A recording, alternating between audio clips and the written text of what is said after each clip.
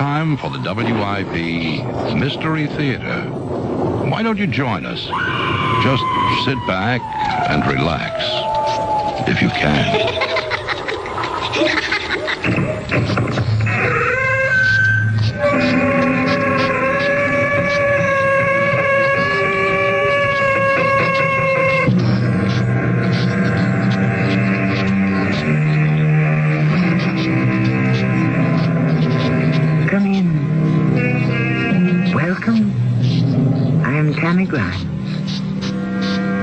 Justice has been defined in many ways by philosophers, scholars, and lawyers.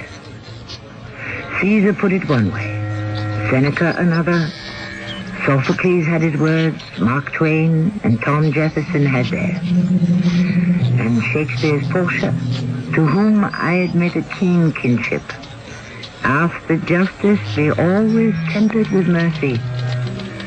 Such was not always the case concerning those Anton Chekhov described in his stories, particularly in the Mystery Theater's tale of today.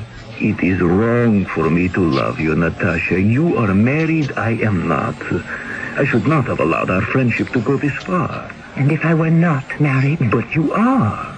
And your husband is in exile here in Siberia. Could you love me if I had no husband? If I were a widow? How could that be? Unless he were to die. Perhaps that could be arranged.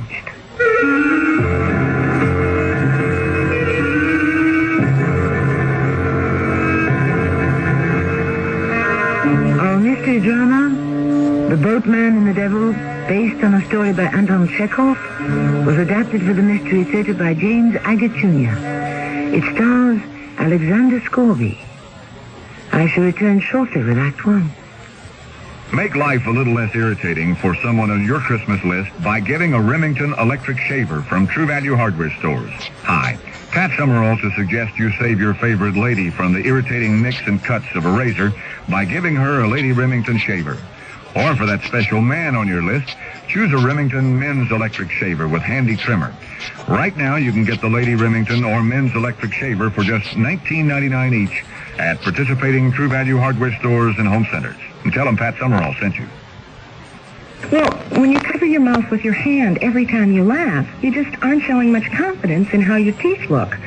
I mean, mine were all tobacco stained until I got Topol. Topol Smoker's Tooth Polish is a combination of polishing agents and a rich foaming cleanser, especially formulated to help remove ugly yellow tobacco stains. Yet laboratory research has proven Topol cleans gently enough to be used every day instead of regular toothpaste. Topol made my teeth cleaner and brighter. Topol Smoker's Tooth Polish, fluoride or mint. Edna? Do you have the key? Oh, never mind. We forgot to lock the door. I'll hang up the coats, Melvin. Good girl. Oop. Melvin. Take a look in the closet. Edna, Yes, Melvin. there's a dog in the closet. Hiya. Don't worry, it's me, McGruff, the crime dog. He talks? Of course. How else could I tell you not to leave your door unlocked? Oh, you're McGruff, the crime dog. Edna, you're talking to a dog. I'll say it again. Lock your windows and doors, use a timer to turn lights on and off. And tell your neighbors to keep an eye on your house. Good idea. By the way, you got a neighborhood watch program? Neighborhood watch? What's that? That's where you and your neighbors learn how to protect each other and your neighborhood. But find out more. Write to McGruff, Box 6600, Rockville, Maryland, and help take a bite out of crime. Edna, lock the door. Gotcha. A message from the Crime Prevention Coalition and the Ad Council.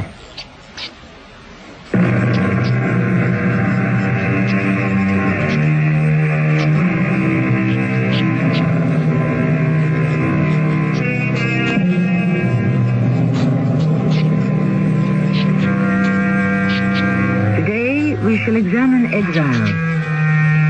From 15 to 50 years, in some Siberian outland, deprived of family and friends, left alone to survive or die. One man in the Russia of 1890s is the boatman who conveys the convicted across the river from Russia to Siberia. In the boatman's hut are two exiles. One, obviously a man of position, asleep in a fur coat, the other very poor and younger, who warms his hands before the blazing logs. He is waiting to be ferried across the river by the boatman, whose name is Sasha. It is he who will tell our story. Young man, you have just arrived. At this moment, you feel sorry for yourself because you believe you're innocent. That gentleman, lying there asleep in his fur coat, also believes he is innocent and doesn't belong here in Siberia. His name is Vasily. Count Vasily, I believe. What's yours? My name is Radek. And mine is Sasha. I'm the boatman. I advise you to get as close to the fire as you can. When I take you across the river, you will find it very cold there. Sir, can a man be as well dressed as that man, Count Vasily, in a fur coat and still have committed a crime? He has been found guilty and exiled. How old are you? 25. What crime did you commit? I stole nothing. I robbed no one. I hurt no one. Whom did you offend? The state and the judge. Russia is not a country where one may call a spade, so to speak. There are those in power, and then there are the rest of us. Powerless. My boy, it has always been so. My wife, my baby, my parents. I can't bear to live without them. I shall go mad. You will not. We had a happy life. And then I was unjustly accused of theft, of beating an old man. I broke out of jail and joined a movement of people. They told me there could be a better life. We all ended up in jail. In a worse life. Hardly a life at all. You haven't even tasted it yet. You haven't crossed the river. As soon as the wind dies down, I shall row you across to be officially admitted at the post office at Girino. Don't you understand, old man? I can't accept this exile. How many thousands of times have I heard that? In a week, the river will have gone down, the weather will have warmed, and you will go wandering across Siberia, finding ways to amuse yourself. Never. Never. I shall die first. Oh, one doesn't die of loneliness. You will find a new life here. But I shall always be at this same place, living in this same hut, rowing back and forth across the river, as I have done for 20 years, day and night.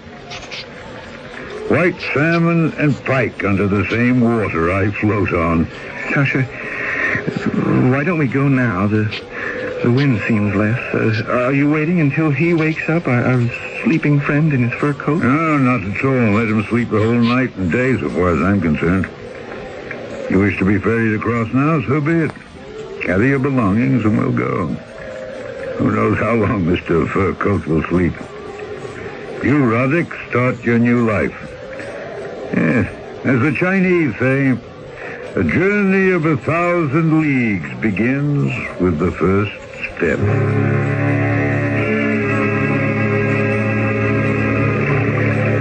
How can you see in the dark? Experience. That enables everyone to see in the dark. Sir, is it true that once I've made a life for myself here and found work and some way to live, I'll be permitted to have my family? My father is very ill now. My mother and wife promised if he should die, they'll come here if it's permitted. What's the use of having a mother and wife here? It's all foolishness, brother. The devil is tormenting you. The devil? Row harder. There's a treacherous undertow. Yes, I mean it. The devil. Don't listen to him. Don't surrender to him. He whispers in your ear about women. Say to him, I don't want them. There's no life here in Siberia for a woman. The accursed devil talks about freedom. Say to him straight off, I don't want it. I don't understand. Not want freedom. I'm a young man. And a foolish one. I'm telling you, the only way to exist as an outcast in Siberia is to want nothing. To torment yourself over nothing. Not father, no mother, no sweetheart, no wife, no children, house or home. I speak that loudly to the devil every day. I don't want anything. Curse your soul.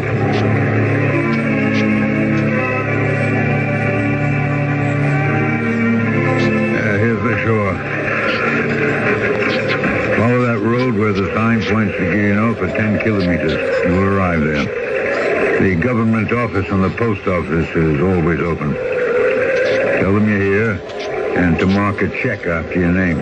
Is that all I do? You are like a man who has come to the moon. Everything is strange. It is uninhabitable. You must learn from those who live there how one exists, find shelter, gains employment. Now, think of yourself as a lone pioneer. Here. And keep this bottle with me. Take a swig. Oh, thank you. Oh, what a fine taste. Brother, I am no peasant. I don't come from a class of slaves. I'm the son of a sexton. Years ago, when I was a free man in Kursk, I wore a frock coat. But now I brought myself to such a point that I can sleep naked on the earth and eat grass. It is wanting nothing that enables one to survive in Siberia. From the very first day they sent me here, would you believe it? I don't even remember my crime. From that day, I wanted nothing. You had no family? You left no one behind? As many as you and more. Radek, don't complain. Don't envy. Find some joy in every day. Accept your lot. That is the secret. Take, for instance, that Vasily. Who? Oh, Count Vasily likes to call himself wealthy, well-educated. The man we left snoring in front of my fire in his fur coat. He will not find peace either until he accepts completely the life he has to live. I'm going back across the river now, and I shall tell him that for the umpteenth time. But do you think he'll take my advice? I doubt it.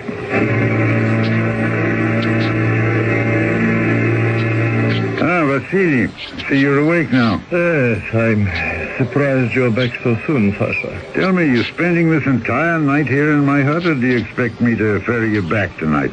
Well, I've waited this long. I thought I'd wait a little longer. She said she'd write by the first post. She promised to. Your wife could have addressed a letter to the Gilino post office. But she knows it saves the day if her letter from Moscow comes to the boatman. That young man you just took across, I suppose he's like all the others, isn't he? I didn't think you were asleep, Vasily. He reminded me of you when you were first exiled to Siberia. Of me? Mm-hmm. That boy hasn't 2 kopecks to rub together. I was a government official. I had money. If you remember correctly, I agreed with everything you told me, Sasha, and I made a life for myself here. I bought a house and some land. No more a life of pushing papers across a desk as I did in Moscow. Yes, in the beginning you were fine. But your family had money. I think I'll wait just one more day for her letter. I'll go back to sleep then. I'll wake you in the morning. Yes, when you walked in the door now, I was dreaming it was yesterday. Well, perhaps I shall return to that dream, huh? You're letting the devil torture you. I can't help myself. I can't.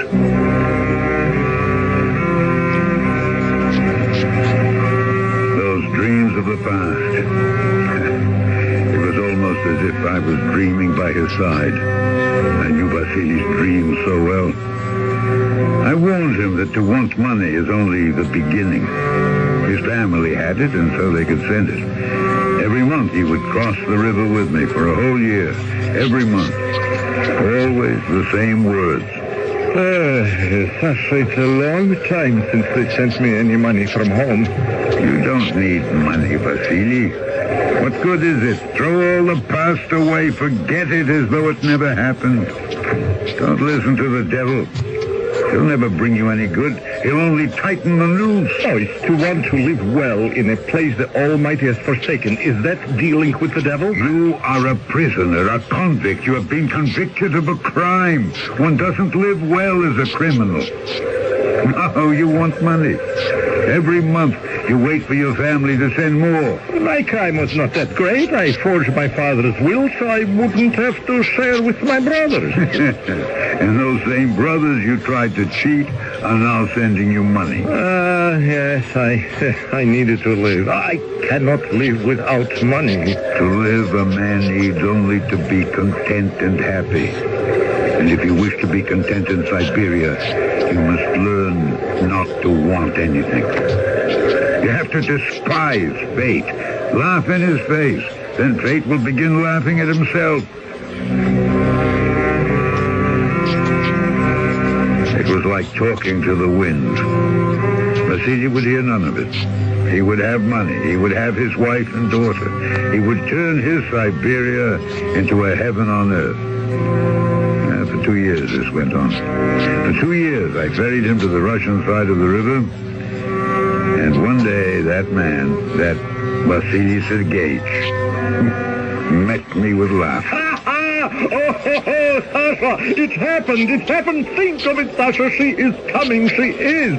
I am going to Guiana tomorrow. Would you believe it? To meet my wife. Oh, my Natasha. She has taken pity on me. She's come to live with me. Oh. She has forsaken the gay life of Moscow to live here in Siberia, bad winters and all, and to be with me. She misses me. What do you think of that, Sasha?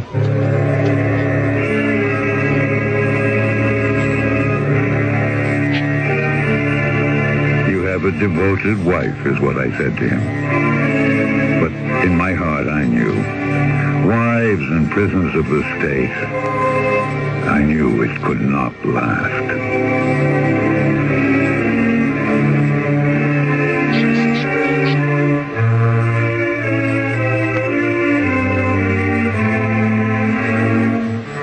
Many have written about the Gulag. The outcasts of Russian society condemned to mark time until their sentence has been served, or they have not survived and died in their cages. But no one has illuminated it in the same fashion as Chekhov. What it takes to become used to this moonscape from which there is no escape. Our boatman will tell us more when I return shortly with Act 2. I bought this gadget by mail. The ad said it would save me a lot of gas. It did. Since I put it in, my car won't start. They said I could make money stuffing envelopes at home. I'd like to give those envelope guys a licking. If you shop by mail and don't get what you were promised, it could be mail fraud, and there are many different kinds, from products that don't work to worthless work-at-home schemes.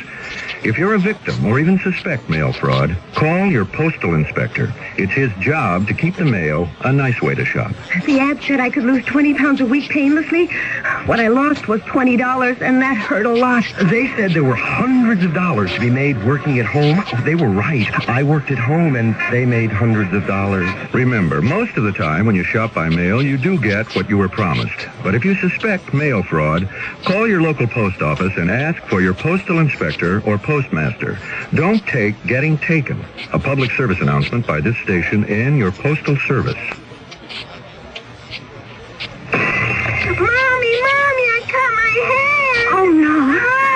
What did I do? Oh, Mommy, I'm bleeding. Can you stop the bleeding? Can you clean a wound properly? What if he stops breathing? What if his heart stops too? How do you handle an emergency at home? Many of us panic when prompt action may be needed to save a life. If you'd like to learn what to do and how to do it before you're faced with an emergency, contact Red Cross. We'll help you learn how to prevent accidents. We'll teach you first aid, Red Cross CPR, family health and home care.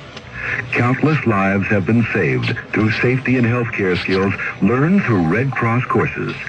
And because of these skills, millions of Americans live safer, happier, healthier lives. Learn how to take better care of yourself and your family. Call Red Cross. We'll help. Will you?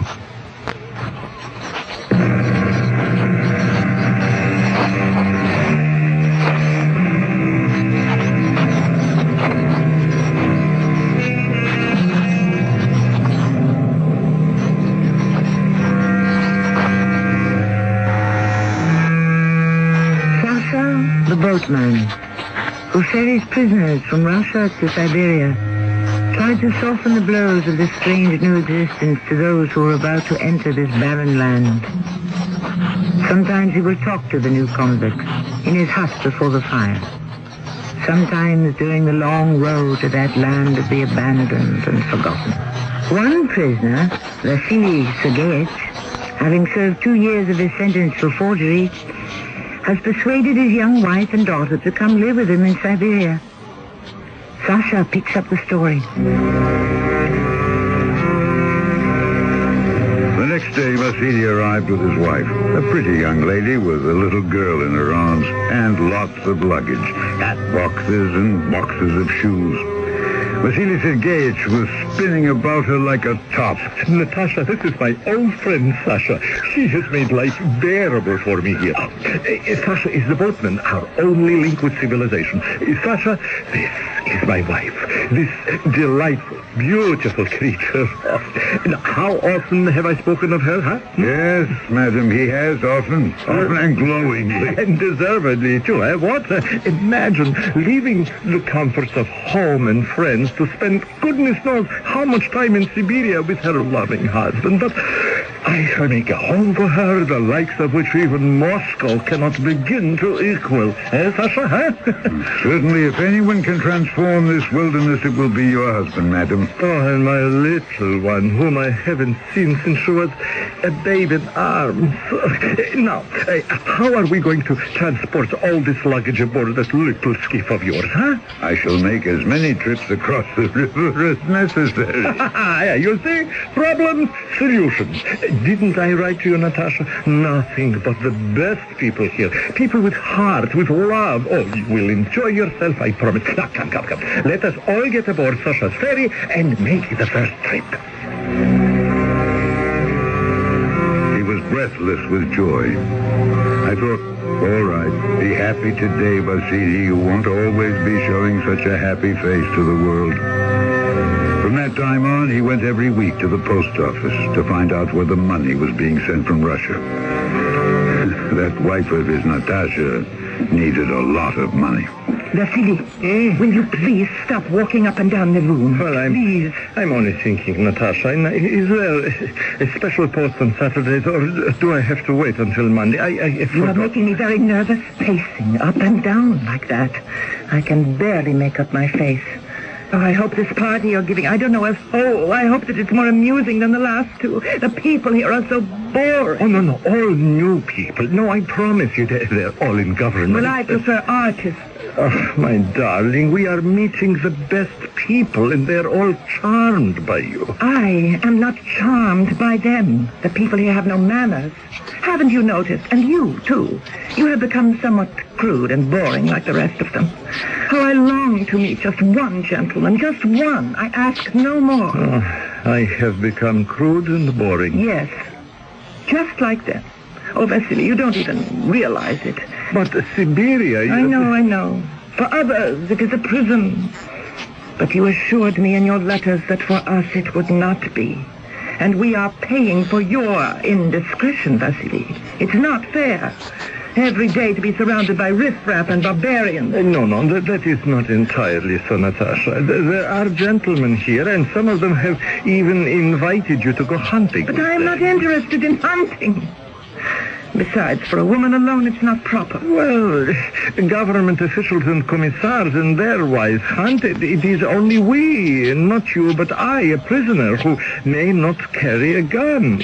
Well, you went on the last hunt. I didn't hear any objections then. You acted as though you had a very good time. You don't understand anything. Month after month, my child is longing for a proper education. I asked myself, why did I come to Siberia in the first place? Why? I thought... You thought what? Well, never mind. But I do mind. What were you going to say? I thought you came here because you missed me and loved me and wished our little family to be together. But I can see I was mistaken. I am exiled not only from my country, but from everything that was once dear to me. Siberia is a cruel punishment. It does not fit the crime. How long could a spoiled wife of a once wealthy man exiled to Siberia stand it here? Not very long. How could she? Clay soil on which nothing grows, cold water, cold weather, no vegetables, no fruit, and surrounded by ignorant people. So she found amusement where she could. Anton? Forgive me, my princess. I could not come sooner. Anton, where have you been? I've missed you so. A commissar cannot always prescribe his hours. I have work responsibilities. Anton, I hate this place. Even my little Anna knows how I feel. And although she loves her father and would do anything to remain here in Siberia with him, she knows it is not good for her. So we had a little talk. And I am going to take her home to Moscow. She is too young to stop learning. Moscow? When? At the first sign of spring, April or perhaps May. Now, you will come too, won't you? I cannot leave here. This is my post, my career, my future. I have no way of going to Moscow in the spring. I am taking Anna to Moscow. And as soon as I am certain that she is installed in a good school and her uncle can take care of her, I may return. And then what? We shall see. If you are still interested, I will be with someone who can make Siberia bearable for me. And if not you, then someone else. Crumbs of happiness. It's all wrong. You are married. I am not. I should not have allowed our friendship to go this far. Would you feel that way if I were alone? Alone? If I had no husband? If I were a widow? Then I would demand to be transferred to Moscow. I would pester them until they agreed. In Moscow we could be married. They like my work. I know I should be promoted. Natasha, would you marry me if you were a widow? Yes, I would. I believe in you, Anton. So only one thing stands in our way. Yes, only one thing. Am I to remain the wife of an exile or his widow? Anton, you're an excellent shot. Remember those geese you shot down, one after the other, without scarcely taking aim? Tomorrow I shall tell Vasily that for her sake I am taking Anna back to Moscow. And perhaps, who knows, while I am away, a hunt is organized and accident happens. So that when I return, I find myself a widow. A hunting accident. How long will you be away? I can arrange almost anything. How much time do you need?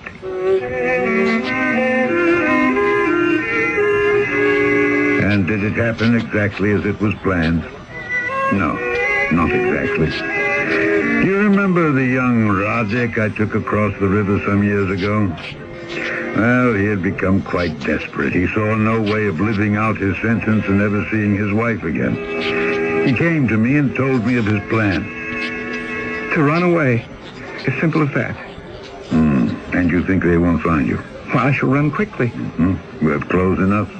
Only what is on my back. Food enough? At night, if I'm near a farmhouse, I can steal food. How did this change of mind come about? Sasha, I can make no money. I can get no money. I have no place to which to bring my wife. Not many have. Vasily Sergeyevich has. Well, He could bring his wife and daughter to this frozen hell. For 3 years, they've been here with him. 3 whole years. I would give anything for my wife to visit me for just one day. One day only. And then she could go home. One visit would last me a whole year. Sasha, I have decided to suffer no longer. What if they catch you? And they will catch you. Your clothes are ragged. You have no papers. Every citizen has papers. How many years was your sentence? 10. I cannot live for another 7. A young, strong man like you? Long ago, I stopped counting the days. I've begun to think of death. You are 25. I'm 28 now. I was 25 when I first came here. I'm still twice your age. It is not Siberia that is making you ill. It is the devil. Sasha, you have said all this to me before. I can find no work here. No place to live. I was born a peasant, but I educated myself. I learned to read books. Then death is not for you. I tell you, Radek, you can make a life for yourself here. Forget yesterdays. Live only for today. I cannot. Here. Take a mouthful from my bottle. It'll cheer you. She was only 17. My Olga. When we married, I must see her once before I die. You won't die. Dogs, why tomorrow, huh? What's it? There's a hunt tomorrow. Ducks, geese, pheasants. I heard them talking about it. Vasily Sergeyevich was boasting he was going to be allowed to accompany the hunters. You see, he said to me what it means to have connections. I said to him, I was incredulous. They are giving you, a convict, a gun to shoot with? No, but they are trusting me to carry the gun. Radek, they will find you with their dogs. Sasha, that's the beautiful part. The dogs will be hunting, too. I shall hide in the trees, and when they're all occupied with shooting birds, I shall run as fast as I can. The Lord be with you. I hope you will arrive at the place you wish to.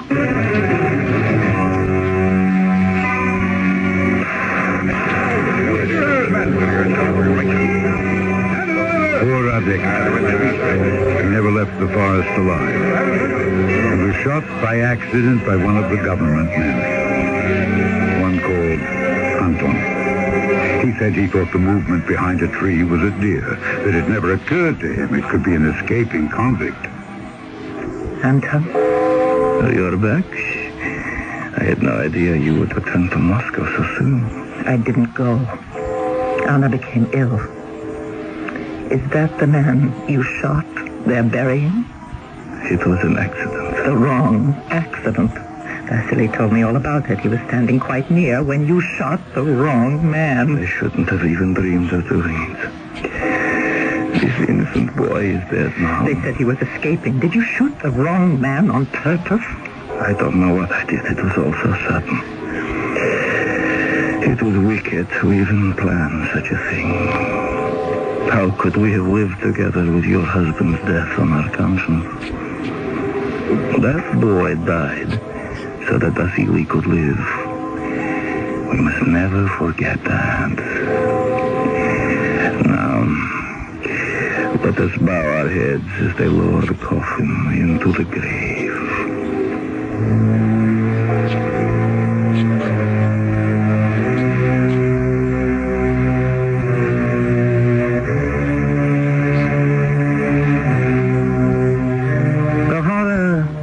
Dead souls.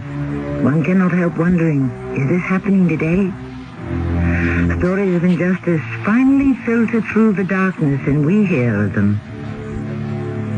Sane men who are placed in institutions for the mad. Those who disappear and are never heard from again. And our story is based on an account published 120 years ago. History repeats itself again and again. I shall return shortly with Act 3.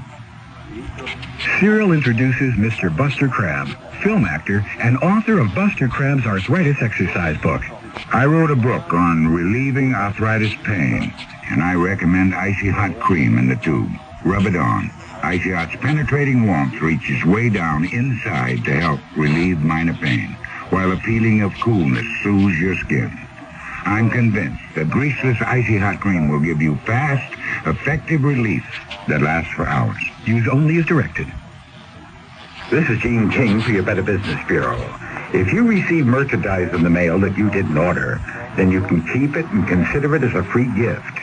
Under the law, you don't have to pay for it, and it's illegal for the company to bid you.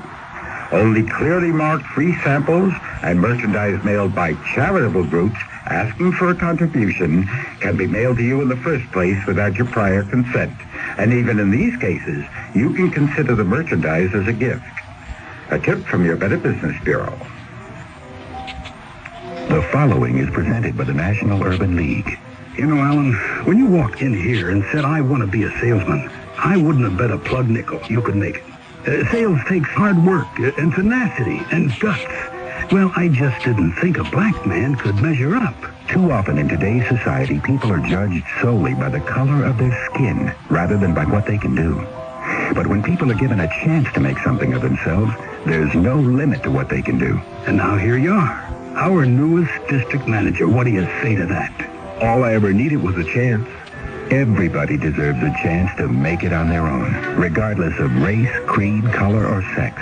The Urban League is dedicated to achieving that, and you can help by opening your heart and your mind and giving someone that chance. To find out exactly what you can do, write National Urban League, 500 East 62nd Street, New York, New York, 10021. A public service message of this station, the Urban League, and the Advertising Council.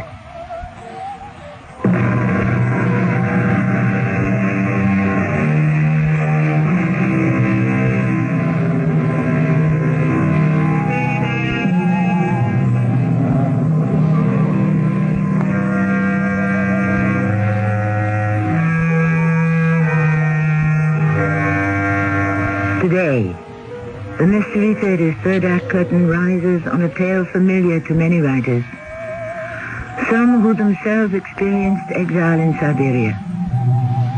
We have used Chekhov's account written in 1892 because we hope by 1992 that such bestiality towards man will be forgotten history. Our spokesman is Sasha, the boatman, the link between freedom and living death. He himself is in exile. 50? 60? No one quite knows. And strangely enough, he has forgotten whether he has served out his sentence. For he has remade his life here in Siberia. I stand in a corner of the yard where the dead are placed. It is so cold they cannot dig very deep. Anton, the man in love with a prisoner's wife, has shot and killed the young man who lies in that coffin. From the distance, the bell of death. Coward! You stupid coward! I should have known. Natasha, I ask you to observe the ceremony and contain yourself. Coward! You shot the other man on purpose. You couldn't bring yourself to do away with Vasily. You're all words. I've wasted my love on you. Natasha, for the Lord's sake, stop whispering to me. There's a burial going on. Someone will see you. They will suspect something. You're not only a coward, but a fool. Vasily still lives. My daughter Anna refuses to go to school in Moscow and leave her father. My life is all upside down. Yours goes on as if nothing has happened and nothing has touched you. I was a fool to think that you could free me. Please let me explain all this to you later. There's nothing to explain, coward. I never want to see you again. I thought of Radek, the poor boy, who meant no harm to anyone, who was caught in a chain of circumstances and now would never see his Olga or his mother or his cherished province of Sibirsk. 6 months later, a troika drove up outside my hut, and the driver just sat there. I spoke to him, but he said nothing. Someone had hired him, and he was waiting. And then there was some shouting from the other bank. You! Save him! Boatman, we wish to get across! Well, I brought them across. It was Anton. Even though it was dark, I recognized him with his tortoise-shell glasses. There was a lady with him all bundled up, but I recognized her, too. They had some luggage, not much. They got into the troika, and that was the last I ever saw of them.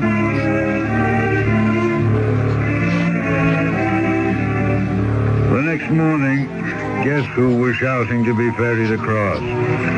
Vasily Sergeyevich on his best horse. Is this as fast as you can move this old tub across? Vasily, you have a horse that's quite a weight as well. You helped him get across, didn't you? They could have only come this way. Who? My wife. And the young gentleman with the spectacles. Yes, I brought them across last night. And the boxes and cases? They had some luggage, yes. No, you should have told me.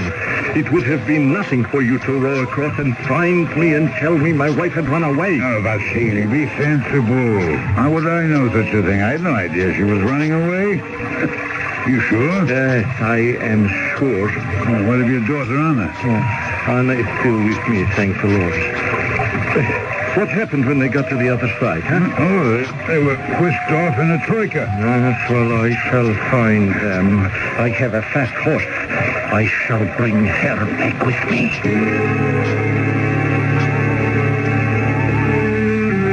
5 days and nights he chased after his wife. Of course, he didn't find her. I won't rest. I won't. I will have her back. I will have my freedom. I must. Who do I see to beg for my freedom? Well, you know all the influential people in Kirillov. You entertain them at your house. Whom do I know? They are all leechers and traitors. Is there an honest official among them? Go speak to Pyotr Vishnevsky. Tell him you're an old friend of Sasha's. He may help.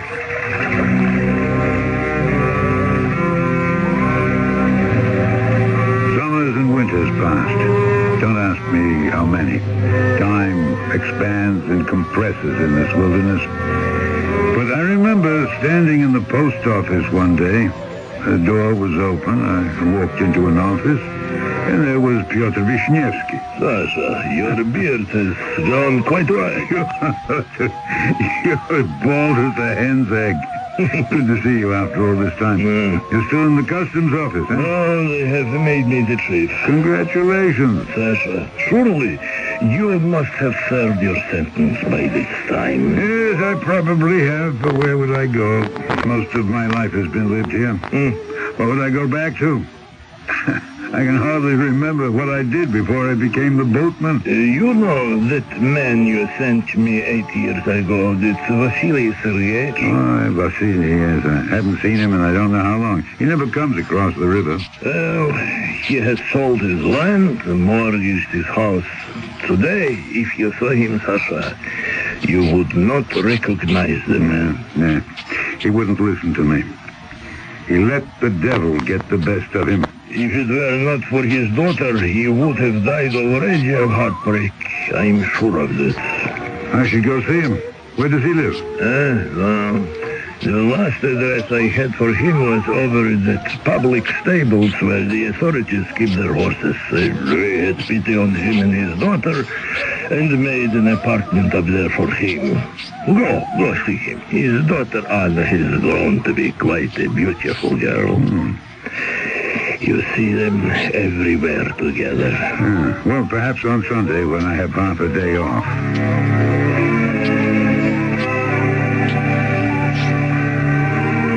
Good morning, Vasily Sergeyevich. Yes? Who is it? I can't see very well. Anna, do you see the gentleman? It is a gentleman with a white beard. You think I know him? Yes, I do.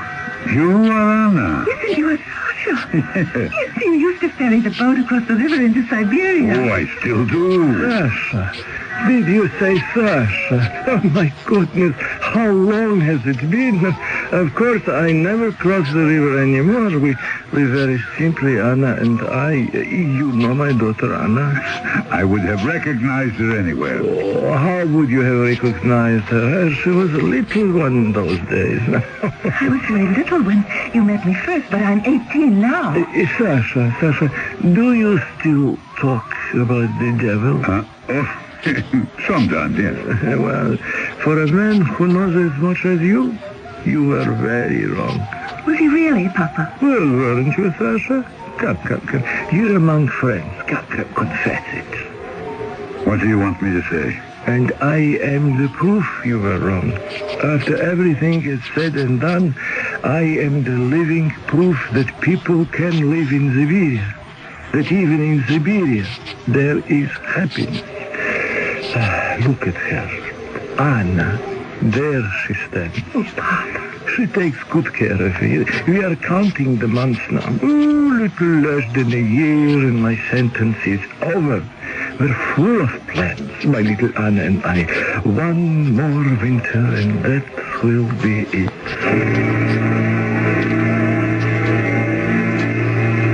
Piotr, I saw him.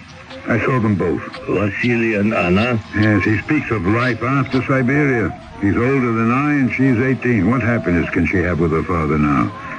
He loves her and finds consolation with her. Well, like any father who regains his lost youth through his daughter. What she wants is caresses and laughter and perfumes. Isn't that so, Piotr? A normal girl. It won't last. It cannot last. It won't even begin. I didn't realize how prophetic my words could be. I didn't see them then for months at a time. The frost was beginning, the signal of a very hard winter. The ice forming on the river. What happened, Vasily? What do you mean? Oh, here it is, winter already. It was last spring, remember? Saw you and Anna outside the church. She was so happy and dancing about. Reminded me so of her mother. Well, the whole summer has passed. You said you'd pay me a visit. Things have not gone as well as I'd hoped. I have been troubled. We have both been troubled. Yeah, I could have told you. You know nothing. No, let us not quarrel. I've heard of your sorrow. I don't wish to add to it. You said you could have told me. What did you mean? I could not have foreseen everything, but some things, yes. Sasha, are you saying to me what happened was because of the life here in Siberia? Did you know I came to your door often and knocked, and no one would open the door? I ran everywhere to find doctors. I could have been out when you knocked. Yeah, well, my friend Piotr told me. He said Anna withered and wasted away until she was too weak to stand on her feet. It happened almost overnight. I spent a fortune on doctors. They all shook their heads. They could do nothing. Yeah, consumption, I know. That's your Siberian happiness for you. No fruits, no vegetables, no sunshine, no life. You kept her in prison with you as you tried to keep her mother. That must be it, the load I'm supposed to row back to the other side. Four men carrying it. Yes, Anna's coffin. Oh. I will ride across with you. Oh, forgive me. I had no idea. They told me there would be a load to carry across the river. I had no idea it was her. What will you do, Vasily? I'm taking Anna to Moscow. And then? Nothing. My life is over. Vasily, we're both of the same age. Come back. Be a boatman with me. It's a healthy outdoor life. We could live to be 100. I have a cousin in the Urals who is 125. Come back. You can help those who are making this passage for the first time. We will share life, you and I. We will not let the devil rule us. We will rule him. Let me think about it, Sasha. You may be right. But I may not have the strength to return.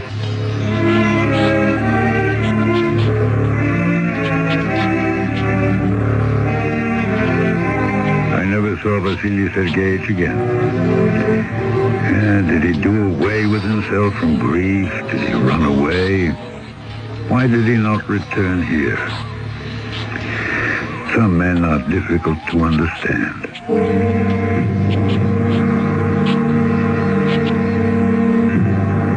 Today, when I introduced our production of The Boatman and the Devil, I pondered a little bit upon justice and judgment. I wondered then, and I still do, whether justice, a man-made law of order, can ever exist in a form acceptable to everyone.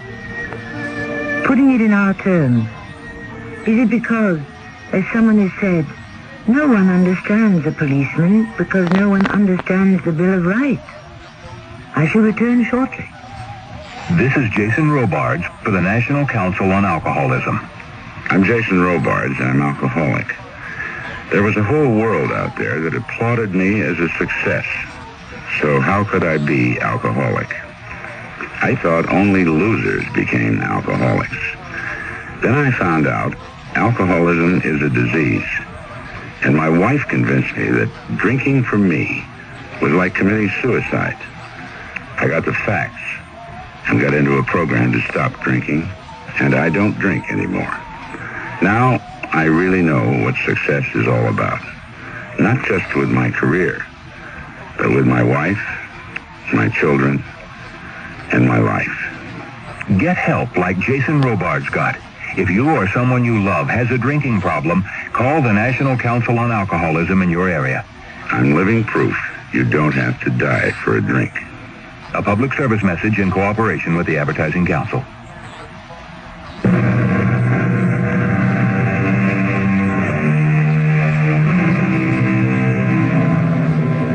A postscript about the boatman, whom I'm sure many have already likened to Charon, the ferryman of the dead, guiding their bodies across the river Styx. For the fare of one silver piece, Charon would ferry his soul to eternity. Surely, man could do better than bring others to eternal death, the death of places like Siberia. Were my opinion to be asked, I would banish forever exile. Our cast included Alexander Scorby, Marion Seldes, Russell Horton, and Earl Hammond. The entire production was under the direction of Hyman Brown. And now a preview of our next tale. Thank you for the coffee. Well, you're very welcome. Come back sometime. Thank you. Thank you very much. Why did you ask him to come back? I don't know. He looks so unhappy, so haunted. So screwy is more like him. Look, he's coming back. He's turned around and he's coming back. Good Lord. Don't be mean to him, Charles. Please don't be mean to him. I won't. Forget something? Please, don't make me leave. Don't make me go away. I have to stay here. It's important. Believe me, it's very, very important that I should stay here. This is Tammy Grimes, inviting you to return to our Mystery Theater for another adventure in the macabre. Until next time, pleasant dreams.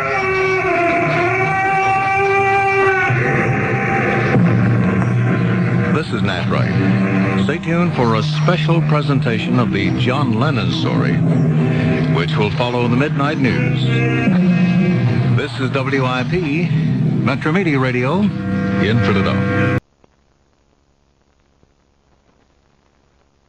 And now, Mystery Theater.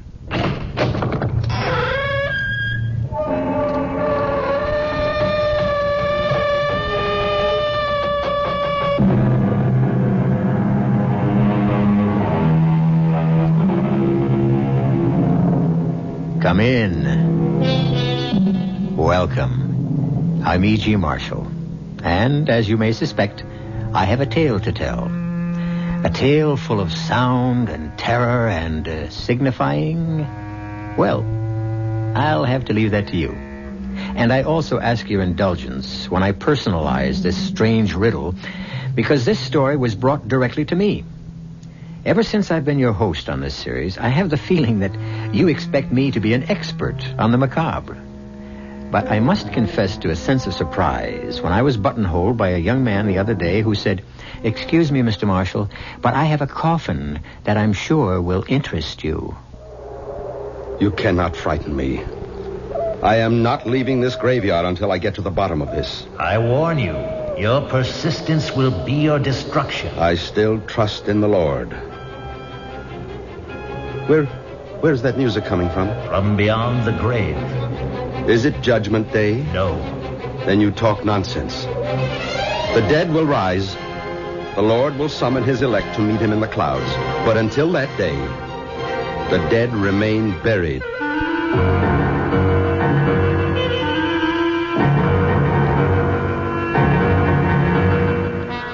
Our mystery drama, A Coffin for the Devil, was especially adapted for the Mystery Theater by Murray Burnett and stars Keir DeLay.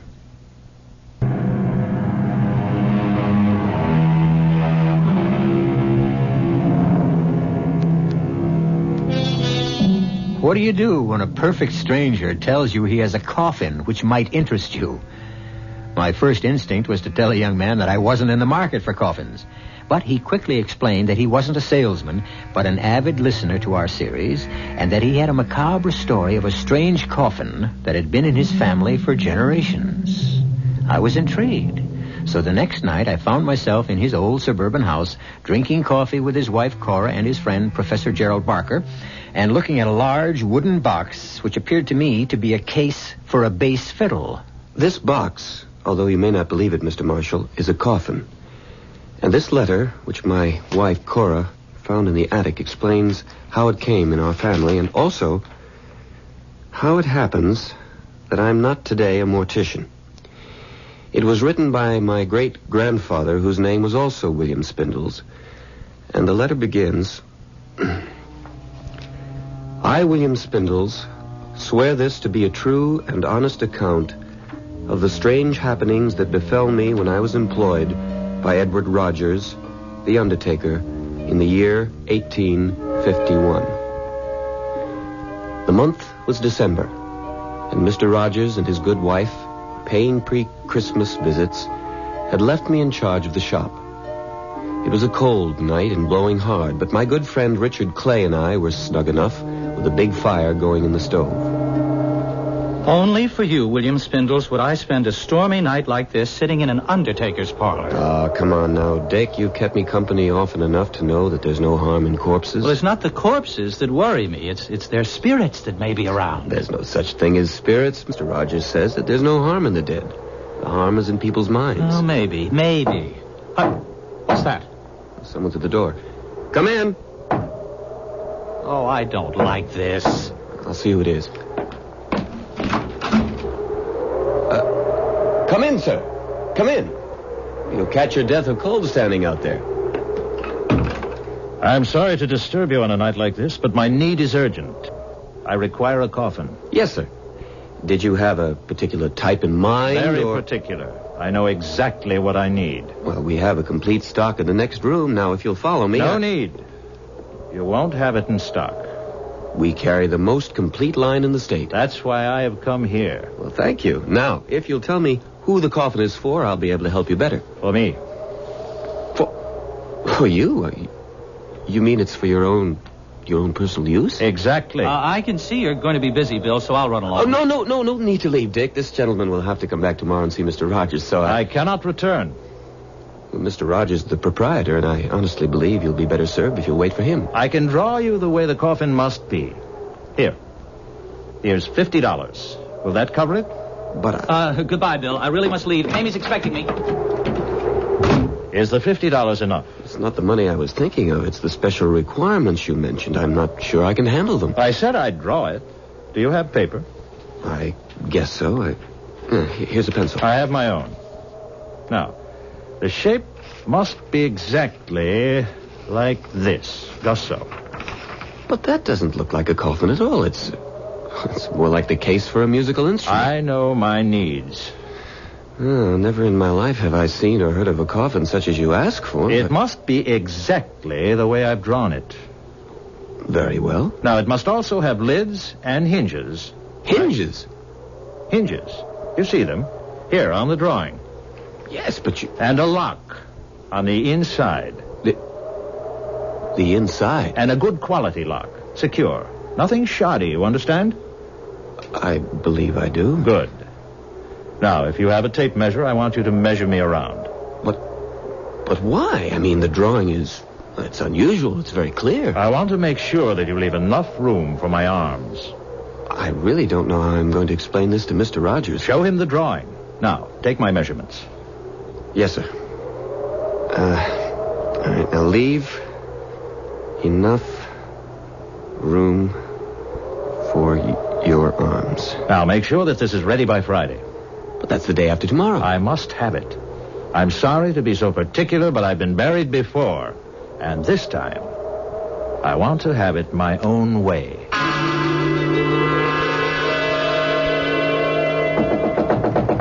Bill! Bill! Are you in there? Just a minute. I'm opening the door. Lucy, what are you doing here? Are you all right? Is he still here? What are you talking about? Dick told me about that strange man who came here. Dick was really scared. He said the man wanted to order his own coffin. That's right, but I'm sure it was some kind of practical joke. Well, I don't care what it was. I want you to find another job. I hate the idea of your being an undertaker. Lucy, we've been through this before, and this job is no different than any other except in people's minds. I'm sorry, Bill. I'm sorry. I was just so frightened. All the way over here, I was just worried about you and scared, but I came anyway, and now... Oh, Bill, I don't think it's going to work. Oh, I'd like to punch Dick Clay right in the nose for frightening you like that. Don't blame Dick. It's not his fault. If he hadn't scared you, you wouldn't have... Yes, I would. Maybe I wouldn't have come here tonight, but I hate what you're doing. I hate it. I know, honey. What do you want me to do? Quit. And do what? Oh, I don't care. What will you live on? Well, you'll find another job. Nowhere near as much money. I don't care about the money. Bill, can't you understand? I don't want hands touching me that have been touching death all day. All right, Lucy. I'll speak to Mr. Rogers about leaving.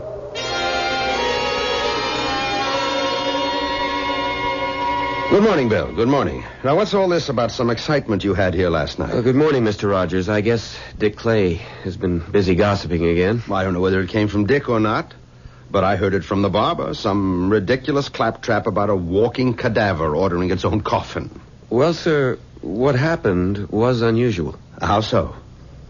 Take a look at this. This is a drawing made by the gentleman who ordered this coffin. Remarkable.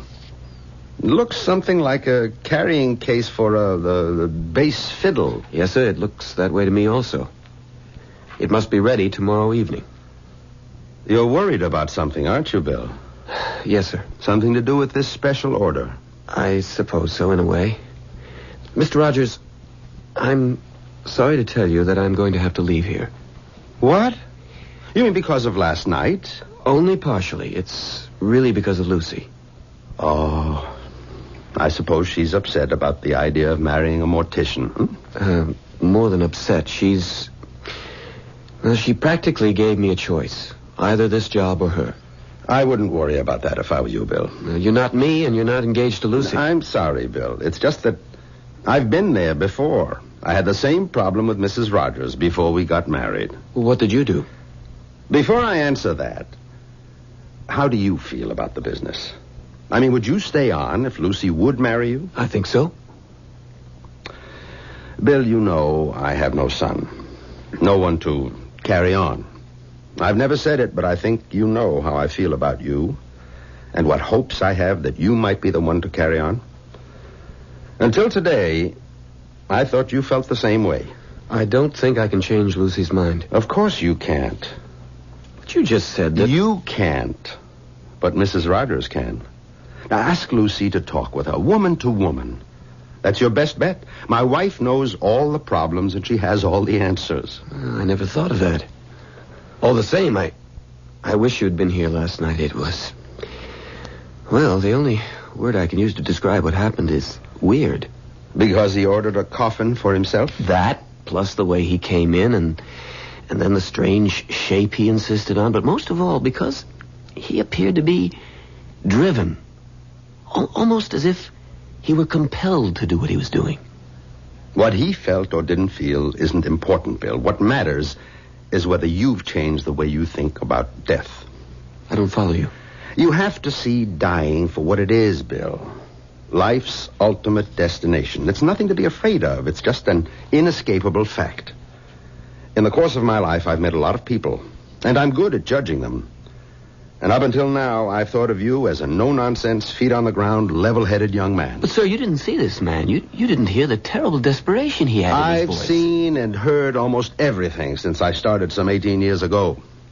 This poor fellow who ordered his coffin from you last night was obviously deranged. No question about it. Deranged.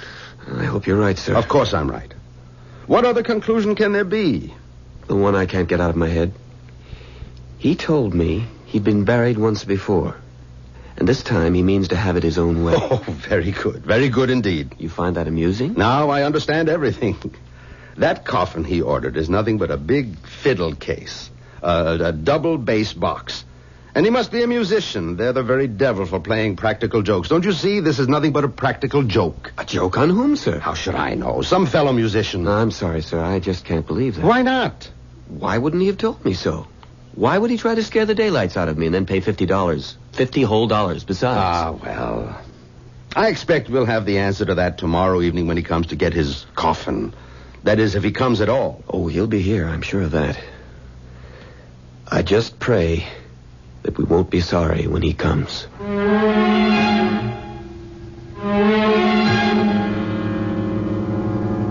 When the reading stopped, I looked at the faces in that sane and sensible 20th century living room. Spindle's wife, Cora, was wide-eyed. Professor Barker's lips were pursed and his eyes were skeptical. My eyes were drawn automatically to the subject of the letter.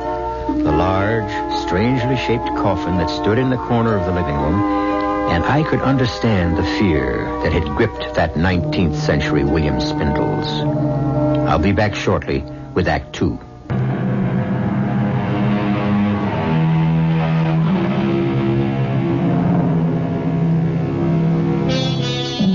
I suppose to the three inalienable rights of life, liberty, and the pursuit of happiness, one could add the right of a man to order his own handmade coffin.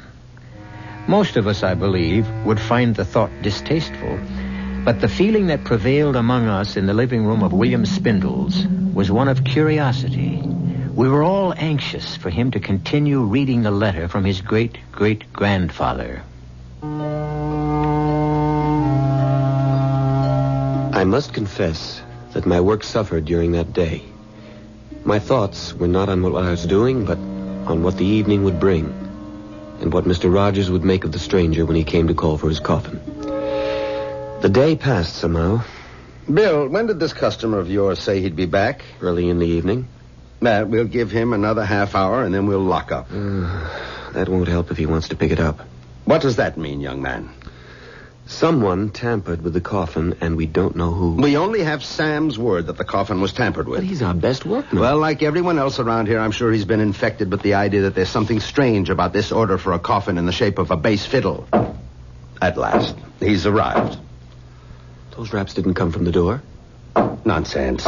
Of course they did. It's cold out there. He wants to come in. I'll prove it to you. I'll open the door. No need. He's letting himself in. Sir? Sir, there's no one at the door. Get hold of yourself, Bill. Must have been a draft that blew the door open. I'll close it myself. Good evening, Mr. Rogers. Is my order ready? Well, good evening, sir. Come in, come in. The box you ordered is ready. Thank you.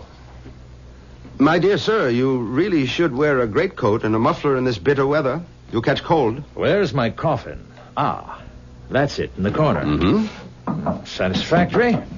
Very satisfactory.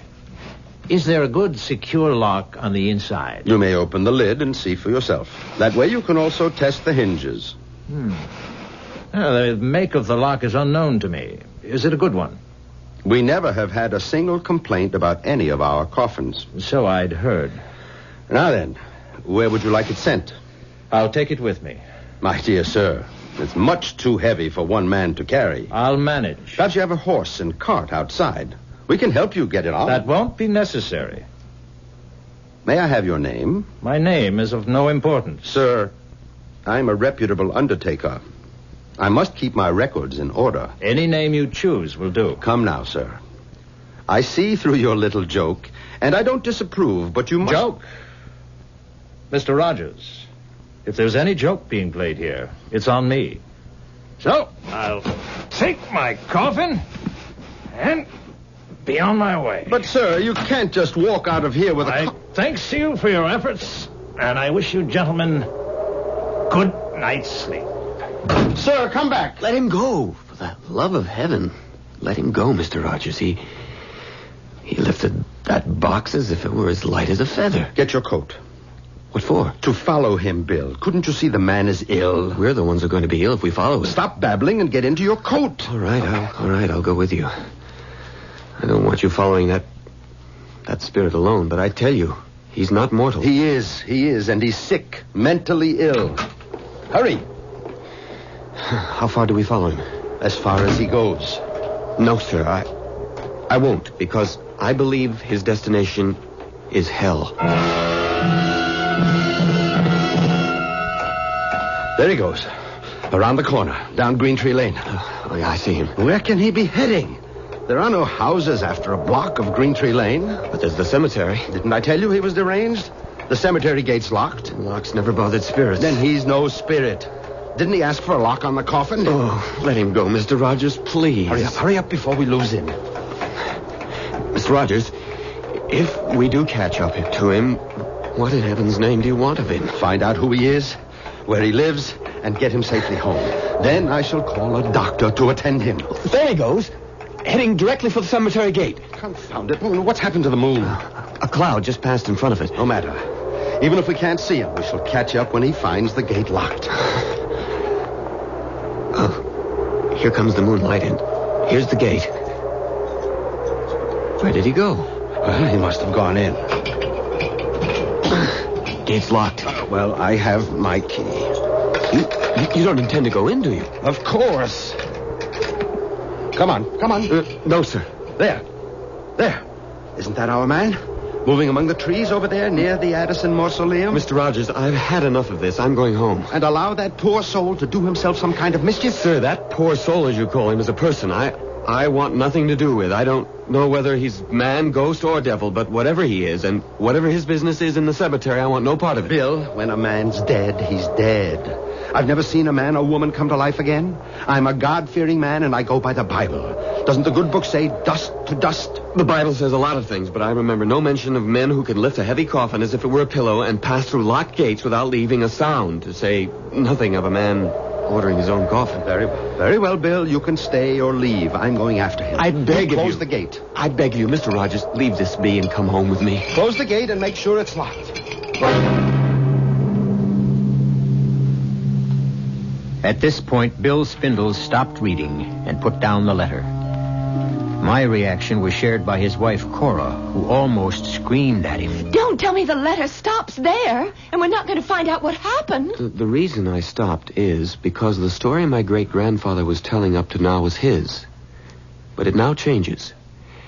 At this point, he is writing not what he saw, but what he heard, as he puts it in the letter.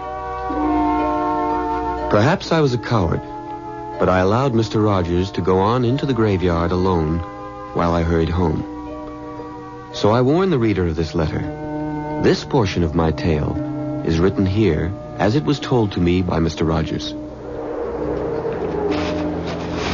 The moon again had gone behind the clouds when young Spindles went hurrying off.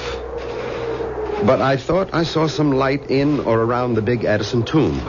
I started that way, and then I heard what seemed to be the voice of the man I was following, but it seemed to come from far off. Too far. You have come too far on a useless journey, Edward Rogers. Turn back before it's too late. Where are you, sir? Listen to me. Thrice they tried, and thrice they died. Where are you? What are you doing with your coffin? Leave here, Edward Rogers. Your business with the dead is finished. You don't belong here. And what do you do here? I keep an age-old bargain. With whom? You must leave here. This place is dangerous for you. But not for you? Leave before it's too late. The Lord will protect me. Now let me help you. Don't you understand? You're ill. You need help. So be it, Edward Rogers. You want to join in a dance of death. The consequences will be on your head. Here, I show myself to you. Here I am. See if you can catch me. It was then that I started after him. I could see him almost clearly. He seemed to be heading for the Addison tomb. He was carrying the coffin, and I was certain I could overtake him. But he kept dodging behind headstones. I turned and twisted after him. And then my foot caught. I lost my balance and fell, hitting my head against the tombstone. Dick, wake up, man. Well, Bill, what do you want? Get dressed. You've got to come to the cemetery with me. What? The cemetery? Are you out of your mind? Mr. Rogers went in there after the man who ordered the coffin. He isn't home yet, and Mrs. Rogers is worried. Then take her. Come on, Dick. I'll be with you. I wouldn't care if the whole town was with us. What time is it? 4:00. It will soon be light. Please, Dick, you must. All right. I'll get dressed and I'll go with you, but we'll wait for the dawn. But Mr. Rogers may be in trouble. Bill, whatever has happened has happened. I'll go with you, but not until it's light.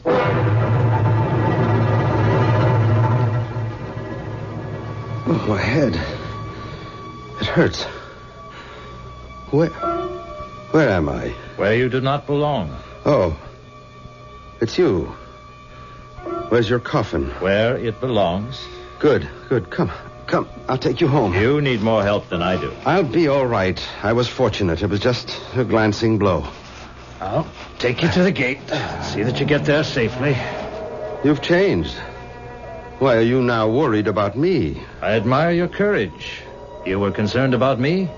Now I return the favor. No. You tried to frighten me before. For your own good. You're still in danger. From whom? From the damned. Sir, I don't know who you are or where you're from, but I'll swear you're of this world. There are no such things as ghosts. I know that's what you believe. I wish with all my heart that you were right. What's that music? Do you hear it? I do. What is it?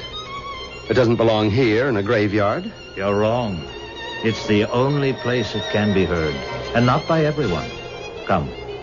Come, the gate is this way. No, I am not leaving until I get to the bottom of this. I warn you, your persistence will be your destruction. I still put my trust in the Lord. Where's that music coming from? From beyond the grave. Is it Judgment Day? No. Then you talk nonsense. The dead will rise. The Lord will summon his elect to meet him in the clouds. But until that day, the dead remain buried. And quiet? And quiet. Oh, foolish man. I will not be able to protect you much longer. Go home now, while you can. I will, if you'll first allow me to take you to your home. Can't you understand? My home is here. Tommy rot. I must go. I have work to do. You've been warned. My conscience is clear. As I turned my head to see where he went, I felt dizzy. The blow had evidently been more serious than I thought. When my head cleared, I could still hear the music, and I thought I saw a light. I walked toward the light. It seemed to come from the Addison tomb. As I approached, I could see that the door to the mausoleum was open. I was convinced that inside was the source of the music. It grew louder with every step I took. And then I found myself at the door to the tomb. And there, just inside, I saw the large coffin the stranger had ordered. The lid was wide open. But the moment I took one step inside, the lid slammed shut, and the music stopped. I thought the coffin had been empty, but I couldn't be sure. I walked over to it and bent down and listened. I heard the key turn in the lock, and I called out, "You mustn't lock yourself in. You mustn't. Please open the coffin." He wouldn't listen, so I determined to get the coffin open. When suddenly there was a flash of light and a loud explosion.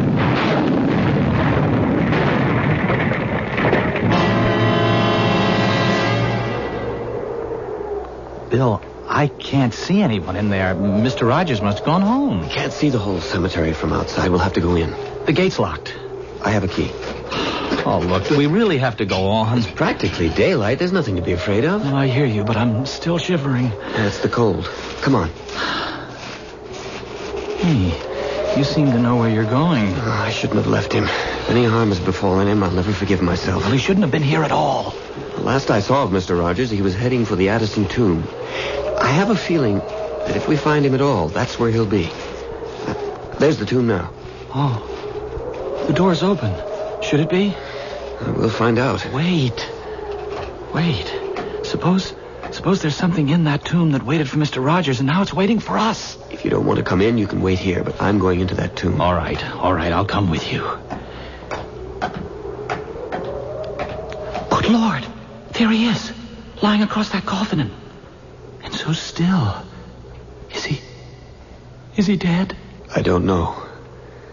But there's only one way to find out.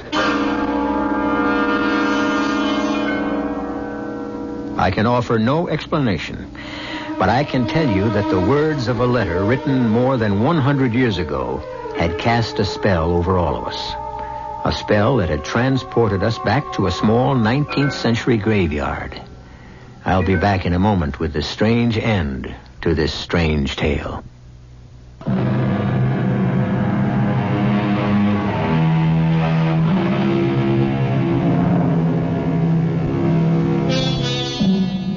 Like many time-worn sayings, the old adage, curiosity killed the cat, but satisfaction brought it back, still contains more than a few grains of truth.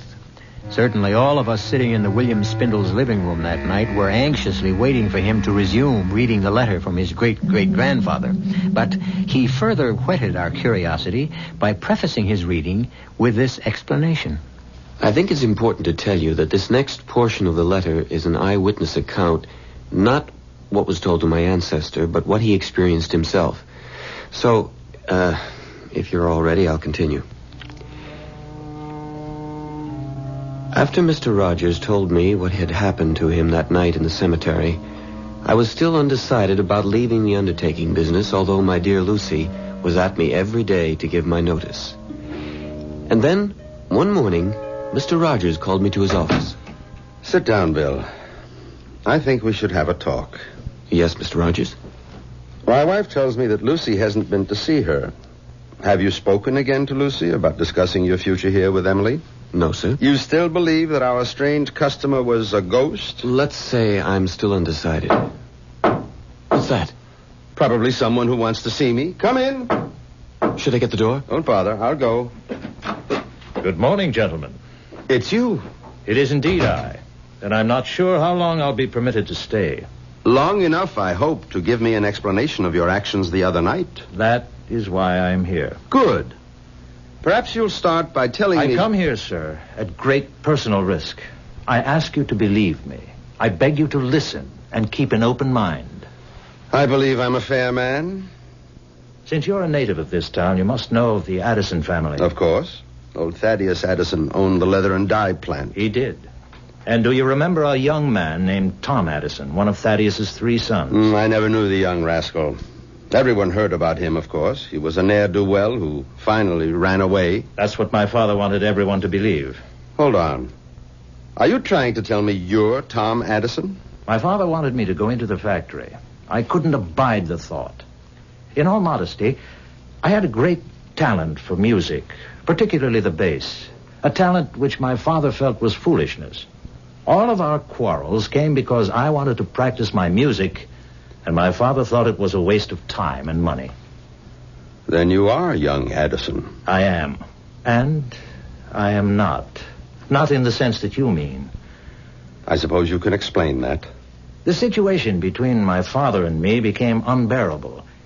He finally gave me an ultimatum. Either I'd go into the business, abandon my music, or he'd turn me out of the house. I really had no choice. I left. Mm-hmm. And what brought you back? The very same thing that took me away. Music. When my father disowned me, I wandered around the country trying to earn my living as a musician. It wasn't easy. One day, I found someone who valued my musicianship. I made a bargain with him. Who was he? He goes by many names. Take your choice. Satan, the devil, Beelzebub, or the Prince of Darkness. Rubbish. You believe in the Lord. Why do you find it so difficult to believe in the devil? I'm a God-fearing man. The devil has no power over me. Not unless you invade his realm, as you did the other night. All I did the other night was my duty, as an undertaker and as a man. How can I make you see the horrors that lie ahead of you if you will not listen? What will change your foolish obstinacy so that you can save yourself? Are you so insensible that if I tell you what I have suffered and am suffering, you'll still close your mind to what I say? I promise to listen, and I will. 10 years ago, I was in Chicago, living in a cold and miserable garret, hungry, alone, and with no hope of employment. In order to get something to eat, I knew I'd have to pawn my fiddle.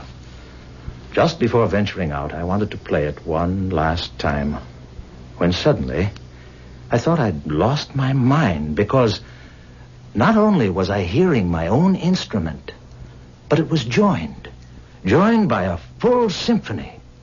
And he was there. Satan? And he offered me the fulfillment of a dream. I would never have to worry about money again, and I could concentrate on my music. It dazzled me. The prospect of a life I'd always hoped for. And what did he ask in return? Your soul? Nothing so dramatic. What seemed a simple, harmless request. All he asked is that I play for him whenever and wherever he should ask. I hesitated, but only for a moment. How I wish I had thought longer on it, but I didn't. I agreed. And now I'm his forever. A member of his orchestra of the damned.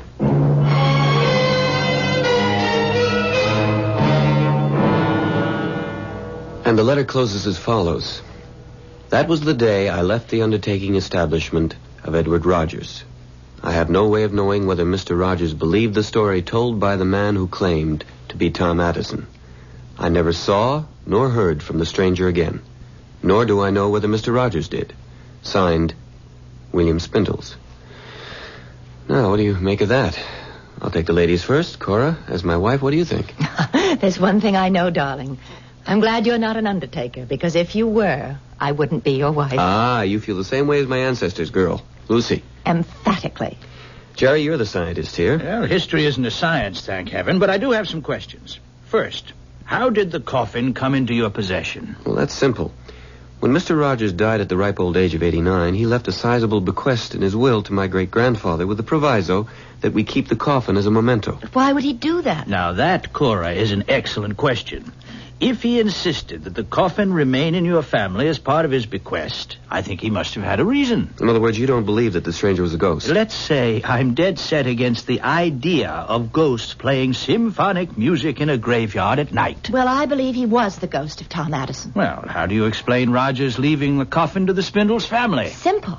Rogers was probably hurt by Bill's refusal to stay in the business, and he wanted the coffin to remind him. Sorry, darling, that won't work. If he was hurt, why also leave my ancestor a bundle? And believe me, it was a considerable sum. Well, then why did he, Bill? I'm stumped. It's too much for me. I still don't believe in ghosts, and I think I can prove to you that this man who ordered the coffin was flesh and blood. How? Well, I'm going to have to do a little research. When did you say all these things happened? The date, I mean. December 1851. Why? Well, give me 2 days, and I'll let you know.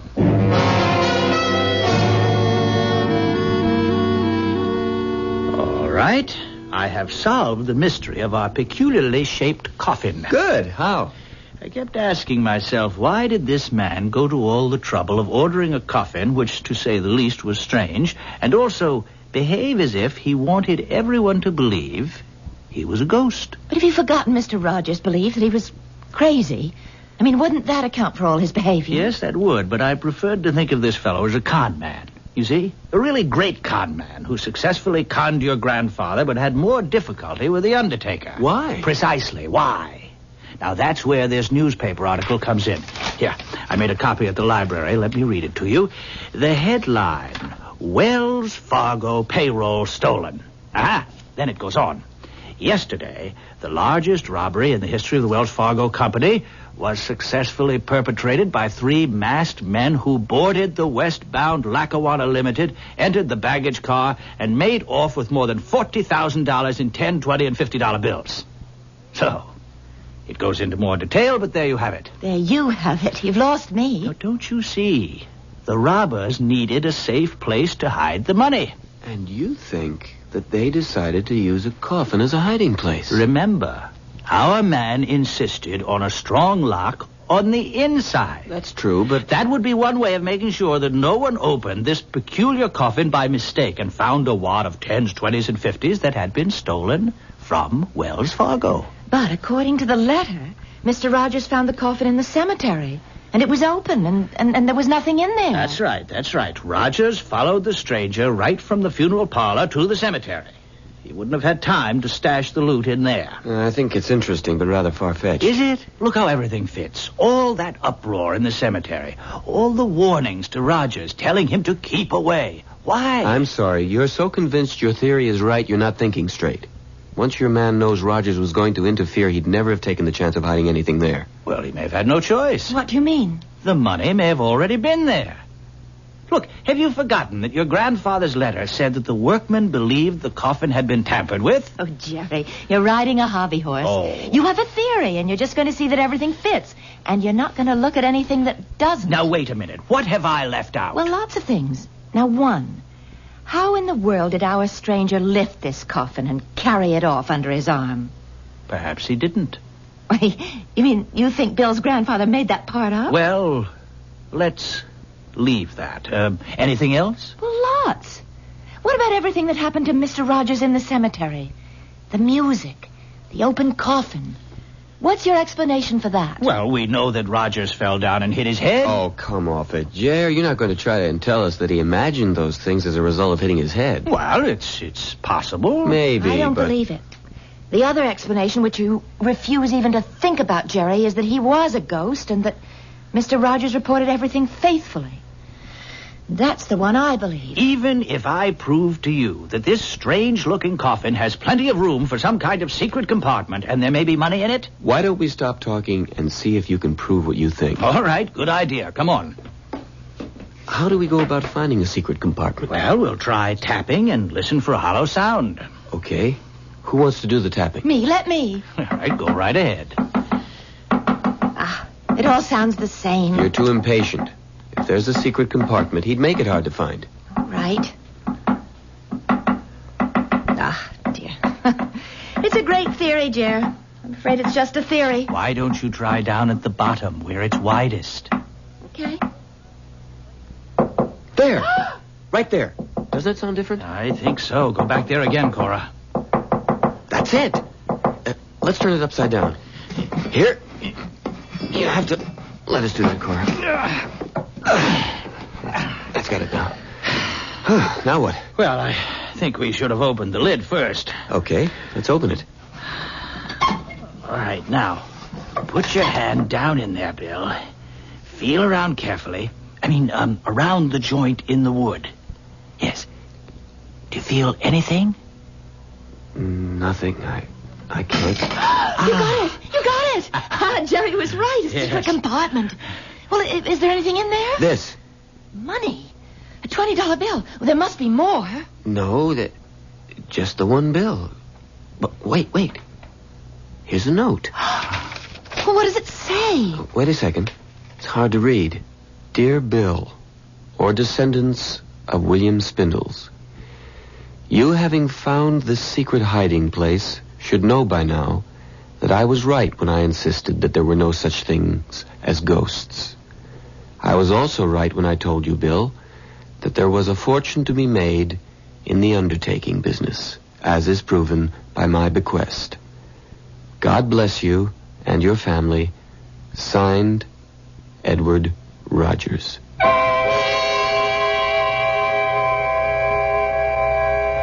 What do you do when you discover that the fortune you expected turns out to be a single $20 bill? Well, if you're William Spindles, you advance the idea that Edward Rogers had indeed found the Wells Fargo loot in the coffin and taken all of it except the one bill. Is there another explanation? I think so, and I'll be back with it in just a moment.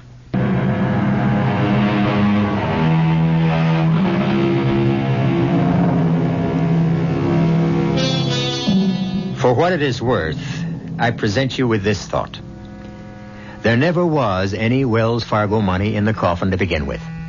Edward Rogers had obviously been a man of strong beliefs, and he took this way of proving to Bill Spindles or his children that there are no such things as ghosts, and that there was money to be made in the undertaking business.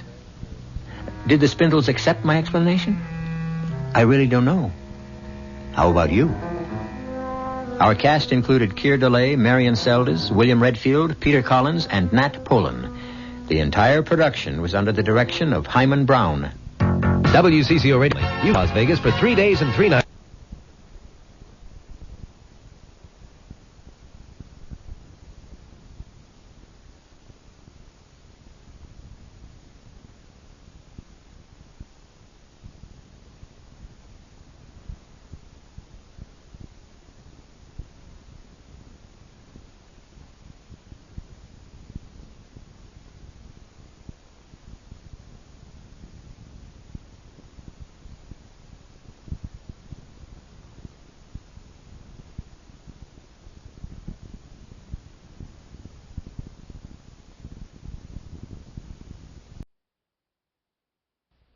It's coming up to 11 o'clock on KOIN in Portland. CBS News is next, and then, of course, the Radio Mystery Theater.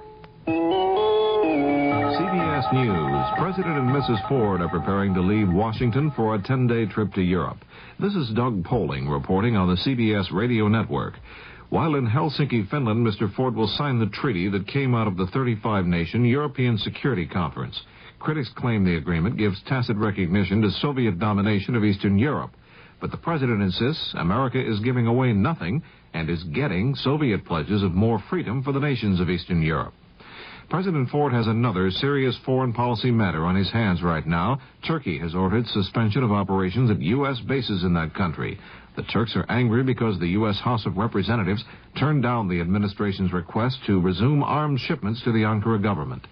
The president has now asked the House to reconsider its action. He said closing American bases in Turkey will work to the detriment of critically important U.S. security interests.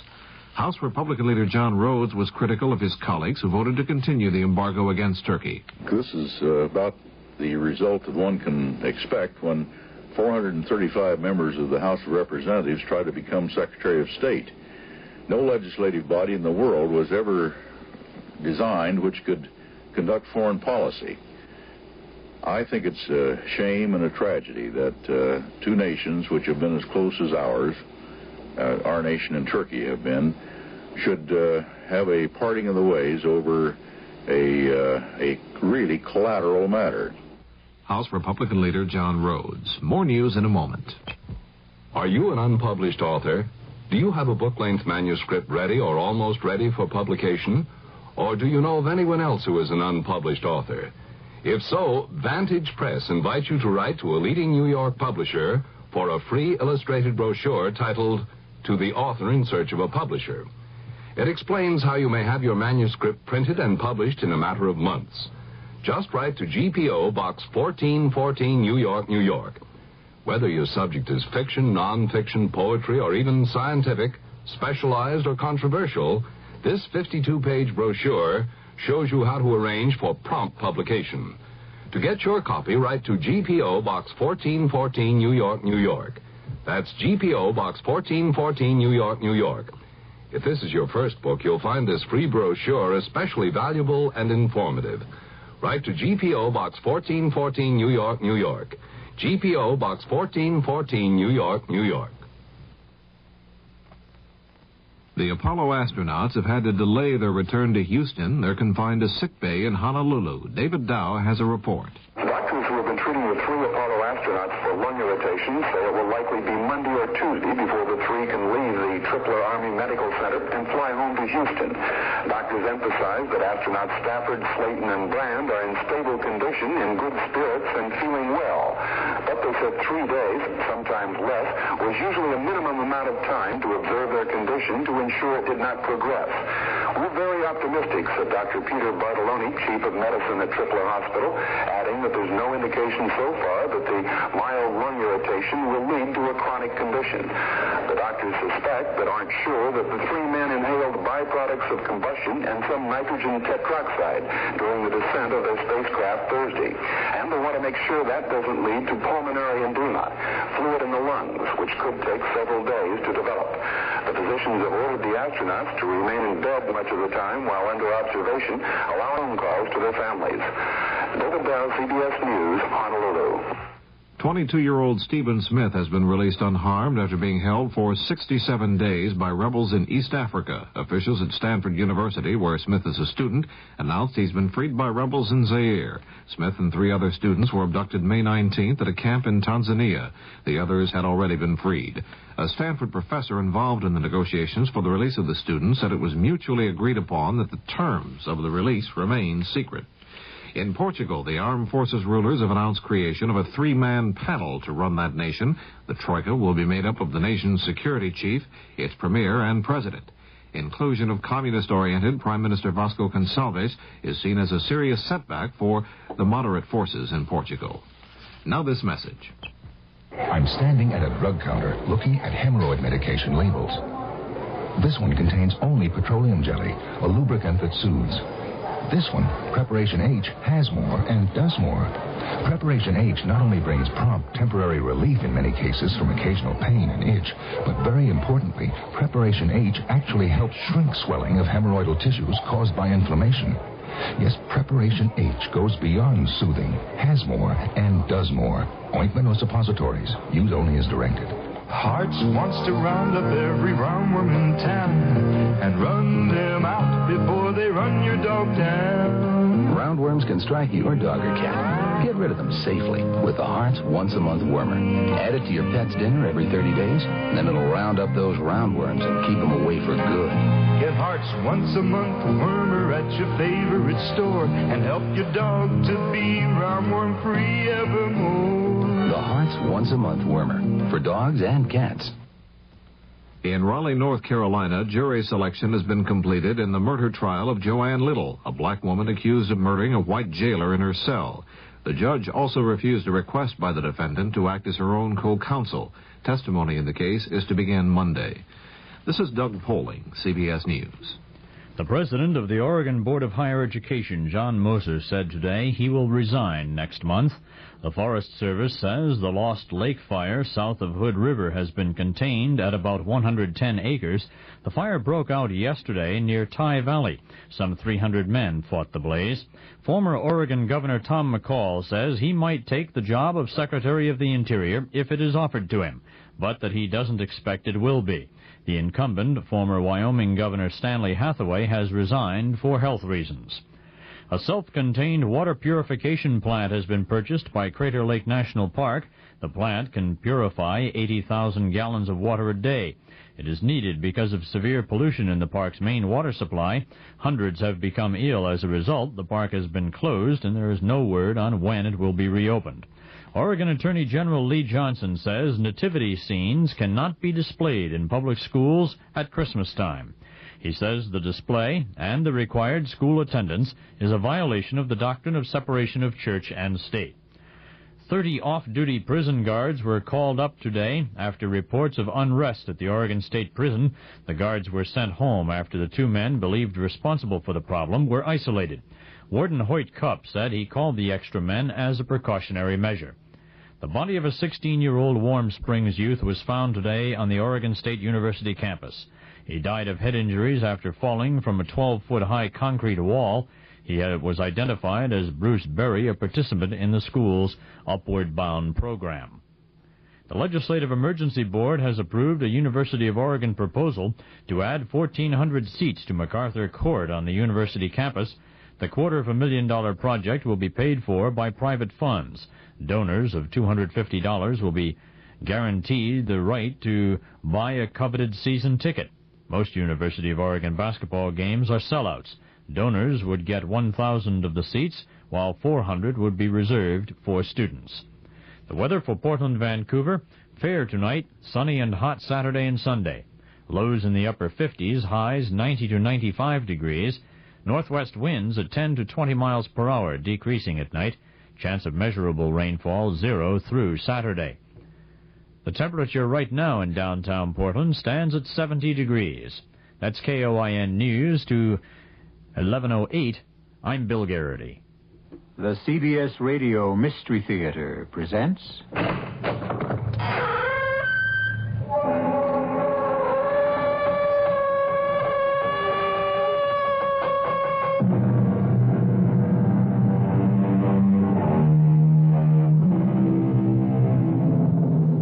Come in.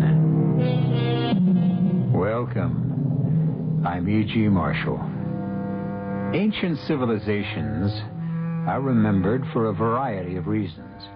Egypt for her pyramids, the grandeur that was Rome, the glory that was Greece.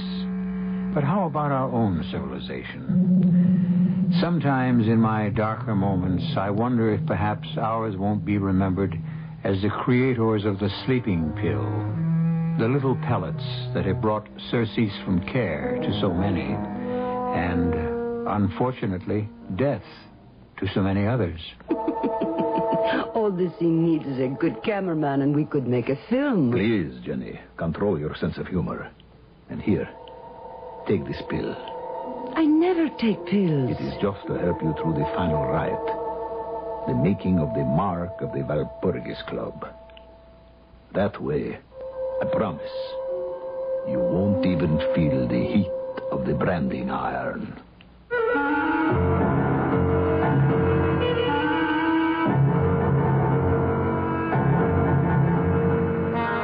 Our mystery drama, Woman from Hell, was written especially for the Mystery Theater by Murray Burnett and stars Joan Lovejoy. It is sponsored in part by the Florida Orange Growers and Buick Motor Division. I'll be back shortly with Act One.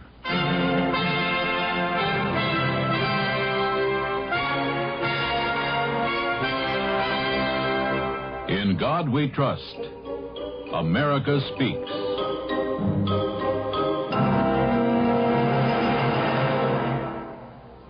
Thoughts from Helen Keller. I have 4 things to learn in life. To think clearly without hurry or confusion. To love everybody sincerely. To act in everything with the highest motives. To trust in God unhesitatingly. I long to accomplish a great and noble task, but it is my chief duty to accomplish humble tasks, as though they were great and noble. The world has moved along not only by the mighty shoves of its heroes, but also by the aggregate of the tiny pushes of each honest worker. Presented by the Catholic Communications Foundation. Do you think a computer programmer needs the use of his legs? New York University doesn't. They hired a man who's almost totally paralyzed. Yet they'll be the first to admit Tom Clancy's one of the best computer programmers they ever had. Of course, Tom Clancy's just one person, but there are millions of men and women in this country very much like him.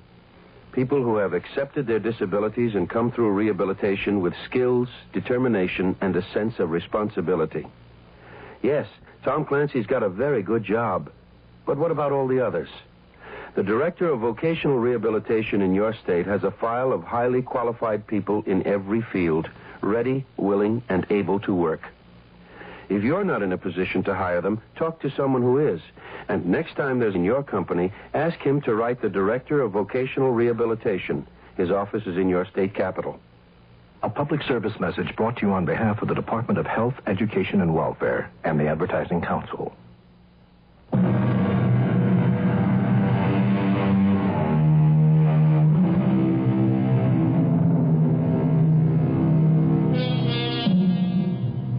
Suicides always rate a few lines of newsprint. But every newspaper headlined the shocking and totally unexpected death of the legendary superstar Jennifer Grinnell from an overdose of sleeping pills. The question on everyone's mind was, had this fantastic woman taken her own life? In Los Angeles, the medical examiner's office was off limits to reporters seeking the answer. One man, however, had been admitted, given a report, and now he walks slowly down the long corridor out of the building and into the bright California sunshine. Mr. Ducot! Mr. Ducot! I have nothing to add to what I've already said. No, you've got me wrong. I'm not a reporter. Here's my card. Darrell Jones, private investigator. I have no need for a private detective. But I need you. You see, someone's hired me to look into this death.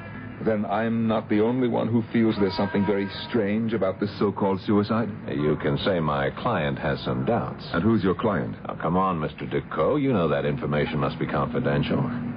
Good day, Mr. Jones. No, wait a minute. Where are you going? To my car. It's in the parking lot. Okay, if that's the way you want to play it.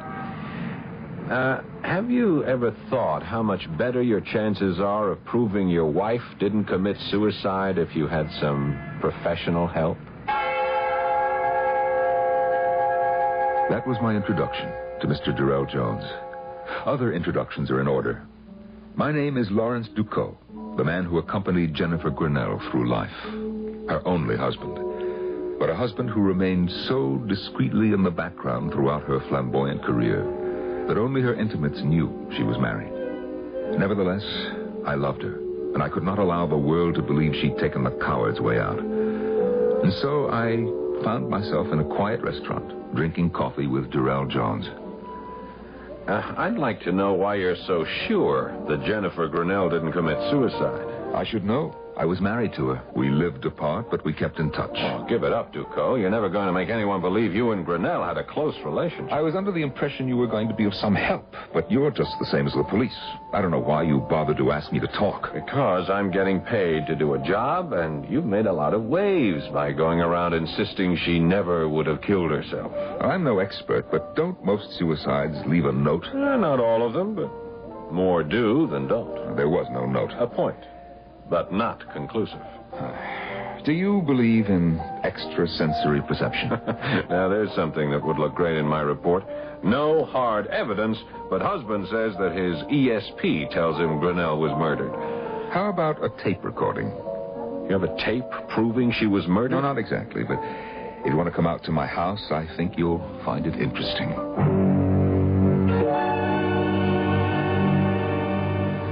Okay, where's the tape? Let me explain.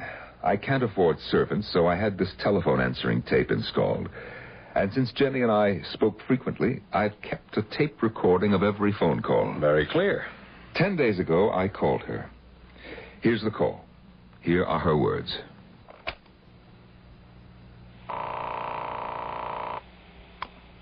Hello? It's me, Jenny. Oh, Larry. I'm so glad you called. You're in trouble, aren't you? Yes. Money? Worse. Can I help? I was just writing a letter to you. You can tell me about it. Oh, no.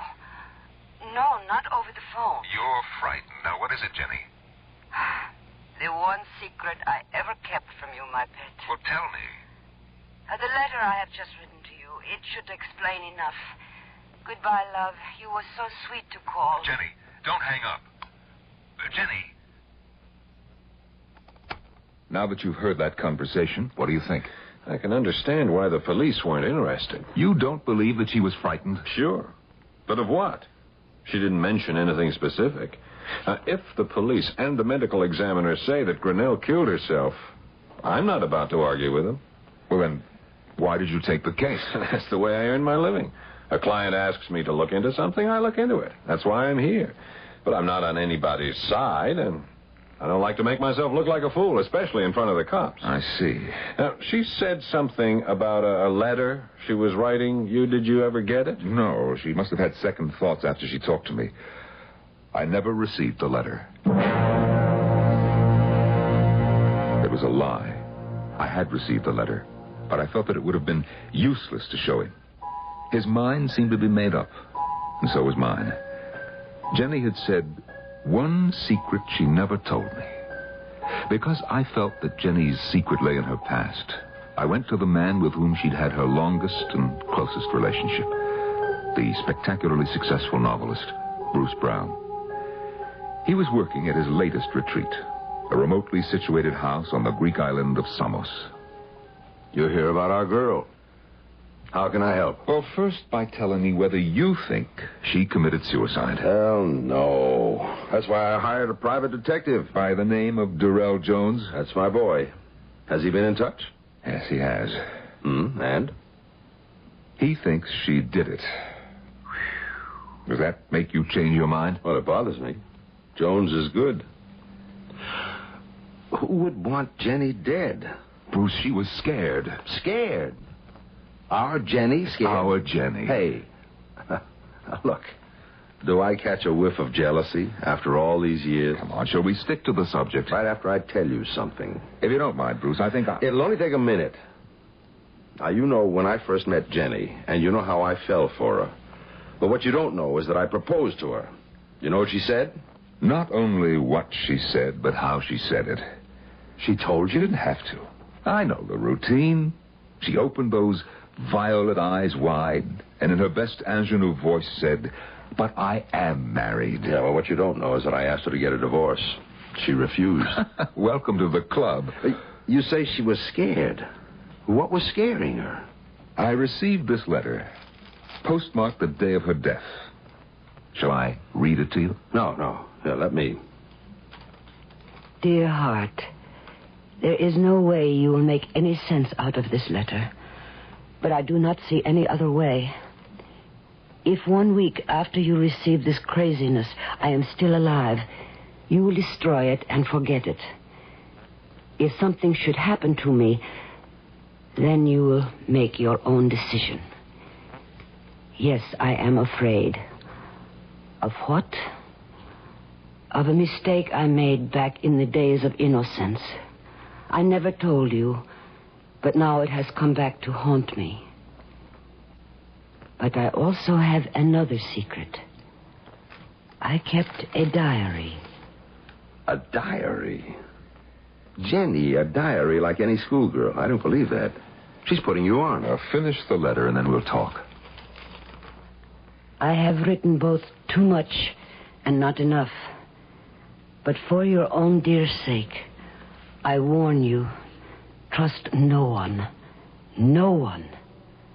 Adieu, Jenny. Well, what do you think? I think if this letter had been written by anyone but Jenny, I'd say it was a woman who was going insane. But with Jenny, well, there's no question she was scared. And fear, well, fear is just the wrong emotion to associate with Jenny. If we think that way, we're not going to get anywhere. Well, where do we want to get? I want to get whoever killed her. You think we can? She has the answer in her diary. Do you know where it is? Well, I have an idea. Excuse me a moment. Yeah? Bruce, this is Jones. Yes, Jones. You got something on the Grinnell case? Look, I'm calling to tell you that there is no case. The dame took an overdose of sleeping pills, period. There wouldn't have been any talk at all if it weren't for her husband. He made news just by turning up. Very few people knew that she was still married to him. Well, did you talk to him? Oh, sure. I even listened to a tape of a phone conversation he had with her, but that just proved she was upset. Larry, did you show Jones the letter? No. Hello? Hello, you still there, Bruce? Yes, I'm still here. Oh, look, I haven't got a single clue that points anywhere except to suicide. Okay, you've made your report. I want you to stay on the case. For how long? Until I tell you to quit, or until you tell me you're quitting. Okay. You're paying a hell of a price for what I think is plenty of nothing. I understand. You keep pitching, and I'll keep the money coming. Bye. Well, you heard, Larry. Yeah, I heard. He's convinced it's suicide. I'm glad you didn't tell him about Jenny's note. Well, I didn't because you didn't, and come to think of it, why didn't you? Because Jenny specifically wrote for me not to trust anyone. But you've already disregarded that bit of advice by telling me. What Bruce Brown said was true. But I hadn't told him everything. I hadn't told him that Jenny's favorite song was La Vie en Rose. Or that I felt Jenny was trying to tell me something about the diary and how to locate it. That's why I stood on the cobblestones outside Rene Pergamo's florist shop on the Rue Clichy just 2 days after I talked with Brown. Rene's window, with its usual bounteous and beautiful display, brought back memories. And as I stood there, Rene himself came rushing out. Monsieur Decaux, monsieur, may I express my condolences and shock at this sad news. When I heard, I could not believe. I know, Rene, thank you. Come inside. You're most welcome, mon ami, and expected. Expected? But of course. A few days ago, this little package arrived from Madame, addressed to you and marked, hold for arrival.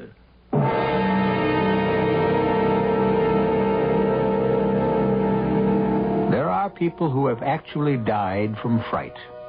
Medical testimony bears that out. The question in our tale seems to be, can fear actually drive a person to take his own life? A logical answer would be some people. But would a woman like Jennifer Grinnell be driven to this act of desperation? We'll be back with the answer right after these messages. Come on, America, refresh the natural way. Have a glass of summer juice any time of day. Hi, Anita Bryant here for Summer Juice. 100% pure orange juice from Florida. 100% pure, yet costing the same or less than many carbonated and synthetic beverages. Now that's pure value. Orange juice, America, summer juice. From the Florida Orange Growers.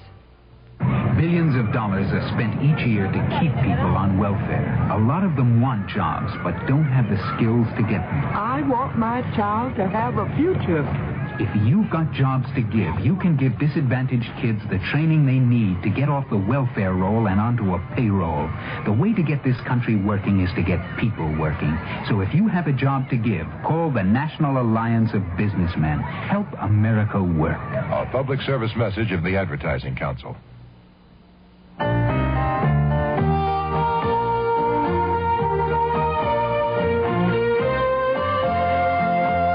I think it was the first time I can remember really going fishing with my dad. I'm sure I'd been with him before, but the first time I really remember it was wading downstream with him in an extra big pair of wading boots as he felt his way very surely along the stream bed, and I shakily held onto the willows, and we found a spot where my dad lifted his finger to his lips and said, "Shh, we don't want to scare the fish away." And then I remember that fish. The biggest fish I'd ever seen in my life, and it was on the end of my line. And my dad, boy, was he proud. I'll never forget that as long as I live. Give your children everything. Give them your time. A thought from the Church of Jesus Christ of Latter-day Saints, the Mormons.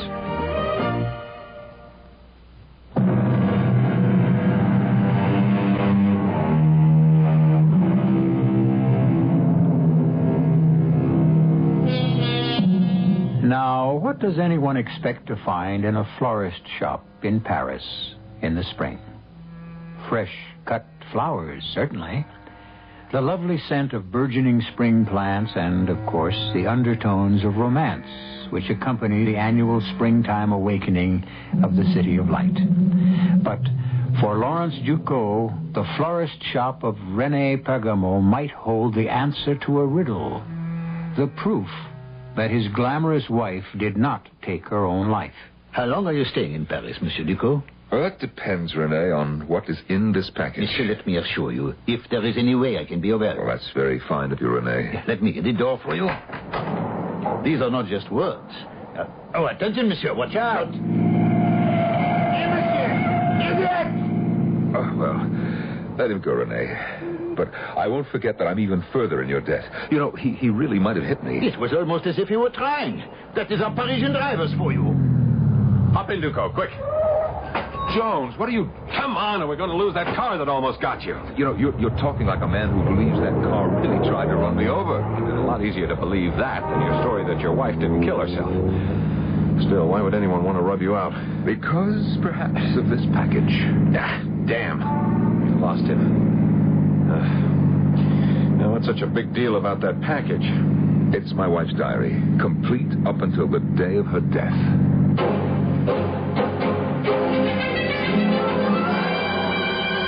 Do you intend to follow me wherever I go from now on? I think you need protection, Ducot. Well, maybe, but I can't afford your fee. Don't let the fee worry you. I'm already being paid. Oh, room service, please. Is your client paying for this, too? Of course. Oh, yes, 2 special lunches, the filet of sole and a carafe of white wine to 731, Mr. Ducot's room. Thank you. If you've really got your hands on her diary, it might change a lot of things, but somehow I never thought of Grinnell as the type who'd keep a diary. Yeah, well, for once we're in agreement, but... here it is. Do you recognize her writing? I'll take your word for it. But before you start to read it, think. No one, not even you, suspected she kept a diary. Maybe there are some things she didn't want anyone, I mean anyone, to know. Jones, you're a fool. I was married to Jennifer Grinnell for 23 years, and I knew her a lot better than anyone guessed. We're not going to find anything in this diary she'd be ashamed of.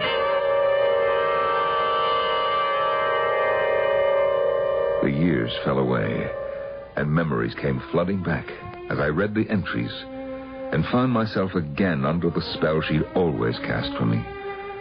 I could see her sitting in the small, cramped flat we'd had in Paris right after our marriage. I could smell her perfume and hear her as she wrote in the diary I never suspected she kept. And such foolishness today. Mutsi, my agent who adores me, has made an appointment for me with Anton Krasuski for the lead in Woman from Hell. I told Larry thinking we would laugh, but he thinks I should go. I told him I would, but I refused to make a fool of myself. Jenny, are you home? Larry! I will give you only one guess what we have for dinner. Did you go to but see... a small clue. It is heaven. Well, what about Krasuski? Did you like him? What did he say? Oh, he said I was a fat cow who would be fine as a milkmaid, but to play the lead in a picture as big as Woman from Hell... Oh, you're lying. Of course. I did not go. It would have only been a great waste of time. Yes? May I speak with Jennifer Grinnell? Who's calling? Who is it? Krasuski. Your waste of time. Anton Krasuski. Now, young lady, you will tell me why you failed to keep an appointment with Anton Krasuski yesterday. May I have a light, please? Do you want the part? Are you offering it to me? Here is your light. The part can be yours, depending. Depending? On how much you really want it. Why do you choose me, an unknown actress dreaming of a career, for the lead in the most important film of the year? Because I have seen your nightclub act. Because your insolence and your beauty are perfect for the part. Well, pardon me for being slow, but I thought there were other considerations. Only one. Join the Walpurgis Club. The Walpurgis Club. And what is that? A club of witches? Exactly. It was a desolate house in the country, lit only by firelight and candles with weird music, and people drunk, not with liquor, but with some kind of frenzied belief in the magical power of the devil. As Krasuski took me through the various rooms, he watched, and then asked perceptively, You find this amusing? That disappoints you? Not at all. But I must warn you that this is literally playing with fire.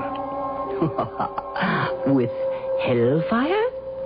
A most exact description. And now I would like you to see the altar. The altar is impressive. But I was more impressed with the worshippers. They believed. And people who believe as deeply as they did can be dangerous. Krasuski was most cordial today when I again visited his office. It is my belief that you were born a witch. I only wish to reawaken your slumbering destiny, as I'm sure I can make the hidden fire in your eyes burst into flame with the proper caresses. No doubt. But just what plans do you have for me in the Walpurgis Club, if I should join? You will be a star. Believe me. The club has helped me in my career, and I know we can help you. I will do as I always have, help myself. What I was asking was, what does the club expect of me? Only to recruit members. And suppose I should fail? You fail? Unthinkable. But we are not monsters. As long as you sign the membership papers and are bound by our rules, you will find us most agreeable. Oh, you know enough about me to know that I like to make my own rules. Not in this game, Sherry. Not in this game. Ever. How can I tell Larry the truth? He smugly keeps reminding me that he was right about me getting the part in Woman from Hell. How I ache to tell him about the Walpurgis Club.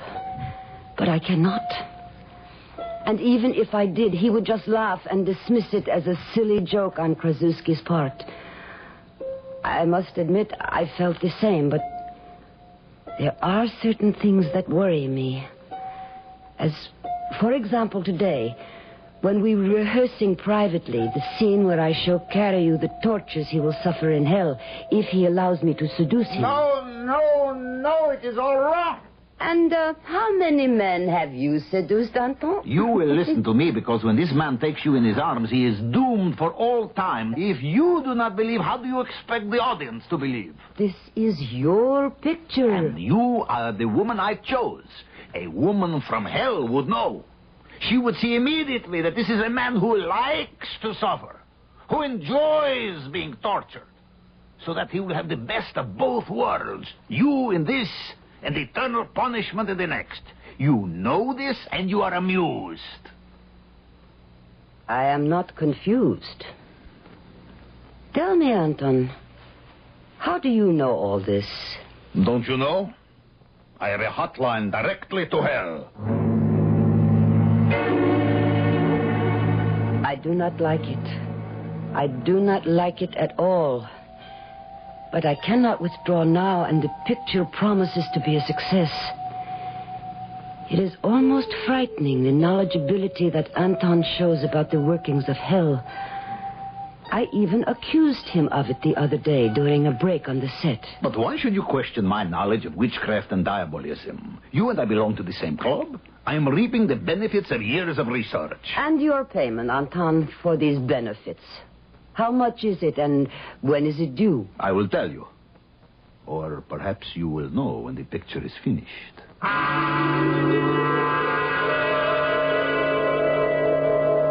I loathe fidgety men, and Anton has become extraordinarily fidgety.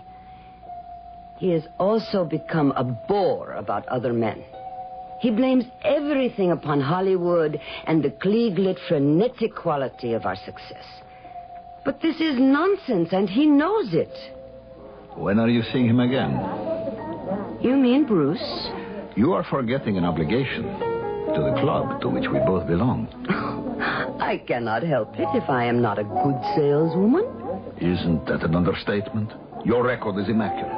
Not one convert to the Walpurgis Club since you became a member. Remember, I warned you about the possibility of my failing. I remember.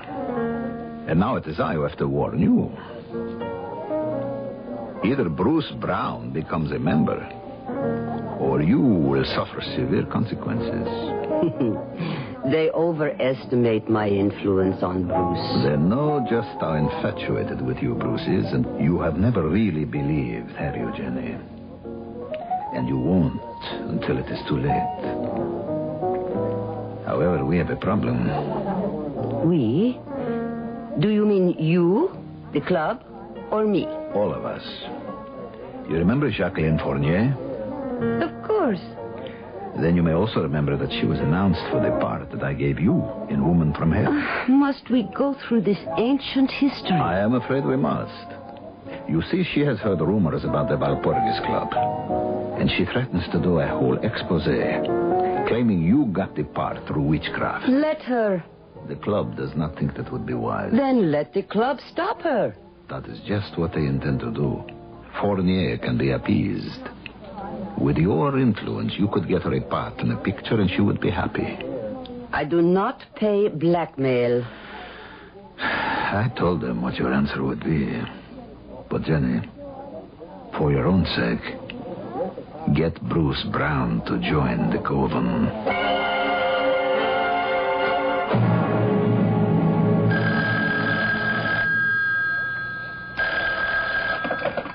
Hello?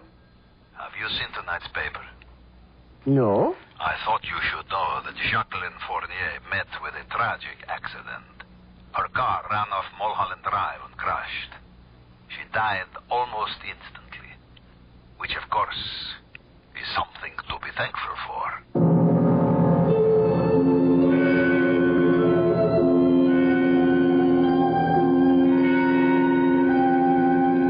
Accidents can happen anytime, anywhere. And today, everyone knows what you mean when you designate a person as accident-prone.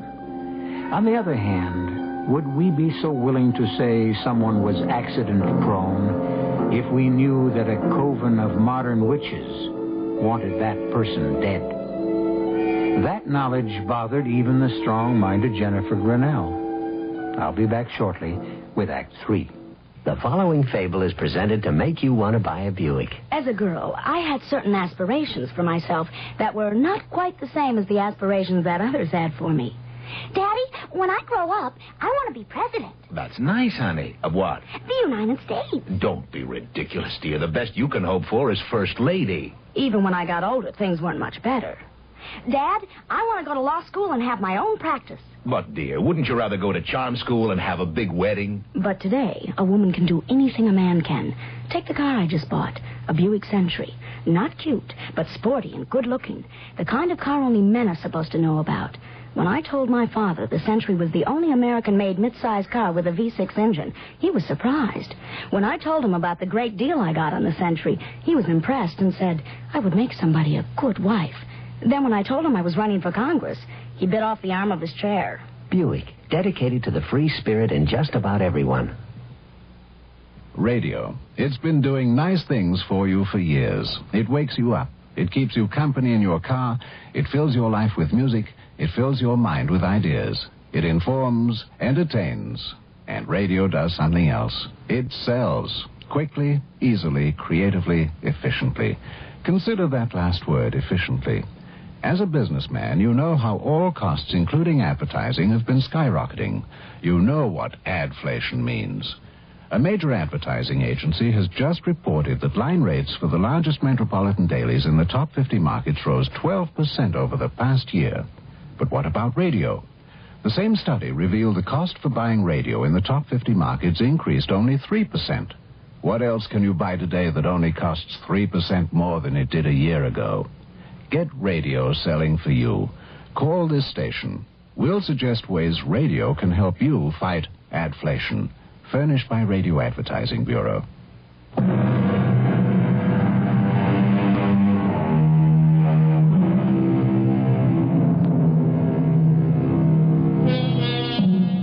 One of the most famous and dramatic moments in the theater occurs in the play Peter Pan, when the actress playing that immortal boy turns to the audience and asks them to applaud if they believe in fairies. Invariably, the house breaks into a storm of applause. However, would the audience response be the same if the actress asked for applause from those who believe in witches? That was precisely the problem that faced Lawrence Duco as he tried to prove that his wife didn't commit suicide. Her diary asked him to believe in witchcraft. Now, if you want to waste some more time, we'll continue reading the diary, but my advice would be for you to burn it. Less than 2 hours ago, you were all enthused over the chances of finding the answer to Jenny's death, and now... You're not thinking, chum. You started all this because you wanted to clear the stigma of suicide from your wife's name. And I still do. Even if you now brand her as a believer in witchcraft, a wheeler-dealer in the occult who built her whole career upon a deal with a coven of modern witches? I don't see that it has to be put just that way. And I'll make my decision when I've finished reading the whole diary. And so I reopened Jenny's diary, and again found myself reliving those days when Jennifer Grinnell was Hollywood's biggest star, and I, her husband, was a forgotten man, while her romance with America's favorite writer, Bruce Brown, headed the list of items in every gossip column. Hello? Jenny, it's me. I'll pick you up at the usual place at 9. Oh, that is not possible, Bruce. Why, what's up? I thought we had gone beyond questions. Well, I thought so, too, but that was before we stopped seeing each other. Or haven't we stopped seeing each other? More questions? I'll pick you up at 9. No, not tonight, really. Tomorrow? I suppose I owe you that much, love. You don't owe me a thing, and I'll explain when I see you tomorrow. Tomorrow will be the last time I see Bruce. It is something I have refused to face for too long now. But I am afraid I believe that the Walpurgis Club is an evil and vicious thing. If they are not witches with supernatural powers, then they are criminals. Because I cannot believe that Fournier's car crash was an accident. And I will not even talk to Bruce about joining. Poor Anton. I must lie to him. Or maybe not. Maybe the truth would free him.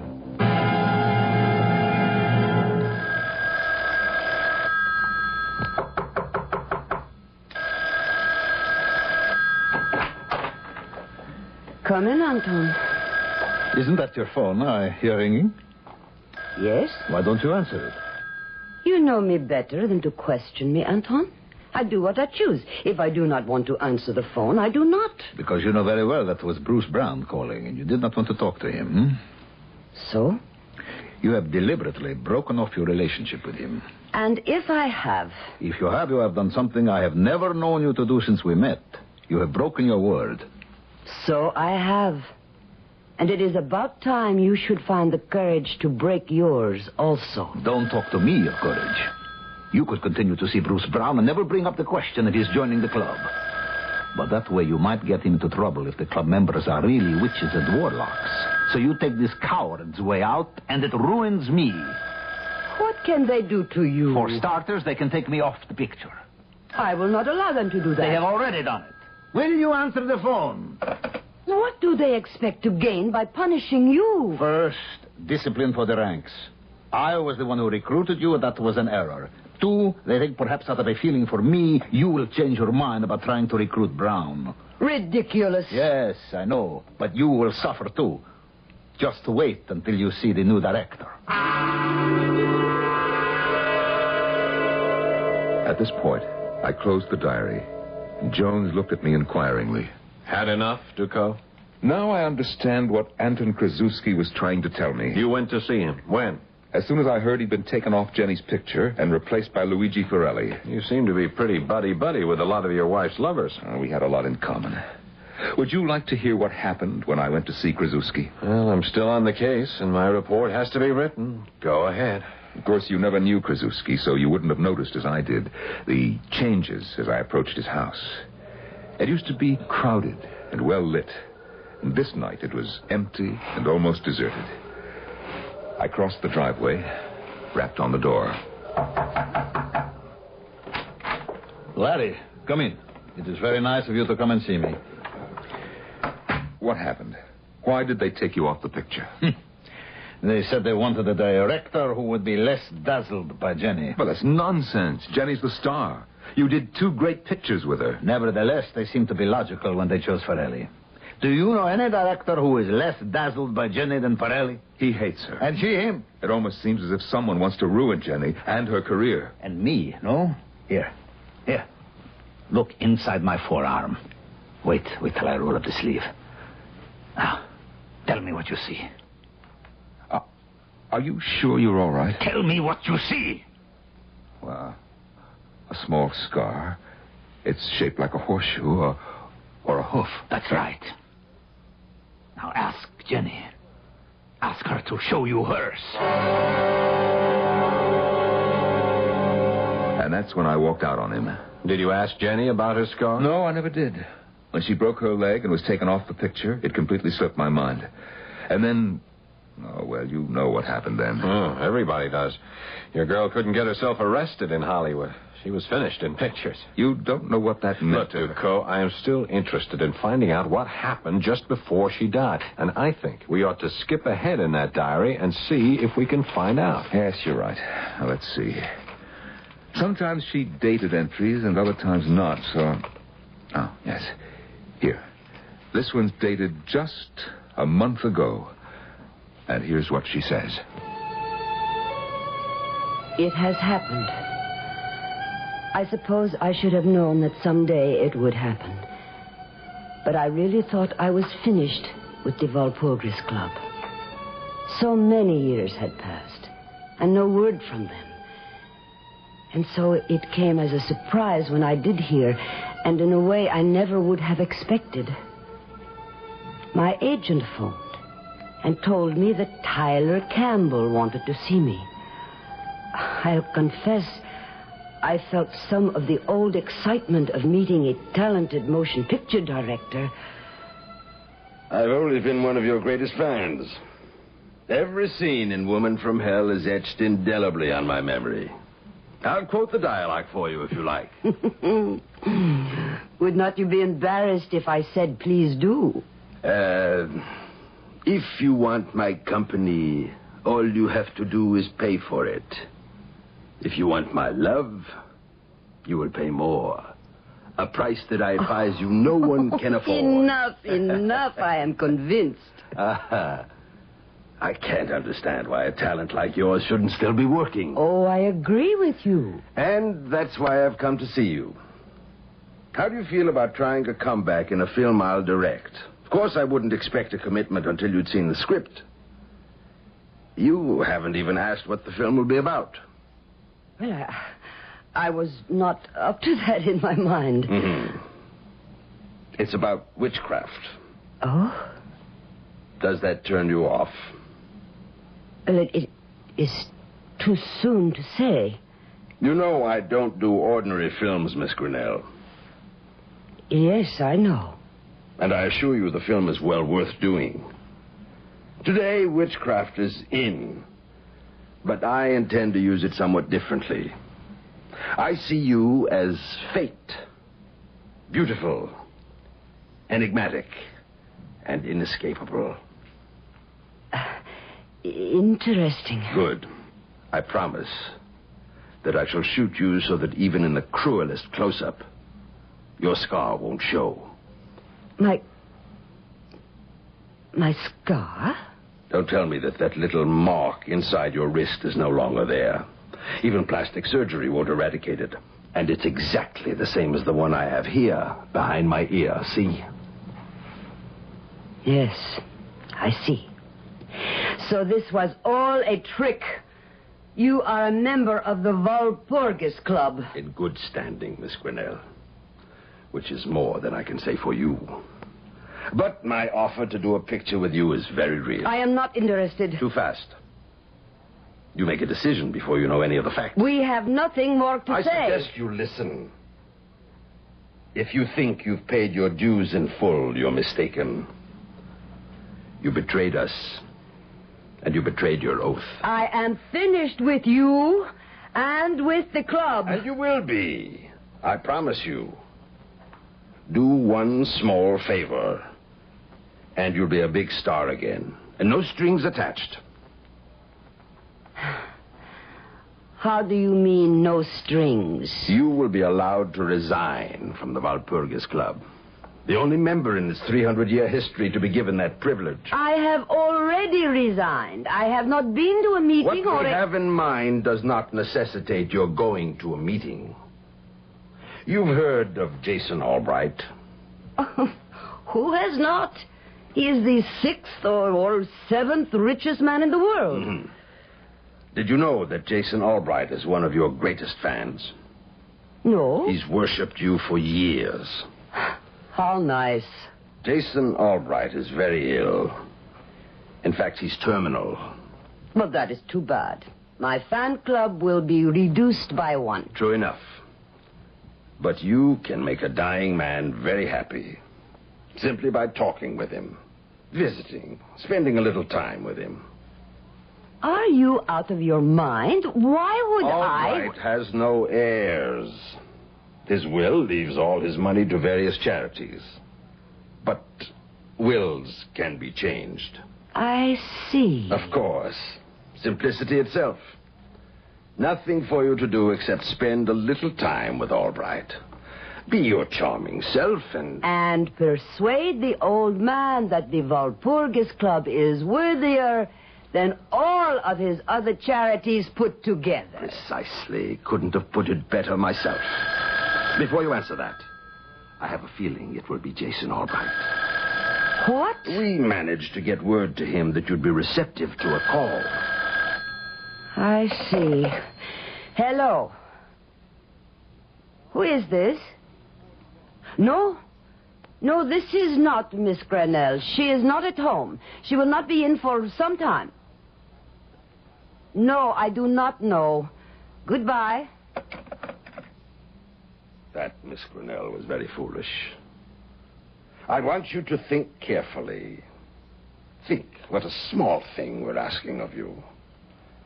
And then consider the alternative.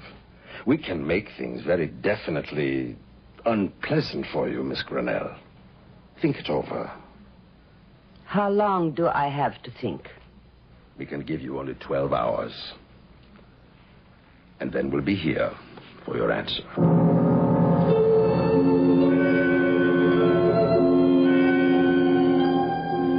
What alternative do I have? I cannot go to the police, and I will not have anything to do with the club or its scheme. So, I turn to my diary and write. And I get an inspiration. I cannot go to the police, but I can hire a private detective to protect me without telling him why I am hiring him. And I remember I have heard of a good one. I will call him this minute. There, I feel better. I have called, and he is on his way. I hope he is intelligent. And that may be too much to ask. But his name is... Don't bother, Ducot. I know my name. You were the detective Jenny called. I'll take that diary now. If you look closely at my wrist, you'll see the mark that her diary described so well. And now, of course, you understand why the cause of her death must remain a suicide.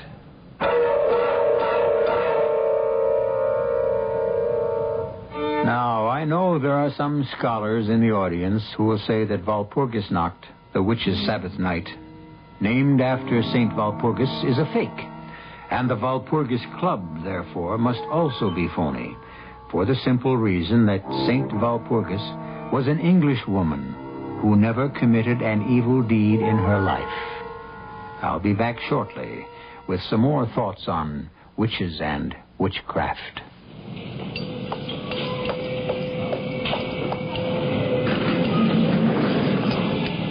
Welcome to Gurney's department store. What? Please announce your floor. This elevator is activated by your voice. I want the maternity shop. At 12th floor, watch the door. Are you pregnant? Yes. Are you sure you're a recording? I am a recording. Have you seen a doctor? Yes, at the beginning of my pregnancy, and I'll see him often during it. Do you plan to follow his advice? Of course. I'm not going to take any medicine unless he prescribes it. I'll get plenty of rest and do some moderate exercise. And what about your diet? I'll eat the right foods. Foods that are good for me and good for my baby. 12th floor, maternity. Thanks. A recording. I'm talking to a recording. Remember what the March of Dimes says. Be good to your baby before it is born.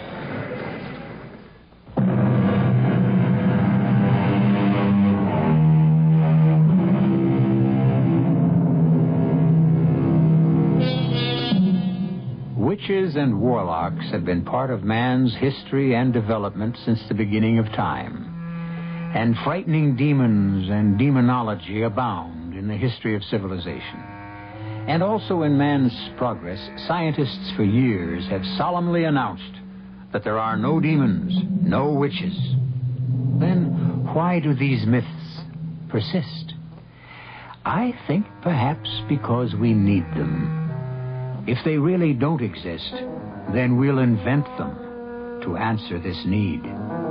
It's something to think about till next time. Our cast included Joan Lovejoy, Norman Rose, Mandel Kramer, Paul Hecht, and Nat Polan. The entire production was under the direction of Hyman Brown. And now, a preview of our next tale. How long does murder keep fresh? Forever. Even 20 years? Whose murder? He killed a priest. A priest? Father Jim Morgan, what have you got? What do you got? You got my word that your sentence will be cut. I made deals while you was in diapers. Now, we'll do it this way. My mouthpiece has to meet with a DA. Get dotted, and all the T's get crossed. How do I know you got anything? Only 3 guys know about something that could sit Mike Perry down in a chair. Mike, me, and Pop Morrison. I like you, copper. But first, my mouthpiece has to tell me we got a deal. Radio Mystery Theater was sponsored in part by Buick Motor Division and by the Florida Orange Growers. This is E.G. Marshall inviting you to return to our Mystery Theater for another adventure in the macabre. Until next time, pleasant dreams.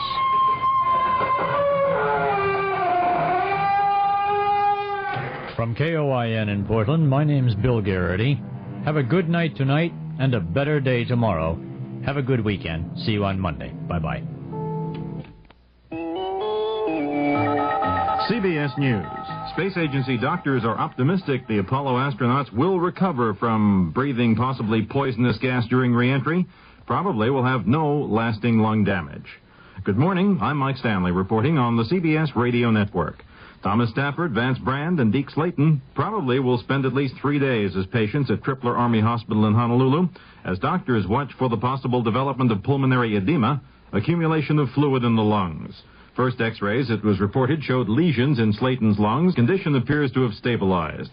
The astronauts, described as in good spirits and eating well, are receiving oral steroid drugs to reduce lung irritation. They're generally confined to bed, but were allowed up to telephone their wives. CBS News continues following this message. Are you an unpublished author? Do you have a book-length manuscript ready or almost ready for publication? Or do you know of anyone else who is an unpublished author? If so, Vantage Press invites you to write to a leading New York publisher for a free illustrated brochure titled To the Author in Search of a Publisher. It explains how you may have your manuscript printed and published in a matter of months. Just write to GPO Box 1414, New York, New York. Whether your subject is fiction, non-fiction, poetry, or even scientific, specialized, or controversial, this 52-page brochure shows you how to arrange for prompt publication. To get your copy, write to GPO Box 1414, New York, New York. That's GPO Box 1414, New York, New York. If this is your first book, you'll find this free brochure especially valuable and informative. Write to GPO Box 1414, New York, New York. GPO Box 1414, New York, New York. The Pentagon is withholding orders to some 7,000 U.S. servicemen in Turkey, pending clarification of just how severely American use of some 24 bases will be limited. Turkey, angered by congressional refusal to okay resumption of American arms shipments, ordered all activity to stop today by 5 p.m. Eastern Time.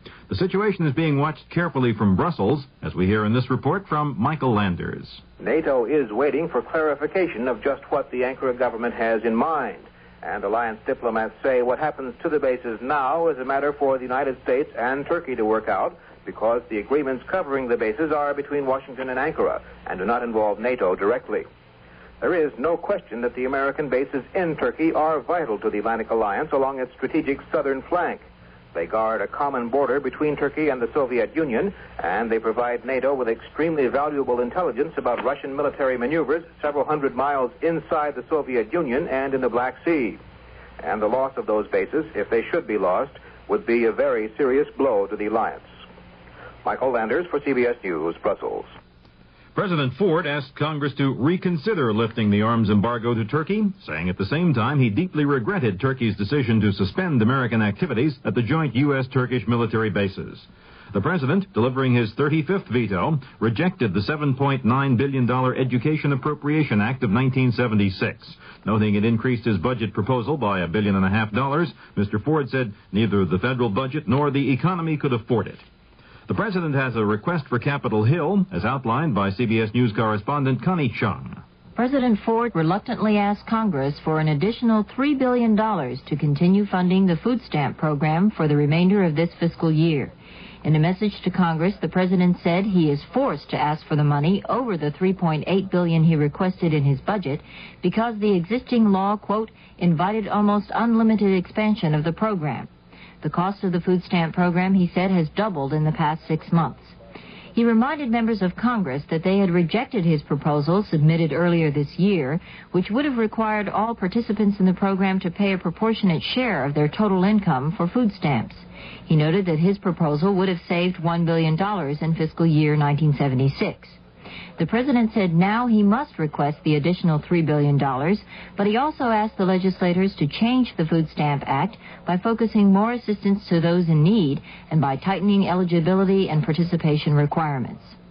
Connie Chung, CBS News, Washington. More news in a moment.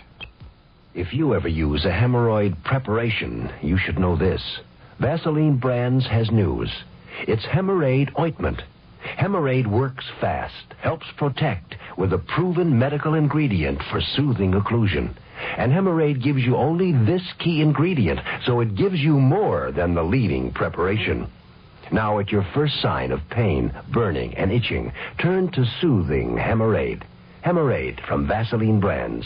Use only as directed. It doesn't seem like it, but it's been 25 years since Yul Brynner debuted as the King of Siam in The King and I on Broadway. Well, the King is back, shaved head and all, in a musical tale of Homer's classic Odyssey. This is Jerry Dunphy, your host for Entertainment West, heard every Saturday over most of these CBS Radio Network stations. Tomorrow I'll be talking with Brynner about the origins of his famous shaved head, his lack of vanity, and his strange definition of work. That's Entertainment West tomorrow on the CBS Radio Network. President Ford leaves today for a 10-day visit to 5 East and West European nations. The high point of the trip, a stop in Helsinki, where he'll join with leaders of 34 other nations in signing a statement of principles involving a code of conduct for the governments of Europe and North America. Mike Stanley, CBS News. 19-year-old Erman Rogers, Jr., a Navy sailor from Alabama, was placed on 5 years probation with 6 months in jail today for robbing Portland taxi driver Ronald Vrayler on April 26th. 19-year-old Jesse Holloway, a sailor from North Dakota, earlier pleaded guilty of first-degree robbery in the case and was placed on 5 years probation and given a 1-year jail sentence. The Socialist Workers' Party has appealed to Portland Mayor Neil Goldschmidt to order Police Chief Bruce Baker to make public any intelligence files on the party and its political candidates police have accumulated. John Studer, party chairman, says he's convinced the Police Bureau has files on the party, the Young Socialist Alliance, and several socialist candidates. Baker, in reply to a June 17th written request to inspect such files, says it would be, in his words, improper even to say whether the Bureau has any intelligence files on the party. A Portland woman who alleges she was denied a job as a grocery checker because she is a woman has filed a class action discrimination suit in U.S. federal court in Portland against Fred Meyer Incorporated. Phyllis Cohen charges Fred Meyer also denies equal promotional opportunity to women in its food departments and other departments. A prisoners' strike at the British Columbia Penitentiary may continue until Monday night. A prison union committee spokesman says the strike was originally to last 2 days, but the spokesman says nothing positive has taken place, so it will continue. Prison officials say the strike, which began Wednesday morning, has been without violence. The differences between the Spokane School District and its 1,500 teachers will be examined by an impasse committee next week. The state superintendent of schools has appointed the committee to work with the negotiators in the state's second-largest school district. A Northwest climbing team is on its way home after failing to scale the world's second-highest peak in Pakistan. The team, headed by Jim Whitaker of Seattle, had attempted to climb the 28,700-foot mountain known as K2, but 20 days of severe storms stopped the climbers from reaching the top. At last report, the team is waiting at Skardu, about 200 miles north of Rawapini, for transportation home. Another cover-up is going on, and this time it's the tavern and bar owners who aren't happy about it. A Washington Liquor Control Board ban on topless table dancing has gone into effect. Although one court has already upheld the regulation, the tavern owners are preparing to appeal the ruling. The weather for Portland, Vancouver, and vicinity, sunny and hot today and Sunday.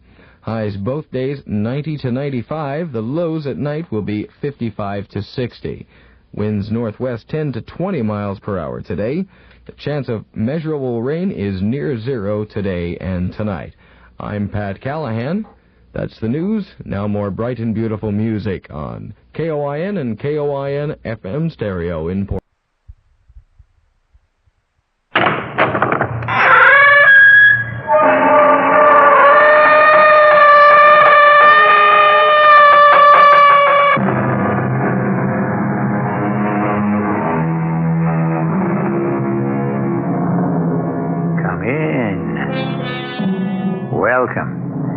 I'm E.G. Marshall, who shares with you an interest which few can deny in strange tales of the macabre, stories that arise from suppressed motives and odd personal experiences.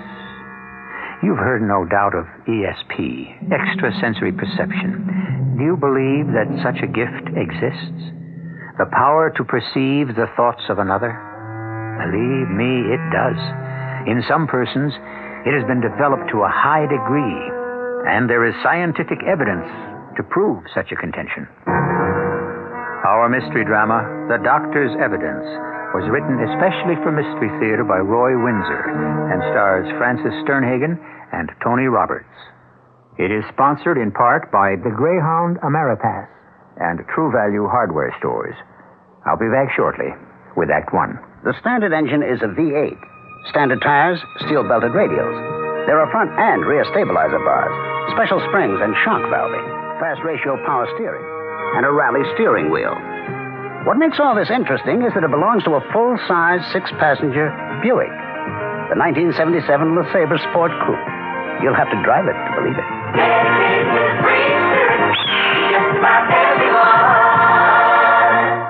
Try Tatiana, the unique floral fragrance by Diane von Furstenberg. Now available in special gift packaging at the Diane von Furstenberg Cosmetic Counter and all fine stores. Stop the music. This is Santa Claus. Can I get personal with you for a moment? The Livingston Mall has permitted me to get down to the bare facts of Christmas shopping. Now that ought to get your attention.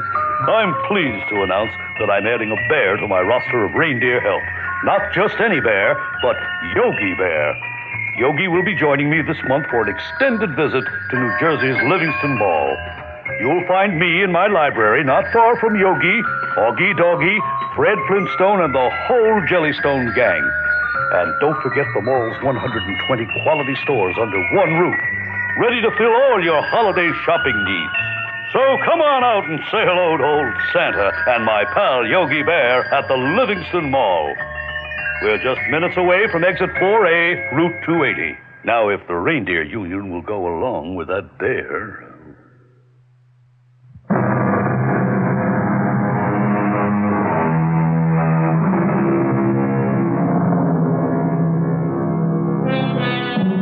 One definition of extrasensory perception is the perception of another person's thoughts and actions not received by the senses.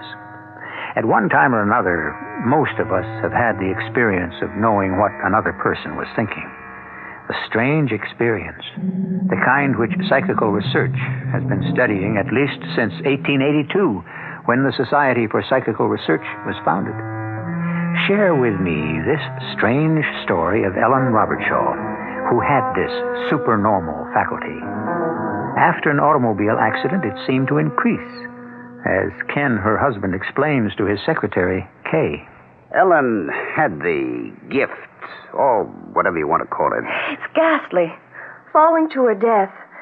Can you imagine what thoughts went through that poor woman's head? Could she have anticipated her death? I have no idea, Kay. No, that would be magic. Do you believe in ESP, clairvoyance? Well, they're not the same things. ESP is telepathy. I'm told it's a scientific fact. But you do believe in telepathy and that Ellen had the faculty? I really don't know.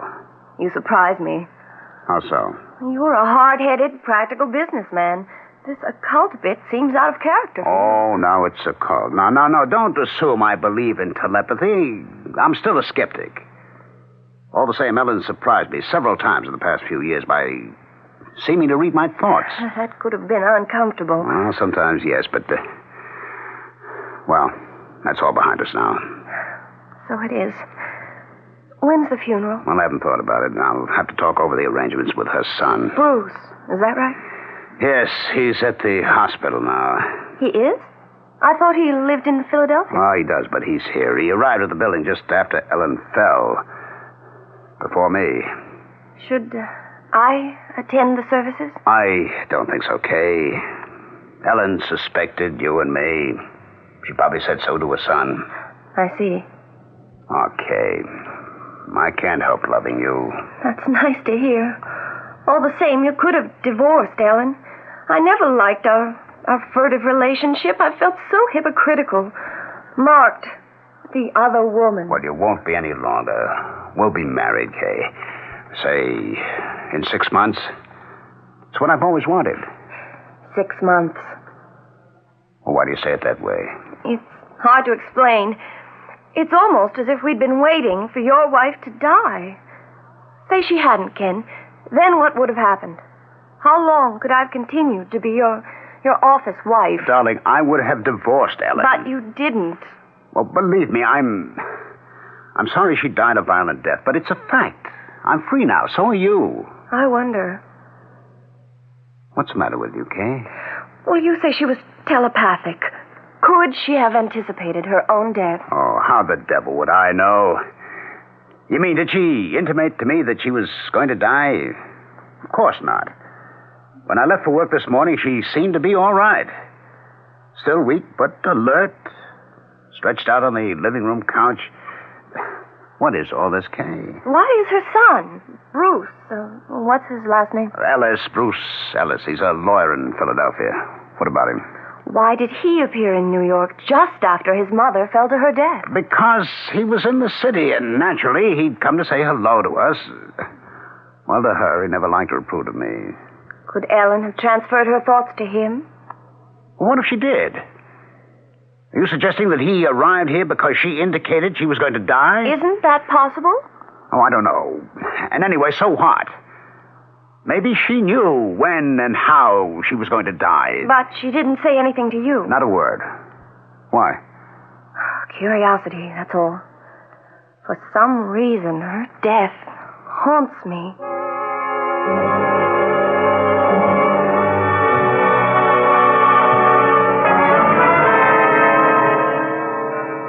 More coffee, Ken? No, thanks. I have to get home. You're depressed. Of course I am. You and your mumbo-jumbo about telepathy. How do you know she had the faculty, if that's what you call it? I still don't know, but a doctor, a dry old stiff named Max Croft, was pretty convincing. That was about 2 months ago. I was visiting Ellen in the hospital after work, and Dr. Croft was there with her. Ken, how kind of you to come by. Well, of course I'd come by, my dear. Haven't I every night since they brought you in here? Hello, Dr. Croft. Good evening, Mr. Robertshaw. Ellen's made very good progress. There are no after effects from the concussion, and I'll have the cast off her arm in a month. Oh, that's good news. No complications? Only slight psychic trauma, but that'll fade away. I had a premonition about the accident. I knew it was going to happen. When it did, I even knew who ran into my car. Oh, I see.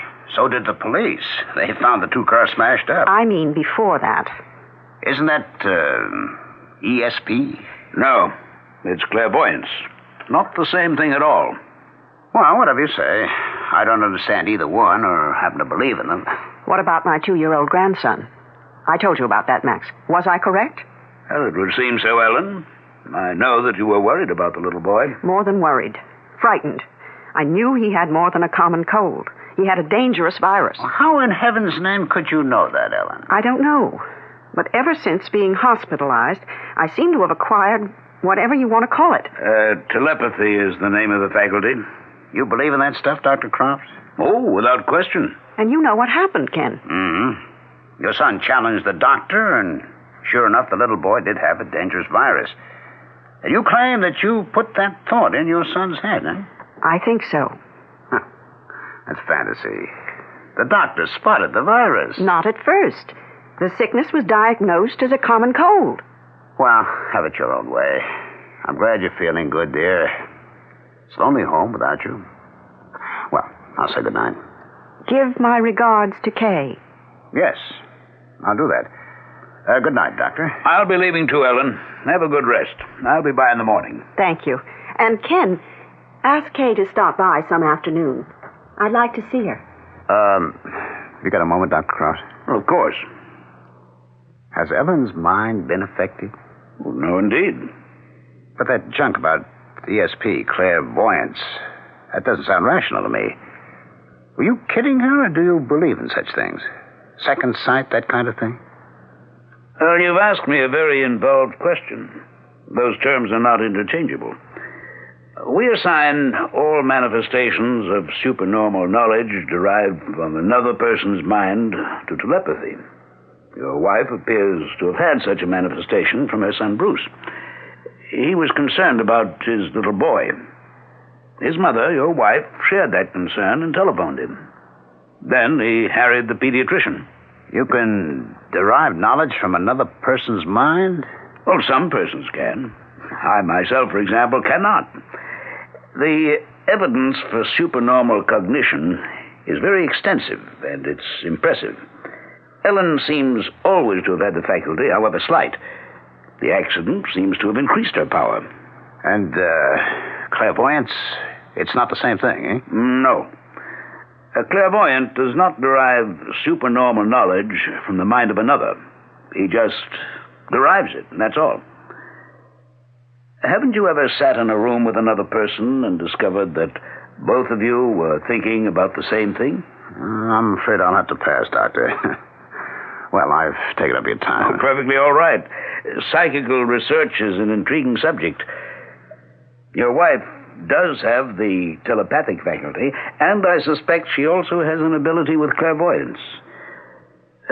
May I ask a question? Certainly. But I'm curious to know what your wife meant when she said, "Give my regards to Kay." My secretary, Kay Tyler. I'm meeting her for dinner at 6:30. Ellen knew that? I suppose I mentioned it to her when I spoke with her this afternoon. I see.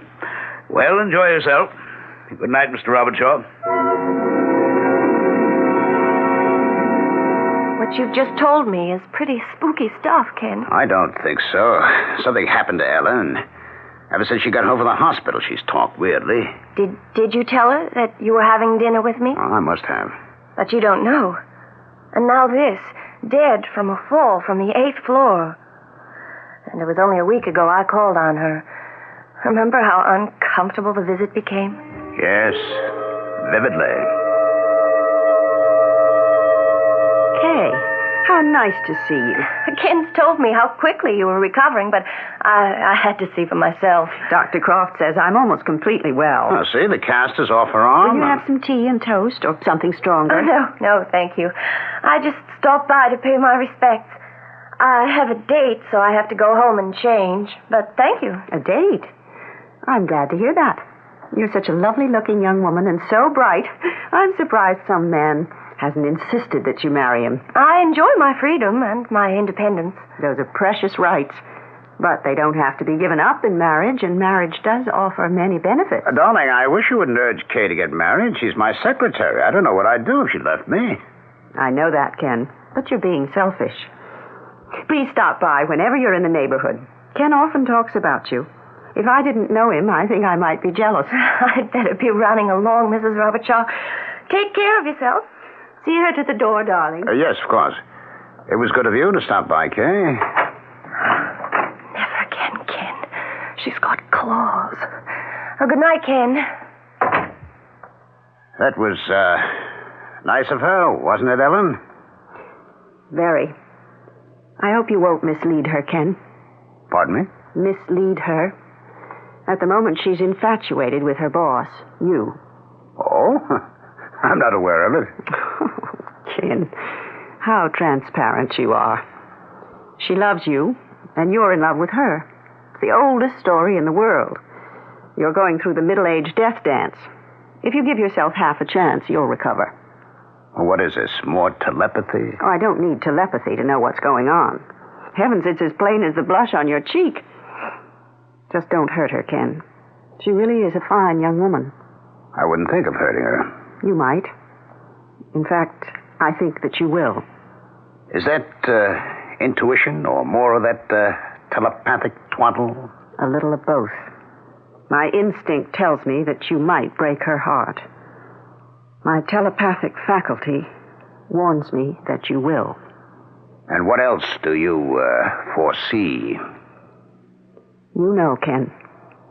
And I'm very sorry for the three of us.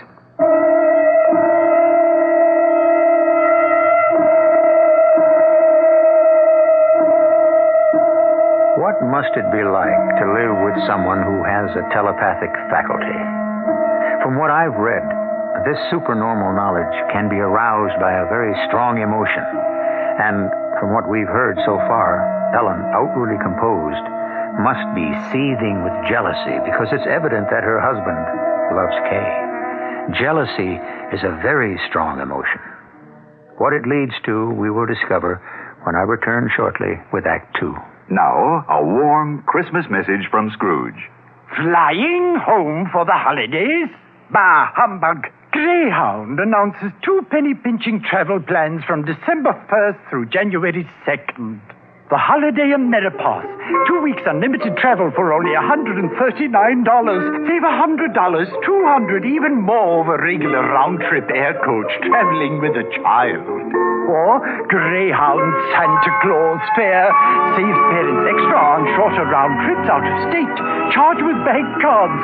Each plan allows you to take your child under 12 along free, like this tidy chap. Tim? Bless you, Greyhound. And Greyhound will carry your gifts, too. Ship them in time for Christmas for sure from any Greyhound station or from special gift shipping centers in many major city shopping centers. One more time, Nipper. Bless you, Greyhound. What's for dinner has an old familiar ring. Where does a mother go for the best of everything? What's for dinner? Wants to know who's got the answers, who's got the most to show. ShopRite has. ShopRite has. To save you time during this busy holiday season, ShopRite is featuring quick and easy, satisfying meals. Fresh, lean ground chuck. Good so many ways, just 79 cents a pound.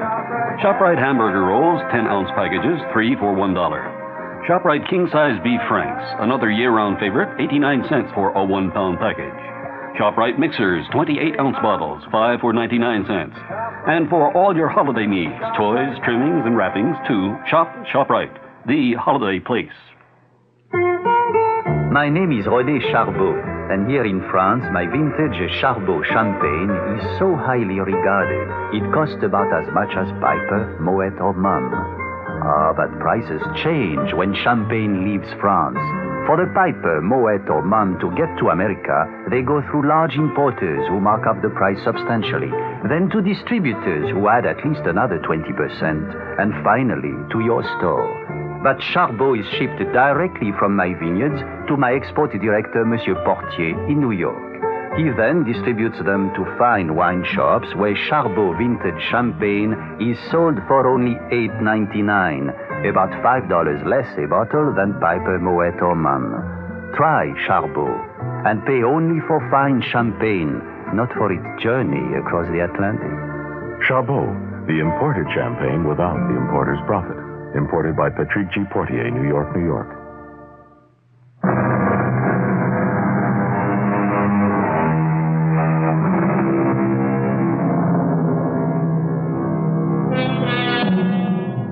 philosopher Descartes wrote, "That God has foreordained everything is self-evident." That means that the course of one's life is like a road from birth to eternity. Sometimes we wish that we could see what's in store for us around the next curve, but we can't. Some of us claim to be able to do so, and there is evidence that events have been foreseen. But clairvoyance is by no means accepted as fact. Telepathy is. Before her fall to death, Ellen Robertshaw had been hospitalized after an automobile accident, and her son, Bruce, came to visit her. You look good, Mother. Very good. Don't you agree, Dr. Croft? I do. I'll have her home in a few days. You're very good, Bruce. No, I mean it. Running up from Philadelphia once a week, twice right after my accident. Molly must wonder if she's got a husband. How is she, by the way? And how's my grandson? Oh, they're fine. Was Molly disturbed by my telephone call? No, of course not. She knows how much you love the baby. But she is a doubting Thomas, isn't she? Well, yes. Bruce, let me ask you something, and give it some thought before you reply. Oh, all right. I knew, let me repeat that, I knew that your little boy was ill, seriously ill. How did I know that? Oh, I don't know, Mother. But he was ill. All right. How did you know? Telepathy. Your thoughts, your worry, were transmitted to me, and in turn, my concern to you. Can you doubt it? Didn't I telephone right from this hospital room and express my concern? I told Dr. Croft how worried I was, didn't I, Max? Yes, you did. You see? Well, even if I see, I don't understand. Neither does Molly. I often know what a person is thinking, Bruce. How can you? How does that work? Max. Before I try to answer that question, tell me, Bruce, were you aware of your mother's concern about your little boy? You mean, did her thoughts come into my head? Well, yes, but I couldn't say through telepathy. I know Mother loves her grandson, so naturally we didn't want to worry her when he became ill. She had enough to worry about, her injuries in the accident and... Oh, you may be right, Bruce. On the other hand, your mother has startled me several times by apparently reading my thoughts. How I feel about her husband, for example. Well, no one has to be a mind reader to know that, Dr. Croft. I feel the same way about Ken. But you're saying that Mother has this telepathic faculty, huh? Yes. Ideas may be telepathetically transmitted without conscious effort between the agent and the percipient. A percipient is one capable of perceiving. Your mother as agent and you as percipient make contact through your subliminal minds. And that big word needs to be defined. Subliminal means below the level of consciousness. You're saying that I've got the telepathic faculty? Well, to some degree, every one of us has it. Most persons are potential agents and percipients. Some more so than others. But I'm talking fact, Bruce. There is such a thing as telepathy. When is Mother being released from the hospital? Oh, there's no reason your mother can't leave by Friday, day after tomorrow. You'll be weak for a while, Ellen. Most bed patients are after they're discharged, but except for your arm in a cast, you're in good health. Mother, do you want me to... No, my goodness, I can get home by myself. I mean, Ken will pick me up. Will you see him before you return to Philadelphia? I don't think so, Mother. I don't want to be rude, but, well, it's what he's doing to you that makes me angry. You know, of course. Of course. Yeah. Well, it doesn't take a mind reader to know he's got big stars in his eyes for that secretary of his. At least you know. Why don't you get rid of him, Mother? I may. Why hesitate? Tell him goodbye.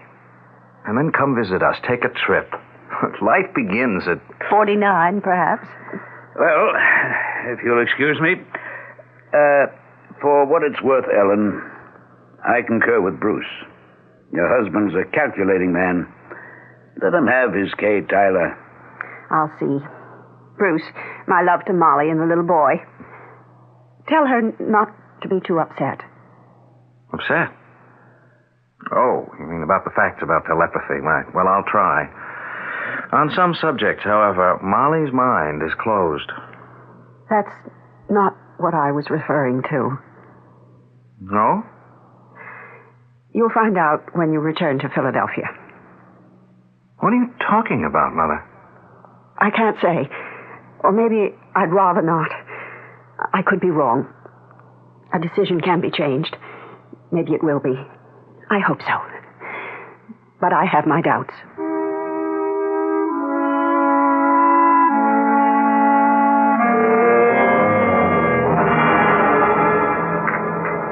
What is it, Kay, darling? You're off in space. Is anything the matter? Everything's the matter, Ken. I'm going to have to break it off. I see.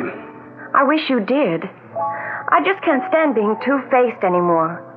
If you want me as much as you've said you do something about it. Otherwise, let me go. Leave Ellen, huh? Look, I'm not trying to break up a marriage, but you say it isn't one, so I'm not really the other woman. If you haven't got a marriage, why don't you end it? All right. I'll speak to her tonight and pack up and leave. You've said that before. You call me. I won't call you. Meaning? I won't see you anymore, Ken, until I can be seen with you in the light of day. Tomorrow's Friday. My last at the office. There are other secretaries in the company who'll jump at my job. You won't be hung up. But tomorrow's my last day in the romantic shipping business. Oh, now, we'll see about that. After I've spoken to Ellen, I'll come over to your place. Now, you'll be home, won't you? I don't know. I'd like to believe you, but... I'll be by. Now, stop acting like a silly schoolgirl and come on, eat your lunch. Oh, Ken.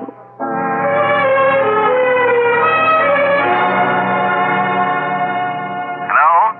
Is that you, Dr. Croft? Yes, Bruce. I'm telephoning from Philadelphia. Is my mother all right? Why, yes, she's been home over a week now. I'd say she's completely recovered. Oh, you're no longer calling on her? Why, no. What is it, Bruce? I've had the feeling all day long that something's wrong. I see. It may seem foolish, but... Not at all. It's, let me see, 2 o'clock. I'll pay her a visit within the hour and report back to you. Oh, I'd appreciate that, Dr. Not at all. I've tried to reach Mother by telephone, and there's no answer. That's odd. What about the maid? I don't know. Earlier in the day, Mother spoke to my wife and told Molly, don't be upset. Strange. Yes, I thought so. I have no idea what she meant by it. Don't be upset, that's all she said. She wouldn't explain it to Molly. Of course, I am upset. Well, I understand. Let me stop by and pay her a visit, Bruce. I'll telephone you from her place. Ellen, you're white as chalk. Take my arm, my dear. I heard your voice, and I managed to struggle to the door. I'm all right now. Now, you sit down. Here, let me take your pulse. I don't know what came over me. And I do. Your pulse is very rapid. What's frightened you, Ellen? I really can't see. Now, lie back on the couch and try to relax. Now, what is it? Something's upset you. Tell me. There's nothing you can do about it. There's nothing I can do about it, Max. But it's all right. Well, I take it you're alone here. Yes. I gave the maid the afternoon off. She's gone down to Richmond.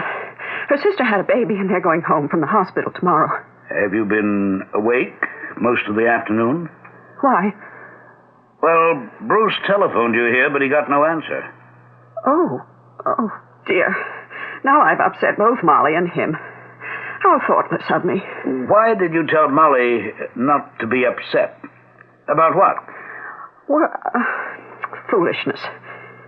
Why didn't you answer the telephone, Ellen? I tried, but I'm still pretty weak. I didn't reach the phone in time. Is that the truth? Well, of course. Well, you should be strong again, Ellen. I don't quite believe there's anything physically wrong with you. Mentally, well, that's another matter. There's nothing wrong with my mind. I'm not saying there is. But the mind, yours especially, can play funny tricks. Fear can affect the body in strange ways. I suspect that fear made it hard for you to moved to the telephone when it rang. Now, tell me the truth, Ellen. Isn't that what happened? Yes. I just couldn't move. Then I heard your voice through the door, and my fear vanished. All right. Now, tell me what you're afraid of. I'm your doctor. I'm also your old friend. Bruce knows. I see. Telepathy? He's afraid for me, and I'm afraid for myself. You're afraid of what? Ken is despondent, Max. And he may do something he'll regret. Well, has he threatened you? No. But he wants to be free. Well, give him his freedom. He isn't worth the powder That's what I intend to do. If I'm in time. Another riddle. What do you mean by that? I should have proposed a divorce sooner. Now it may be too late.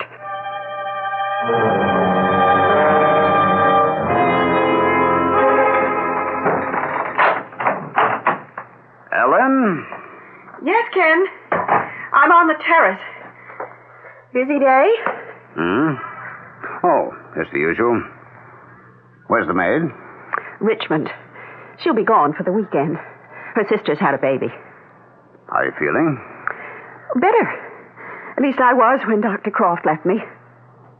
Oh, why was he here? Bruce asked him to stop in and see me.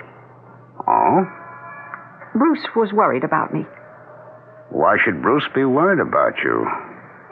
What have you got to be worried about? You know, Ken. I do? Well, then you know more than I do. Oh, I get it. Mind reading. All right. Tell me what I know. You won't give up Kay Tyler, but she's given you up. You don't have to be telepathic to know that. What are you going to do about it? I'm prepared to divorce you. But I don't like what you're thinking, Ken. You're a blunt, shallow man. But I never thought you were evil. And it wouldn't do you any good. Or is your mind made up? What about money? What about it? You're a rich woman. I like the way we live. I have a will. What does it provide for me? Ordinarily, the husband... My estate is in trust. In the event of my death, there would be some money for you. But my first husband made certain that Bruce and his children would receive the bulk of it. Death is one thing. Divorce is another. So you'll give me my freedom and nothing else, huh? Wouldn't anything else be in bad taste? Well, maybe we should just keep on as we are. It wouldn't be any more unpleasant than it has been for years, Ken, but aren't you overlooking the other woman? She doesn't like that label, does she? She doesn't think of herself that way. Oh? It's been going on for 2 years. It won't go on much longer. Kay Tyler is attractive and intelligent, but she's a fool. You've used her. I love her. Then marry her. I'll start divorce proceedings tomorrow. Ken? You do that, Ellen. Oh, all right. And then I want to see my grandson once more. And Ken!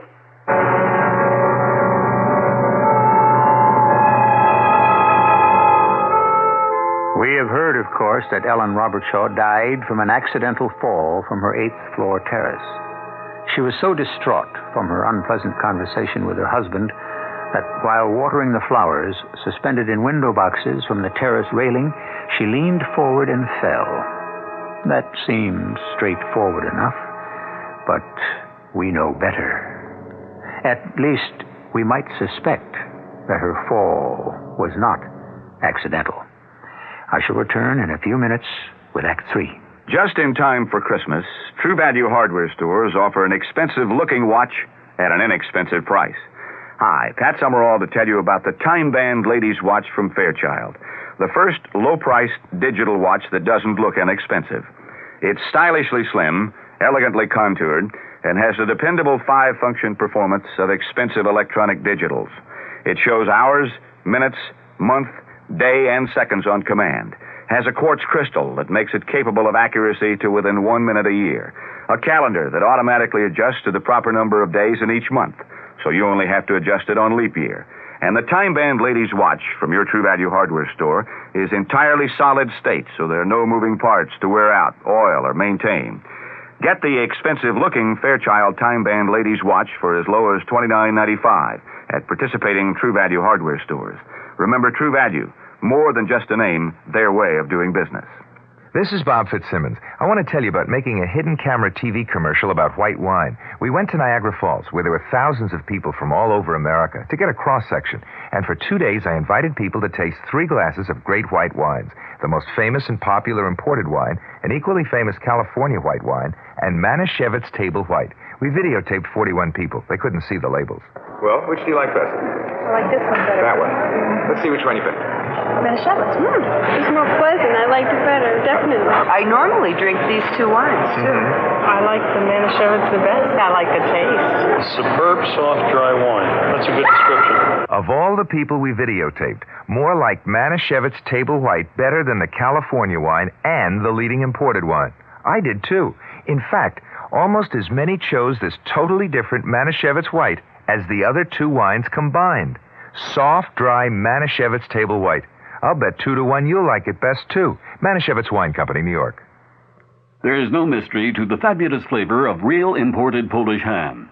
They're fully cooked, always easy to prepare. So say goodbye to cooking over a hot stove when you'd rather be out having fun. How do you do it?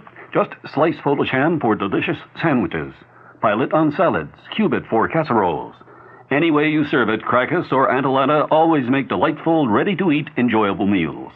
They're conveniently packed in 2, 3, 5, and 7-pound tins.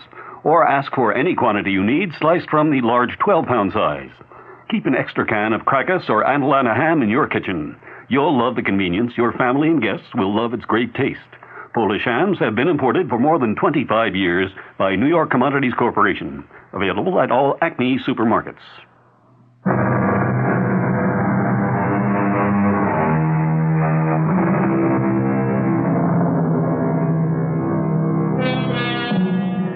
These days, a great number of married men and women seem to fall in and out of love more easily than they did 20, even 10 years ago, when, if I may say so, the vows pledged were taken more seriously. Because they were, quarrels were resolved and marriages held together, even a quarrel over the other woman. Ellen and Ken Robertshaw, she especially, tried but failed to resolve his, shall we call it, preoccupation with Kay Tyler. Ellen offered him a divorce, but a dreadful accident intervened. John, what's happened? Oh, Mr. Robertshaw, he's awful, just awful.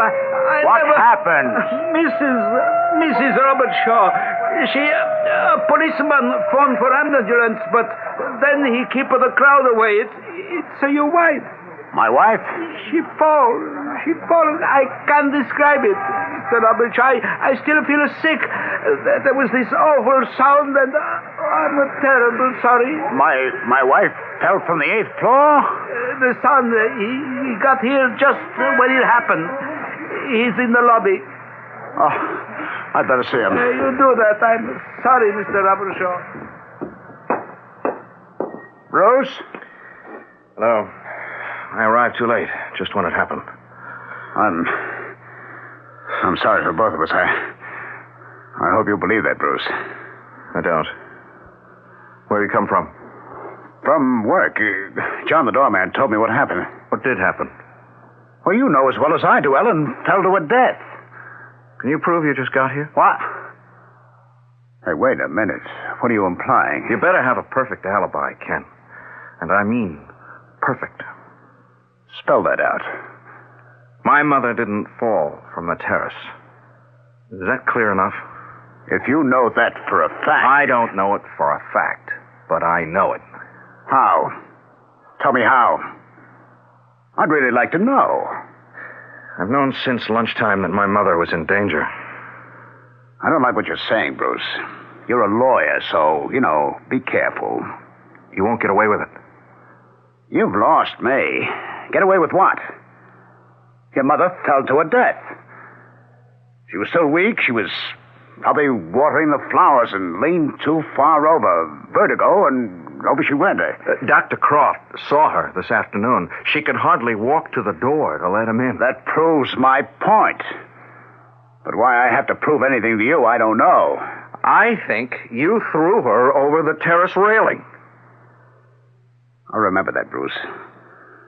For an adult and a lawyer, you're a fool. Your mother died an accidental death. That'll be the verdict. Try to change it to... well, to what? Murder? Because that's what you want to believe, isn't it? Oh, you're absurd. I arrived here even after you did, and you're implying that I murdered your mother? You'll excuse me. I have to get to the hospital. I don't expect to ever see you again. Bruce, what's happened? You look dazed. Come, sit down. My mother is dead, Dr. Croft. Good heavens. She fell to her death. Oh, my boy, I'm shattered. What awful news. I don't know what to say. She didn't fall to her death, Doctor. I think she was murdered. That's a very serious charge, Bruce. I know it. And I can't prove what I'm saying, but I'm sure of what happened. She seemed all right when you paid a call on her this afternoon. I found her frightened. I managed to calm her down. I prescribed her relaxant. I thought I calmed you down too, Bruce, but here you are. Why? My mother was in my thoughts all morning long. I was afraid for her. She was trying to tell me something. This. What's happened. I left the office and I boarded a train for New York. I got to Mother's building just as it happened. And I've just come from the hospital. What a dreadful experience. You knew your mother was in danger? Telepathy. It must be. You suspect Robert Shaw, of course? Oh, who else? I don't know how he managed it. He says he arrived in front of the building after I did. If he can prove that, he's in the clear. Well, of course, it is possible that your mother did fall over the railing. I don't see how we'll ever know what did happen. What do I do? I don't know. You believe me, don't you, Doctor? Well, certainly. But my opinion doesn't count. I'm trying to remember what your mother and I said to each other when I called on her. And let me see. As I recall, she asked you to tell Molly that you were not to be upset. Yeah, that's right. Well, what could she have meant by that? Darned if I know. She was afraid for herself. That much I do know. Oh, and she added that Robert Shaw was despondent and might do something he'd regret. I urged her to give Robert Shaw a divorce, and she said she wouldn't. Well, then why would he kill her? I mean, that's what he wanted, wasn't it? Well, that doesn't advance us, does it? You said you prescribed a relaxant for her? Yes, she was unnerved. And she didn't answer my telephone call because she had trouble getting to the phone. Is that right, Doc? Well, that's what she told me. Yeah, and it took her a long time to admit you to her flat. Oh, when she knew I was the caller, she lost some of her fear and was able to open the door, yes. It took a while, and she wasn't too steady on her feet. And when you left her? Well, she walked me to the door. So, first she wasn't able to walk very well, and then she was, huh? Oh, fright can do that to a person, Bruce. It can immobilize you. Oh, by all that's holy, I've got it. I have indeed. You're right. It was murder. Hey, what's come over you? Where's Robert Shaw now, do you know? I have no idea. They left the hospital before I did. I've got a guess, though. I'll bet he went to visit Kay Tyler to tell her the news. Yeah, good boy. Look up her address. We're going to pay her a visit. Who are you calling? The police. I want them present to make the arrest. Ken, I think you'd better go now. This isn't nice. I guess not. I told you at lunch I'd stop by after talking with Ellen. But you never got the chance. No. Fate intervened. Ellen knew I was going to divorce her. Or the other way around. That's what she said. Oh? You did talk to her? A few days ago. Yeah, we talked it over. Why didn't you tell me at lunch? Because the details weren't finalized. Now they don't matter. Did you see her tonight before she fell? Well, how could I? I'd just gotten home and there was the ambulance taking her away. Now who? Were you expecting anybody? No. I hardly know anyone. Yes? Are you Kay Tyler? Yes? What are you doing here? And Dr. Croft? Robert Shaw. Bruce and I have to talk with you. Miss Tyler, I'm Dr. Croft, and this is Mrs. Robert Shaw's son, Bruce Ellis.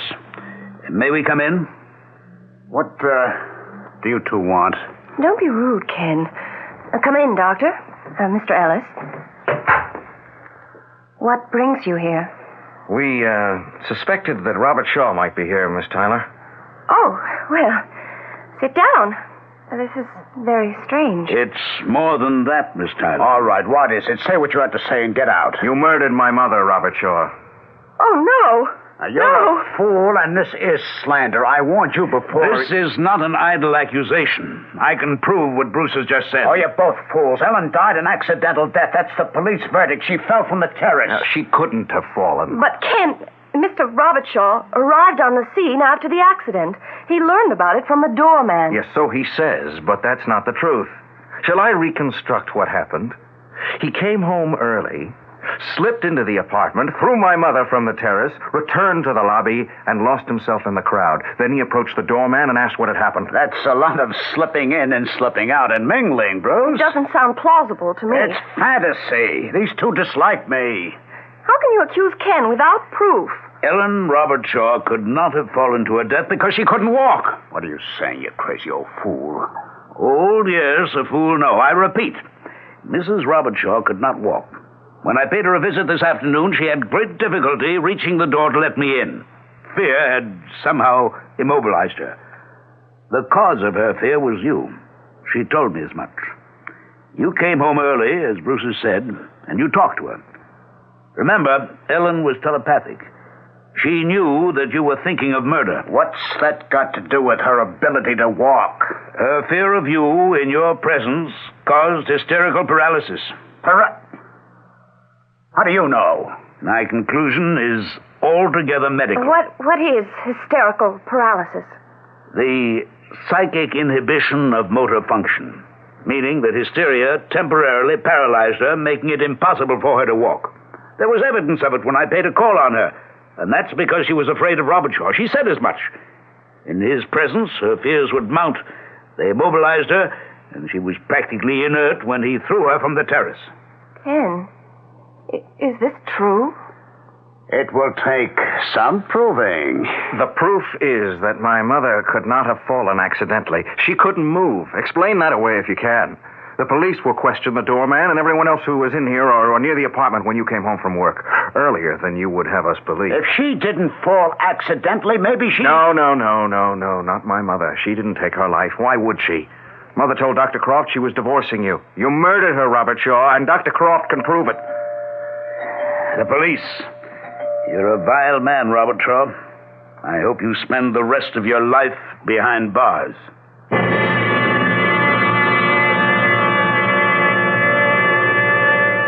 Most murders are solved, when they are solved, by painstaking work which goes over every detail which contributed to motive and opportunity.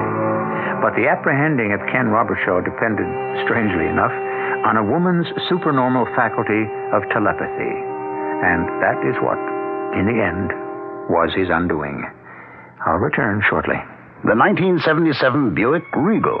It comes with Buick's terrific V6 engine. It carries 6 people and lots of Buick comfort. It's lean. It's maneuverable in city traffic. It's the most luxurious mid-sized car Buick builds. Yeah, this new Regal is pretty much everything a car should be, except for one thing. It isn't yours yet, but it can be. Just see your Buick dealer for a test drive soon. Just about everyone. How does your laxative work? Many brand name laxatives contain ingredients that expand in your stomach. That's how they work. We know a medicine that works differently. It's in the X-Lax pill. Overnight, The X-Lax pill gently stimulates your system's own regular rhythm. Stimulates your system for relief in the morning. No surprises, just relief in the morning. That's the X-Lax pill. Try it tonight with confidence. For occasional use only as directed. X-Lax pills.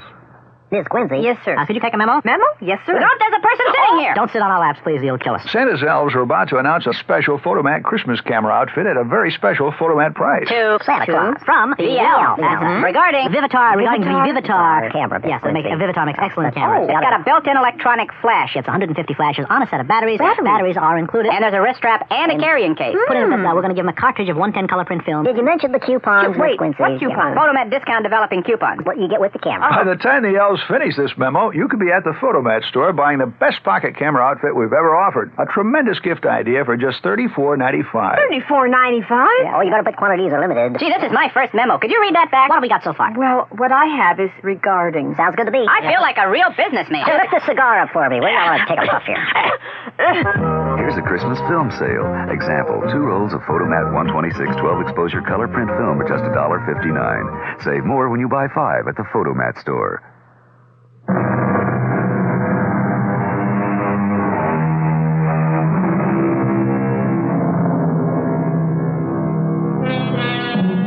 Greedy folks have long arms. That's an old Scottish proverb, and it's appropriate. Robert Shaw was a hypocritical opportunist. He never loved his wife. He may have loved Kay Tyler, but I'm pleased that she escaped from him. Why didn't he take the divorce and let the money go? Not Robert Shaw. When greed and love, or call it by its proper name, infatuation, combine in one person, he's a threat to normal persons. Our cast included Francis Sternhagen, Tony Roberts, Ralph Bell, Guy Sorrell, and Catherine Butterfield. The entire production was under the direction of Hyman Brown. Radio Mystery Theater was sponsored in part by Buick Motor Division and Contact, the 12-hour cold capsule. This is E.G. Marshall inviting you to return to our Mystery Theater for another adventure in the macabre. Until next time, pleasant dreams.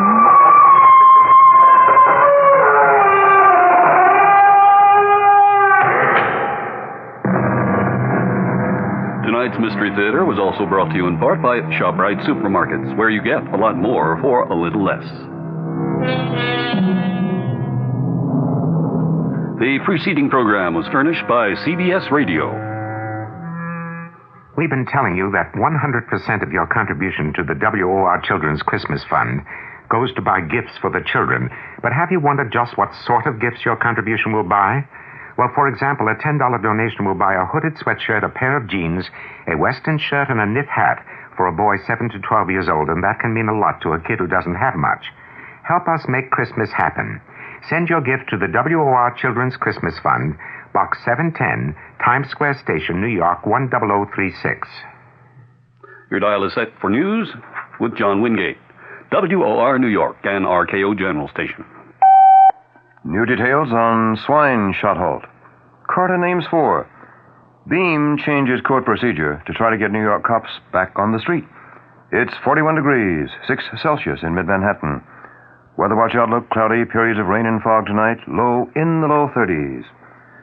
John Wingate with the 8 o'clock report from WOR News. And, of course, tonight's financial review. A public health service spokesman in Washington says the ordered halt to the swine flu inoculation program is the wise course. Spokesman said, quoting here, "We cannot say conclusively that there is not an association between the swine flu vaccine and the paralytic disorder." But the spokesman stressed at the same time that there is no evidence the vaccine is causing paralysis. The Public Health Service estimates that about 4,000 cases of French polio occur each year in the United States. One official states, "We do not know at this point if there has been an increase this year." The suspension does not mean that a link has been found between the swine flu vaccine and the Bari syndrome. WOR's Ed Nash reports. New Jersey's public immunization program already has ended, but a state medical officer says the risk of anyone coming down with the Guillain-Barré syndrome is exceptionally small. Dr. Ronald Altman, the state epidemiologist, puts it this way. The risk of any one individual who got immunized developing Guillain-Barré is very small, much, much less than 1 in 100,000, less than that even. And we don't even know if there's definitely an association. The reason the moratorium was placed is that there is enough suspicion now that it is prudent not to go ahead with the immunization. Dr. Altman says the state has stopped all distribution of the vaccine. He also said the New Jersey Health Department and health departments in other states had been investigating the possibility of the syndrome affecting those who may have been immunized, and their composite findings resulted in this temporary moratorium on further immunizations. This is Ed Nash, WOR News. The federal judge has ordered former President Nixon and 2 of his administration officials to pay damages to a national security aide whose telephone was tapped by the government. Besides Nixon, the order applies to former U.S. Attorney General John Mitchell and one-time White House Chief of Staff H.R. Haldeman. The damages were ordered paid to a former chief of the National Security Council Planning Group, Morton Halperin. U.S. District Court Judge John Lewis Smith, Jr. says he'll determine the amount of damages to be paid Halperin after hearing arguments later on that question. Coming up, Carter names 4. WOR 710 News Time. 3 minutes past 8 o'clock. President-elect Carter has named his top national security and economic advisors and his ambassador to the United Nations. Simultaneously, Carter heatedly denied that outside pressures are affecting his cabinet selection. The Georgian called news accounts of internal discord and external pressure, quote, absolutely and terribly inaccurate, end quote. Carter named a 44-year-old black congressman from Atlanta, Andrew Young, to be United Nations ambassador. He chose as his chairman of the Council of Economic Advisors 52-year-old Charles Schultz, who was budget director during the Lyndon Johnson administration. And Carter named a 48-year-old Columbia University political scientist, Zbigniew Brzezinski, as head of the National Security Council. At an afternoon news conference, the man named to head that council, Brzezinski, pledged to give his best to increase international cooperation. I deeply believe that we are at a time when we as a nation confront 2 fundamental alternatives. Either the imperative of greater international cooperation, or the specter of increasing global turbulence. It will be a time which will demand the very best from us, not only intellectually, but morally. And I pledge to give all that I can on both. That's the incoming head of the National Security Council, Mr. Brzezinski. Mayor Abe Beame announces a change in felony arrangement procedures, which he says will save more than $500,000 a year in police overtime costs and get officers back to street patrol faster. Under this program, which starts Monday, police officers in Manhattan and Brooklyn criminal courts will not be required to be present at the arraignment. Beame said that after being interviewed by an assistant district attorney, the officer will be excused after the complaint is drawn up. But the police now spend an average of 4 hours in court after the complaint is written up. A 20-year-old woman fired from her job as a store Santa Claus in Omaha, Nebraska, charges discrimination. But the store manager who fired Melody Moore comments, quote, "You just can't afford to disillusion a child." Miss Moore had played Santa 6 times before being called on to turn in her red suit and white beard. But she says a store representative told her parents had complained that a woman ruined the image of Santa Claus. And here we come to the Weather Watch update for New York City and vicinity, with your weekend coming up starting tomorrow. Cloudy with periods of rain and fog tonight. Low in the low 30s. Partly cloudy tomorrow and tomorrow night. Highs tomorrow, Friday, in the low 40s. Then the low tomorrow night should be in the low 30s. The chance of rain is way up there. It's 60% tonight. Then 20% tomorrow and 20% tomorrow night. Winds north to northeast, increasing to 15 to 25 miles an hour tonight, becoming north to northwest at the same speeds tomorrow and again tomorrow night. This quick word on the possible price of oil. Compromise may be in the works concerning an oil price increase by OPEC, the Organization of Petroleum Exporting Countries. Saudi Arabia's minister flew home today from a meeting of oil cartel ministers in Qatar, but returned to the conference 8 hours later. He departed after the OPEC ministers rejected his plan for a 6-month price freeze. A Saudi spokesman says in the Persian Gulf capital that his country's delegate, Sheikh Ahmed Zaki Yamani, would not have returned unless he carried a compromise. Top stories at this hour. Public health spokesman in Washington says suspension of swine flu shots is the wise course to have taken. Carter names black congressman from Georgia, Andrew Young, to be United Nations ambassador. Stocks moved down on this day. And that's the 8 o'clock news. John Wingate reporting. Next news on this station. As always, the moment it happens, when it happens, we get there. On the scene. Next scheduled news, I'll be back at 9 o'clock this evening, here on WOR, Radio 710. On September 22nd, 1975, WOR was granted a license by the Federal Communications Commission to serve the public interest as a public trustee until June 1st of 1978. We are obligated to make a continuing, diligent effort to determine the significant problems and needs of our service area and to provide programming to help meet those problems and needs.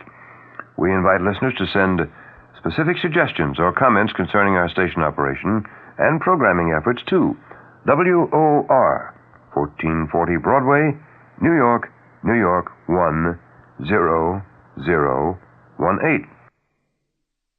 It's time for the WIP Mystery Theater. Why don't you join us? Just sit back and relax, if you can.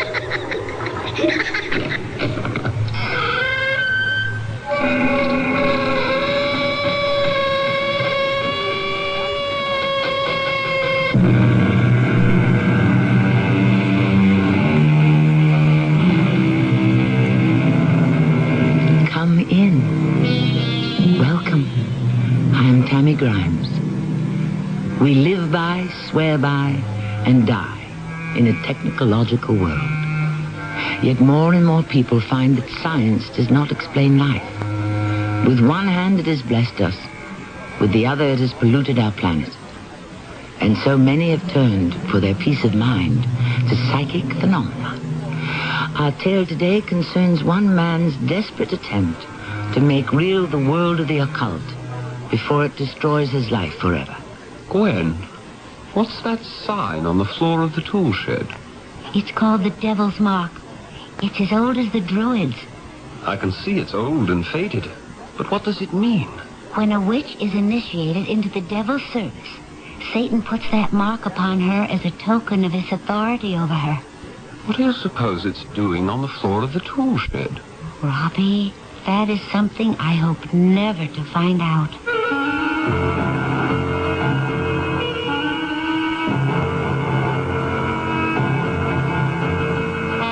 Our mystery drama, The Tool Shed, was adapted from a story by Henry James, especially for the Mystery Theater by G. Frederick Lewis, and stars John Vickery.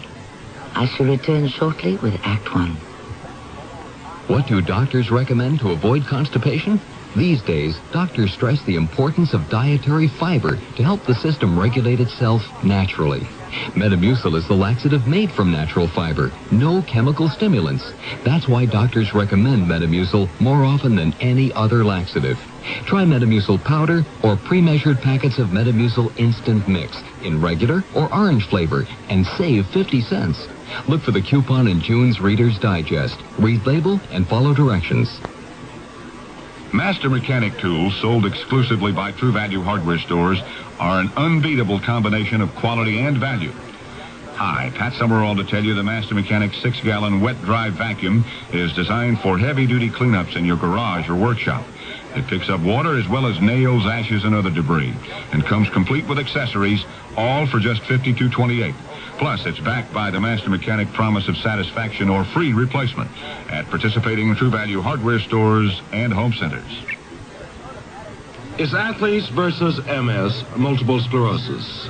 This is Frank Gifford spreading the word about a dynamic new team which is banding together to help stop MS, the terrible crippler of young adults.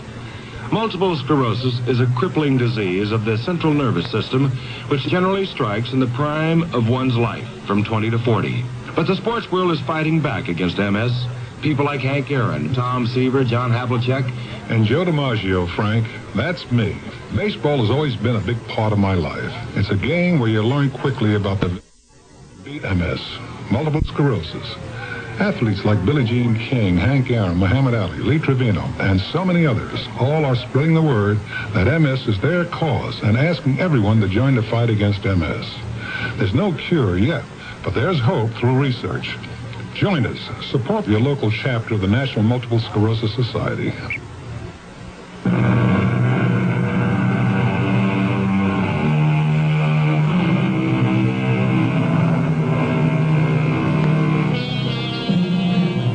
Turn back the clock 100 years.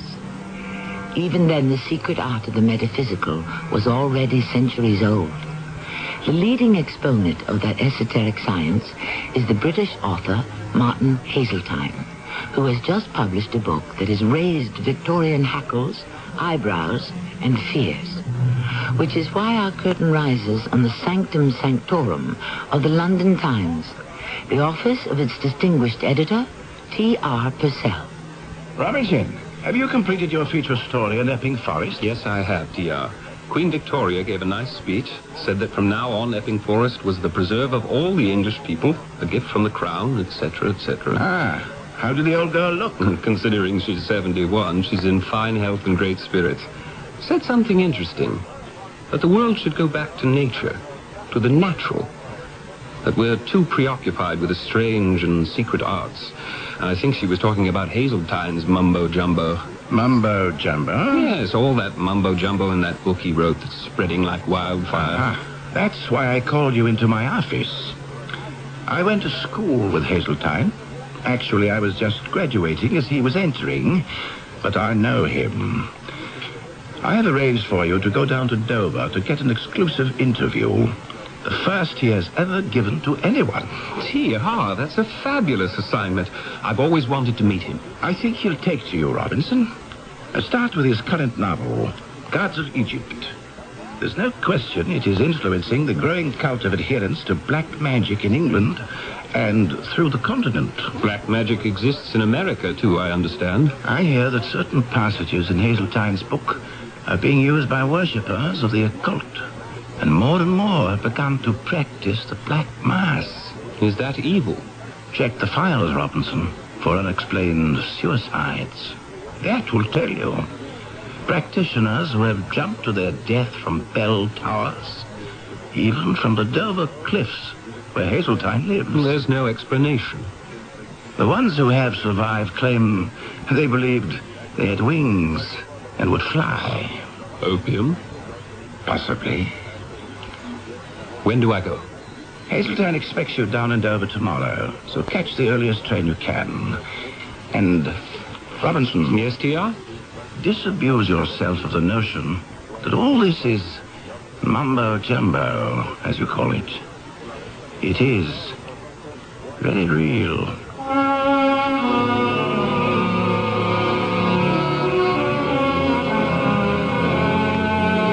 Train! Robinson Train, is that you? Mr. Haseltine, sir. I didn't expect you to meet me at the station. Why not? The morning trains are always on time. Good trip? I was reading Gods of Egypt. Time went very quickly. Ah, good man, good man. Doing your homework? No, for pleasure. It's the third time. You don't say so. How's Purcell?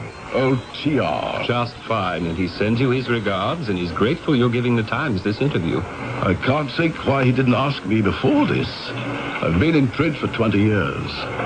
Come along, we'll walk it. Can you manage that bag? Oh, yes, sir. And you'll have to stop calling me sir. Call me Martin. I gather quite a tornado has blown over Gods of Egypt. It's all history. I set the novel against what happened. what people used to believe in. Don't know why they make such a fuss over it today. Actually, what I'd like to do is a kind of short biography, a profile of you. Not full face. The author at work, I know that kind of thing. Now, my door is open to you. You will meet my wife, my secretary. I have a little boy, marvelous child. He's 7 and... Well, write whatever you wish to write. You said too much attention was being paid to the gods of Egypt. Misdirected attention. That's why I agreed to have you come by. I want to set the record straight. I don't believe in witchcraft. Once scrap, never did. It never will. But there is a purely historical background to my novels. I'll certainly be glad to help you, as you say, set the record straight. Oh, no. This is our house. One thing more, Robinson.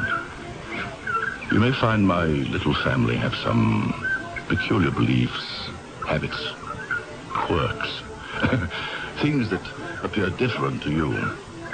Take them at the face value. Don't interpret their actions. Well, here's the gate.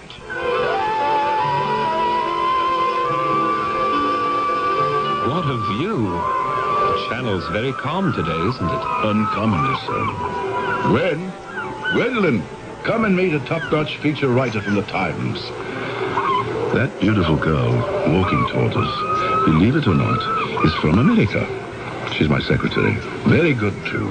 Helps my wife with the housekeeping, taking care of the little boy. Gwen, I'd like you to meet Robinson Crane.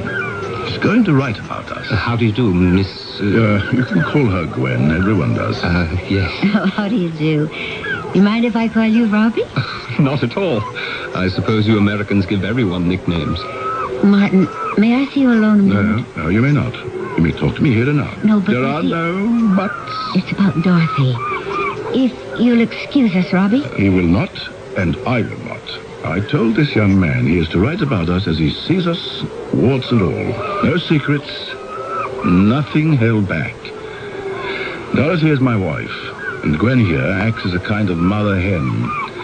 Dorothy is a very nervous person. Your boy, Hermes, has run off somewhere and Dorothy can't find him. Come along, Robinson. I'll introduce you to Mrs. Hazeltine and we'll have a go at finding Hermes. Gwen, my dear, lead the way.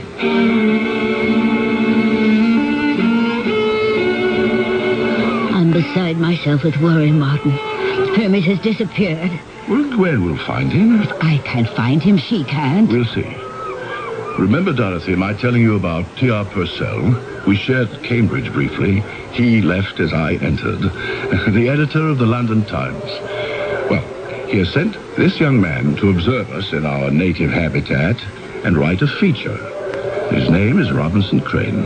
How do you do, Mr. Crane? As you can see, Robinson, Dorothy is the most formal member of our little tribe. And now, Gwen, where shall we look for our little truant? Dorothy, what about the tool shed? The tool shed? I looked in there. Besides, Hermes has been warned not to go in. He wouldn't. It's worth another try. Let me go. I'll do it.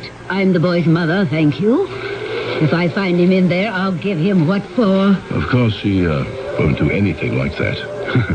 She won't even scold him. She'll kiss him and make a great fuss. My wife is devoted to our son, and I don't take that lightly. You see, our boy was born mute. Mute? That is sad. Yes. We've taken him to every specialist in England and Europe. They can't find anything wrong, organically. It's a puzzle. But they don't even hold out any hope for Hermes. His name is Hermes. Hermes. Actually, the name was Gwen's idea. It's the Greek for the Egyptian god Thoth. You might say Hermes was the very first god of the occult. It's a very pretty name. Let us get into the house. And I'll show you your room where you can unpack, and I will open the bottle. What's your preference? The grain or the grape? The Scotch will be fine. But I wasn't planning on staying. I thought we'd talk all day, and then I'd take the evening train back to London. Oh, don't be ridiculous. What kind of a profile do you think you could do on Martin Hazeltine in a few hours? Matter of fact, I did come prepared for the weekend.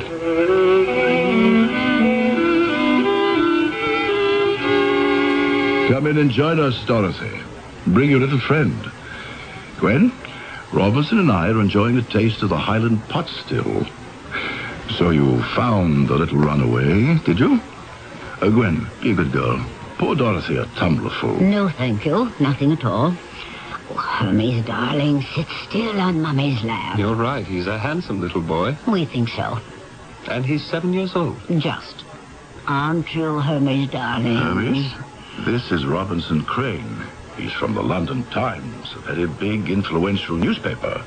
He's going to do a story about us. Where were you, son? In the tool shed, just as Gwen said. Sitting on the floor. I can't understand it. He wasn't there when I looked before. It's his magic carpet. Wish I had a place I could disappear from sometimes. Is there something about the tool shed that's dangerous? Oh, how stupid of me, of course. Sharp garden tools. He's right.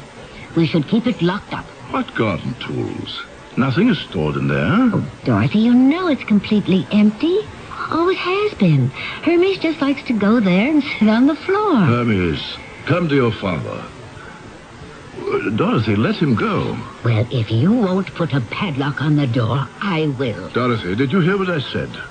Let the boy go, so that he can come to me. I'm taking him upstairs to bed. Up we go. To bed? It's not his bedtime. Time for his nap. Mr. Crane, I hope you enjoy your stay with us. Martin will have a lot to tell you about his books, I'm sure. Mrs. Hazeltine, I think the Times readers would like very much to know the feelings of the wife of a great writer, especially what you think of his books. I'm sorry I shan't be able to accommodate you. I have not read any of them, and I don't intend to.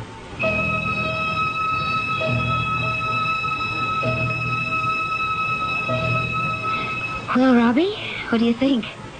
You've been here most of the day, had dinner with us, and observed the Hazeltine family at home. I don't know what to think, Gwen. Martin said you'd been working for him for 7 years. Mm-hmm. Since I was 18. I came as a replacement typist and stayed on. Gwen, while it's still light, I'm fascinated by the tool shed.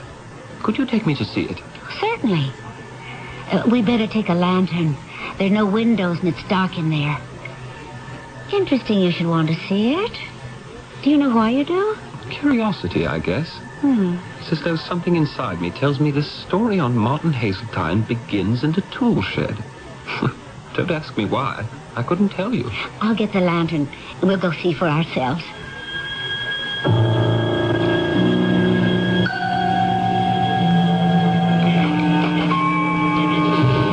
Has this tool shed been here for a long time? I mean, is it old? A few hundred years. In the 1500s, it was built by a widow. She lived in this tiny room. She was accused of being a witch and was stoned to death. And then, a few hundred years later, it was repaired and became a dairy for the people who owned the house. A dairy? Mm-hmm. Where the milk was separated and they made butter. The local farmers will tell you every time the milk was brought here, a cow died. And finally, the family who lived here gave up and, well, it became a tool shed. Smells musty in here. I shouldn't wonder. No, not musty. More like incense. Something was burned here. Who knows? There are those in the village who won't visit Martin because of this little building. It's still associated with cows dying. Well, you know how country people are. They say the vicar should come and exorcise the devil here. It's haunted. Cast the spell. Does Mrs. Hazeltine believe that? I don't know what she believes. Gwen, would you shine your lantern on the floor over there? I thought I saw... Gwen, what's that? That design on the floor. Oh, it has some Kabbalistic meaning, but there's not a book I can find written about it. I can barely make out an 8-pointed red star in 3 circles of black. Quite faded. It must have been here a long time. And you haven't any idea what that sign represents. Oh, I didn't say that. I said there's no book on it. I do know it's as old as the Druids. It's called the Devil's Mark. Never heard of it. The Devil's Mark was acquired by a witch at her initiation into the Devil's service. It's the mark that Satan places on a witch as a token of his authority over her. And what do you suppose it's doing in this tool shed? To coin a bad pun, I'd say mystery loves company.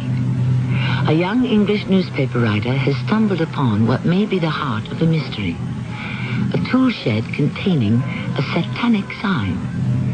Does it dominate an author, his wife, their mute child? The only way to find out is to stay with us until the curtain rises again on Act 2. Hello, my name's Victor Kaya. I was a dedicated blade shaver until my wife bought me a Remington microscreen shaver. They told her it shaved as close to the blade or she could return it with the sales slip within 30 days and get her money back. Remington has 2 microscreens. The first microscreen shaves incredibly close. The second microscreen shaves even closer. I was so impressed, I bought the company. The Remington microscreen shaves as close as the blade, or I'll give you your money back. Available at all Kmart stores. For over 3/4 of a century, Buick has enjoyed a reputation for having fine, luxurious cars. We're very proud of that. It's a reputation that grows every year. 1982 was no exception. There was the introduction of the new Century and the small Buick Skyhawk. And while each Buick lives up to the name, there are refinements and improvements on everything from the full-size Electra down the line. You see, the Buick reputation isn't just something we ride on. It's something we build on. I'm lost and lonely, scared and sad, trembling at the thought of making you mad. My love is yours, but at times you're so cold. If life's like this, take me before I grow old. This song about child abuse was written by a man who has served time in a state prison. It tells how he felt growing up as an abused child. Many of the social problems in America today spring directly from child abuse. Yet, with enough knowledge and enough money, child abuse can be prevented. Help us get to the heart of the problem. Write Prevent Child Abuse, Box 2866, Chicago, Illinois, 60690.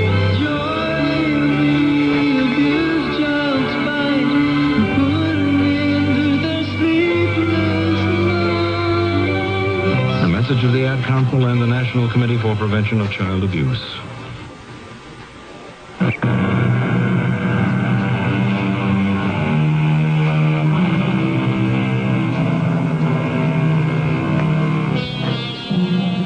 It's a good question to ask oneself. How much should one dabble in the unknown? Dig at the mystery of the supernatural. Probe into the paranormal. Back 100 years in the England of Queen Victoria, avant-garde author Martin Hazeltine did just that. Was it worth it? Ah, Robinson. Mind if I poke my head into your room? Not at all, Martin. I'm glad you're still up. Would you like to come to my study and have a start at the formal interview? I certainly would. Not too late for you. I'm used to late nights. By the way, I hope you don't mind. After dinner, I asked Gwen to show me the tool shed.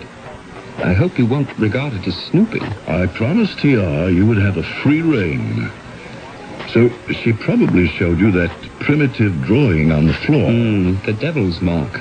Gwen is quite a bright girl, but about that, she is mistaken. Let us go to my study.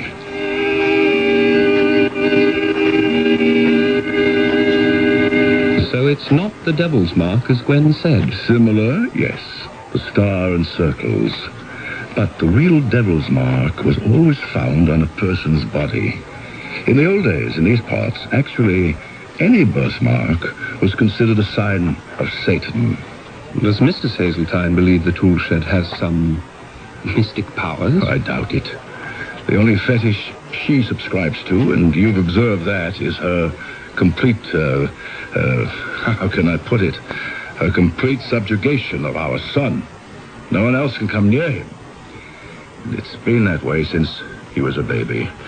It's as if Hermes was Dorothy's captive. Is it true she's never read any of your books? So she says. I've no way of proving it. They're all over the house. Where did you meet Mrs. Hazeltine? In Egypt. Her parents were missionaries who turned to archaeology. But your wife didn't follow in their footsteps? Oh, yes, she did. But just 1 week after I arrived, she suffered the terrible shock of seeing both her parents fall from the top of an Egyptian tomb to the edge of the Nile below. They died? A terrible tragedy. The fall broke their necks.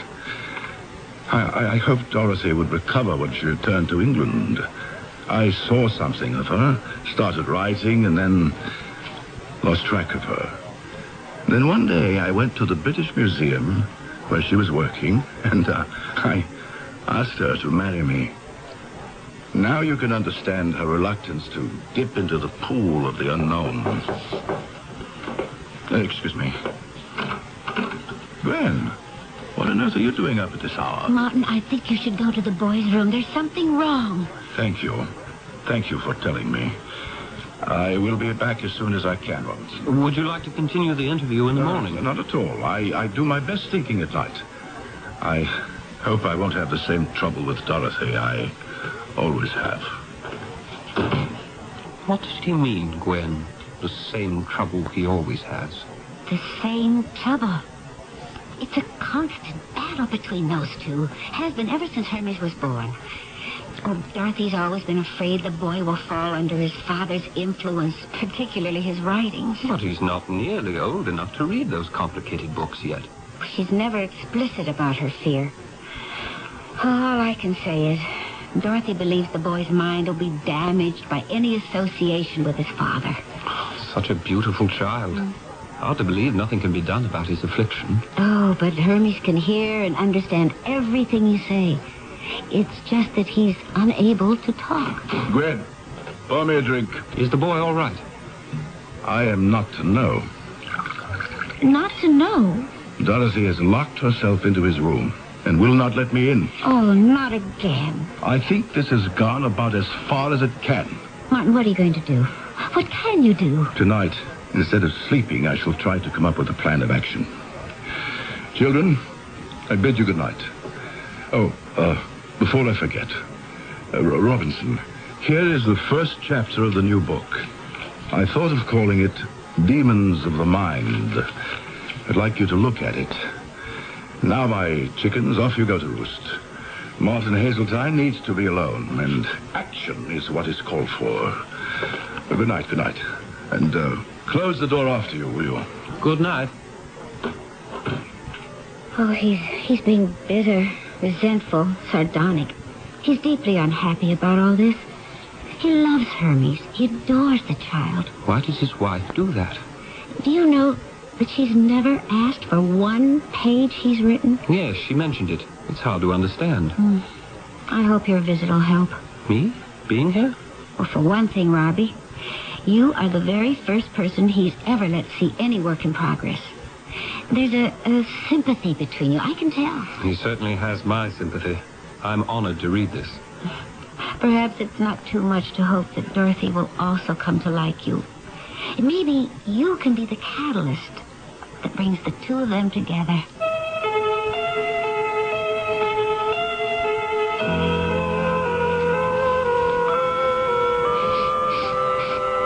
What's that? I smell smoke. Smoke? Where's my other slipper? Robbie, what are you doing up at 3 in the morning? I could ask you the same question. I was reading and suddenly I smelled smoke. So did I. Where's it coming from? Outside. You mean there's a fire out there? Well, I checked the kitchen. It's not in the house. There's a double lock on this front door. Here, let me. It's coming from down there, where the tool shed is. Let me open the tool shed door. Could be dangerous. I don't understand this. I smelled smoke. I know I did. But as soon as you opened the tool shed door, it went. No smell of it. Wait till I tell Martin about this. If you weren't with me, he wouldn't believe it. Why wouldn't he? I don't know how much you know of Martin's books. I've read every one of them. Well, then you know with what reality he portrays the alchemy of time and sorcery. It was Martin who discovered that sign on the floor. But he disowned it. Said a devil's mark was only found on a person's body. Something was happening here just now. I wonder if we ever shall know what. Who knows? 3:30. Might as well get back to the house and use what's left of the night to sleep.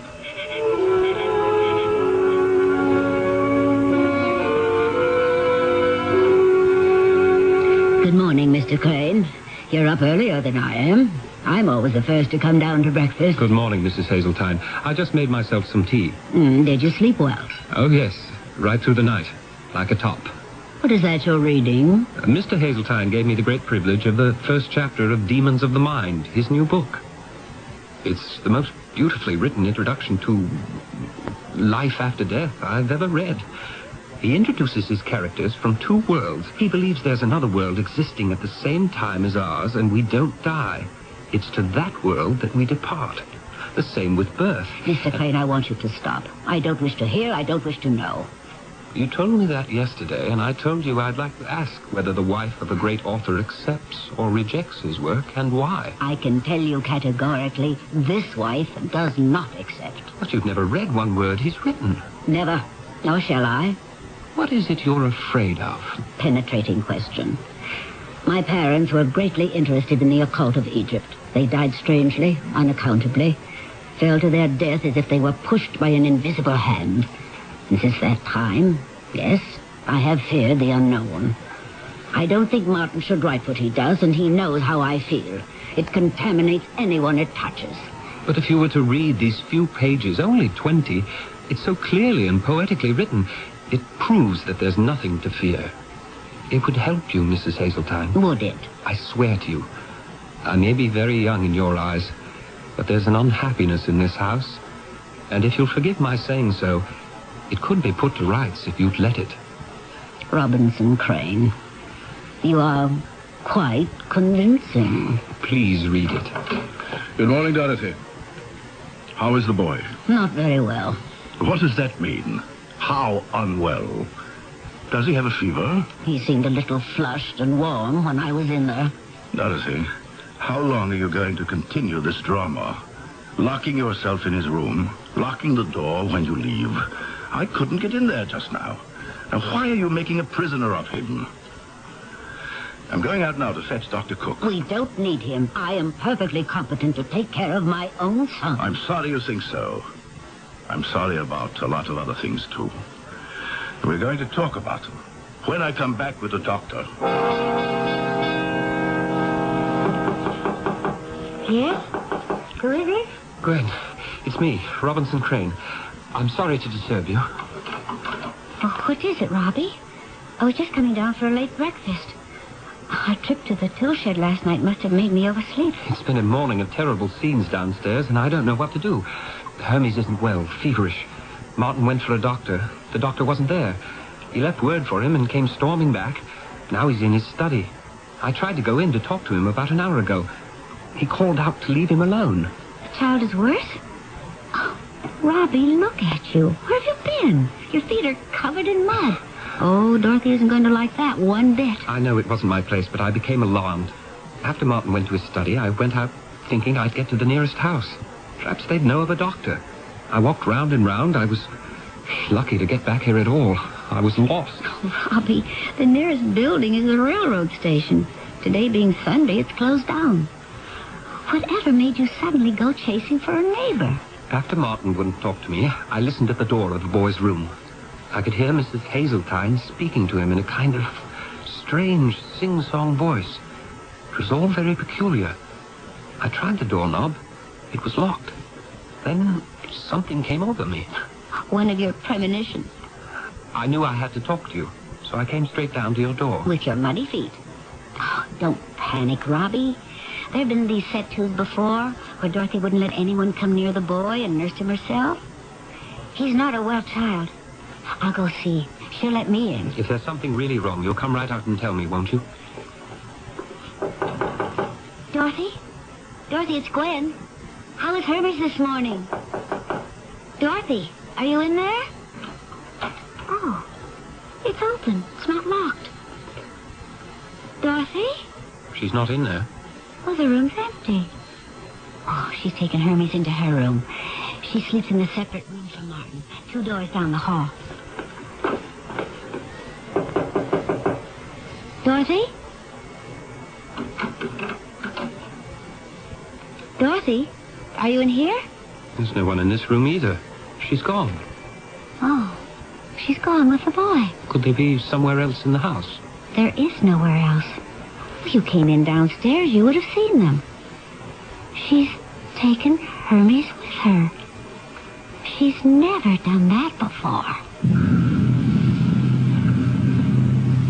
On the wind-swept-over coast stands a house, inside of which lives a novelist, his wife, their 7-year-old son, and a young secretary. There is no other house for miles. This house, with its vacant tool shed, adorned with cabalistic signs, is like a world unto itself, alone. What is the key to the mysterious actions of those we have met?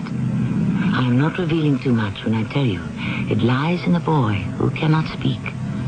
Perhaps a reincarnation of the god after whom he was named. I shall return shortly with Act 3. Weekdays on CBS television. Wake up to comedy with One Day at a Time. You really think you're hot stuff, don't you, Schneider? Ladies in this building don't call me super for nothing. Then, keep laughing as Mel lays down the law on Alice. There is only one rule in the restaurant business, Vera. Get them to swallow it. And The Price is Right with the priceless Bob Barker. That's One Day at a Time. Alice and The Price is Right. Weekdays on CBS television. Check your local listings for the time. Sid Hermel, Topol user. You are a, pipe smoker, fairly heavy. Does it affect your teeth? You always get this tar, this stain, this discoloration. He used Topol Smoker's Tooth Polish. It certainly removed the accumulation of these stains and tars. Topol Smoker's Tooth Polish with 3 ingredients to clean and polish. Helps remove ugly tobacco stains. Gentle enough for everyday use. My wife said, look at your beautiful teeth now. You're kissable. Topol, fluoride in red or mint flavor in the blue package. Use only as directed. Hello, this is Max Moran. Do you have a sight problem that prevents you from reading? I've got good news for you about Choice Magazine Listening, a free service. Every other month, Choice Magazine Listening will send you, free, on phonograph records, 8 hours of selections from leading magazines featuring writers like William Styron, Joyce Carol Oates, John McPhee, Kurt Vonnegut, Art Buchwald, many others. So if you are blind or unable to read regular print, or if you know someone with this problem, write to Listening, Box 10, Port Washington, New York, 11050. We'll also tell you how to get the special record player provided free by the Library of Congress as part of its Talking Book program. So, write Listening, Box 10, Port Washington, New York, 11050, or telephone 516-883-8280. That's 516-883-8280. A public service message on behalf of the nonprofit Lucerna Fund.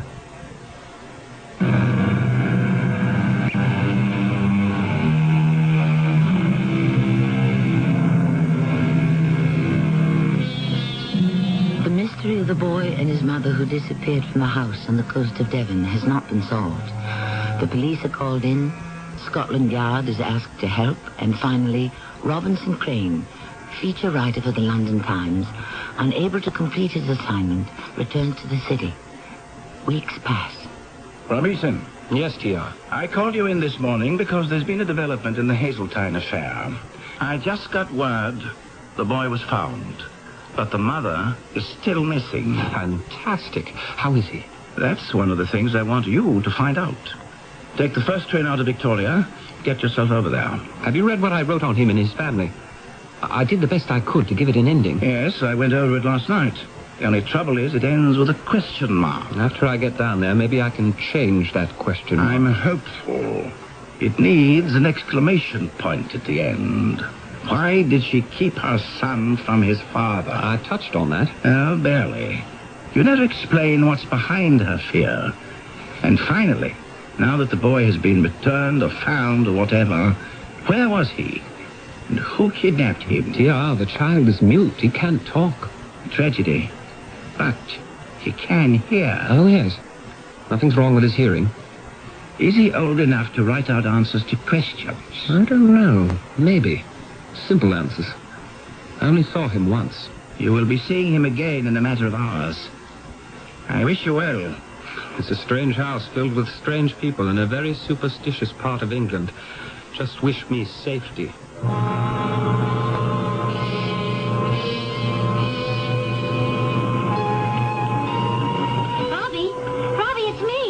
Gwen. Robbie, I never expected to see you again. What are you doing in Devon? What are you doing at the station? You didn't know I was coming down here, did you? This is unbelievable. Martin sent me. Martin said go to the noon train. Someone's arriving and I want you to meet him. It doesn't make sense. Oh, yes, it does. He's psychic. He knew. Is it true Hermes was found? How is he? I'm not going to tell you. You'll see for yourself when you get to the house. Come on, let's walk. Gwen, you can at least tell me, is the boy in good health? He was sick when he disappeared with Mrs. Hazeltine. It's as if nothing happened to him. He's bright and cheerful. It makes such a difference. What does?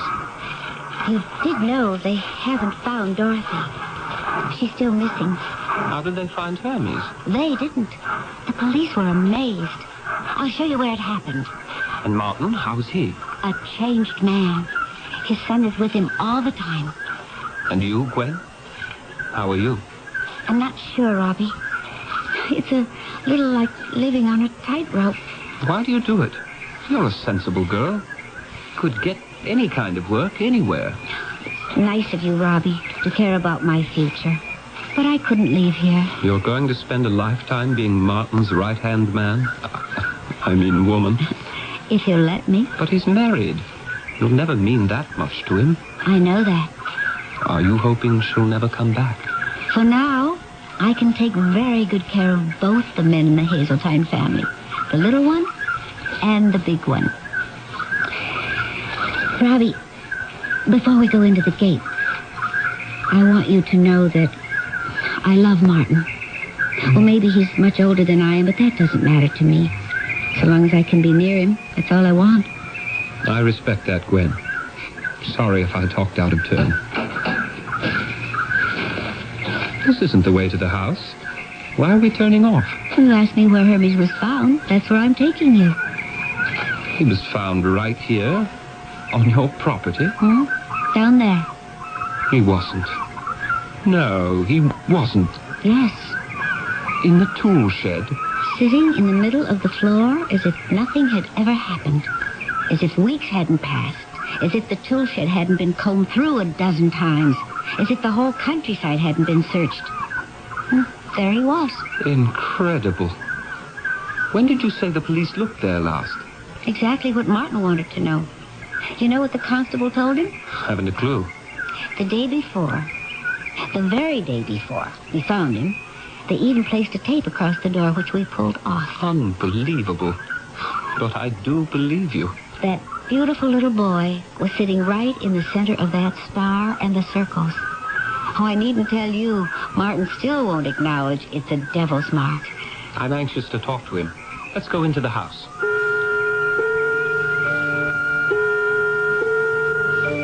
Yes, Robinson. I am a changed man. That is, to some degree. I still worry about Dorothy. Did she leave of her own accord? Did someone take them both? Can't you get an answer from Hermes in some way? It's hopeless. He actually knows nothing. It's as if that little boy's mind went blank for all those weeks he was missing. By the way, where is Hermes? I was hoping he'd be right here in your study, sitting on your lap, Martin. That's where he generally is, on the lap of his papa. I put him to bed for his new nap. But I think he'd like to wake up and greet his Uncle Robinson. I told Uncle Robinson where we found him. In the tool shed, as if by miracle. You're right. It was definitely a miracle. That must be the workman. I'll go. If Robbie's staying and hasn't eaten, will you do something about that, Gwen? Yes, I will. Go along. I have eaten, and as for staying, I plan to until I can wind up this story. I know that between the two of you, there are a dozen things left unsaid. Oh, don't fret, Robbie. You know enough about the great Hazeltine to write 3 stories. But not what my editor wants to know. By the way, that manuscript chapter you read of Demons of the Mind, he tore it up and started all over again. It's much less fearful and more hopeful. Do you mean he now feels that one can make contact with that other world? Yes. And all those people in the darker ages of man who were persecuted for being sorcerers and witches actually did step into our world from another. Gwen, is that the secret? Are you saying that that's where Dorothy and Hermes disappeared to? They stepped into another world? It would explain a lot, wouldn't it? Why the boy's mind is a total blank. Does Martin believe it? That's what he's been comforting himself with all these weeks. Oh, Martin, what is it? You look white. They found Dorothy. She's dead. Oh, where? Well, not in the tool shed. At the foot of the cliff. Straight down from the rock facing the water. Her neck broken as if she'd fallen from a great height. Gwen, it's the irony of it. You mean because that's the way her mother and father died in Egypt? Maybe it's not a joke of fate at all, Martin. Maybe it was preordained. I knew there was a reason we hit it off so well, Robinson. He sounds like one of us, doesn't he, Gwen? He's got that intuitive reasoning. May I see Hermes? Gwen, our roving reporter is in for a surprise, isn't he? Give me 2 minutes to wake him and wash his face. Didn't I tell you he was a magnificent father? And I want to tell the boy he's about to be interviewed by the London Times. 2 minutes, and then you two come in. All right? My notebook and pencil will be ready. You can come closer, Robinson. You've met my son Hermes before. I certainly have. I heard you were away, Hermes. I'm glad you're back. Thank you. Did he speak? I mean, did he actually say thank you? I have an exceedingly polite son. Oh, yes, Hermes can speak, and speak he does very well. Don't you, my angel? Oh, no. Wayne, he knows my name. This is fantastic. Papa. Papa. Yes, my boy. Papa is here. He will always be here. Martin and I were the ones who found him. Suddenly we were sitting here, and we had this feeling, right here in this room. It came over us so strongly. And without saying a word, we found our... That's what he said. His first words. Of course, he'd been hearing them for years, but he never said them. Have you told any doctors about this miraculous... Not yet. Gwen and I have been too busy enjoying his new ability to speak. Now I shall dress our little friend, and we shall meet you outside in, say, 10 minutes. And the four of us will take a walk. Hermes, it was a great pleasure for me to see you so well. I'm going to have to go back to London now, but I look forward to my next visit.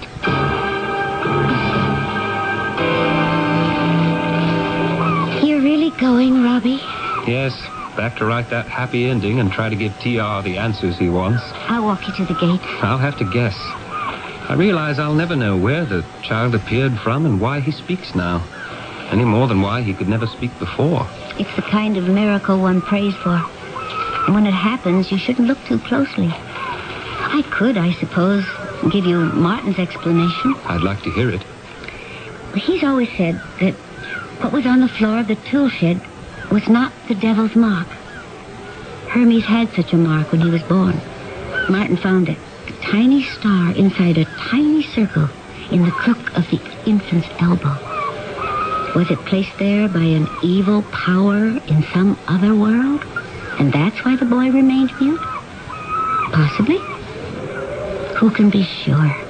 It doesn't explain why suddenly he can talk now. Oh, but it does. You see, the mark on Hermes is gone now. It's disappeared.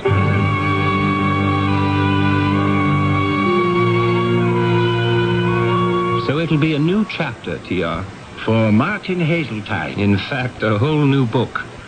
That's the way I'm going to finish off the profile.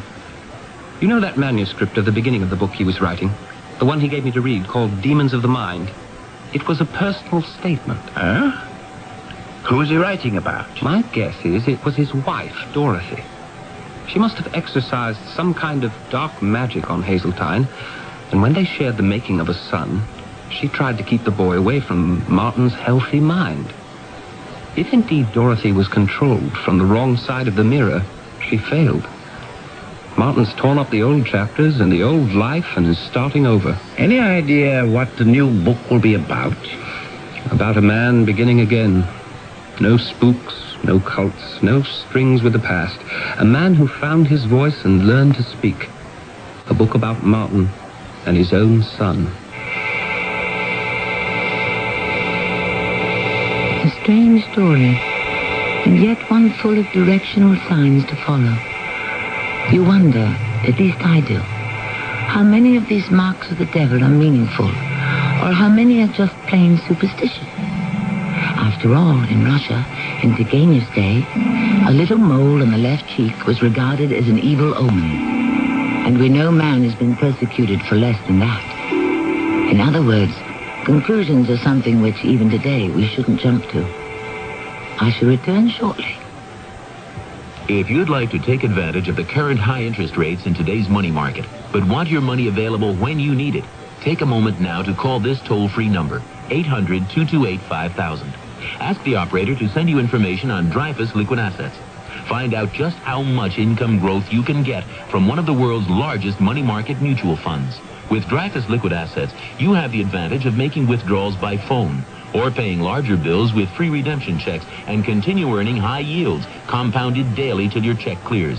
You can put money in or take it out anytime with never a sales charge or a penalty. But call now, 800-228-5000 for free information and a prospectus, including management fee, charges, and expenses. 800-228-5000. Study the prospectus carefully before you invest and learn how Dreyfus Liquid Assets can help you get the lion's share from today's high interest rates. 800-228-5000. Toll free, 800-228-5000.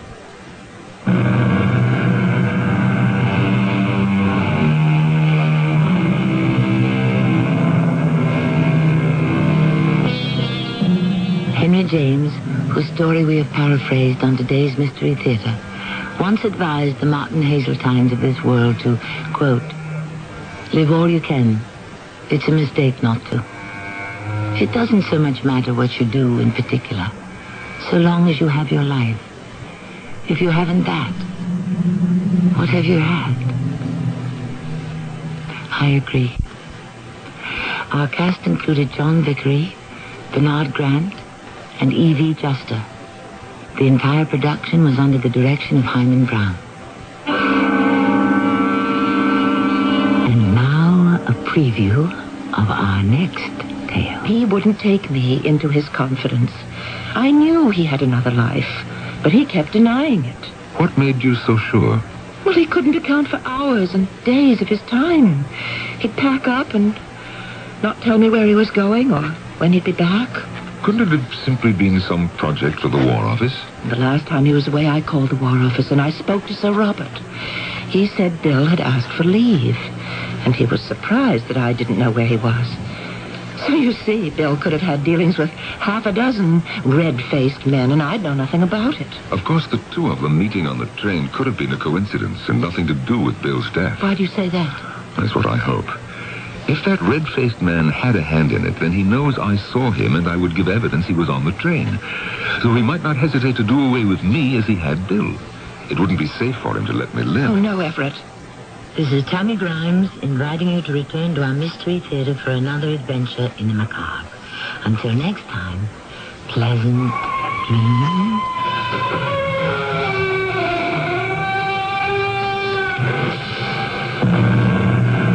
This is Nat Wright. Stay tuned for the Dawn Patrol flight, where we'll be playing your songs all night long after the news. It's midnight. This is WIP, Metro Media Radio, in Philadelphia. We invite you now to stay tuned for the Mystery Theater.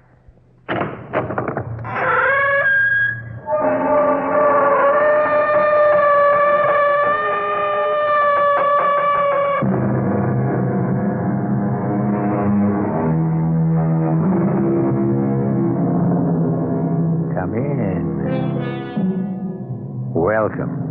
I'm E.G. Marshall. I am a parcel of vain striving by a mere chance held together.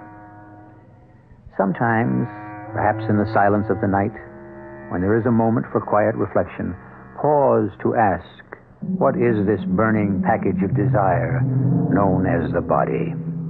What is this seething mass of chaotic thought known as the mind.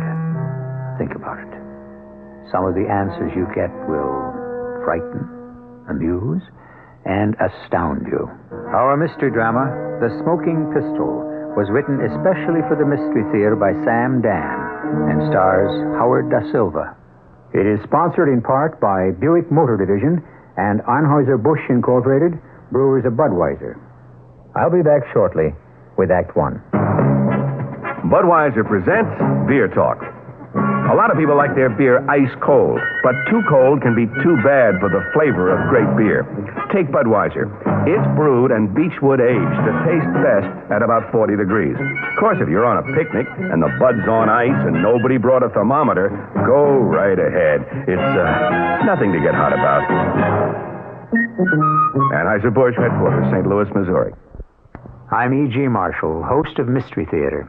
It's Christmas time, and you are Santa Claus, the spirit of Christmas. And with your generosity, the reality of Christmas will be brought to thousands of needy children in the WOR listening area. Your contribution means gifts of toys and clothing for each of them under Christmas trees in hundreds of hospitals and institutions. You light up those little faces on Christmas morning because you have taken the time now to send your check to the WOR Children's Christmas Fund. The nicest thing about your contribution is that 100% of it, the entire amount, is used to buy gifts for the children. Send your check today to the WOR Children's Christmas Fund, Box 710, Times Square Station, New York, 10036. Thank you. Ah, Madame Rochas, je vous adore. Ah, Madame Rochas, pour moi, vous êtes toutes les femmes. In France, romance is a national passion. So is Madame Rochas. Madame Rochas, perfume and eau de cologne. There's never been a more romantic fragrance or a more beautiful interpretation of what it means to be a woman. But why wait for him to make a gift of it? Discover Madame Rochas for yourself.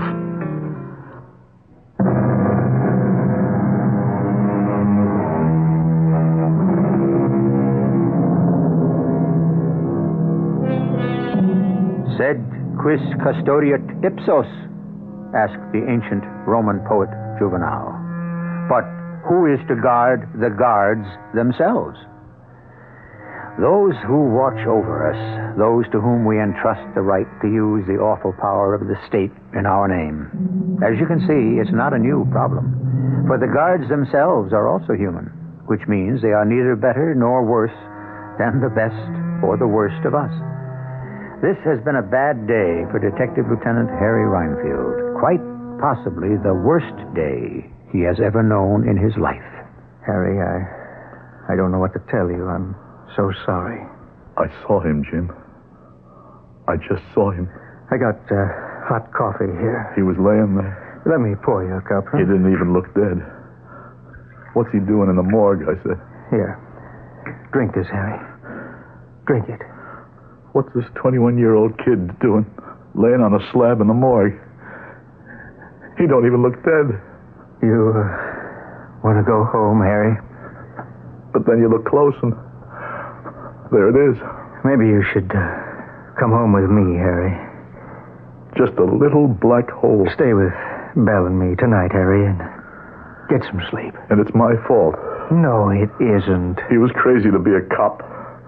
Why do you want to be a cop, I asked him. Go to college, I told him. He went to college. Yeah, the day he graduated, he joined the cops. What did he need it for? I gave the department 25 years. Shouldn't that be enough for one family? He could have made something out of himself. He made something out of himself. Yeah. Well, here's how it is right now. I'm out to get the punk that killed my boy. I know how you feel. If I have to spend the rest of my life, I'll get him. And, Jim, this is between you and me. Don't expect me to bring him in. Harry. So look at me, Jim. Harry Reinfield, Detective Lieutenant Harry Reinfield. Ace homicide sleuth. That's what it says in the paper. There's something you... All those cases I solved, we used to sit around and laugh at the stories they wrote about me, remember? We know what police work is, don't we, Jim, huh? Don't we? Sure, Harry. All those cases I solved for the city, for the law, for the taxpayers, for the department. Well, now I'm going to solve one for me. I'm going to crack one, break it wide open. Nobody's going to stop me. And when I get my hands on that... Harry, sit down. Don't you give me orders. I'm your superior. I got the right to give you orders. Not today. Sit down. We got him. You what? I said, we got him. You brought him in? Yeah. Who have you got? Well, he was there on the corner of Collins and Maple, a gun in one hand, Jerry's wallet in the other, some glassine packets of horse scattered on the ground. Go ahead. Well, what more do you need? What more does the DA have to produce for first degree? It was a drug bust, and the punk had a gun, and... Yeah? Yeah, what's the punk's name? Mason. George Mason. Has he got a sheet? Oh, some little stuff, break and entry, assault. Where is he? Down in the holding pen. I want to look at him. Harry, would that be such a good idea? I want to see the punk that killed my son. Maybe you shouldn't, Harry. Not now. Not the way you feel now. I said I'm going down to the tank. On your feet, punk. What's your name? You have a name, don't you? Okay, that doesn't matter. So, you confessed yet? Let's hear the answer, punk. Has he confessed, Jim? He won't say a word. He won't say a word, huh? Quiet little punk, right? So, let's go over what happened again. There's this young undercover cop, and he arranges to make a buy from you, right, punk? On the corner of Collins and Maple. You meet. You hand over the junk, he flashes the badge, and you pull a gun, right? Right, punk? What's the matter?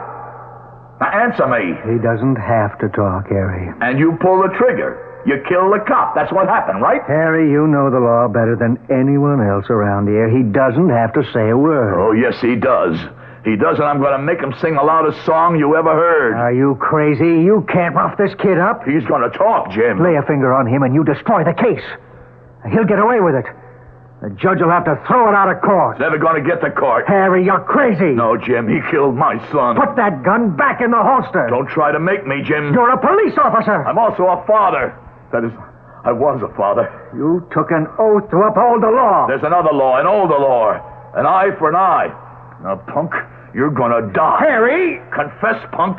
Don't go to meet your maker with a lie in your soul. Don't go with a sin in your heart. Confess now. Confess to me, and I'll forgive you. And I'll send you out of the world clean. You're crazy, Harry. Come on, punk. Confess before I pull the trigger. Jump him, Carter. What? Hold it, Carter. Hold on to him. I'll kill him. You're not gonna... Hold on to that gun hand, Carter. Now, hold on. You can't stop me. You asked for it, Harry. I'm sorry, Harry. I'm sorry.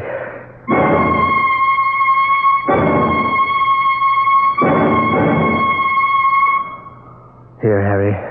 Drink this.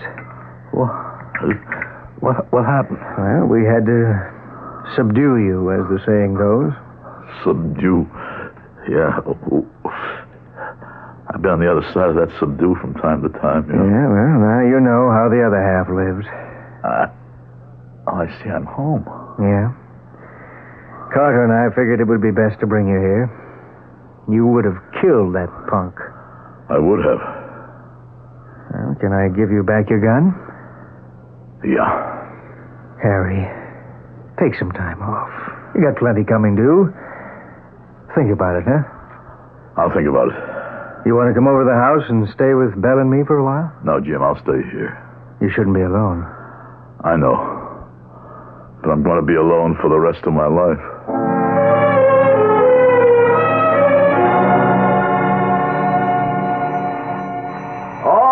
All right, I hear you. Yes? You're Lieutenant Rhinefield. Yes? May I come in?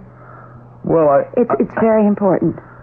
Important? I'm sorry, ma'am. I can't consider anything as being important today. I just buried my son. I know. I was at the funeral. Well then, I'm sure you know how I feel. Not now, but I will. Because a few months from now, I'll be coming home from my son's funeral. I beg your pardon? My son is going to die. Everybody says so. That's because everybody says he killed a cop. Look, ma'am, My name is Mason. Bessie Mason. Mason? I'm George Mason's mother. I must talk to you. We don't have anything to say to each other. Please. Mrs. Mason. Please. Look, I don't want to seem impolite or anything like that, but I must ask you to leave. But he didn't do it. The evidence speaks for itself. But I don't care about your evidence. Well, what do you want me to do? What the city pays you to do. Find the killer. The killer's been found. My son is innocent. How do you know? Because he told me. Oh, sure, yeah. That makes everything different. Your son is a punk. In many ways, yes. I can't deny that. He's already done time? That's a matter of record. Once for break and entry? Yes. And once for assault? Yes. And he was innocent those times, too, huh? No. So he's not a little angel? No, he's far from it. But he's not a murderer. Look, lady, I just can't stand here and talk to you. You'll have to excuse me. Please let me in. Thank you. What do you want me to do? I've already told you. Find the killer. Now, Lieutenant, you had a good boy. I don't. And it's my fault. I was busy, very busy. His father ran out on me many years ago, and I got a job in personnel, and I made something of myself.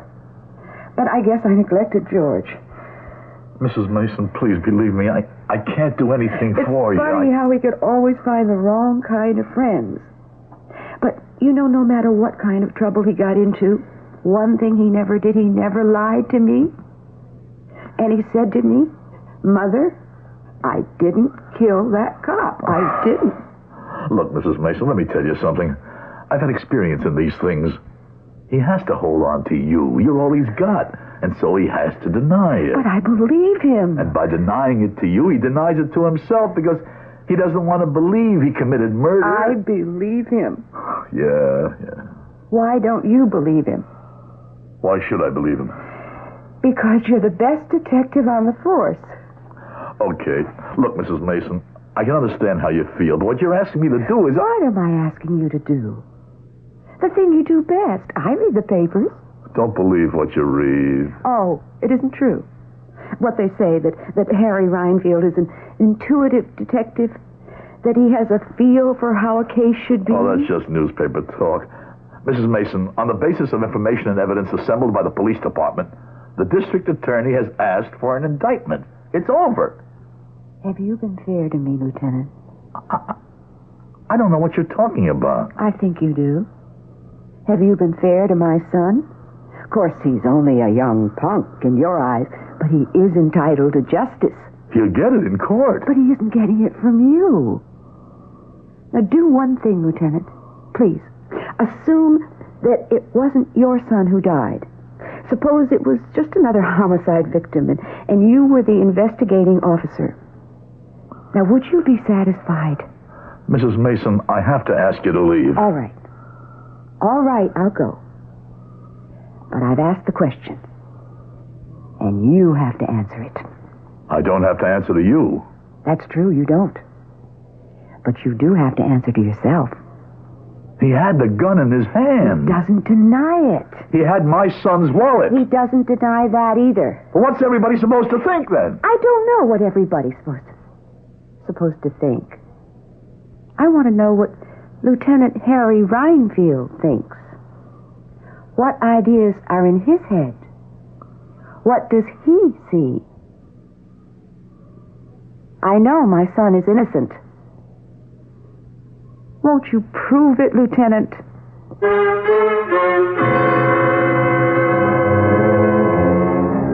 In a recent, highly celebrated public proceeding, a definition of guilt was requested. And it was said that if a murder has been committed and you see a man near the corpse with a smoking pistol in his hand, it would be reasonable to assume he's the killer. The smoking pistol. That does it. Or does it? I'll continue in just a few moments. When you feel it coming on, and you've got no time for it, catch it before it catches you. Give your code to contact real medicine for real colds. Here in my hand is a little capsule.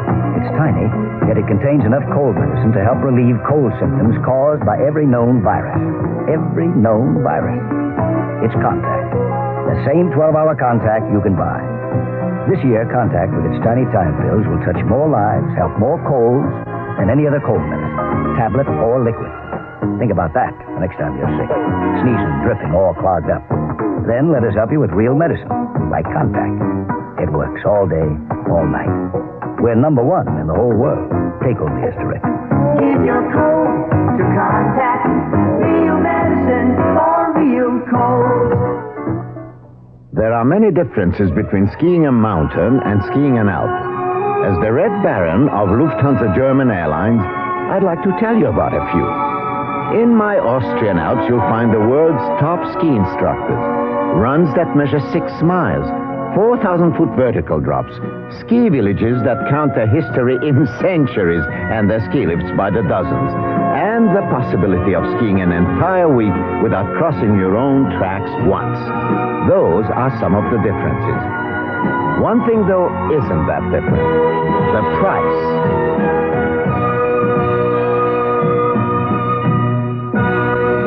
The cost of the Red Baron Ski the Difference holidays in Austria, including airfare, are about the same as the cost of an equivalent length stay in a comparable Western American ski resort. Kitchen Lib means less cooking, more time for fun. So whether for family dinners, parties, or friends dropping in, Polish ham is your answer. Krakus or Atalanta brands. These are fully cooked right in the can. All gristle and bone have been removed, so you buy only lean, tender meat. Now, this is great for your budget, too. All you need do is open the can and slice whatever quantity you need. Of course, you can also heat Polish ham if you prefer, if you want a warm meal. Krakus and Atalanta are the only imported hams to have continuously earned both the Parents Magazine seal of commendation and the Good Housekeeping seal. All this and great flavor, too, in handy 2, 3, 5, or 7-pound tins, or sliced in whatever quantity you need. Get Krakus or Atalanta hams at food stores in your neighborhood. You'll love its convenience. Your family will love its great taste. These have been imported for more than 25 years by New York Commodities Corporation. Available at all Acme supermarkets.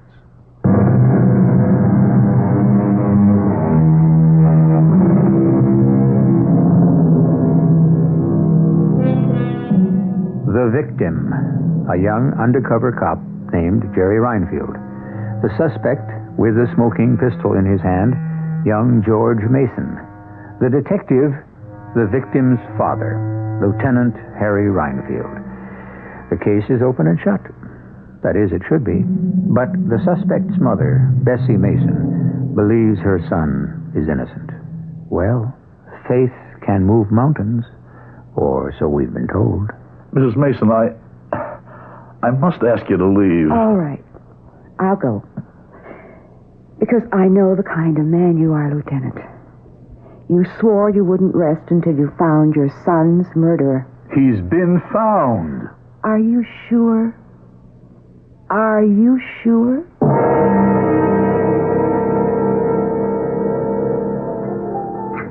What are your plans, Leona? Plans? I don't know. I haven't made any. Are you going to? I suppose so. One day.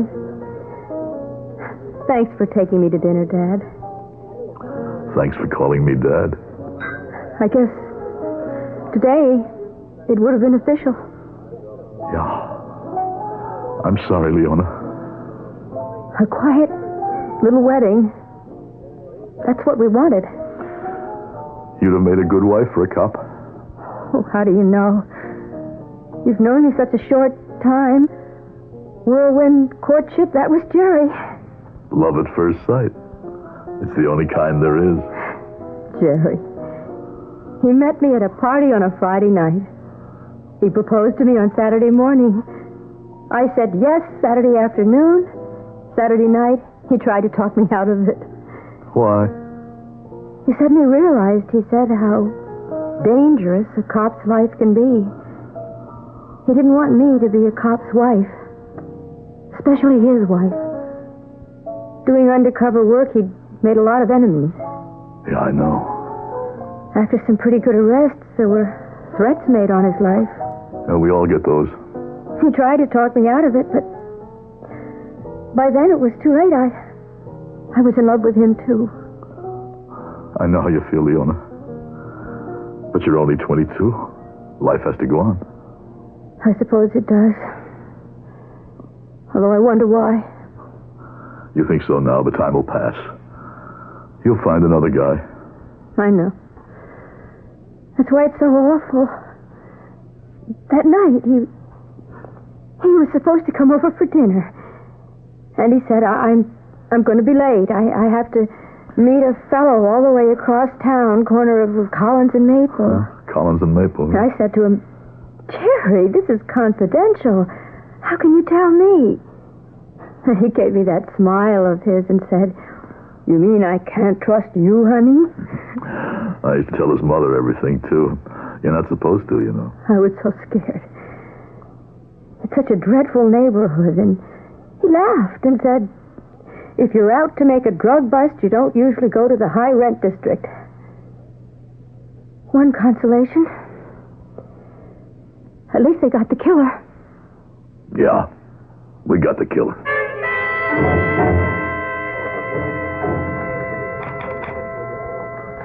The latest manpower allotment. Allotment? Is that one L or two? 2 L's. Huh? What are you doing here? My son goes on trial tomorrow. Look, Mrs. Mason. I tried to get you at home, but you're never there. Mrs. Mason, I've already told you, there's nothing I can... I know what you told me. I've come here to ask you a few questions. I'm busy, and besides, there's no use... Questions you should have asked yourself. Now, who was your son supposed to meet? We know that, a drug pusher. Right, not anyone of great importance, just a pusher. Your son. Let's say it was my son. Why would my son kill him? Because, A, your son spotted him as a cop. Or B, after my son identified himself, your son decided to shoot it out. You're forgetting C. Your son's gun was still in his holster. Your son felt safe. Why? Because he knew he was going to pick up a small potato. That describes your son, doesn't it? But small potatoes don't kill cops. Why? You know perfectly well, if my son was pushing drugs, he'd be part of an organization. You know they protect their own. You know that he would get a suspended sentence, maybe a few months in jail. That's how it usually works out. Why kill? Reasonable, logical. But your son just lost his head. My son didn't do it. And your son wasn't there merely to catch a small-time pusher. He was being set up. By who? Well, am I a law officer? Do I have the resources of the police department behind me? Why would my son be set up? Well, maybe he was too good a cop. Maybe somebody didn't like him. If your son didn't do it, why was he there with a gun in his hand? Why don't you ask him? The other officers in the case have asked him. Then why didn't they listen to his answer? Really listen. Mrs. Mason. You know I'm right. What do you want from me? Now, why are you angry? I'm just a mother, and not a very good one. Now, all I know is my son tells me he's innocent, and I want to believe it. I want to believe it. Now, look, no. It's all right. I'm sorry I bothered you. Please excuse me.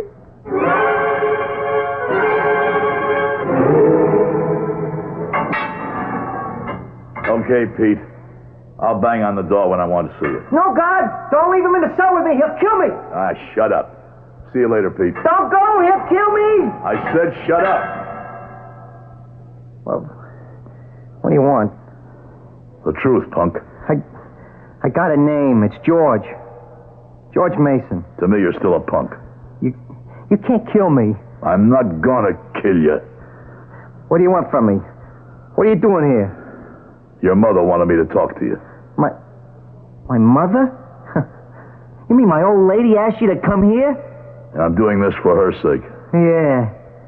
Yeah, Bessie's still a good-looking dame, ain't she? I'm gonna let that pass, but don't press your luck. So, and she's cut up about me.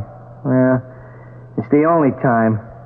What do you mean it's the only time? She never knows I'm alive, except when I'm in jail. Is that so? Yeah. She's a very busy dame, you know. Works at a big, important job. Runs with big, important guys. Look, I'm not here to talk about her. I want to talk about you. She always gets guys that do things for her. I don't care what it is, you know, even something like this. Well, look, you're here. What happened that night? You wouldn't believe a word. Well, tell it to me then. I already told it 100 times. Make it 101. Let's start with what we've got. You were on Collins and Maple, huh? Yeah, you know, Collins and Maple. It's a place for all kinds of, you know, weird characters. And you were looking for some loose change, huh? I'm coming down Maple, and just as I get to Collins, I hear voices. Voices? Saying what? I don't know, just voices. I can't make out the words. Anyhow, I hear a shot, and I hear steps running off, and I hear somebody moaning, so I go around the corner, and it's dark. I see someone laying on the ground. I bend down. He's dead. How did you know he was dead? You can tell when somebody's dead. So I figured, why does he need his wallet? Where he's going, he don't need nothing. So I reach inside his jacket, and there it is. So now I hear footsteps coming around Maple, see? And I get scared. There's this pistol laying on the ground. So like a chump, I pick it up. Maybe I need it, you know? And the next thing I know, there are these two guys pointing guns at me, and they yell, "Freeze! Police officers!" And that's the story. Yeah. Some story.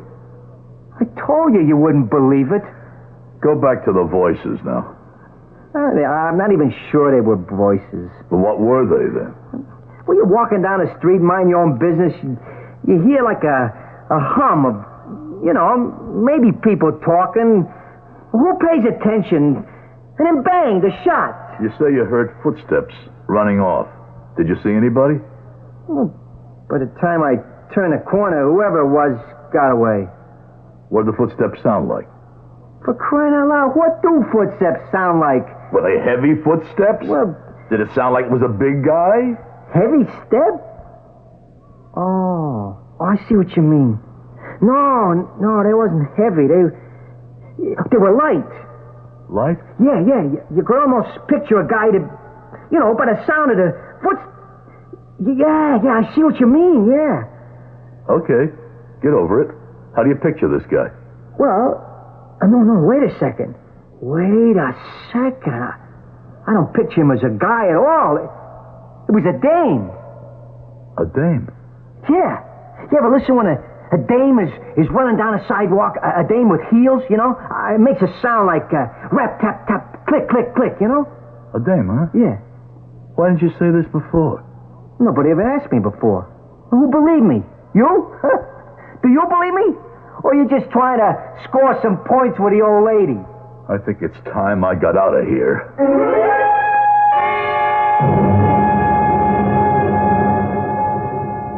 Harry, we were all through this. We went over it with his partners, Carter and Fordyce. He said to them, "I'm making a contact at Collins and Maple, 9 o'clock. They were there to back him up. They had to keep out of sight. They saw him go around the corner, then they heard the shot. When they got to him, he was on the ground, and the punk, this George Mason, was standing there with the gun in his hand." And they didn't see anybody else? Didn't hear anybody else? You want to ask him again, he'll get the same answer. The punk says he heard someone running away. Oh, sure.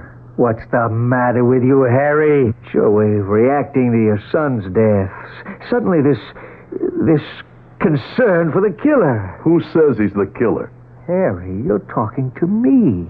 He was standing there with the smoking pistol. Now, we're satisfied he did it. So is the DA. In a matter of weeks, so will 9 judges and a jury. Yeah, well, maybe I'm not satisfied. It can be a problem if your attitude becomes known, Harry.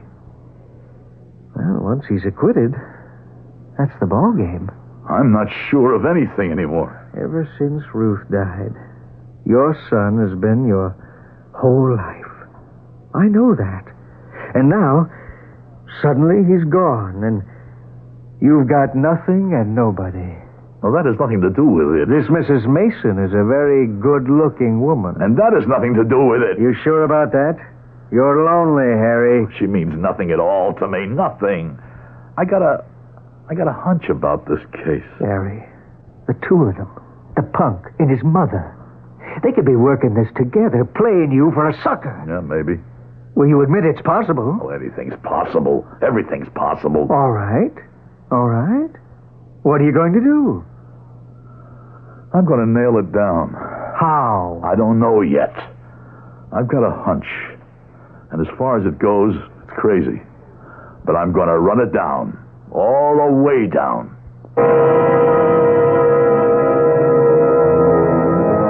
As it stands right now, the district attorney has a good enough case to get a verdict of murder in the first degree against George Mason for the murder of Officer Jerry Reinfield. He had the smoking pistol in his hand. Why shouldn't Lieutenant Harry Reinfield be satisfied with that and let the law take its course? Why? I'm sure we'll find out in Act 3. Ever taken a close look at a glass of Budweiser? The Budweiser brewmasters have. In fact, they've been looking closely at Beechwood Age Budweiser since it was first brewed back in 1876. And you know something? After 100 years of looking, they still think the only thing more beautiful than a glass of Budweiser is the taste of Budweiser. A taste that speaks for itself, loud and clear. Anheuser-Busch, headquarters, St. Louis, Missouri. The 1977 Buick Regal. It comes with Buick's terrific V6 engine. It carries 6 people and lots of Buick comfort. It's lean. It's maneuverable in city traffic. It's the most luxurious mid-sized car Buick builds.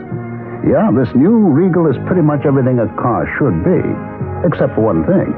It isn't yours yet. But it can be. Just see your Buick dealer for a test drive. Soon. Just about everyone.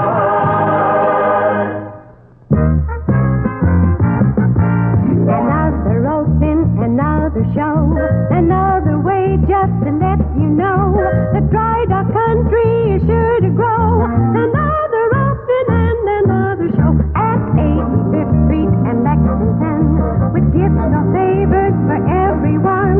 This very day is the time to go. Another open and another show. Come into the new Dry Dock at 85th Street and Lexington Avenue and open a savings account anytime before January 12th. There are favors for everyone and valuable gifts for new depositors.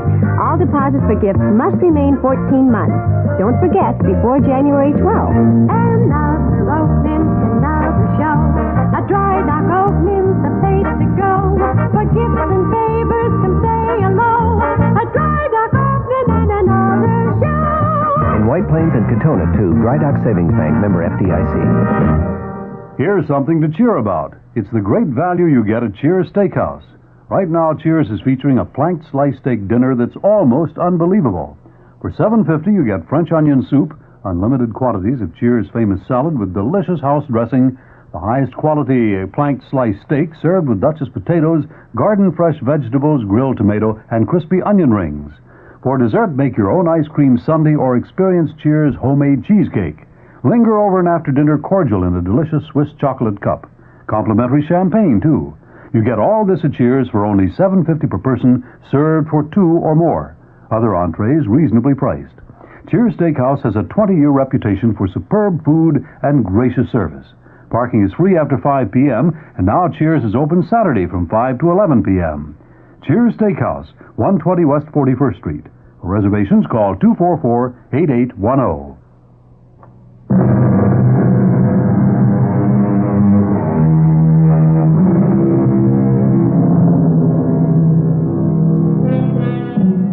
The world, according to Lieutenant Harry Reinfield, is a place of feelings and hunches. Yes, people do pay lip service to something known as facts, but there's nothing factual about the truly important things in our lives. Do we consider facts when we love? Do we look for facts when we hate? Do we require facts to support what we believe? And what is a fact, anyhow? Do any two people look at the same so-called fact in exactly the same way? You, busy, Harry? Yeah. Doing what? I'm looking through this file. Which file is that? The threat file. What for? These are all the letters we get threatening to kill cops. Harry, this is stuff written by nuts. Who else commits murder? Harry, this thing is so obvious. George Mason has to be the killer. What are you doing to yourself? This is how I work. Is this the theory we're going on now? Some nut sends a letter threatening to kill a cop? Then he sets Jerry up? We're just following a certain line of inquiry and seeing where it leads us. Oh, yeah. Well, let me know when you get there. Look at this. A plain piece of white paper, neat, clean, and typed. Very good typing, huh? Fresh black ribbon. So what? Well, your average nut letter is typed badly on an old machine with hardly any black at all on the ribbon. You still haven't told me what this proves. The strike on each letter is even. And this was done by a typist. Okay, nuts who know how to type, so what? But listen to this. I intend to get even with you for what you did to someone I love more than anyone else in the world. What was done to him will be done to you. And? That's it. That's all of it. And somebody wrote that kind of note to Jerry? No. It's addressed to me. To you? See? Lieutenant Harry Reinfield. Okay, for the sake of argument, somebody's out to get you. So they call to set up a trap. But the call goes to the wrong Reinfield. To your son Jerry instead. So it's mistaken identity. If I could only find the machine on which this was typed. Oh, sure. There are only 1 million typewriters in the city.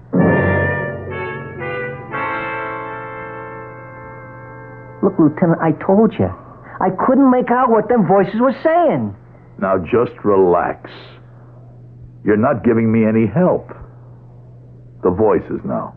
They were low? I could hardly hear them. Well, what did you hear? Now, just be quiet. Don't say a word. Now, you're walking down the street at night.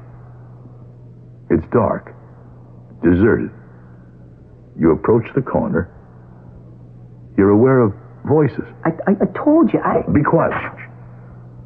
Why do you say you heard voices? Because... Come on, tell me. Because... Why do you say voices? Why not noise from a truck or why not a dog barking? Because they were human voices. I mean, people. They were saying words. What words? I don't remember. There's no way I can remember. Don't quit on me now. I wasn't paying attention. Well, maybe you don't remember the words. Can you remember how they were said? How they were said? Yeah, did it sound angry? Like an argument? An argument? Yeah. Yeah, I think so. Why? It sounded like a fight. Yeah. One word I can remember. One word. Crazy. Crazy? Yeah, that was the word. No, the 2 words. You're crazy. And then the shot. And the dame ran away. I mean, I heard what had to be a dame's footsteps running away. You heard him say, you're crazy, right? Yeah. Now that I concentrate, that's what I heard. But don't ask me to remember anything else. That was all I heard. It's enough.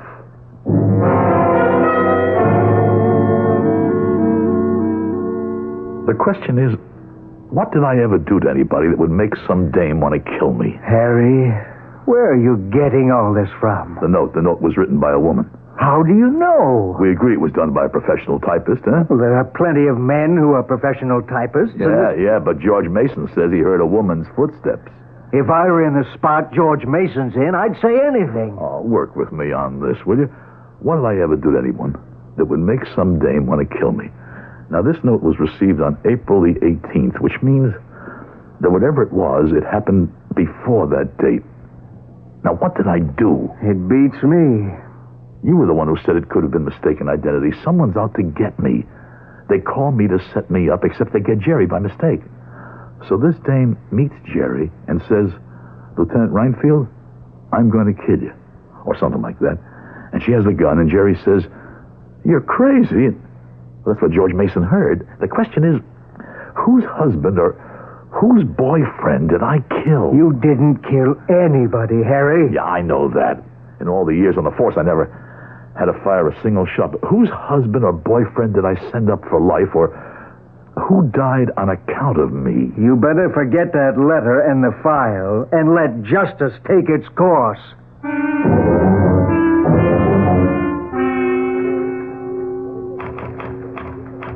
Lieutenant. Oh. Hello, Mrs. Mason. I've just come from the courtroom. The jury will find him guilty. Mrs. Mason, I've done what I could. Have you? What more do you want? I don't want my son to pay for a crime he didn't commit. I'm going to tell you something, Mrs. Mason. You can take this any way you like. I didn't have to do anything at all. It wasn't my case, you understand? You talked me into trying to open up something that was already closed as far as the department is concerned. I thought you were proceeding out of a sense of duty. Oh, that's just conversation. Look, I went as far as I could, and it wasn't easy. What I'm doing could be prejudicing the state's case against your son. Well, our lawyer doesn't seem to be getting much mileage out of that. I don't know why I'm doing this.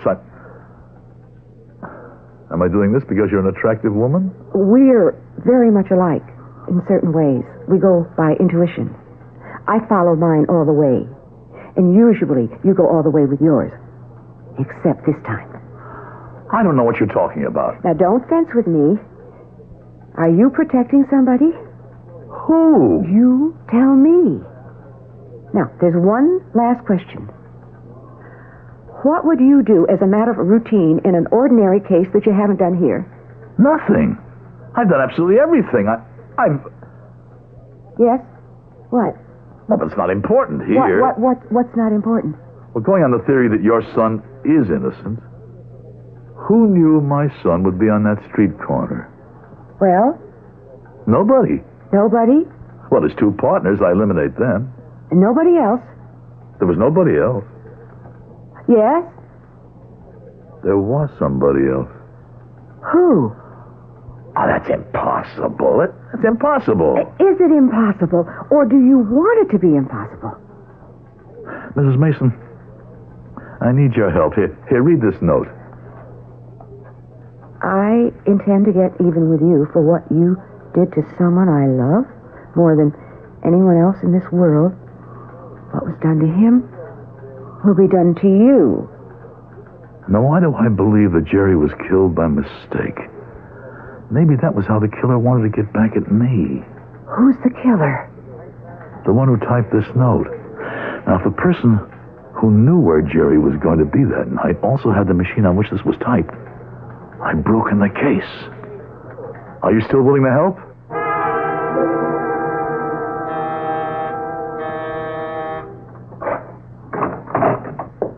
Yes? I'm sorry to ring your bell this late. I just moved into the building. Do you have a typewriter? Yes, why? Miss... I see your name is Lewis. Leona Lewis. Miss Lewis.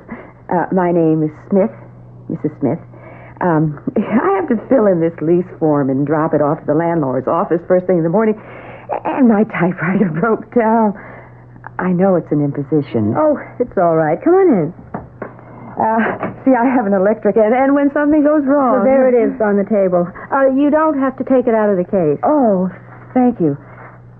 Oh, I see you're packed. Are you moving? Yes. Going back home. Home? The Midwest. There's nothing here for me anymore. Oh, this is a very good machine. I keep it that way. Learned it from my father. He was a first-class machinist. Was? Yes. He died. Oh, Oh, I'm sorry to hear that. Was he ill? He had a sickness there's no cure for. Have we met before? I don't think so. You look familiar. What was the sickness? A broken heart. You see, my brother had been sent to prison. Oh, that's awful. And my brother died there in an accident. Oh. I wish I knew why you look so familiar. No, I've seen you somewhere recently. Oh, finished. Thank you very much, Miss Lewis. When my brother died, it killed my father. The grief was too much to bear. Well, I understand, but those things can't be helped. Oh, don't say that. I was able to help it. Really? Yes, very much. Wait. Now I know where I've seen you before. Your name isn't Smith. It's Mason. Your picture is in tonight's paper. Your son is on trial for the murder of that cop. Don't say that. Cop. He was your fiancé.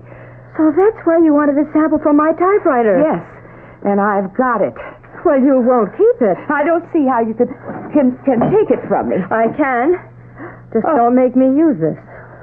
Now, shooting won't help you. Oh, it'll help me. No, you can't kill me. I won't have to. You see, first, you will place that paper you typed on the table. That's it. And now, you will walk into that closet. It's not going to help. We know that you killed Jerry Reinfield. Who knows? You? What can you prove? I'll destroy the paper. I'll lose the typewriter where no one can ever find it. And it all comes down to your word against mine. Why? Why did you kill him? The idea was to kill him so his father would know how it was with my father. But he must have been a nice boy. Yes. That's why I had to kill him quickly. I was starting to fall in love with him. Okay. Now get into that closet. Oh. Open the door. Inside. Oh. And now, let's get out of here. Get rid of the gun and the typewriter. Hello, Leona.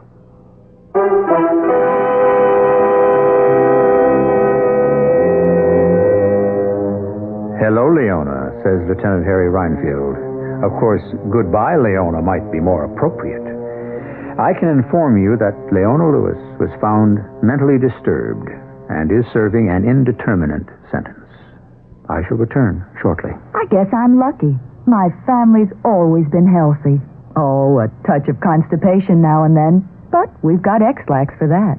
When you need a laxative, shouldn't your first choice be the one more families buy than any other? That's today's X-Lax. Families like the chocolated taste. You'll like the way X-Lax works, gently overnight for relief in the morning. Next time, make gentle chocolated X-Lax your first choice for occasional use only as directed. We've always been healthy, and X-Lax is part of that. What's for dinner has an old familiar ring. Where does a mother go for the best of everything? What's for dinner? The family wants to know. Who's got the answers? Who's got the most to show? ShopRite has. ShopRite has. To save you time during this busy holiday season, ShopRite is featuring quick, easy, and satisfying meals. Fresh, lean ground chuck, good so many ways, just 79 cents a pound. ShopRite hamburger rolls, 10-ounce packages, 3 for $1. ShopRite king-size beef franks, another year-round favorite, 89 cents for a 1-pound package. ShopRite mixers, 28-ounce bottles, 5 for 99 cents. And for all your holiday needs, toys, trimmings, and wrappings to ShopRite, the holiday place. In Italy, we celebrate many traditional holidays and feasts. There is Capodanno, to bring in the new year. Festa di San Giuseppe, in honor of St. Joseph. And Carnevale, what you call Mardi Gras. And then there is my favorite Italian tradition, Corvo. Corvo is not a holiday. Corvo is a wine. And it has been an Italian tradition since 1824. That is when the Duke of Salaparuta began producing Corvo on his estate near Palermo. Today, Corvo Red and Corvo White wines are enjoyed up and down the entire Italian peninsula. And now, Corvo wines are available in America, too, in fine Italian restaurants. So the next time you go out for an Italian dinner, enjoy it in traditional Italian style with Corvo. Ask for Corvo at the store where you buy wine, too. Corvo, the wine that's been an Italian tradition since 1824, imported by Paterno Imports, Chicago, Illinois.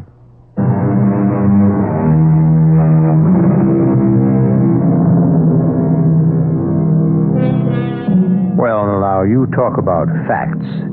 And yet, wasn't it Supreme Court Justice Oliver Wendell Holmes himself who said, "The decision will depend on a judgment or intuition more subtle than any articulate major premise"? Yes, it was. And so what you should do is follow your own subtle intuition and attend us here on this spot on your dial. Our cast included Howard Da Silva, Ann Petoniak, Rosemary Rice, and Bob Caliban. The entire production was under the direction of Hyman Brown. Radio Mystery Theater was sponsored in part by Contact, the 12-hour cold capsule. This is E.G. Marshall inviting you to return to our Mystery Theater for another adventure in the macabre. Until next time, pleasant dreams.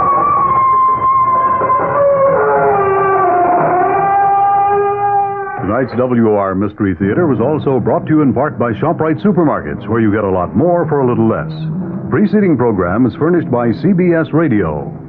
This is WOR New York, an RKO General Station. It's 8 o'clock. Here's John Wingate with the news. For New York City, bus and subway service cutbacks. Telephone company nixed on rate increase. Carter names two. It's 30 degrees. That's -1 Celsius in clear mid-Manhattan. Weather watch outlook, clear and breezy, but not so cold as last night. Low in the upper 20s. Hi, John Wingate with the 8 o'clock report from WOR News. This includes the nightly column, The Financial Review. The New York Transit Authority has announced it plans a series of bus and subway service cutbacks beginning January 1. The TA will try to trim $30 million in expenses over the next 18 months. The savings are required by the Emergency Financial Control Board to balance the budget. The TA will lay off 181 former City and Housing Authority policemen who have been working as change booth clerks. Subway service reductions will include elimination of the IRT Bowling Green South Ferry shuttle in Manhattan, the BMT Franklin Avenue shuttle in Brooklyn, and independent double A service in Manhattan.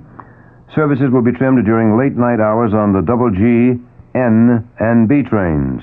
Instead of operating 10-car trains during non-rush hours, train lengths will be reduced during off periods to 4, 6, or 8 cars to save money on power and car maintenance.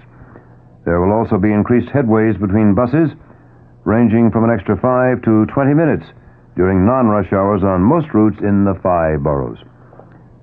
The State Public Service Commission has thrown out New York Telephone Company's request for a $393 million rate hike, telling the phone company to back up its figures better. The Commission ruled that documents filed by the phone company last month did not contain enough information to judge the case properly. The phone company had filed a pile of documents 1 foot thick. The PSC ordered the phone company either to cancel its request for a rate increase or to agree to postpone further action until it supplies additional information. Yet another investigation underway involving the flu vaccination program. WOR's Ed Nash has that story. Several states, including New Jersey, have started an investigation to determine if swine flu shots can cause Guillain-Barré syndrome. This syndrome affects the nervous system. It can cause partial but temporary paralysis. 6 cases were found in New Jersey last month, and 4 of these involved persons who had received flu immunization. About 25 cases in various states are under investigation by health departments and the Federal Disease Control Center. The New Jersey Health Department has notified all doctors in the state that the investigation is underway. The department is seeking information on all cases that were diagnosed during the past 2 months or any that may occur during the next 3 months, whether or not the patient had been immunized. This is Ed Nash, WOR News. Convicted killer Gary Gilmore ordered his attorneys today not to fight his execution. They, in turn, asked Utah's 4th District Court to dismiss a petition which sought to have Gilmore's death sentence tossed out on the grounds it was not imposed quickly enough. At the same time, Gilmore's mother asked the U.S. Supreme Court to reconsider its decision yesterday, which lifts the stay of execution for Gilmore. WOR 710 News Time is coming up on 4 minutes past 8 o'clock. Have you heard, I wonder, about the wonderful New Life at the Cupola, a very attractive senior citizens facility in Paramus, New Jersey? At the Cupola, all living suites are private, each kitchenette equipped and available either furnished or unfurnished to suit your particular taste. There are gift, barber, and beauty shops, card and game rooms, libraries, a theater, maid service 7 days a week, many planned activities, 3 superb daily meals from a diversified menu, a fully staffed infirmary, and convenient shopping in the Paramus Ridgewood area. The Maloney family, owners and managers, invite you to visit the Cupola. Talk to the people who are living there. And I think you'll agree, this is the ultimate in senior citizen living. The Cupola is at West 100 Ridgewood Avenue in Paramus, 15 minutes from the George Washington Bridge. Call 201-444-8200 or write to me for a full-color brochure. The Cupola. Make the next years the very best years of your life. President-elect Carter has added 2 more names to his cabinet list, announcing the appointment of businessman economist Michael Blumenthal as Treasury Secretary and Congressman Brock Adams of Washington State as Transportation Boss. Carter said both men had intense and complete knowledge of their areas. Carter told an Atlanta news conference that the economy is in worse shape than he anticipated 3 or 6 months ago. He said he will confer with his economic advisors on plans to stimulate the economy, but added that he leans to job opportunities. At his afternoon news conference, Carter revealed that former IBM Vice President Jane Pfeiffer is asked not to be considered for a cabinet post. There had been widespread speculation that Mrs. Pfeiffer would be named Commerce Secretary. President Ford told leaders of Congress today he might approve a pay raise for high-ranking federal officials and members of Congress. The raise, perhaps as high as 40%, would go to the top 2,500 people in government. Mr. Ford said he would not like the raise coupled with a new code of ethics on the disclosure of outside income. Pentagon sources report that a select commission headed by former astronaut Frank Borman has urged the speedy readmission of cadets who left West Point in the recent cheating scandal. Stock market story to come. WOR 710 News Time. 6 minutes past 8 o'clock. She's promised to reimburse the emergency fund as soon as the lottery begins. Bing Crosby will sing White Christmas on the steps of City Hall tomorrow as Mayor Beam lights the city's official Christmas tree. Crosby's wife, Catherine, will also take part in the public ceremony tomorrow afternoon at 4:30.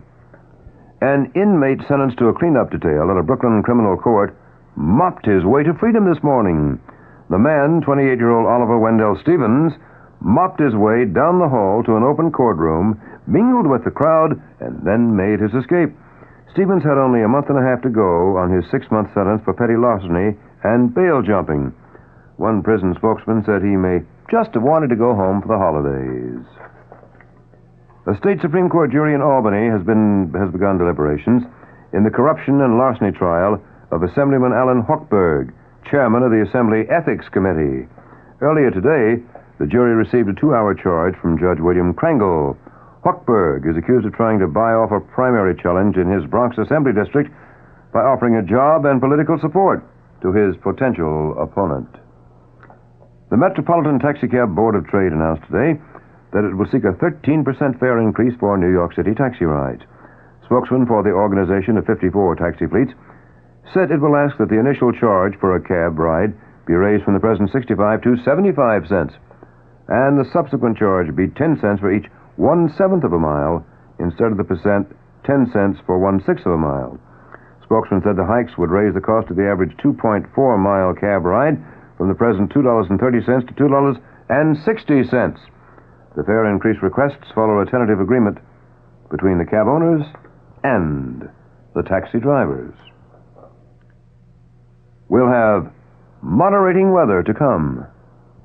And, of course, the night's headlines. WOR 710 News Time. 12 minutes past 8 p.m. My name is René Charbot, and here in France, my vintage Charbot champagne is so highly regarded. It costs about as much as Piper, Moet, or Mumm. Ah, but prices change when champagne leaves France. For the Piper, Moet, or Mumm to get to America, they go through large importers who mark up the price substantially, then to distributors who add at least another 20%, and finally to your store. But Charbot is shipped directly from my vineyards to my export director, Monsieur Portier, in New York. He then distributes them to fine wine shops where Charbot vintage champagne is sold for only $8.99, about $5 less a bottle than Piper, Moet, or Mumm. Try Charbot and pay only for fine champagne, not for its journey across the Atlantic. Charbot, the imported champagne without the importer's profit. Imported by Patrick G. Portier, New York, New York. Now the Weather Watch update for New York City and vicinity. Clear and breezy, but not so cold as last night. Low in the upper 20s. Partly sunny with moderating temperatures tomorrow. Highs from 45 to 50. Becoming cloudy tomorrow night with a chance of rain late at night or Thursday. Low tomorrow night 35 to 40, and the high Thursday 40 to 45. The chance of rain is 10% tonight and tomorrow, increasing to 40% by late tomorrow night. Winds southwest to 10 to 20 miles an hour, with some higher gusts tonight. In mid-Manhattan, it's clear, 30 degrees Fahrenheit, -1 Celsius. Humidity, 47%. Wind is southwest at 12, gusting to 30 miles an hour. We've still got those winds. Barometer, 30.25, and it is falling. The top stories of the hour. New York City Transit Authority announces it plans a series of bus and subway service cutbacks starting January 1st. Authority says it must trim fat from budget. President-elect Carter names businessman economist Michael Blumenthal as Treasury boss, and Congressman Brock Adams from Washington State to head transportation. That's the 8 o'clock news. John Wingate reporting. Next news on this station, always. The moment it happens, we get there. Next scheduled news, I'll be back at 9 o'clock tonight. And now, Mystery Theater.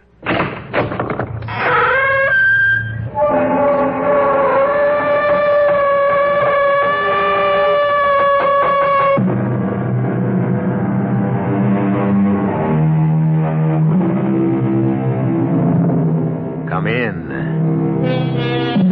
Welcome. I'm E.G. Marshall. Now, what do you think of when you hear someone say, the spirit of 76? Fifes and drums? The Battle of Bunker Hill? Valley Forge? Most likely. But what isn't too well known is the fact that there was a spirit in 76. A spirit. A ghost. A demon. Indeed, a fearful, deadly apparition to whom all of us owe an almost incomprehensible debt. Because had we not been able to secure the good offices of this frightful phantom at precisely the right moment, well, we might still be subjects of his, I should say, her Royal Majesty.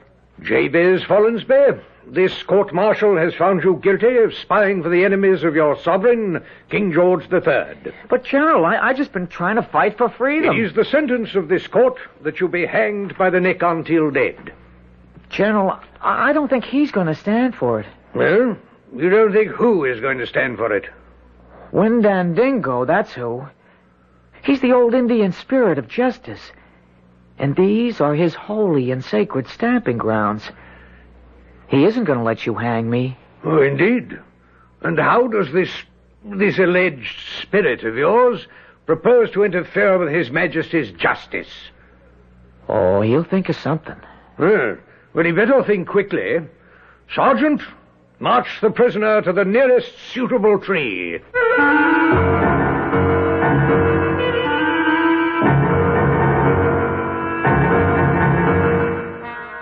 Our mystery drama, Windandingo, was written especially for the Mystery Theater by Sam Dan and stars Jack Grimes and Kurt Benson.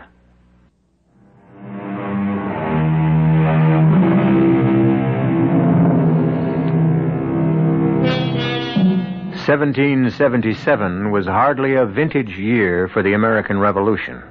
We were losing. The British appeared to be so strong, so well organized, so wealthy, while we seemed so weak, so disrupted, so poverty-stricken. What we needed so desperately was a victory. Of course, in October, that victory would be ours. In a backwoods settlement in New York called Saratoga, British General John Burgoyne would lose not only a battle, but an empire. He would lose it because, well, historians have advanced all sorts of strategic reasons, but nowhere among them will you find mention of an Indian demon called Windandingo. And no one speaks of an obscure American Jabez Follansbee. Jabez Follansbee? Who could ever believe he would become a hero? You're mad at me, John. No, James. Nope, I ain't mad. I can tell. I can always tell. I said I ain't mad, and now let's be done with it. John, take me back with you. Nope. Why no? Because you're mad? Because you just ain't cut out for soldiering. But I just ain't cut out for farming either. Yeah, I know. I was practicing with your old musket, and I hit the tree every time at 50 yards. And that's a smooth bore. What, you just give me a Kentucky rifle or even a Pennsylvania, and I could hit I could be a sharpshooter. Well, how come then you hit Enoch Fraser's prize bull? There was an accident, I swear. I thought he was locked up in the barn, and so I wasn't watching. Now, you promised me something, Jabe. Yes, John, I will. I'm taking you to Uncle Dick's Tavern up near Saratoga. John, that's way north. It's like a foreign country. Yeah, but there'll be someone to take care of you, so you gotta promise that you'll behave. But I can take care of myself, John. Jabe, do you want to win the war? Answer yes or no. I guess so. Well, you have to help out on the home front. And you can't have me coming back from General Gates's army to get you out of scrapes. You've got to do your part. You've got to. Now, what do you say? Whoa there. They're coming after us, boy. We may as well face it. Who? Look behind you. It's Enoch Fraser and the sheriff. Hold in the name of the law. Caught you dead rights. Caught you in the act. Sheriff, place these felons under arrest. Sheriff, you know we weren't running away. Well, I know, John. I know. I've got to get Jabe to his uncle's tavern up past Albany, and I only have a week's leave from the army. I demand my rights, Sheriff. Jabez Follansbee here shot my prize bull. I demand compensation. I'm willing to make good for him, Enoch. It's just that the army ain't been paid. Am I supposed to wait, Sheriff? Throw him in jail. Well, I was only practicing so I could join the army and fight for freedom. What army would take a half-wit like you? I demand you arrest these two desperate brigands and throw them behind bars. Now, everybody just shut up. Tomorrow morning, Judge Mackenzie's going to be in town. Yeah, but Judge Mackenzie's Enoch Fraser's cousin. It can't be helped. He's the only judge we got. You throw them two desperados in jail, Sheriff. We're all going back. Now, we'll spend the night at Frankenthal's Tavern. But they'll escape. John, now, will you give me your word of honor? I don't want to put you and your brother in jail. All right. Done. Well, let's head back. Well, Sheriff, I hold you responsible. Oh, shut up, Enoch. Can I ask you something, Enoch? Why don't you like me?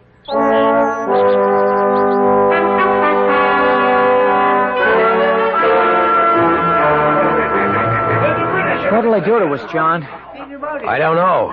But you're a captain in General Gates's army. That should mean something. Yeah, I guess it would mean a lot more if we were winning. John, you mean we ain't gonna win? Well, we gotta win. We just gotta. We're fighting for freedom. Tell me we're gonna win. Well, yeah, we're gonna win, I guess, but it's gonna take a whole lot longer than most folks think. You know how some folks are. They want everything yesterday. Well, Well, here are two really fine-looking boys. An asset to the town and a credit to the country. Mind if I join you, lads? What's all this, Enoch? Well, now, I'll tell you what. I'll treat you to supper. You will? Why? Why? Because you're fighting for our country, John, and nothing's too good for you. And Mr. Frankenfowl, beef and bread and beer for my two good friends. What's on your mind, Enoch? Well, now, boys, I got Jabe here for a good 16 pounds worth of damages. Agree? Yeah, but I said I was sorry. Oh, I know, son, I know. That's why I'm willing to offer John a proposition, a confidential proposition. Yeah. John, you and me, we're men of the world. Is that a fact? You're talking. Well, now, it ain't our fight, John. Them Southerners want the land in the Ohio Territory. The merchants are looking to get more for their goods. The rabble-rousers are out to have a good time. What's all this to do with law-abiding New York farmers like us? Enoch, I don't want to hear any more. Now, settle down, Mr. Frankenthal, and make sure them plates are kept full. Well, now, as I was saying... I said I don't want to hear no more. Well, that ain't like you, John. You was always a prudent man. Prudent, that is, till you get swept up in this rebellion hip-hip hooray. Well, it gave a bunch of high-spirited boys a chance to play soldier. Dave, don't you eat another bite. Well, is something wrong with the bread of treason. Maybe you did win a couple of skirmishes against some poor, scared, imported German farm boys in red coats, but... Oh, that evil spirit has caught hold of Enoch. But now the British are sending in trained and seasoned regulars. General Burgoyne is marching down from Canada. General Howe's marching up from New York City. You'll be cut in half, caught in a trap. That's how you see it. A prudent man thinks of the future. Therefore, he chooses the winning side. And you think you have? Oh, I know I have. And here's my proposal. As a captain in Gates's army, you'd have certain information. You want me to become a traitor? Oh, no. A lover of your fellow man. The war's lost. Why not end it sooner? End the waste of lives. I ought to report this to the sheriff. John, you just see the light. I'll forget about the damages to my prize bull. And he's worth 16 pounds. I'll pay it. Sure. But meanwhile, Jabe will have to sit in jail. What? You wouldn't put poor Jabe I'm in jail. entitled to justice. I'm entitled to my damages. Jabez, you won't go to jail. I'll think of something. What? There ain't a soul that can help you. There is, too. I know who can help us, I know. Do you now? He's always helped me when I called on him before. He'll help me again. Jabe. John, I'm going to call on my oldest friend. You better call on your richest friend. I'm going to call on him for justice.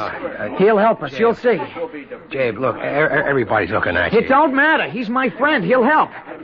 You remember Walking Beaver, the old Indian we gave food to? Now you just come along with me, Jabe. Before Walking Beaver died, he told me all about the secret Ojibwe spirit. A spirit that fights evil. He taught me how to call him. His name is Windandingo. You hear that, everybody? Windandingo. What's that again? Windandingo. Windandingo. Now, if that ain't the funniest I ever heard. Don't laugh. Don't laugh at Windandingo. Why not? Because he don't like it. Well, if he don't like it, he damn well. I'm warning you. I'm warning all of you. Windandingo don't like it. All right. The joke's over. Any man here who laughs at my brother has to settle with me. Hold on, everybody. We don't want no fighting. Now, John, you just take Jabe upstairs and put him to bed. But, Sheriff, I don't want anything to happen to Enoch. Nothing's gonna happen to nobody. But Enoch Fraser has got to say he's sorry to Windandingo. He's got to say it. Hey, John, you better get him upstairs.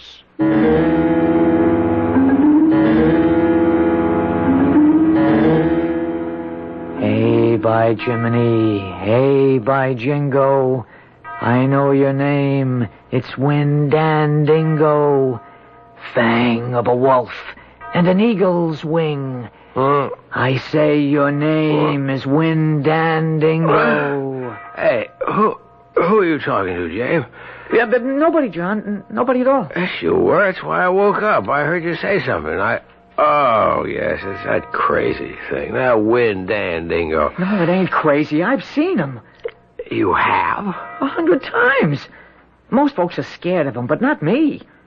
All you have to do is ask for justice, and that's all I've done. That's all you've done? Windandingo's a good spirit, and I'm asking him to fight against the evil spirit that's taken hold of poor Enoch Fraser. Because, well, it takes a spirit to fight a spirit, don't it? Jabe, go back to sleep.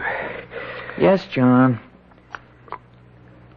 Tongue of a copperhead, horns of a moose, claws of a bear, feathers of a goose. Jabe. Hey, by Jiminy. Jabe, shut up. I'm really sleepy. But, John, this is the only time we can call Windandingo, at midnight. It's the only time he's able to hear the voice of mortal man. And the clock just struck. Listen. He's here. That's his voice. Jabe, that's just an ego way off. Listen. Will you go back to sleep? Who's that? Sounds like Enoch Fraser. He's come to kill me. Enoch must be having a nightmare. Don't let him. Let me go. Let go. Oh, Enoch does drink an awful lot. Don't kill me. No, it's Windandingo, all right. Don't. And justice is being done. What? I didn't think Enoch's crimes were that serious.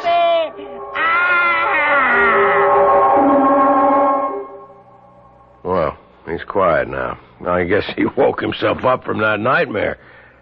No, he didn't wake up. He's dead. That's enough, Jabe. I need my sleep. And he brung it on himself. He got no one to blame but himself. Jabe, will you shut up and get to sleep?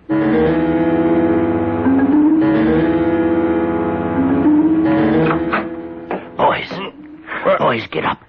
Wake up. Come up, Sheriff. John. What is it? Boys, What? you got to leave. What's wrong? Shh. Don't let no one hear. Get out of here as fast as your legs will take you and as far as your horse can go. Why? Enoch Fraser is dead. He's dead? Dead. Murdered. But who killed him? Who? Why, Jabez. Who else?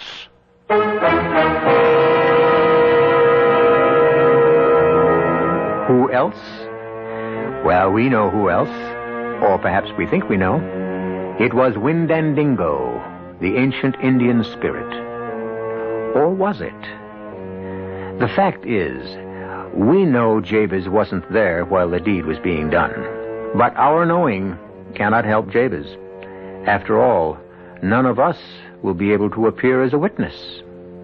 However, I shall appear again in just a few moments with Act Two.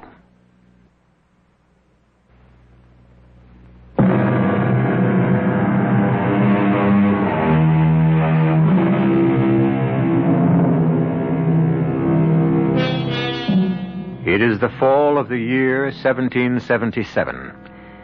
We're about a month away from the great victory at Saratoga that will turn the tide. And one of the principal characters who will decide the fate of the revolution is now deep in trouble in a little Hudson River town. His name is Jabez Follansbee, the same Jabez we met earlier. Impossible. How could Jabez be the principal character in anything? Well, don't sell our Jabez short. He has a great many hidden facets. Nah, Sheriff, you know Jabe couldn't kill anybody. I know, but it don't look good. Jabe, did you kill Enoch?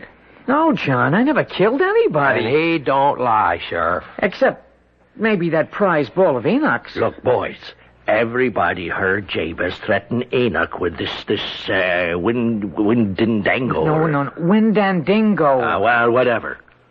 And that was the name Enoch was screaming. You know how some folks are. They'll claim Jabe was guilty of witchcraft. It's no witchcraft, just Windandingo bringing justice. Sheriff, Enoch ate and drank like a pig. He had a nightmare and he died of indigestion. Well, now, I'm sure that point of view will be considered at such time as cooler heads will prevail. But that time sure ain't gonna be tomorrow morning. Now, you two better be on your way faster than lightning.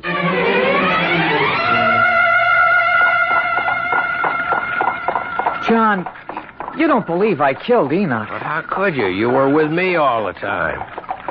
Well, you could believe I had Windandingo do it. I don't believe anything of the kind. I didn't ask Windandingo to kill Enoch. All I asked for was justice. Sure. And it was justice Windandingo gave him, that's all. Oh, there.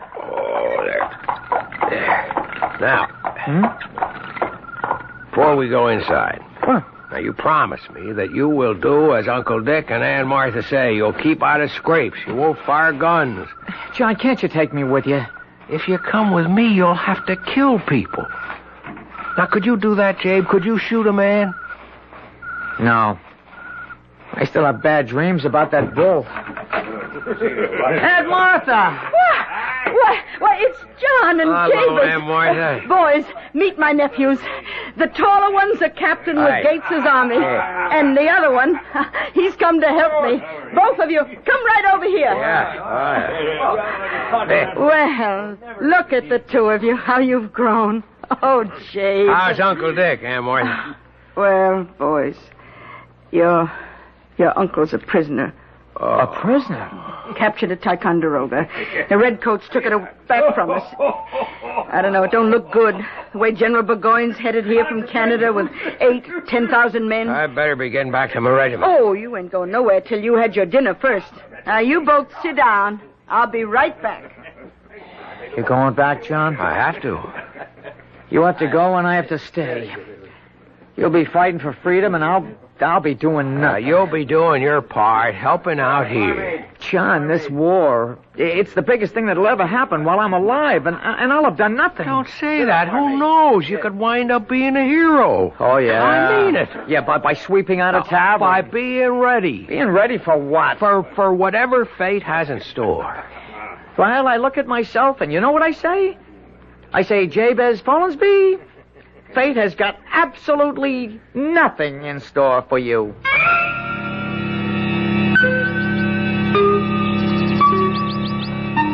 Yankee Doodle, keep it up, Yankee Doodle dandy. Mind the music and the step, and with the girls... You there. Yes, sir. Oh, you're a captain, aren't you? Yes, I'm a captain. I can tell from your uniform. My brother's a captain. He's with General Gates. Yeah, well, where are the nearest American troops? Well, I guess they're in Albany, Captain. How far is that? Oh, maybe 30 miles. Can I get a fresh horse? Yes, sir. Now, son, listen. The British have broken through. General Burgoyne's headed this way.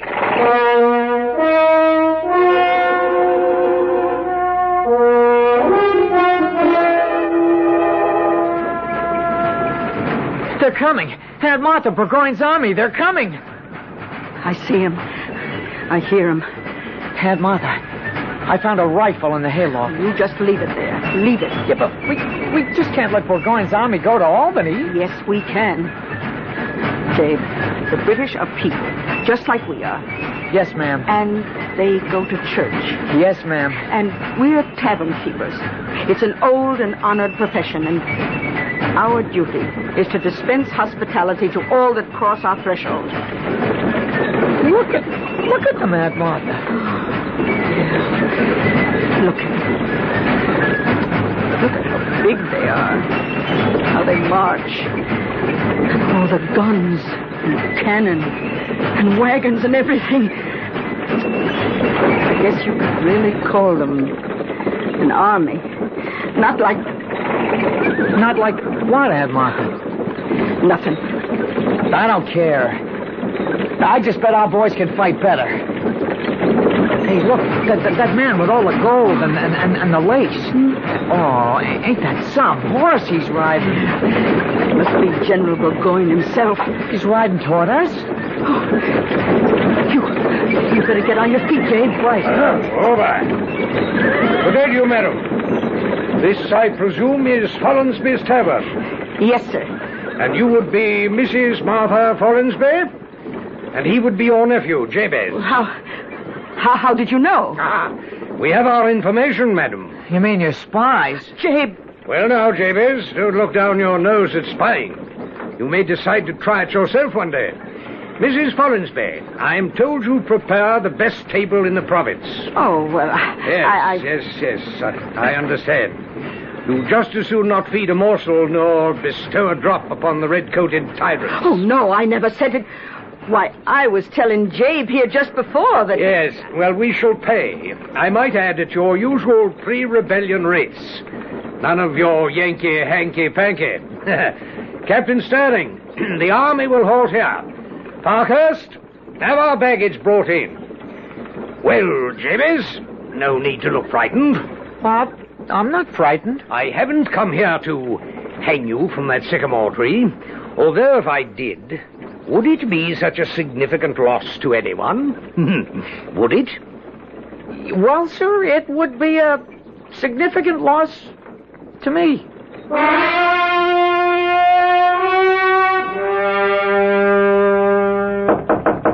Come in. You told Aunt Martha you wanted this wine, General, and here it is. I see. Aunt Martha wants me to clean up the room, too. Yes. May I inquire, Jabez, that's a rather large knife you carry in your belt. Yes, sir. You look like a peaceable enough fellow. Why are you so well armed? Well, I'm in the woods a lot, and you need a knife.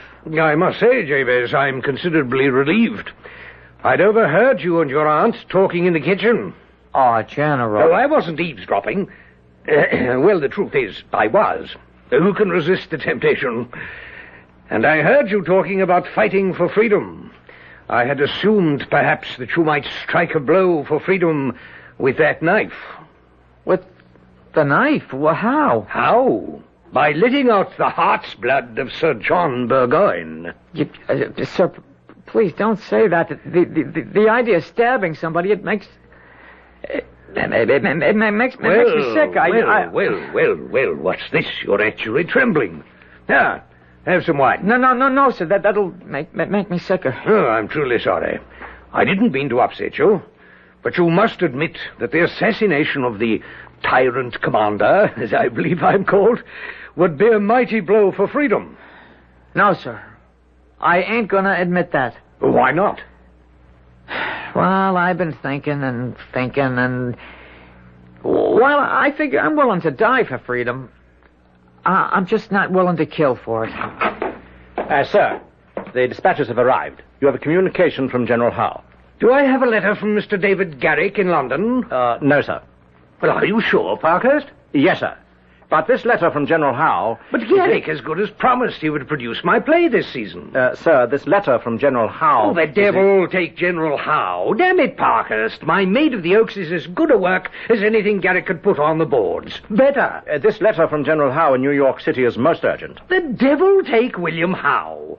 Fanny Kemble herself wants to play the part, and... Did you say a letter from General Howe in New York City? Yes, sir.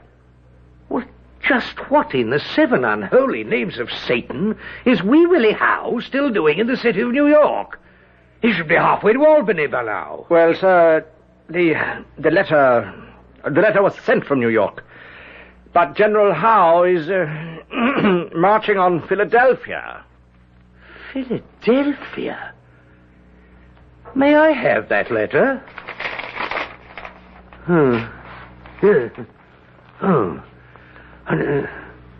So, dear Burgoyne, the greatest assistance I can give you is to capture Philadelphia, and thus prevent Washington from moving northward. Your obedient servant. Washington? He wants to save me from General Washington, that threadbare Virginia aristocrat, and his pathetic rabble that masquerades as an army. Well, it's Gates and Morgan who threaten me here. But, sir, what's to be done? Well, we'll move back very quickly toward Fort Ticonderoga before the rebels can close in and cut us off. Jabez, bring me more wine. Quickly. Yes, sir, General. I want the army ready to march in 2 hours. Jabe, I was listening at the door to every word. General Howe ain't coming. Burgoyne has to skedaddle back to Canada. Well, that's a blow for freedom, isn't it? It would be a bigger blow if Burgoyne was captured, taken with his whole army, the entire kit and caboodle, all them guns and horses and ammunition and supplies. But how, Aunt Martha, how? You're gonna do it, Jabe. Me? Yes, sir, you. You're gonna be responsible for the capture of Gentleman Johnny Burgoyne and 8,000 of the best troops in the whole British Army. You. Jabez Follansby.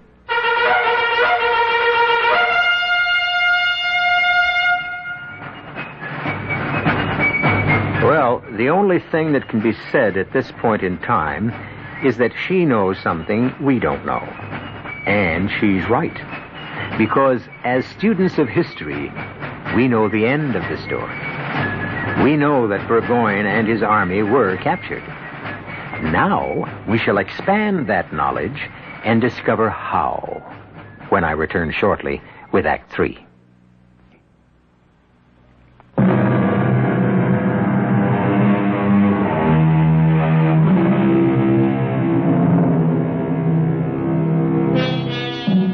Each must answer the call of fate. For some, it comes early, for others, late. And fate is now calling to Jabez Follansby, a young man of New York State in the year of 1777. Proof again, if proof were ever needed, that some of the most remarkable and earth-shaking events occur not simply because of the actions of the rich and the powerful, but also through the unconscious intervention of the powerless and the lowly. General Burgoyne can be captured by our General Gates if what, Aunt Martha? If they can get here quick enough, Jabez. If Gates can only send some cavalry real fast, they could delay Burgoyne long enough for the rest of the army to come up and capture him. Well, what can I do? Oh, you can mount Mayflower. She's the fastest horse we got in the stable, and ride like the wind to where General Gates is camped, and tell him... Jabe, are you listening to me? Yeah. Yeah, Aunt Martha, I'm listening. Do you understand what I'm saying? Yeah, but I can hardly believe it. Believe what? Well, what John said, and yet it's come true. John said, he said if I was ready, fate would make me a hero. Well, it has come true. And I can fight for freedom without shedding blood. You ain't got a minute to lose. Saddle up Mayflower. I have to bring General Burgoyne a bottle of wine. No, I'll do it. Yeah, but he asked me... Be on your way, Jabe. Every minute's as precious as gold. Goodbye, Aunt Martha. Goodbye, Jabe. And the good Lord bless you. Captain Sterling has ordered all unit commanders to be ready to move in 2 hours. Well, I want a screen of light cavalry on both flanks. May I say, sir, that it's a brilliant maneuver. No doubt. But back in London, it will be construed as an inglorious retreat. But a most necessary one. Well, to my political enemies, and I have a vintage crop this year, a retreat is always a disgrace. But, General, to move an army so many miles through hostile territory is surely a feat worthy of... No, I shall be Burgoyne the bungler, while Howe will be the hero. Howe with his cheap victory at Philadelphia. Did I say cheap? It will cost us these 13 colonies. Where's my wine? Jabez! Oh, General, you ordered this bottle. Yes, and about time, too. Oh, I'm sorry, sir. I tell you, Parkhurst, this William Howe, he hasn't the sense, the brains, the intellect of this young servant, this Jabez Follansby. Where is Jabez, Mrs. Follansby? Where's Jabez, sir? Yes, madam. Oh, Yes? Well, I sent him... I sent him to the barn to Yes, well, I wish to see him. Oh, but he's got to chop some wood. I wish to talk to him. Oh, but, begging your pardon, sir, unless he does his chores, you aren't going to have wood for your fire tonight, or for me to cook your supper. May I suggest a solution to the problem? I shall assign an orderly to the wood chopping, thus freeing Jabez for his more important duty, which is to speak with me. Fetch him, if you please. Madam, is there a difficulty I'm unaware of? Why are you so nervous? Me? So frightened? And where is Jabez? By the barn, chopping wood, sir. I can see the barn very clearly from this window, but I neither see nor hear Jabez. General, the boy was in here when I handed you the dispatch from New York City. Could he be off for General Gates's encampment? Well, Mrs. Follansby, could he? Oh, no. Parkhurst, have a party of scouts go after him. Well, Jabez? General, I guess you were wrong. Wrong? What? You said you didn't come here to hang me to the sycamore tree outside, but those men who captured me said that's what you're going to... I'm sorry, Jabez, but we have rules. Don't hang him. Why should you hang him? Because he was conveying information to the enemy. Who says so? Now, madam. Who says so? But maybe he just felt like taking a little ride on horseback. I mean, is that something to hang a man for? I see. Well, that would, of course, place the case in an entirely new perspective. Is that what Jabez was doing? Yes, sir. Is it, Jabez? Were you merely out for a little ride? Or were you conveying information to General Gates? Oh, tell him you were just out for a little ride, Jabez. I was bringing information to General Gates. Shall I ask that question again, Jabez? No, sir. I heard it the first time. Damn it, Jabez, do you want me to hang you? No, sir, but I don't want to lie, neither. General, the army is ready to march. I know that, Parkhurst. May I suggest we hang the prisoner and be on our way? Jabez, I don't want to hang you. I know that, sir. I appreciate that, but I can't lie. Even if you have to die? I won't die. Oh, indeed? Why not? Well, because that wouldn't be justice. And that's why Windandingo wouldn't let it happen. I don't believe I caught that name. Windandingo. Yes? Windandingo. He's the old Ojibwe Indian spirit of justice. And all through here, all through this country, it's his holy ground.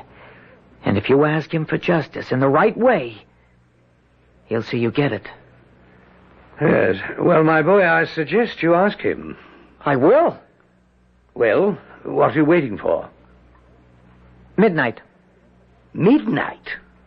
Well, yes, sir. You can't raise him till midnight. But I intend to hang you now. Well, you wouldn't do that, General. You're a fair man. You'd give a man a chance. I am giving you a chance. Just tell me you were out riding for pleasure or to visit your girl and we're quits. I don't get any pleasure riding a horse, and I don't have a girl here. General, every minute we delay... Jabez, do you expect me to wait till midnight? I expect you to do the right thing. Well, what is supposed to happen at midnight? I'll call on Windandingo. Yes? And he'll appear. Where? Right here. And only here. Why? Because this is where the injustice was first made. And then? And then, he'll see that you give me justice. How? I don't know, General. That'll have to be between you and Windandingo. He'll convince you somehow. You mean a spirit will materialize and convince me that it would be unjust to hang you? Yes, sir. Sir, shall the light cavalry be posted on the flanks now? He will actually appear? Yes, sir. General, we need every minute. Parkhurst. Yes, sir. Do you know what this lad is saying? Yes, sir. I mean, no, sir. A spirit, an Indian spirit, will appear here at midnight to plead for his life. Sir, any hour now, the rebels will know about General Howe. We have just about run out of time. No, Parkhurst, we run out of life. But time, there's enough and to spare. Look at that boy's face, Parkhurst. I must remind the General... He is the only completely honest human being you and I have ever met. Let us salute him. Sir. Now, Jabez, this Windandingo of yours, he will appear promptly at midnight. General, is it possible you don't realize... Parkhurst! I will deserve disgrace if I run from this continental rabble. I've decided to stay, to fight, and to break the back of this impertinent rebellion. Is that clear? Yes, sir. Jabez, will your Windandingo appear promptly at midnight? Yes, sir, he will. You'll see him. I had better, because if I do not, if you are playing me false, then I shall hang you. Hang you from the bough of that sycamore tree. I shall hang you by the neck until you are dead, and leave you dangling for the kites and crows to feast on your carcass. Do you understand? Yes, sir.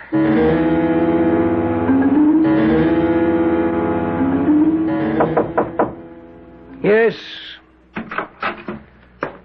Sir, I wish to report that it's midnight. I'm aware of that, Parkhurst. Also, word from the outposts. Enemy signs on the left flank. Thank you, Parkhurst. There may still be time to break out, sir. That will be all. Yes, sir. Well, it's midnight, Jabez. Jabez? Hey, by Jiminy. Hey, by Jingo. I know your name. It's Windandingo. Fang of a wolf and an eagle's wing. I know your name is Windandingo. Is he a wolf? An eagle? What, Jabez? Tongue of a copperhead, horns of a moose, claws of a bear, feathers of a goose. Where is he, Jabez? Where? I know your name. It's Windandingo. Well? Windandingo.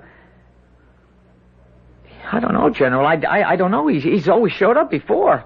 Were you lying to me? No, sir. Those words always fetched him. Admit you were lying. But I was telling the truth. Say you were frightened. No, it's the truth. You made it up to save your life. I tell you it's true. Admit it's a lie, and I'll spare your life. But I've seen him. I know him. For that, Jabez, I shall hang you. Windandingo! Windandingo! There is no Windandingo. But there is a Major Parkhurst, and I shall order him to assemble an execution squad. Windandingo! Windandingo! I know your name! It's Windandingo! There is no Windandingo! Listen. Well, it's a quiet night. I can hear an eagle screaming in the distance. Listen! Can that be a bear prowling about? The hissing of a snake, the call of a moose, the growl of a bear, the cackle of a goose. It's Windandingo. Ah, there is no Windandingo. You hear him? And you see him? Well, I think I see something. A shape of a man. A snake. A bird. It has feathers. Hair. Claws, fangs. You see him. What is it? It's Windandingo. No. It isn't possible. It doesn't exist. These things don't exist. It's Windandingo. Oh, I'm dreaming. You're awake. I had too much to drink. It's Windandingo. What does he want with me? Listen to him. I'm listening. I can't hear a word. He talks without words. He's in your mind. Listen to what he's saying. He gets angry if you don't listen. What is Windandingo saying? Spare his life. Give him justice. Give all people justice. Without justice, there is only death. Oh, Jabez, I never wanted to. General Burgoyne, help! What have you done to the General? Well, I didn't do nothing. General, are you all right, sir? Where did it go? Where did what go? But it was just standing there. What was just standing here? Oh, Jabez. Yes, General. You're a young scoundrel. But sir... I really should hang you. Windandingo was here. But I won't. On one condition. Give me your solemn oath. Go join Gates's army. Sir, I really am not much for fighting. Jabez, there's nothing so destructive to the smooth operation of an army, indeed a government, as a completely honest man. You've done enough damage here. Now take your talent for disruption over to your own people. It's perhaps the best chance we British have to win this war.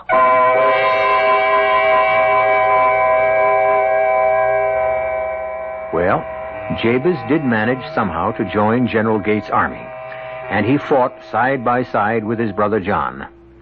However, Burgoyne's cynical hope was not to come true. After all, we did win the war. So you see, Jabe's honesty, sincerity, and idealism didn't do us too much damage at that time. I'll be back shortly.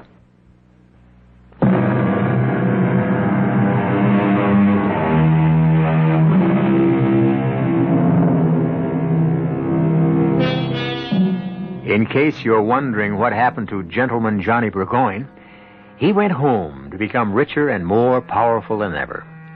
He spent the rest of his life writing plays, and they say one of them was about a powerful Indian spirit. Unfortunately, many of his papers have been lost. A pity. However, if they ever find that play, we'll present it here for you on Mystery Theater. Our cast included Jack Grimes, Court Benson, Mason Adams, Earl Hammond, and Bryna Rayburn. The entire production was under the direction of Hyman Brown. This is E.G. Marshall inviting you to return to our Mystery Theater for another adventure in the macabre. Until next time, pleasant dreams.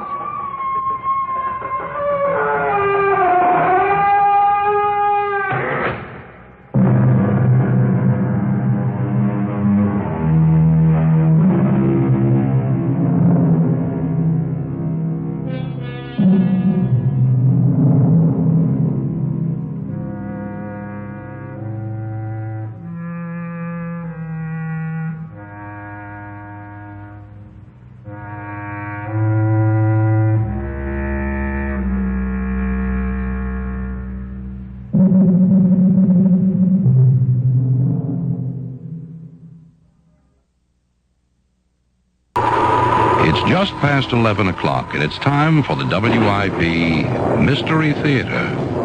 Why don't you join us? Just sit back and relax, if you can.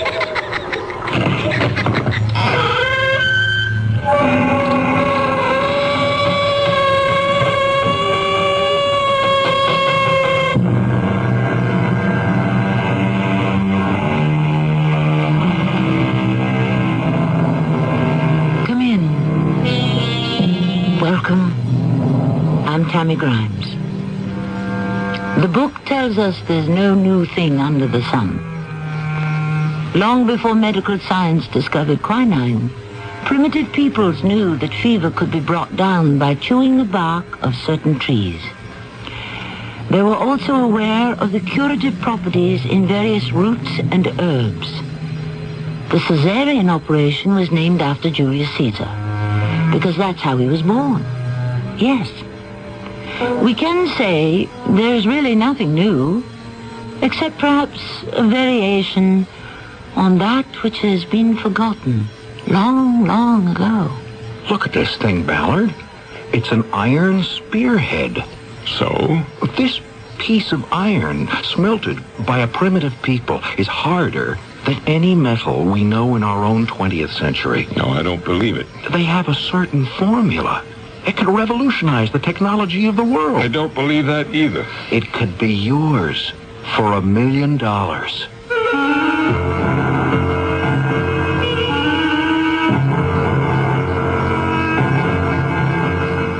Our mystery drama, The Magic Dust, was written especially for the Mystery Theater by Sam Dan and stars Tony Roberts. I'll be back shortly with Act One. Whether you need a Christmas gift for someone who enjoys gourmet cooking or late-night snacking, you're sure to find it in the wide selection of gift appliances available at True Value hardware stores. Hi, Pat Summerall to suggest you give the versatile Oster Kitchen Center, including mixer, food grinder, dough hooks, blender, and more, to cut big kitchen chores down to size. Then for quick meals and snacks, choose the Oster Hot and Toasty Grill that cooks 4 sandwiches in minutes. You'll find them at participating True Value hardware stores and home centers. And say that Pat Summerall sent you. Irene, you just dropped a day's pay in dishes. Yeah, and strained my back besides. Oh, no. Look, leave that mess there while I get some Doan's pills. You've got some here? In my purse. Lifting trays like we do, I always keep Doan's pills with me. Good advice. Doan's pills for temporary relief of simple backache pain due to overexertion, stress, or strain. Use only as directed. Irene, you finished the shift. Because Doan's pills were on the job. They really work. Mommy, I cut my hair. Oh, no. Oh, what should I do? Oh, Mommy, I'm bleeding. Can you stop the bleeding? Can you clean a wound properly? What if he stops breathing? What if his heart stops too? How do you handle an emergency at home? Many of us panic when prompt action may be needed to save a life. If you'd like to learn what to do and how to do it before you're faced with an emergency, contact Red Cross. We'll help you learn how to prevent accidents. We'll teach you first aid, Red Cross CPR, family health and home care. Countless lives have been saved through safety and health care skills learned through Red Cross courses. And because of these skills, millions of Americans live safer, happier, healthier lives. Learn how to take better care of yourself and your family. Call Red Cross. We'll help. Will you?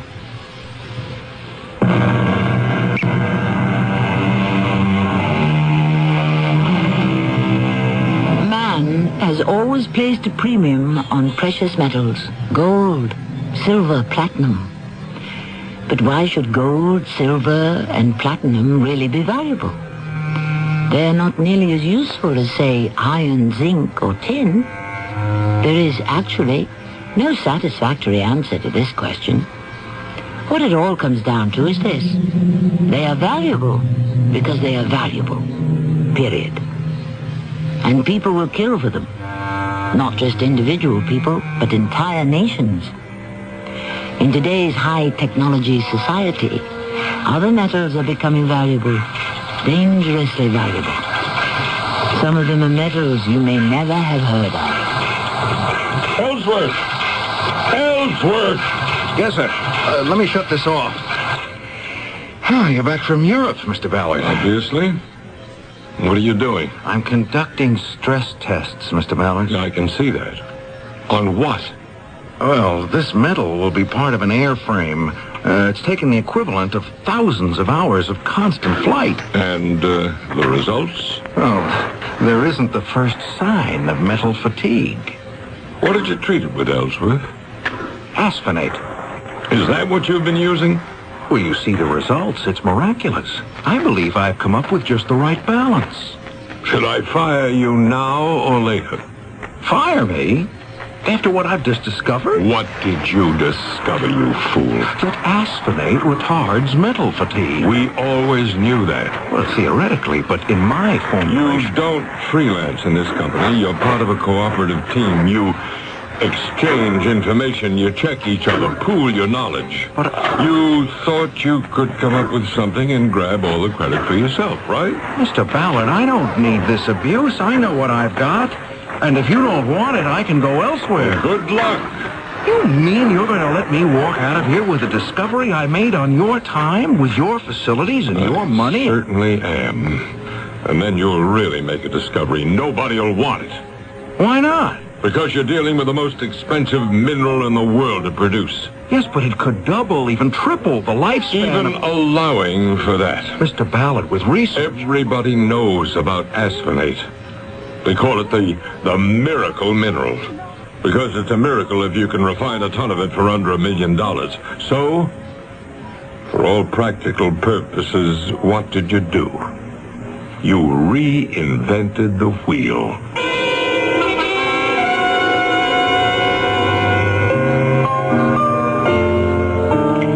Do you have a request?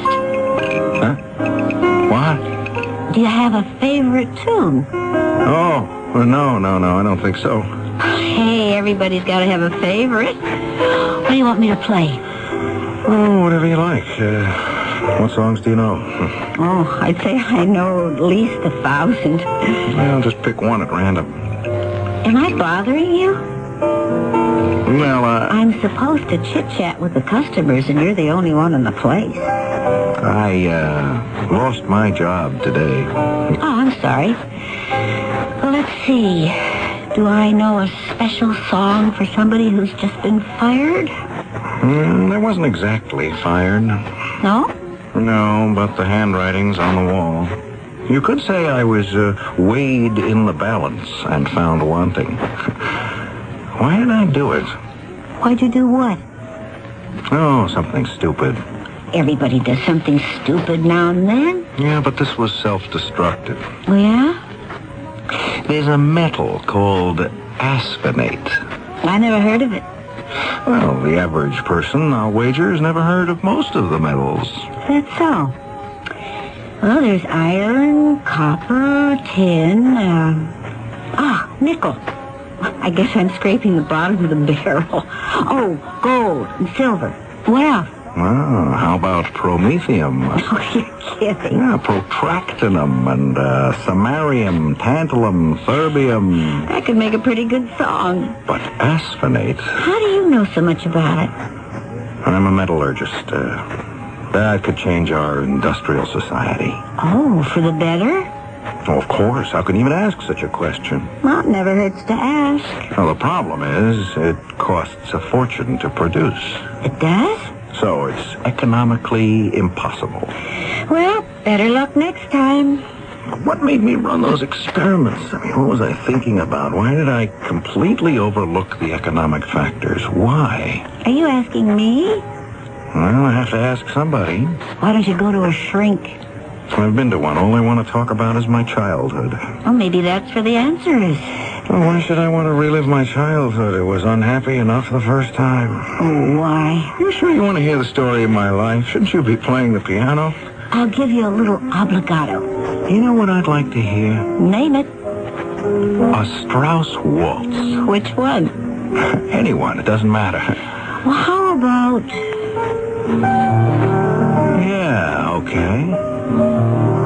Why did you ask to hear this? I don't know. Today there's so much I don't know. Why did I commit to those experiments with asphenate when I should have realized it was a practical impossibility? Couldn't I see I was only proposing to cut my own throat? Maybe you have a death wish. Well, there must be a reason. I'm not stupid. I'm not impractical. What was the reason? Oh, let's see. You said you managed to make it through your childhood and into college. Did things get better there? Yes, because at school I could lose myself in study. And I did. I discovered science. Oh, you've been playing, Yes, I've been playing. What's your name? Diane. Diane, what were you playing? Vienna Life. I've heard it before. Where? You could have heard it anywhere. In a movie, theater. No, I don't go to those places. I don't have the time. But I heard that song. I know I did. Well, if you don't listen to music, then why did you ask me to play a Viennese waltz? I don't know. Are you Viennese? No. Were you ever in love with a Viennese girl? I was never in love with anyone. Why not? Don't have the time. You don't seem to have time for very much, do you? Still, why did I ask to hear a Viennese waltz? Did you ever know anyone from Vienna? No. Wait. Yes, I did. Who? Francesca Platek. I knew it. Dig deep enough and you'll always find a girl. Oh, she wasn't a girl. Francesca Platek wasn't a girl? Well, she was a woman. Oh, it's even better. A professor of anthropology. Yes, I had to take a course in anthropology in order to graduate. It was a small class, and sometimes I'd go to her apartment. Oh, then you did have a romance. No. The class would meet in her apartment. Oh. Was she pretty? Well, she was an old lady. How old?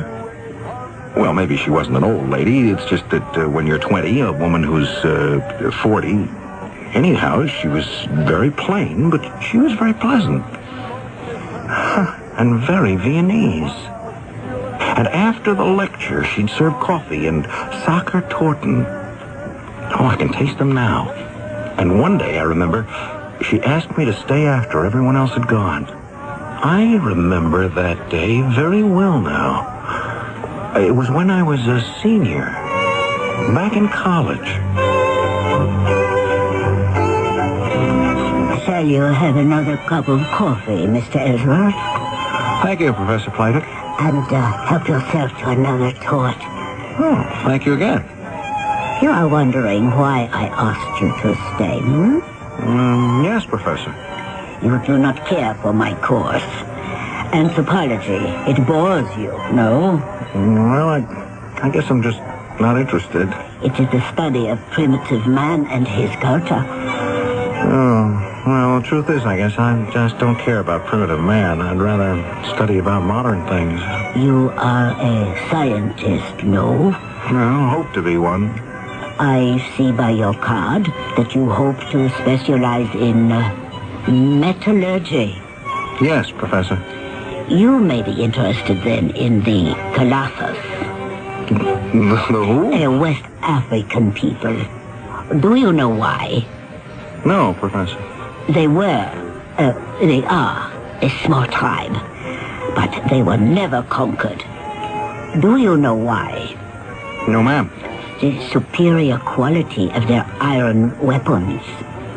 Oh. Should this not be of interest to you as a metallurgist? Well, yes. Somehow they had learned to, I suppose you could say, fortify their iron spear points with a metallic ore called astinate.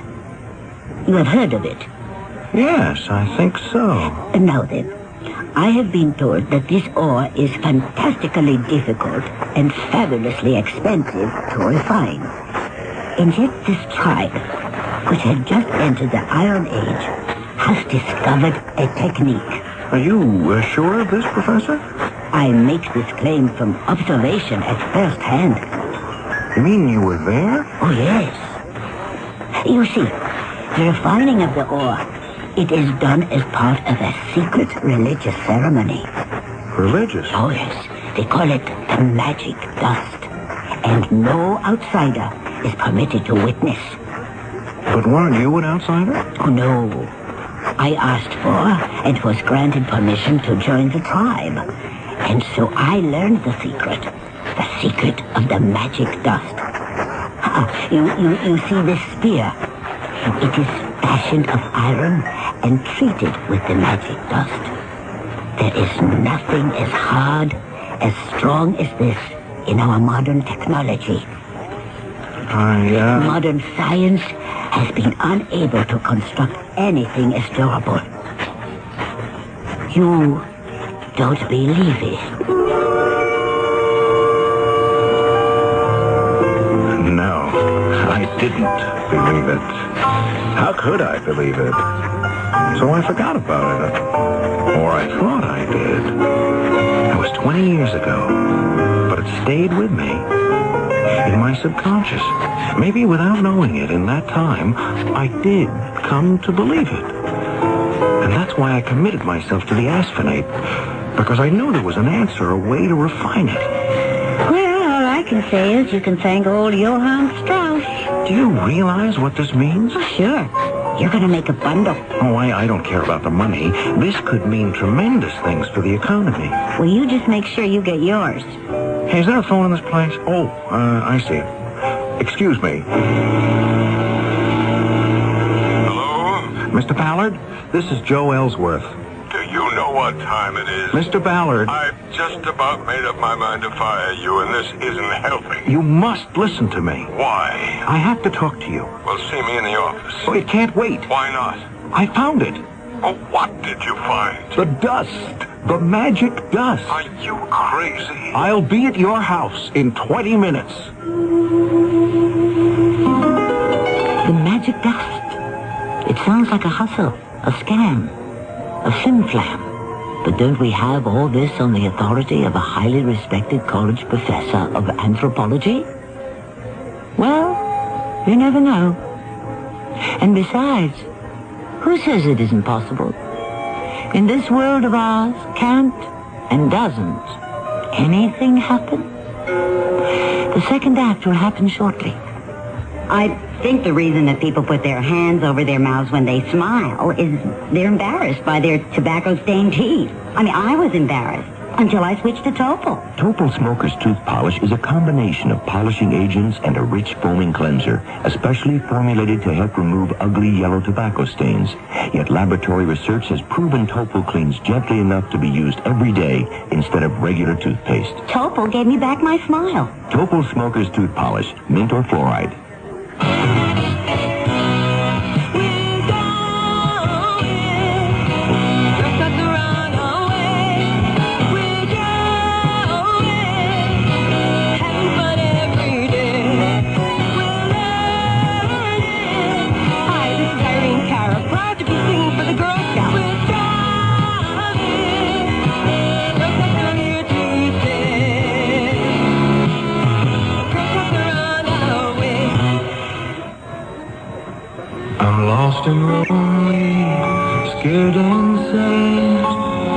trembling at the thought of making me mad. My love is yours, but at times you're so cold.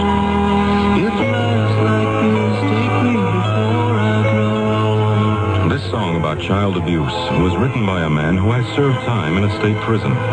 It tells how he felt growing up as an abused child. Many of the social problems in America today spring directly from child abuse. Yet, with enough knowledge and enough money, child abuse can be prevented. Help us get to the heart of the problem. Write Prevent Child Abuse, Box 2866, Chicago, Illinois, 60690.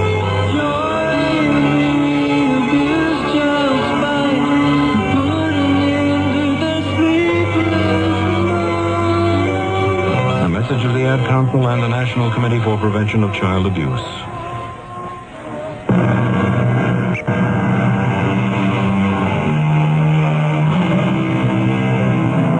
If we seek the truth, we must endure the consequences, which is why so few people actively pursue it. After all, why search after truth? If it turns out you may not like it once you find it. Indeed, you may not even recognize it. The problem is age-old and quite familiar. What is the truth? We shall have some wrestling with this as our story continues. The long and short of what you're telling me, Ellsworth, is that this woman knows how to refine asphanes. Well, she said she did. Now, what's this tribe again? The Colossus, something like that, of West Africa. And they have iron spear points that are harder than anything ever made. Well, that's what she told me. Well, how does she know? They're treated with this magic dust, which we know is the ore of asphanes. Oh, never mind all that. How can we find out? Where can we get a Colossus spear point? Oh, I don't know that, but she has one. Oh, that is, she did. Well, then get it. But I haven't seen her in 20 years. I don't even know if she's still alive. I said get it. But why should she let me have it? Make up a story. How can I... If you can't come in with that spear point, Ellsworth, don't bother to come in at all.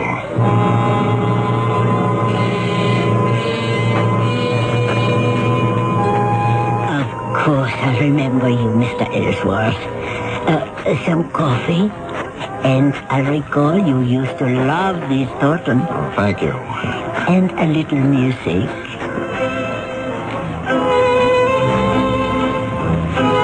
So, what have you been doing with yourself? I did become a metallurgist. Good. It is not everyone who can realize a youthful dream. Dream? Well, sometimes it's a nightmare. Oh. Professor Platek, I'll come right to the point. That is, the spear point. Yes? Do you suppose I could borrow it? The Colossus spear? Oh? But why? In the interests of science. How? You say that it had been treated with the magic dust. You remember. Mm-hmm. So therefore it's stronger and more durable than anything that had ever been created by modern science. You remember that too? Well, that idea, yes, it had always, I suppose you might say it had haunted me. Really? And so I wonder, would you allow me to test your theory? My good Mr. Ellsworth, it is not a theory. It is a fact. Professor, a theory cannot become a fact until it is tested. And what do you propose to do? Well, I would subject it to various stresses and determine just how it responds. Oh, you would destroy it? Oh, no. Merely prove that it is what you claim that it is. But I need no proof. I believe it. Why? Because I am a true believer. All right. Then how would you like to make a true believer out of me? Well, why not? Why not indeed?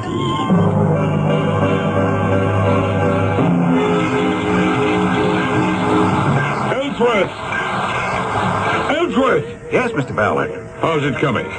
Look at this. Look at it. It's impossible. Maybe it's impossible, but it's true. This chunk of iron, this primitive spearhead, It cannot have taken this much punishment, this much stress, this much heat. You have the evidence of your own eyes. All right, I'm convinced. I'm a believer. This woman, this Professor Francesca Platek, she knows a way to refine asphenate? Yes, sir. Well, then find out what it is. Oh, find out? Well, how? It's a secret. Offer her money. Oh, I don't think she'd take any. I'm not out to cheat her. There's enough here for everybody. Yes, but this is a religious... Ellsworth, you'd be surprised at how much religion you can buy for $1 million. $1 million? Uh-huh. And we'll go higher if we have to. No, I am afraid not. But, Professor... I have been sworn to secrecy. You have no idea what this could mean to society. Yes. But the beneficial effects are almost impossible to calculate. Really? Just think. Metals will last longer, which means we'll use less of them and thus conserve more of them. Not to mention the fuels needed to refine and transport and convert them. I mean, they'll be harder, safer, more efficient, more effective. And you understand? Of course. The magic dust, as you call it. This is the key. Evidently, your tribe, the Colossus, know of a cheap way to refine it. Yes. And you know it too, don't you? Yes, I know it. You won't be the loser. You can name your price. My price? Well, it could be worth millions to you. Millions? Mr. Ballard is offering you a blank check. Tell me, Mr. Ellsworth, what would I do with millions? But the world needs this magic dust. Name your price. The price, my friend, is my life. Your life? You see, Mr. Ellsworth, I have been inducted into the Colossus. I am a sister. I have sworn never to tell anyone the secret or use it for my own purposes. If I were to give away the secret of the magic dust, I would die immediately. Die? How?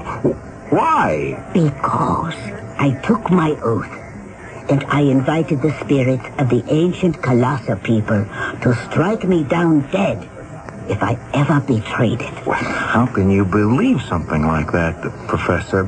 You're a modern 20th century woman, a professor of anthropology.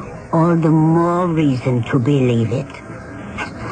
Isn't there any way that I can convince you? No. But this is merely a formula. Yes, I know. I wish that I could convince you of the value. Another cup of coffee, Mr. Ellsworth. What do you mean she said no? She isn't interested. What kind of nonsense are you giving me? She turned it down. That's impossible. No rational, intelligent human being can say no to $1 million. Well, she did. I don't believe it. Mr. Ballard, there are those people who live in a world of their own and nothing else matters to them. What was I thinking of? Sending a boy on a man's errand. Where does this woman live? I can only say to you what I said to Mr. Ellsworth. No, Mr. Ballard. Did Ellsworth tell you that price was no object? Money is not the issue. Money is always the issue. There is my honor. Honor is a commodity like anything else. It can be bought and sold. Then let us say I fear for my life. You mean this mumbo-jumbo about being struck down by the avenging spirits of the Colossus people? It is not mumbo-jumbo. Madam, you have a formula, is that true? Yes, true. It can be reduced to a piece of paper. You have probably done that already. And what if I have? I want that piece of paper, in return for which I shall give you this piece of paper. You see what it says? Pay to the order of... you just fill in your name and the amount. My signature is already on it. My answer is no. Call the bank. Ask them how much I'm good for. Shall you have another cup of coffee, Mr. Ballard? Now, look here, Professor Playtex. I am sorry, Mr. Ballard, but this must be the end of it. Oh, no, Professor, not the end. Just the beginning. Go see her again, Ellsworth. She simply won't discuss it, sir. You've met her. You know how she is. There has to be a way. Well, I'm sorry, but I don't think so. Oh, you don't think so? No, sir. Well, I can think of a way. Well, what's that? There isn't any reason for you to know. Mr. Ballard, if you're thinking of... Of what? No, nothing. Nothing. Go back to the lab. Do something productive. Mr. Ballard, are you... Well? I have to check on some tests.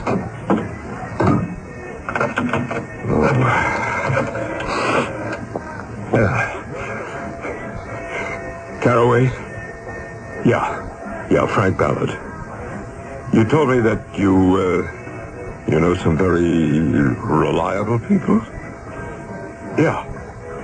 Well, there's something that I need.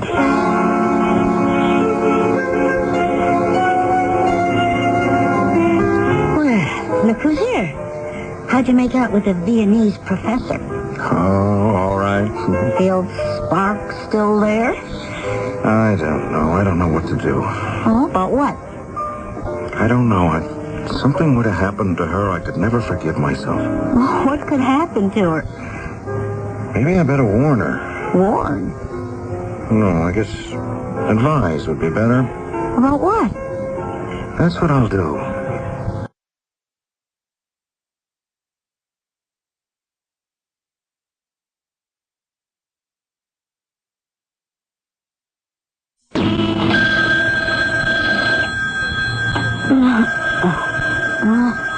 What is it? Oh, the telephone in the middle of the night. Hello? Professor Playdick? Who is this? It's Ellsworth. Ellsworth? I know it's late, but... Yes, but... Please be careful. But I am always careful. Is this why you call me at midnight? Yes. I watch when I cross the street. You could be in danger. Danger? If I were you, I would make sure my doors are always locked and... Oh, what are you trying to say to me? Listen, why don't you go away on a trip? A trip? Where? To Vienna. I have seen enough of Vienna in my lifetime. Well, somewhere else then. Why? I am very happy here. Well, just be careful, huh? Of course. And, thank you for your concern over an old lady. Good night, Mr. Ellsworth. What was that? Who is out there? Oh, someone is in the other room. Who are you? Shut up, lady. Why are you ransacking my room? What do you want? I called you police. Down that phone. Help me! Help me! Things have become violent, as somehow we suspected they would. Professor Francesca Playtech lies on the floor. She's dead. In a little while, the police will be here. The coroner will note that she died of a heart attack brought on by extreme fright. The room has been ransacked, and it will probably become just another incident in the voluminous files of the police. But we need another act, and it shall arrive shortly. He was a good cop. Too good for them. They tried to kill him and missed. Too bad. For them. They took away his hearing. He lost his badge. Then his woman. And then, using his deafness as a silent partner, he vowed he would get them back. No matter what. See Hear No Evil, the CBS TV Saturday night movie at 9, 8 Central and Mountain. Hear No Evil. Countdown to cure. Hi, this is Henry Winkler with a message from the Leukemia Society of America. Leukemia treatment and research has advanced encouragingly during the last 10 years. We are now able to stop the progress of this disease in many cases, especially children. But more than half of all leukemia occurs in persons over 60 years of age. Each year there are 23,000 new cases. So please support the Leukemia Society's countdown to a cure. It's a matter of time. Thank you. Hello, this is Max Moran. Do you have a sight problem that prevents you from reading? I've got good news for you about Choice Magazine Listening, a free service. Every other month, Choice Magazine Listening will send you, free, on phonograph records, 8 hours of selections from leading magazines featuring writers like William Styron, Joyce Carol Oates, John McPhee, Kurt Vonnegut, Art Buchwald, many others. So if you are blind or unable to read regular print, or if you know someone with this problem, write to Listening, Box 10, Port Washington, New York, 11050. We'll also tell you how to get the special record player provided free by the Library of Congress as part of its Talking Book program. So, write Listening, Box 10, Port Washington, New York, 11050, or telephone 516-883-8280. That's 516-883-8280. A public service message on behalf of the nonprofit Lucerna Fund.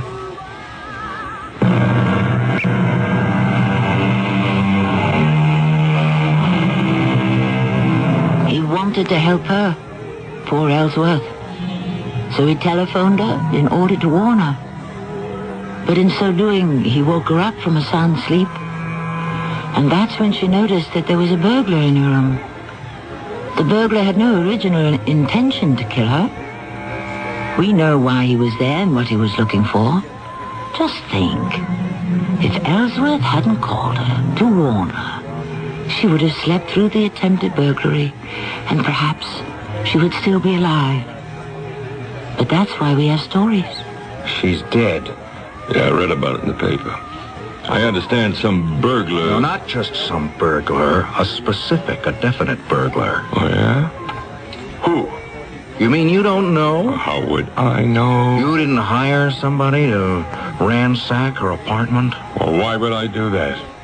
To find the formula. What formula is this? The formula for the magic dust. And what is that? Aspenate, that rare and difficult to refine metal. How can you pretend... Now, listen, Ellsworth. I don't know this magic dust, whatever it is, and you don't either. But I never heard of this Professor Francesca Plater. I told you about her. Well, I'll deny it.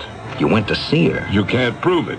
Mr. Ballard. It was one of those unfortunate things. A very skillful and competent man was assigned to steal her papers. She was fast asleep. It was going very well, and then do you know what happened? The telephone rang. The telephone? Somebody called her. At midnight. At midnight? Yes. And that woke her up. So she became hysterical. The fellow tried to shut her up, but, well, what can you do? So then, that's the end of it. And you must have lots of work to do.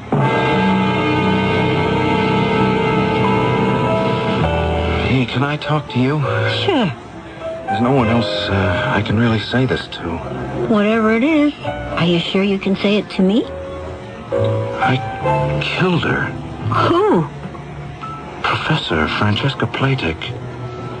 I knew he was going to hire somebody to ransack her apartment. Who was? My boss, Mr. Ballard. But why? No, to find the formula. The formula for the magic dust. The magic dust? Yeah, that's right. Oh, okay. What else? So I'm a party to it. I'm an accessory. Don't you think? Do you want me to believe you? Yes. Okay.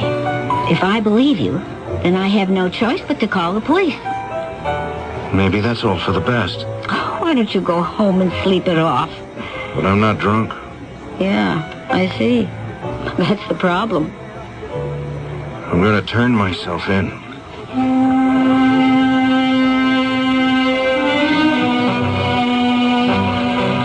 Where is he, Lieutenant? He insists that we hold him in a cell.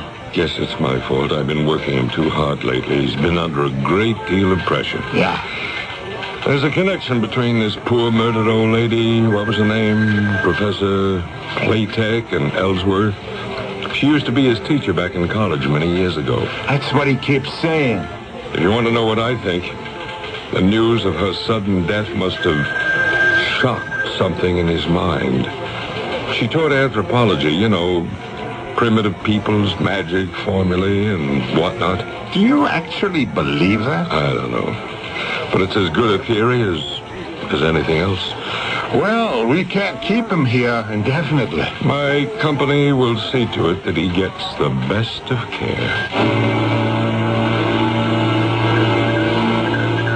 Hello, Ellsworth. Hello? You feeling better? No. I'll never feel better. Oh, come on now. And neither will you. But I don't feel bad at all. Well, you should. You killed her. The fact is, you killed her for nothing. No, I didn't kill her. Well, you had her killed. You keep telling this kind of ridiculous story, you see where it gets you. Into a sanitarium. You want to stay here for the rest of your life? You're responsible for her death. All right, that's enough. You're going to pay for it. You're not doing yourself any good. I'll find a way to make you pay for it. Here. Where have you been? Away. That little problem. Get it settled? Oh, sure. Everything going to be okay? I think so. What happened? Well, you showed me how to handle it. I did? When? Just now. Oh, yeah? I was listening to you play the piano. And that did it for you? Yeah. The song. How? Oh, if I told you, you'd really think I was a nut. I think you're a nut anyhow. Do you? Mm-hmm. And a nice nut. Good night. I'll see you when I get back. Oh, from where? Africa. You? Hello, Mr. Ballard. Well, what are you doing here? I'm allowed out. May I come in? Well? What are we going to do about the magic dust? Well, what can we do about it? She's dead. But does the secret have to die with her? What do you suggest? Well, how did she find out about it? How? She was an anthropologist. She went into the field. Wait a minute. Where is all this leading? To the Kalasa tribe near the west coast of Africa. Why don't we go there? Well, what for? Well, to discover the secret of the magic dust. How? I looked through my old school papers. I found the notes I took in my anthropology class. Listen. Oh, now, what is this nonsense? I spent time with the Kalasa tribe. This is Professor Platek speaking. I said to Chief Leoto, Chief, I would like to become a member of the tribe. And he said, then you must become my sister, and we shall have the ceremony when we burn the magic dust. You see that, Mr. Ballard? Well, what am I supposed to see? That is where and when they refine the asphenate, and all who join the tribe are told the secret.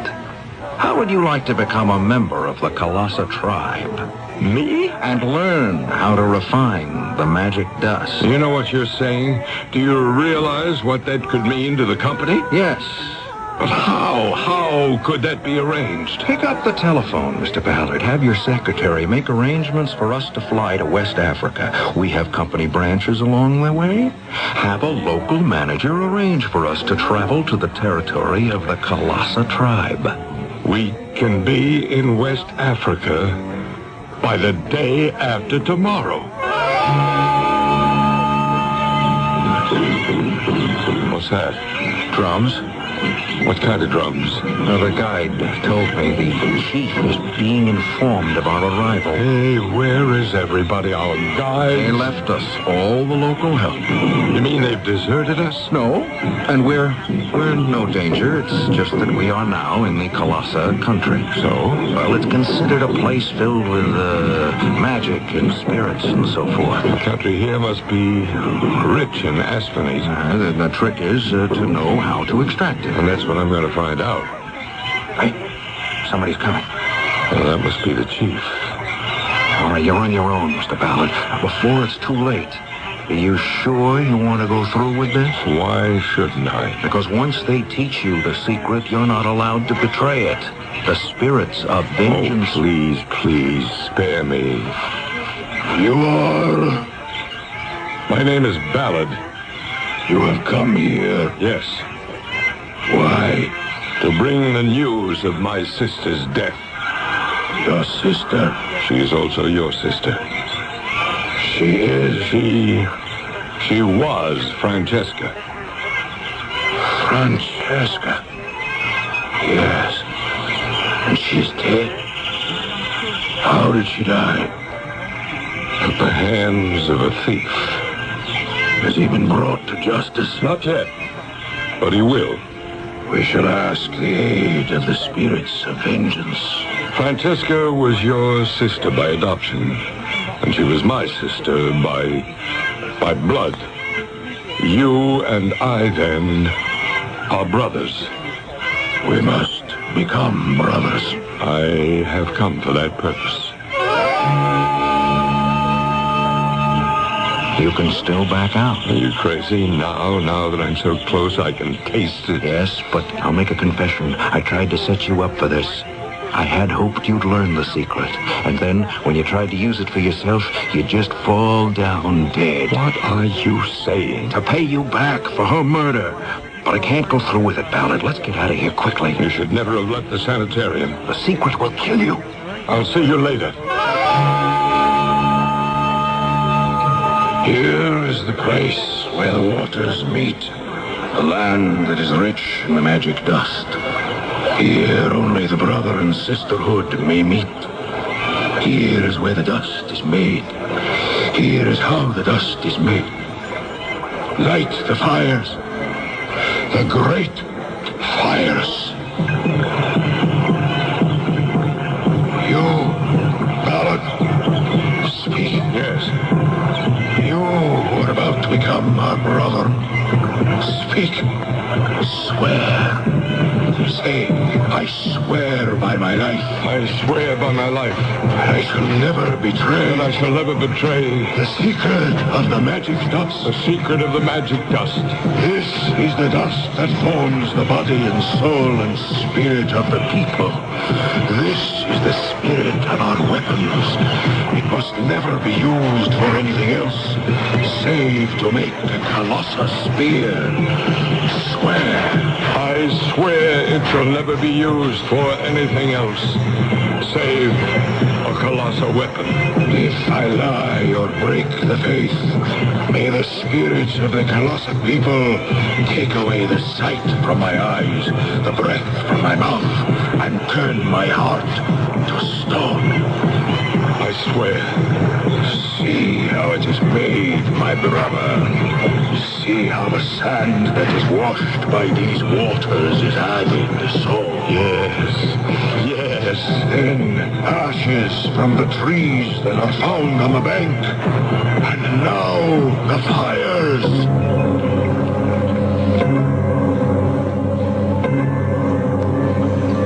Are we ready? Is all the raw material here? Yes, but... Then I'll have to feed the formula into the computer. Don't, Mr. Ballard. The moment you do that, the spirits of the colossal people will take vengeance. You are a hopeless nut. Now move aside. I have to punch this out. No. There we are. Now watch. Mr. Ballard, you cannot do that. Who says I can't? I do. I am your sister. I have no sister. Who are you talking to? Can't you see? It's Francesca. Who? She's standing right beside you. How could she be standing here? She's dead. You must not use the formula. Nonsense. Nonsense. So as the sight shall be gone from your eyes, the breath shall be taken from your mouth. That's nonsense. Mr. Ballard. And your heart shall turn to stone. I don't believe it. Shut down the computer. Never. Very well then. Mr. Ballard. I can't see him. What's wrong? I can't see. Stop the computer. I can't breathe. I can't breathe. Mr. Ballard. Mr. Ballard.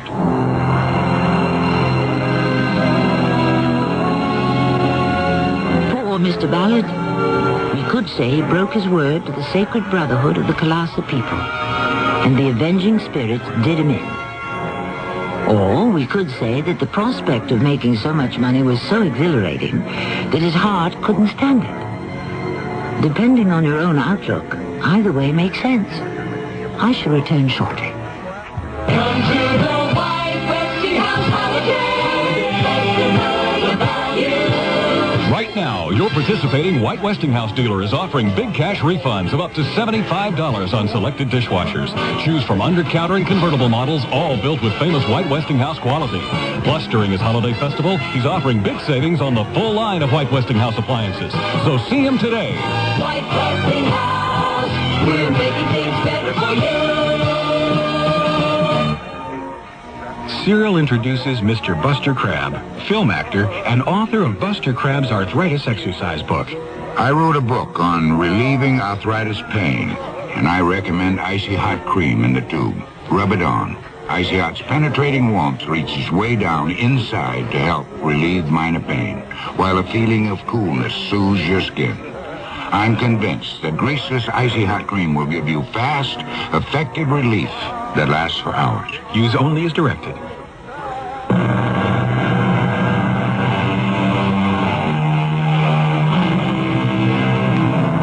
The past may be forgotten, but it never dies. And not just the human past with its fantastic network of memories, but the past of the earth itself. Yes, within the waters, the rocks, the mountains and deserts are the eternal secrets of earthquakes, floods, and other catastrophic upheavals. And these follow certain rules of logic that no human mind can ever hope to understand. Does a grain of sand, a droplet of dew, have a mind of its own? How can we answer that question? Our cast included Tony Roberts, Arnold Moss, and Edie Juster. The entire production was under the direction of Hyman Brown. And now a preview of our next tale. Here's one of Laura's house slippers. I used it for comparison with plaster casts of footprints from the murder scene. Splendid. Give it to me, please. It's all bloodstained. Much the better. Now, I go back to that night of April 3rd. Yes, I see it. What? I see the blood. Now, a face. Yes, I see. Long, black, curly hair, a very pale face, a sad, droopy mouth, pale blue eyes, almost white. It is the face of the murderer. Hey, wait a minute. That sounds like Stevie Harris. He is your murderer. No way. Not Stevie. He couldn't kill anyone. What? Well, I've known Stevie since the day he was born. Yes, my dear Sheriff. But have you read the fellow's mind? Radio Mystery Theater was sponsored in part by White Westinghouse Appliance Company. This is Tammy Grimes, inviting you to return to our Mystery Theater for another adventure in the macabre. Until next time, pleasant dreams.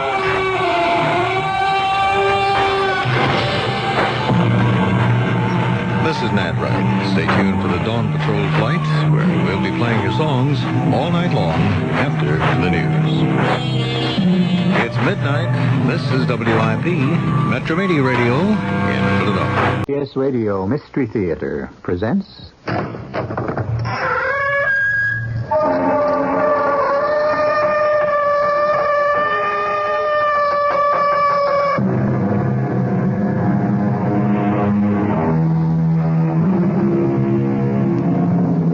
Come in. Welcome. I'm E.G. Marshall. Psychiatrists have sought the answers to puzzling facets of human behavior for years. Today, we speak freely of phobias. unexplained psychotic experiences. But in the year 1793, a humane, enlightened physician of the infamous mental institution at La Bicêtre, a hellhole by any description, was brought to trial for daring to treat mental patients like human beings. He himself was called mad for, as the court put it, freeing the beasts from their chains. But as I said, times have changed. The story we're about to tell you about the horrors that took place in a similar institution is true. But it never really could have happened. Not here. Not yet. Not now. Stop it! Make them stop it, Doctor. That noise, please. It's just a summer night storm, Miss Agatha. You are safe here in the sanatorium. Yes. Nothing here can harm me. That's right. Now, go to sleep. I have to check on the other patients. Yes, Doctor. There are others here who need watching. The dangerous ones. They hate me. They all hate me. You must get some sleep. It's getting late. Yes, you're right, Doctor. For the dangerous ones, it's getting later than you think.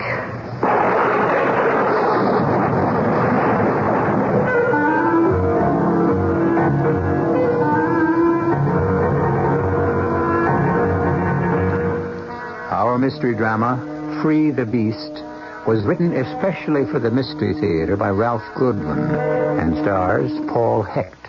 It is sponsored in part by True Value Hardware Stores and Buick Motor Division. I'll be back shortly with Act One.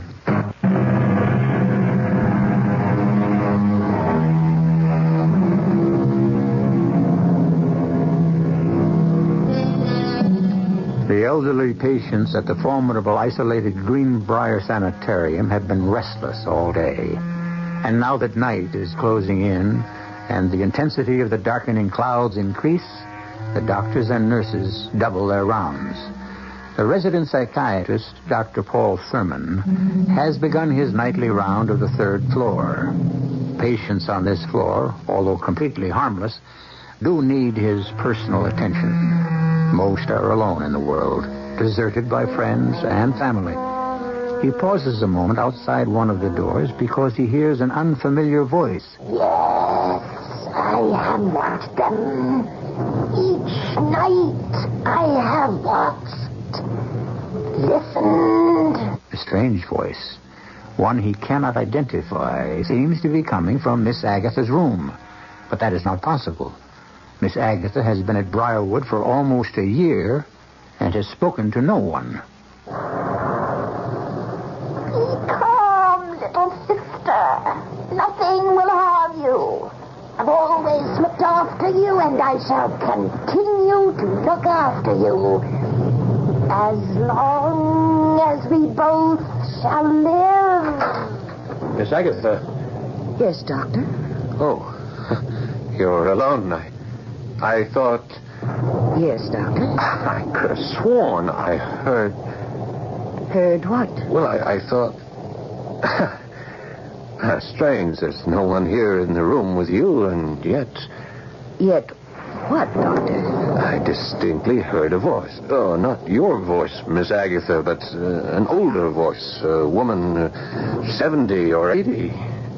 You must be mistaken, Doctor. She called you little sister.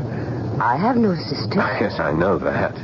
But I do have a puzzle for you. A puzzle? Brothers and sisters, I have none. But that woman's mother is my mother's daughter.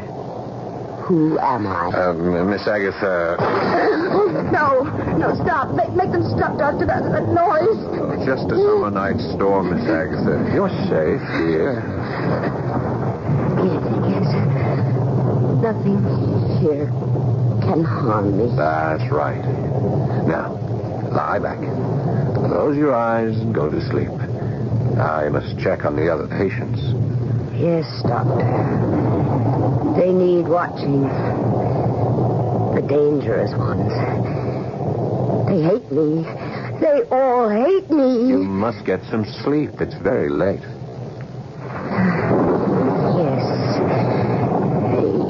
late, Doctor. It is very late for the dangerous ones. It's later than you think.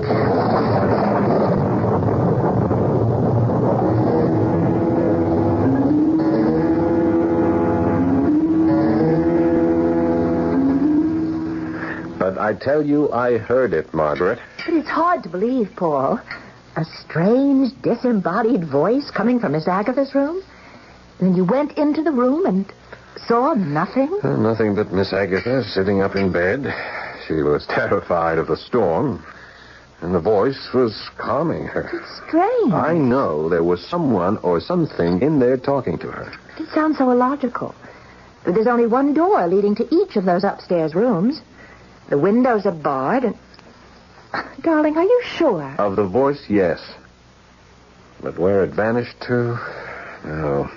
Could she have been talking to herself? Well, she never has. Besides, the voice was so different. The entire quality of that voice, it was so much older, raspier. I tell you, Margaret, something strange, something unexplainable took place on that third floor last night. If I may say so, Doctor, considering you are an accredited psychiatrist, you're acting weird. The word, darling, is weirdly. I'm not acting weirdly, just cautiously. There is one thing you can do, sweetheart. What's that? Let's start by pulling the file on Miss Agatha. See if she has any relatives she hasn't told us about. Relatives? Miss Agatha? Oh, she doesn't have. I mean, I've gone over her file a number of times since she was admitted. She's an only child. Are you sure? I'm positive. That voice, the voice I heard in her room, it called her little sister. Look, Paul, I know I shouldn't attempt any psychiatric explanations, but you know how lonesome Miss Agatha is, never making friends with the other patients here. What are you getting at?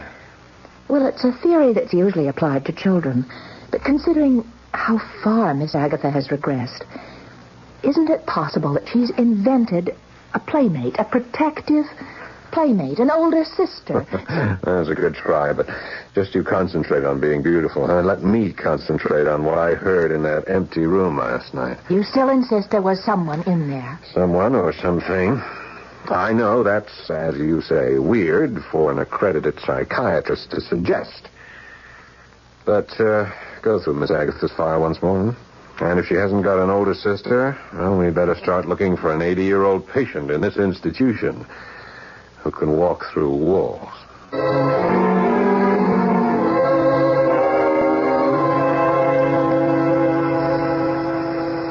This is a progress report dated the 28th. Patient Miss Agatha Milford, age 37. Patient not adjusting to confinement. Resistance to group therapy aggravated by persecution complex. Oh, yeah, come in. Patient is convinced that members of group are hostile to her. Sounds like you're reporting on Miss Agatha, right? Right. I'll be with you in a minute, Margaret. Just let me complete this tape. I brought her file. Everything I could find on her. Oh, well, in that case, I'm with you right now. I dug up everything I could find on her. Good. I'll do my report again later after we check what you have. But it's a waste of time, really. What? I don't have a thing. No brothers, no sisters. She has none. Brothers and sisters, I have none. But that woman's mother is my mother's daughter. What? That's what Miss Agatha said last night. When I heard that strange voice in her room, I asked her if she had a sister. She said no.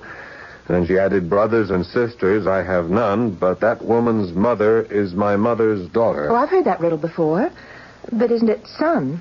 I mean, that man's father is my father's son? Yeah, but not the way she says it. What does it mean? I don't know. Right now, I don't know anything for sure. I don't even know if I actually heard that voice coming from Miss Agatha's room. But you said... Oh, I heard a voice, all right. It wasn't Miss Agatha. It sounded like it came from her room, but could it have come from somewhere else? Where? The rooms are 30 feet apart. If it came from the next room, Mrs. Haverstrom's room... No. It couldn't have come from Haverstrom's room. I passed there. All was quiet. It came from the far end of the hall. I wonder... What? Oh, no. Never mind. Let's see that file. Here you are. Oh, and talking about Mrs. Haverstrom. Yeah? Well, she and Miss Agatha got into another one of their brawls this morning. Oh, no. What about? Same thing. Miss Agatha still insists that the gold locket Haverstrom wears around her neck is hers. You know, the one with the picture of Haverstrom's father in it. Yeah, what's this? What's this entry here? It's hardly legible. Look, it's some sort of legal document. It seems to be rain damaged. Well, what is it? Adoption papers. Adoption papers? Yeah. 1936 or 39. I can't quite make it out. An adoption agency in Greenville Township. That's just across the county line. The name on the document is Milford. Yeah. And first name looks like it could be Agatha. Yeah? You know, I bet if we checked this out, we'd find it's Miss Agatha who was adopted. But it's funny she never mentioned Well, it. she may not know. Most adopted children are never told. Agency records are confidential. But I think we've come up with a lead. A lead? When she doesn't know she's adopted and agency records are top secret? What kind of a lead is that? That's a tough one, I'll admit. But with a little digging, we may find out more about our strange Miss Agatha. Now, what was that about the locket? The usual. Miss Agatha insists that the locket is hers.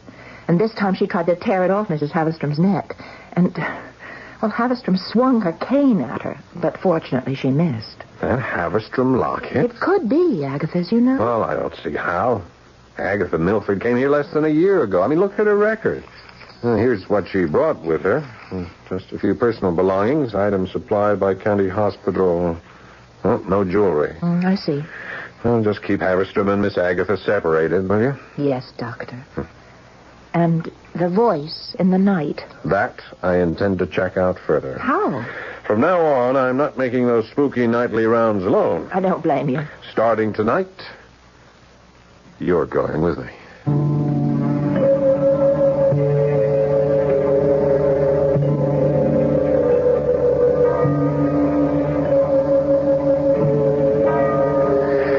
Well, 10 o'clock. Time to make the rounds. Someone covering for you down here? Yes, one of the matrons. All right, let's be off, shall we? Just a few more steps to the top. Oh, careful. Careful, the railing here is not too secure. Railing?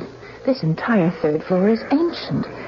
If you ask me, we ought to close down the whole building. At least this crumbling railing should be replaced. Paul, if you'd only talk to the correction board, they might be... What's that? I don't know. It's coming from the far end of the hall. Miss Agatha's room? Let's see, shall we? Yeah, those are the same sounds I heard last night. Don't cry, little one. There's no need to cry. I'm here with you always. The other voice. Did you hear it? I don't know. I heard the wind. You are not alone, little sister. You need fear nothing or no one. Do not cry. I will never leave you.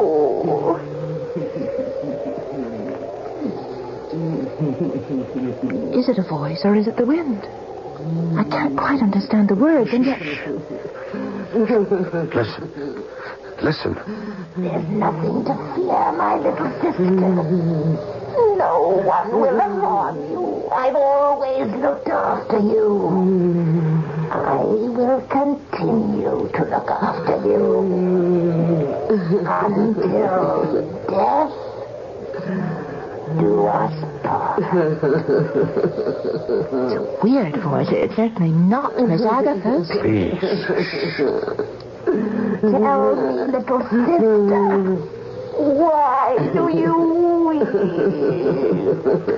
Is it about the locket? Your locket? The one that's been taken from you? Is the locket. That Haverstrom woman still has it. She tried to kill me. I wish she were dead. She's talking to herself about that fight she had with Mrs. Haverstrom this morning. What is she talking to herself? I want it, sister. I want it. That locket is mine. Mother gave it to me. You were there. You remember? Yes, I remember, little sister. The locket is yours. And you shall have it. I promise. I promise. Wait. Don't go. I I must, little sister. I must. The voice. Listen, it's fading. Quick, open the door. I can't. It's locked. Keys. Here's the keys. Sister, please, come back. Damn it, the keys. I don't have them. Miss Agatha. Miss Agatha, Dr. Thurman, let me in. No, doctor, go away. I'm asleep. I must rest. Please, Miss Agatha, Nurse Palmer is with me. I must talk to you. Please. Please let us in.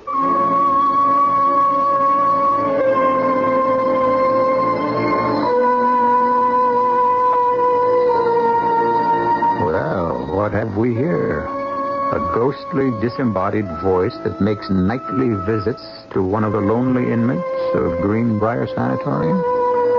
Has Miss Agatha invented an older sister to console her in her loneliness? Dr. Thurman seems convinced that the voice he hears is not that of Miss Agatha. But for the moment, he has chosen not to make a hasty decision, convinced that there is more to what is going on and meets the ears. We'll learn more when I return shortly with Act 2.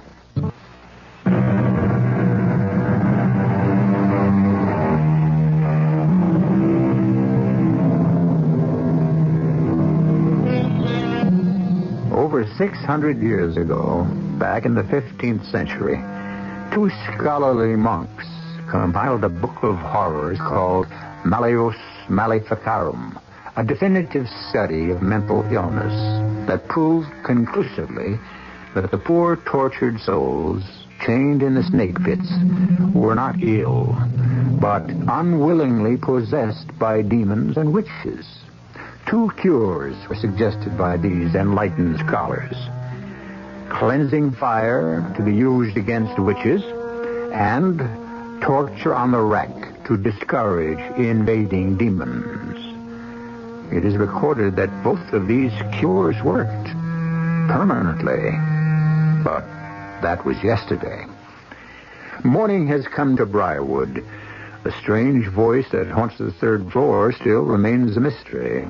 Dr. Thurman is seated in his office, recording a case history of the frightened, uncommunicative Miss Agatha Milford. The possibility of schizophrenia exists. Further testing is called for. Oh, yes, come in. Hey, good morning, Doc. How's it going? Oh, Connolly, I'm just taping more about that strange experience I've been telling you about. Hang on a minute, I'll shut off this tape recorder. You know, that's a great way to keep records. Yeah. I've been meaning to buy one of those gadgets for the agency. How's our suspect, Miss Agatha, doing? Oh, please, let's not refer to her as a suspect. She's a patient, one we know very little about. That's why I called you in. Did you have any luck tracing those adoption papers? Is the agency still in existence? You know, you're lucky, Doc. That adoption agency is still in existence. And I was able to get a look at their file. I got it all right here. I appreciate the effort you're putting into this. Well, you're an old friend, Doc. For clients, we do the possible. For friends, the impossible. Thanks, Connolly. Would you let me see the file? Now, hold it. This is a favor, right, Doc? So why don't you let me read it to you? Feed you a clue at a time so as I can get more than just one pat on the back for being so clever. Yeah, sounds like you hit the jackpot. Yeah, kind of. Now, to understand this complicated dossier, we'll have to start here on page 7 and work our way backwards. Connolly. Relax, will you, please? Now, let's see. First, we have the patient transfer from Greenfield to Briarwood, the newspaper clippings, then the murders. Murders? I'm coming to them. Here we are. Milford, Agatha, natural parents. Natural? Your hunch was right, Doc. She was adopted. Then the name of the child on the adoption papers, the name we couldn't read? Agatha Ann Milford. Adopted daughter of Charles and Henrietta Milford. Her real mother was named Mason. Carrie Lee Mason. She worked as a lab technician at Mercy Hospital. That's where the child was born. A few months before the trial took place. Trial? Yeah. It seems Miss Agatha's mother was some sort of nurse's aide at the hospital, took care of terminally ill patients. And she was a very sympathetic woman. Unfortunately, too sympathetic. What does that mean? Well, according to these newspaper clippings I dug up at the library, dated September 1939, the supposedly kindly Mrs. Mason was accused and later convicted of the murder of 6 of her patients. She simply turned off the oxygen supply and let nature take its course, which, of course, was inevitable. Only the jury judged it to be murder in the first degree. Poor woman. Watching those patients suffer day after day. Wasn't the pressure that she was under taken into consideration by the court? Yeah, but that's just the point. Evidence in the trial showed that she was under no pressure at all before, during, or after the murders. According to her testimony, she just, followed orders. Orders? She said a voice told her to do it. It's all here in this newspaper account. It seems our Mrs. Mason heard voices in the night. Voices that calmed her and comforted her in times of trouble. And voices that told her how to comfort others. Good Lord. Like mother, like daughter. What? No, nothing. Go on. What else do you have there? This woman, Mrs. Mason, Miss Agatha's mother, did she have any other children? Other children? Yeah, sons, daughters. Particularly daughters. A girl, perhaps, older than Miss Agatha. Oh, at least not according to the records I've dug up. Mrs. Mason had no other children. Miss Agatha was an only child. Are you sure? It's important. Could there possibly be a sister, an older sister? Oh, you mean that voice you've been hearing, huh? I'm sorry, Doc. There's no answer on that.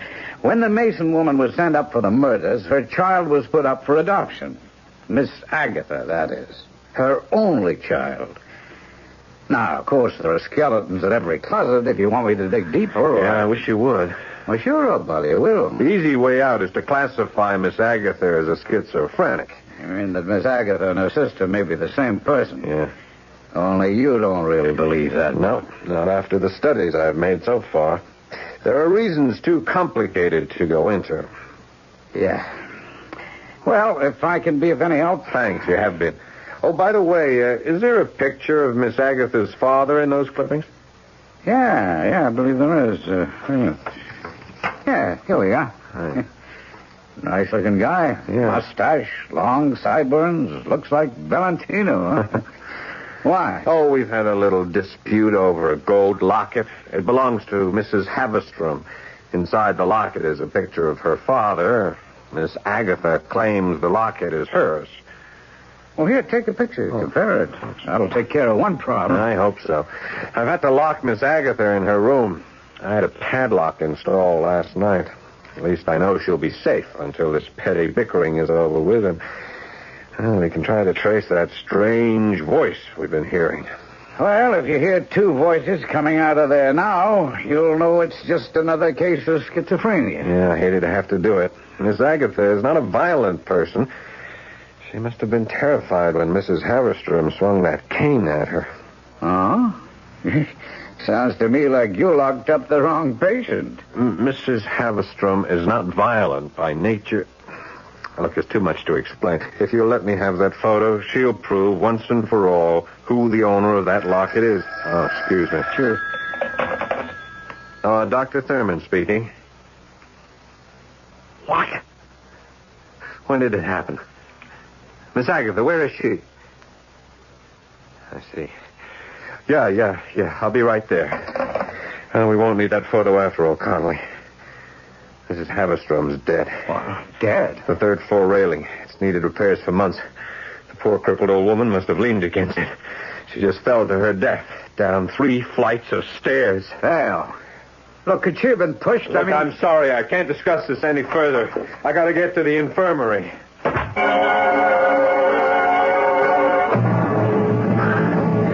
Slow down, Paul. I can't keep up with you. I'm sorry, Margaret. I'm anxious to check out Miss Agatha's room. I just don't understand how Mrs. Haverstrom got out of her room and over to that shaky railing alone.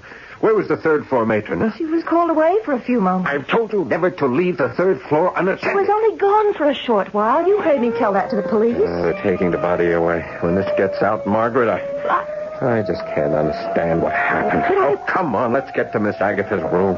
All right, Doctor. I'm sure you'll find everything in order. Door locked since last night, as per your instructions. Padlock on, also locked. I don't think so, Miss... Connolly, what are you doing up here? Just a little checking, Doc. What I found isn't too pleasant. Who is this man? I'm sorry, Margaret, this is Charles Connolly, a detective. Detective? Private detective, a friend of mine. He's been checking into Miss Agatha's background for me. Whatever for? I wanted to find out more about her. I told him about the argument she had with Mrs. Haverstrom over that locket. That Haverstrom woman didn't fall down that flight of stairs by accident. What are you trying to say, Connolly? The woman was dragged from her room and tossed through that rotted railing. She was murdered. What? And I didn't say anything in front of the police.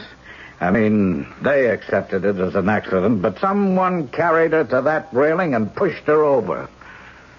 My guess would be Miss Agatha. That's impossible. She's been locked in her room since midnight. Well, that remains to be seen. Where's the room? At the end of the corridor. Even if she did get out, she couldn't lift a 200-pound arthritic patient like Mrs. Haverstrom. The woman wasn't lifted. She was dragged along the floor. I found black heel marks leading to the edge of the stairs and the end of the broken railing. Let's get to her room. Okay, right with you, Doc. How could Miss Agatha get out of her room? It was bolted from the outside, reinforced by a security lock. It just doesn't make any sense. I'm afraid there's just no other answer. There's got to be another answer. Huh? Up ahead. Now, you see that room at the far end of the hall? Huh? Well, that's Miss Agatha's room. And even from here, you can see that the padlock is still on and it's still intact. Well, I'll be... Yeah, not a mark on it. It looks okay. It's solid, sturdy. Who has the key? I do. If you gentlemen will step aside,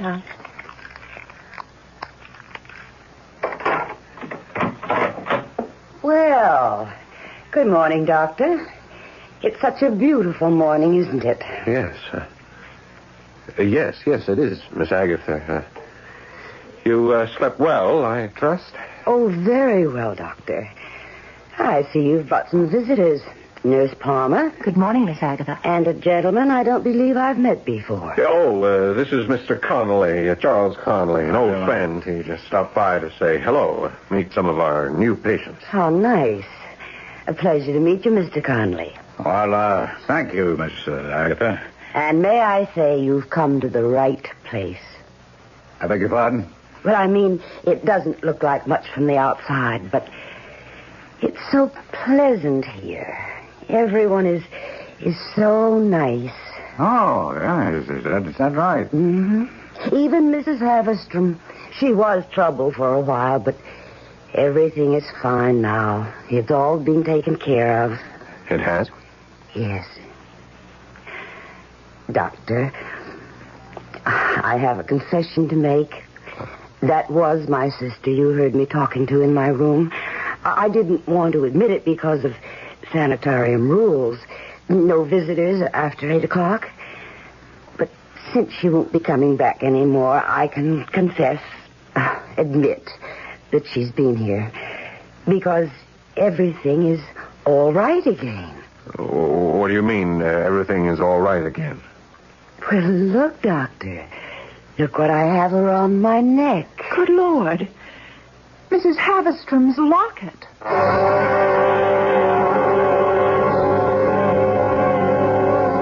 Despite evidence to the contrary, Dr. Thurman still insists that his initial psychological diagnosis of Miss Agatha was correct. Convinced that this frail, frightened woman could not possibly be involved in anything as horrible as murder. Let's hope Paul Thurman is right. Because if he is not, he could be dead wrong. We'll learn more when I return shortly with Act 3.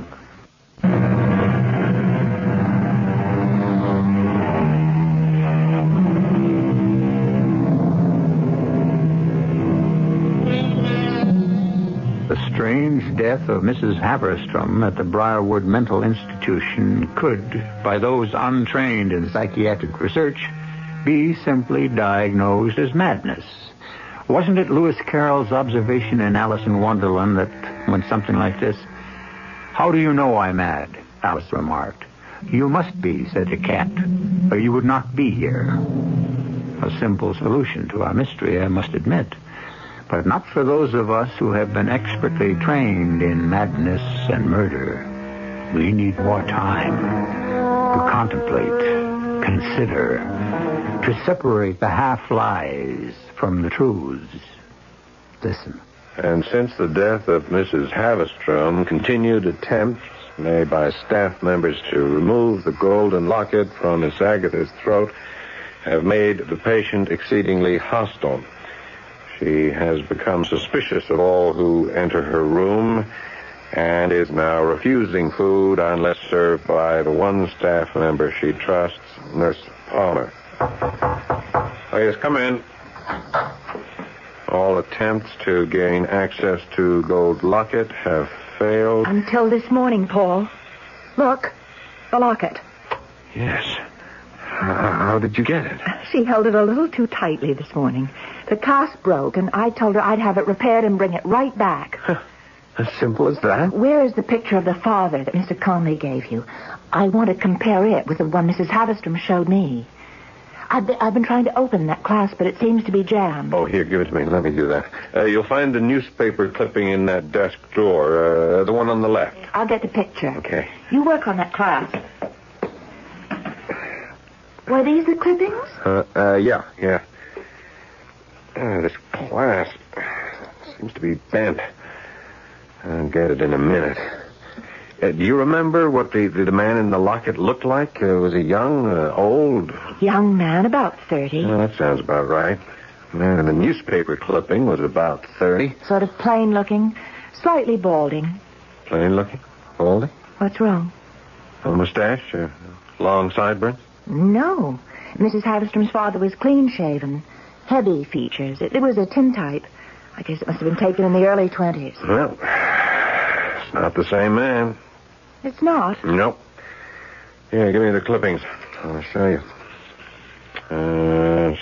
See, there. That's Miss Agatha's father. There, young, dashing, handsome. Looks a lot like Valentino, huh? Oh, we darned all this trouble for nothing. Yeah. I finally got this locket open. There, you see. Oh, no. What's the matter? Paul, what is it? The photo in the locket. It's neither the man you described nor the man in the clipping. It's a photo of a woman. An old woman in her 80s who looks exactly like Miss Agatha.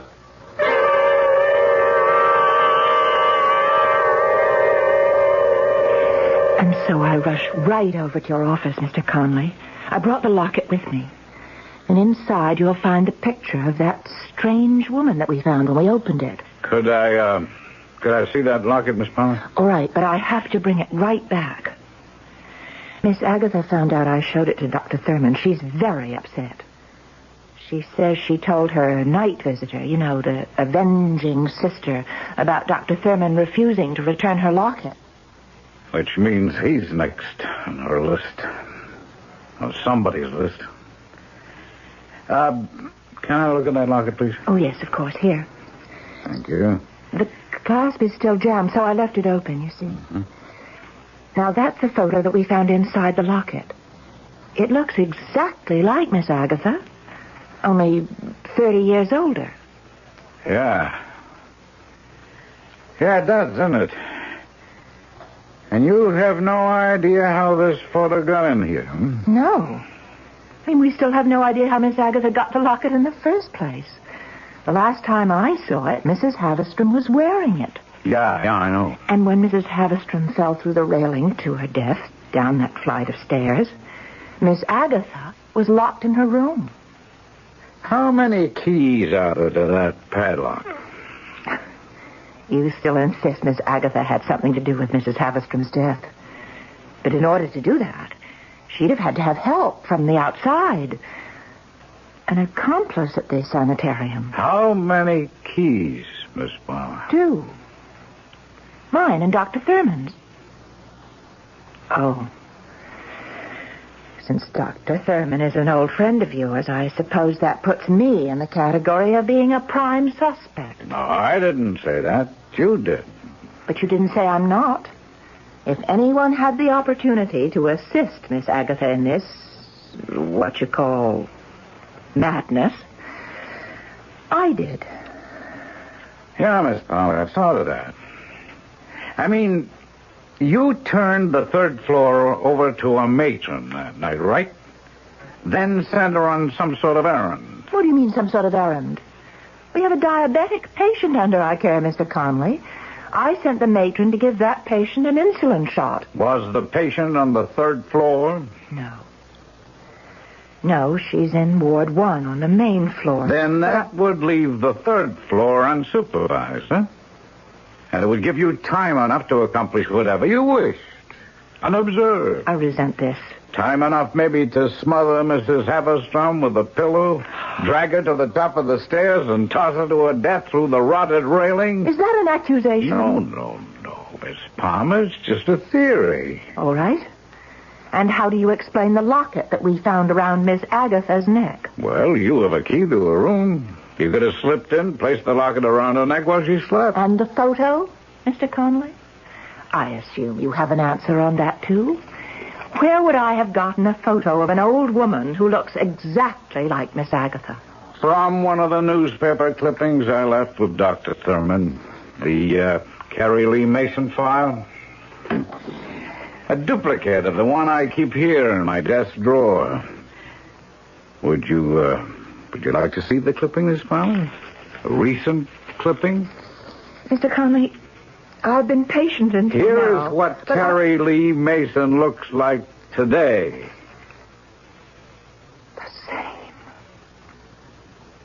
The same photo. It's exactly the same as the one in the locket. Oh, not quite, Miss Palmer. You see, the prison guards have been cut away to make the photo fit in the locket frame. Easily enough done with, a pair of surgical scissors. I've had enough. I haven't. Now, I've checked out this sister theory Paul Thurman keeps insisting on, and so far I've come up with nothing.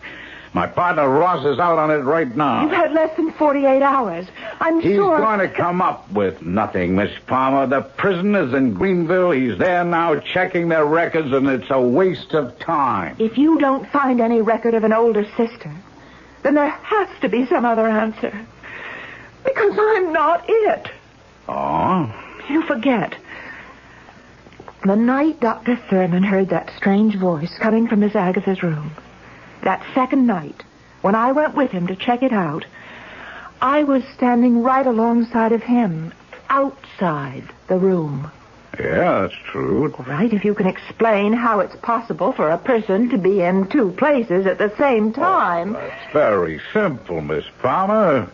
The voice Dr. Thurman heard could have been on tape. Tape? Yeah. You do make it a practice to record patient histories on tape, do you not, Miss Palmer? I heard Dr. Thurman making such a recording when I stopped by his office. Who transcribes those recordings, Miss Palmer? I do. Excuse me. I won't be a minute. Hello? Conley? Oh, it's you, Ross. What? What new development on the Mason file? You just found out what? Yeah, I'll meet you at the sanitarium. And then notify the police. Nurse Palmer will be with me. We're leaving right now. Bye. What was all that about? There's no time to explain now. How fast is that car of yours? It's not mine. It's Dr. Thurman's. It's a sports car. It can do 100 if you open it up. Well, baby, we're going to open it up. We got to get back to that sanitarium, and let's hope we make it in time.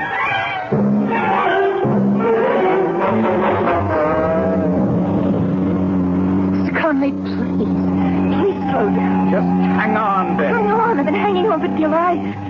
If anything happens to this car, I'll never hear the end of it from Dr. Thurman. I'm not worried about the car, Miss Palmer. I'm worried about Paul Thurman. Dr. Thurman, why? Look, you never told me what... There's a turn up ahead. Hang on. I was saying... You never told me what your partner Ross told you. Well, you'll know in a few minutes. I only hope Ross got to the police with the information he gave me over the phone. We're going to need a patrol car to back us up. We've got one. Following us. And at this speed, we'll probably pick up 3 more. Good. All right, there's the driveway to the sanitarium. Right up ahead. It's blocked by 2 police cars. Hang on, I'm going to stop. What's going on up there? Look farther up beyond the service road. fire engine. Look at the smoke. Oh, my God. Briar was on fire. Come on. That building is a death trap. I've got to help the patient. Wait. Your patients are all right. They've all been evacuated. Look, over there in the clearing, the matron's got them out. God. I don't see Paul. Dr. Salmon. Probably still in there. That's why Ross called. Oh, I'm so confused. Ross was calling from the prison. Mrs. Mason wasn't there. She'd been showing signs of violent behavior and was transferred to a hospital for psychiatric testing. Well, that was a few days ago, just before you started hearing that strange voice coming from Miss Agatha's room. You don't think It's the only answer to all this. Madness. Security at the hospital is not like security at the prison. Ross checked. They've been looking for her since Friday. I think she's here. Here? And how would she find out? I don't know, but somehow she did. Just look at the pattern, Miss Palmer. Patients warned, evacuated in time, everyone out, safe, but Paul Thurman. Now remember, Mrs. Mason considered herself a humanitarian. I believe she set that blaze to destroy Briarwood and the man who kept her daughter prisoner there. Hey, he's right, Margaret. I saw her. I saw the face in the locket. She burst into my office, smashed everything she could get her hands on. Within moments, everything was ablaze. Paul, are you all right? Yeah. I managed to get out somehow after I released Miss Agatha from her locked room. That poor crazed woman is still in there. Last time I saw her, she was clawing her way up the blazing staircase, calling out, "Where are you, little sister? Don't be afraid. Mother is here." The place is an inferno. We've got to get her out of there. It's too late. The walls are starting to go. Oh, she's still in there. She's a goner.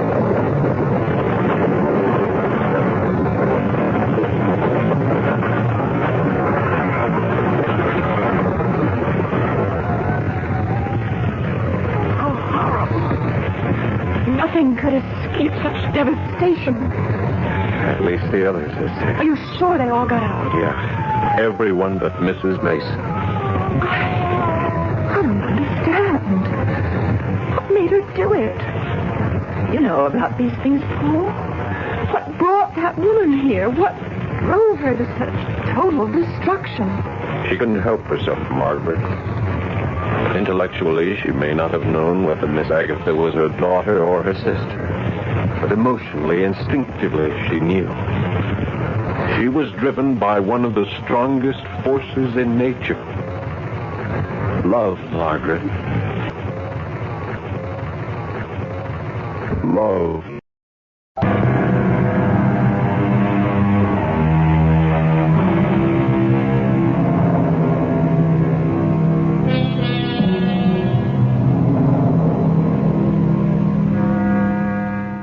This is E.G. Marshall, inviting you to return to our Mystery Theater for another adventure in the macabre.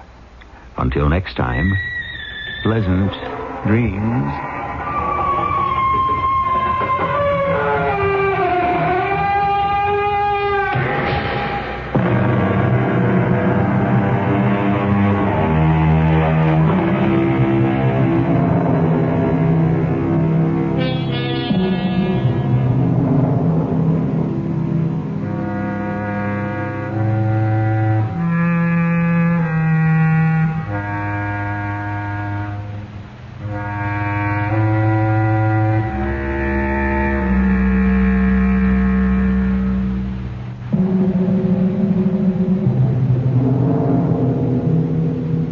And now, Mystery Theater.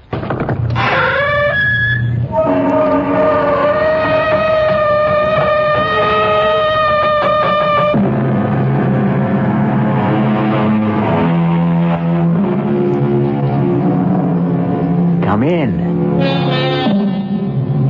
Welcome. I'm E.G. Marshall. Lend me your fears. It happens now and then that a man will vanish without warning, disappear completely, without leaving a trace. Or a man will suddenly lose his memory. His body remains, but his mind has gone. What is essential in him leaves us, and we are left perplexed, mystified, frustrated. All we have to go on is rumor, speculation, theory. And since we cannot explain it, after a while, we tend to stop thinking about it. Until it happens again. To somebody else. You're back. Oh, my husband, you're back. What? You won't even embrace me. Who are you? Who am I? What kind of question is that? How can you say you're my wife? We've been married for more than 15 years. No, we haven't. What are you trying to say? I'm trying to say that I'm not your husband. You're not my wife. I don't even know you. What's more, I'm not even standing here. How can I be? I haven't even been born yet.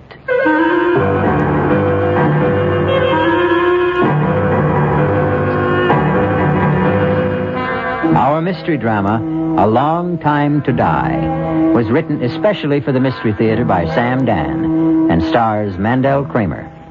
I'll be back shortly with Act One.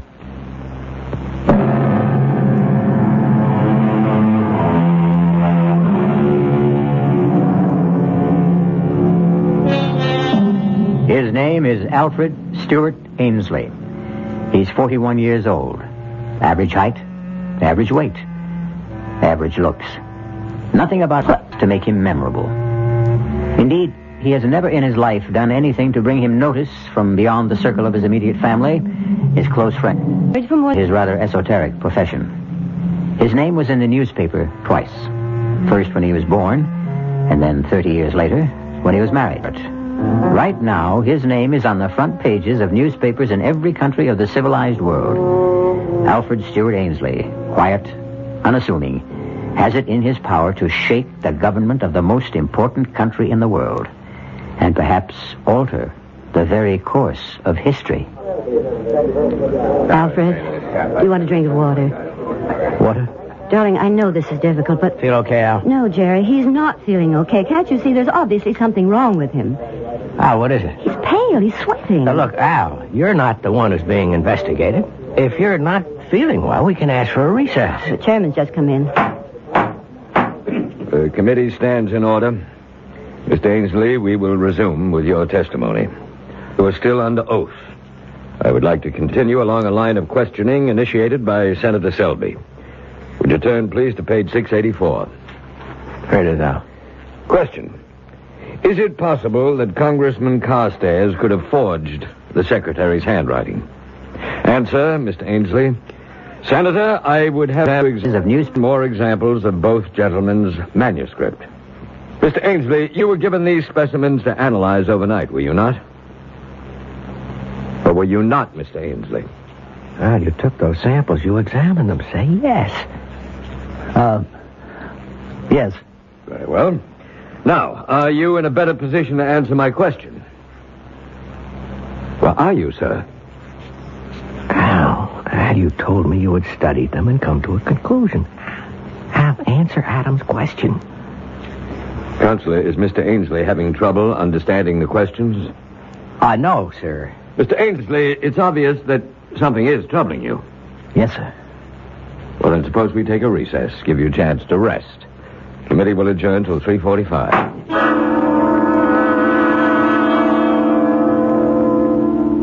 Well, Al? You want to talk to me? I never saw that before. Saw what? A man make smoke. The way you make smoke. Al, are you serious? We have pipes, and we put the tobacco in the pipe, and that's how we smoke. But you're holding something. What's that called? All right. I can play along if that's how you want it. This is called a cigarette. Cigarette? You mean you never heard of it? No. Well, that's odd. Right here in your pocket. Put your hand inside your shirt pocket. You have a pack of cigarettes. How long do you want to play this game? It isn't a game. Tell me what it is then, Al. You call me Al. I'm not Al. You're not Alfred Ainsley? No. All right, who are you? My name is Mahatwiki. Yes? In your language, it would be Running Beaver. That sounds like an Indian name. Indian. That word, Indian. Yes. In this language, in your language, it would be Indian. You claim you're an Indian? Yes. Well. You don't believe me? Just tell me how you got here. I was sent to the north to scout the You would call them the Iroquois. Scout? Yes, to see if we should make war. War? Make war or become allies. I was on my way home to my tribe. I was at the place where the mist covers the rocks. I walked into the mist, and there was a noise. What kind of noise? Loud thunder. A flash of lightning. It was as if someone had hit me over the head with a club.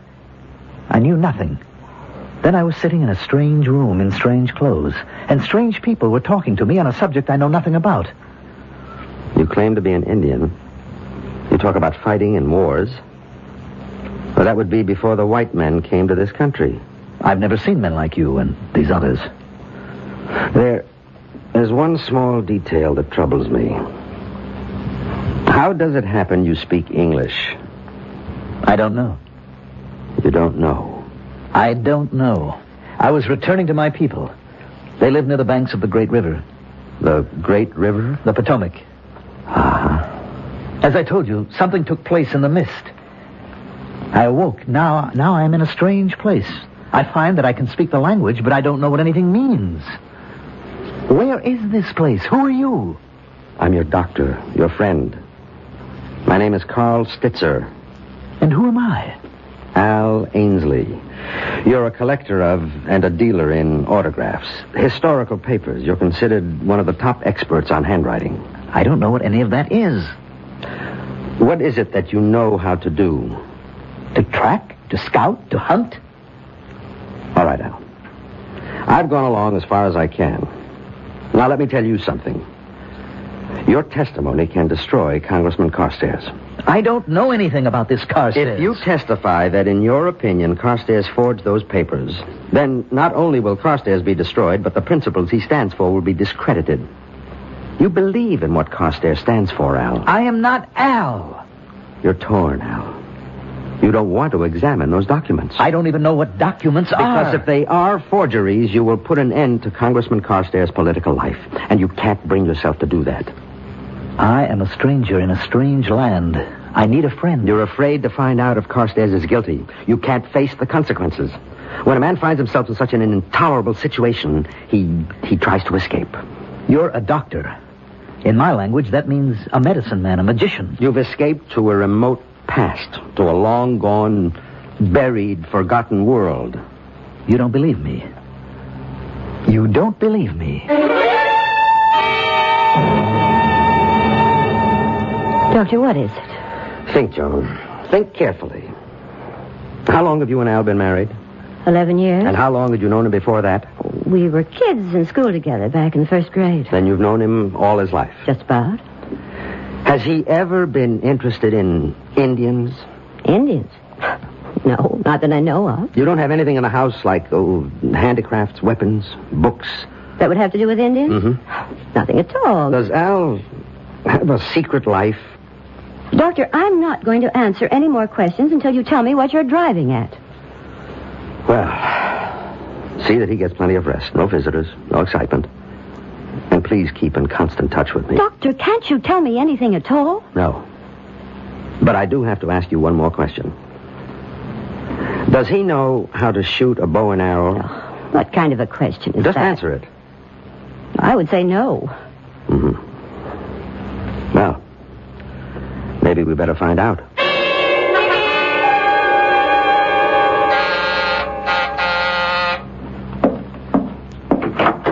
Morning, Jerry. Doc, I've been waiting for you. Is Al dressed and ready? Look, Doc, you've just got to talk to me. Why? Why? Why? Don't pretend to be living in a world of your own. You read the papers, you hear the news broadcast. Yes? Al has to testify. Yes or no. Whichever way, it no longer matters, but he can't remain quiet. He's not the only handwriting expert in the world. The committee can call another. It's too late for that now. The rumors are out. He's been bought off, he's been scared off, and both sides are under suspicion. I admit it's an unfortunate situation. Now, look, Doc, you can maybe stall the committee another day, maybe two, maybe even through the weekend recess, but that is about as far as you can go. I'm doing the best I can. Why can't he testify? I can't tell you. You can't or you won't? Both. Now, let me tell you what's going to happen. The committee has the right to assign their own doctors to examine Al. I know. Well, how much time do I have? A week? That's really stretching it. I'm ready to go with you, Doctor. Al, how do you feel? Let's go, Al. Now, why can't I come along? Goodbye, Jerry.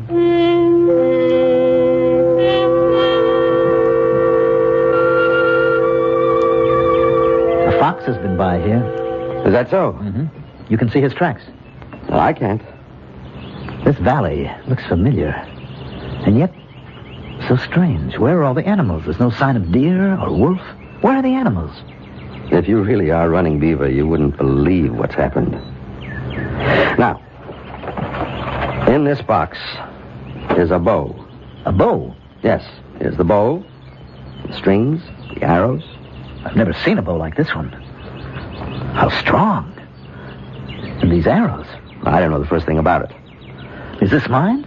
To keep? To be able to hunt with? Why don't you hit that oak tree? About 60 or 70 yards to the left. Well, that's no shot. The tree is standing still. A child could hit that tree. What's moving? Is there a rabbit or a squirrel, a hawk? No, I'm sorry. There's nothing around. All right, then. I'll put this arrow into the center of the trunk of that small tree on the right. That maple. But that's almost 150 yards. It's an ordinary shot. I'm ashamed of it. But there's nothing else. Right in the center. Well, Doctor? I don't know, Running Beaver. I don't know. How do I explain this? Someone, probably a seasoned politician, said once, when in doubt, tell the truth. That sounds great, in theory. But how would you like to have to tell this kind of truth to a sharp congressional committee? We'll have more of this kind of truth when we return shortly with Act 2.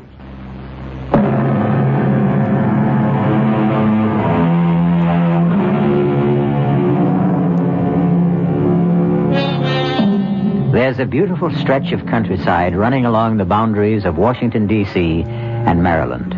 Hilly, wooded, charming. It's the site of many lovely homes. Some 500 years ago, it was just as hilly, just as charming, much more wooded, wilder, of course, filled with game, and inhabited by Indians. Running Beaver! Running Beaver, it's you! Stop! Huh? You're alive. For days, the council has been waiting for you, Running Beaver. The council? You're ill. You've just returned from a long, hard, dangerous journey. But you're the only one who could do it. Now, what bothers you, Running Beaver? You act as if you don't even know me. I'm your friend, your blood brother, Eagle Wing. Come, we must go to the council immediately.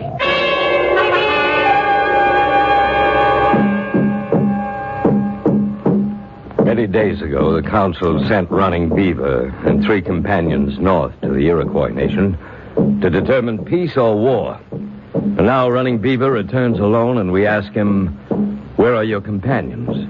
And shall the Iroquois be our friend or foe? Speak to us, Running Beaver. Running Beaver, say something. I am very tired. The important question should not be answered by a man who needs sleep and food. Running Beaver shall return to the council after he has eaten and rested.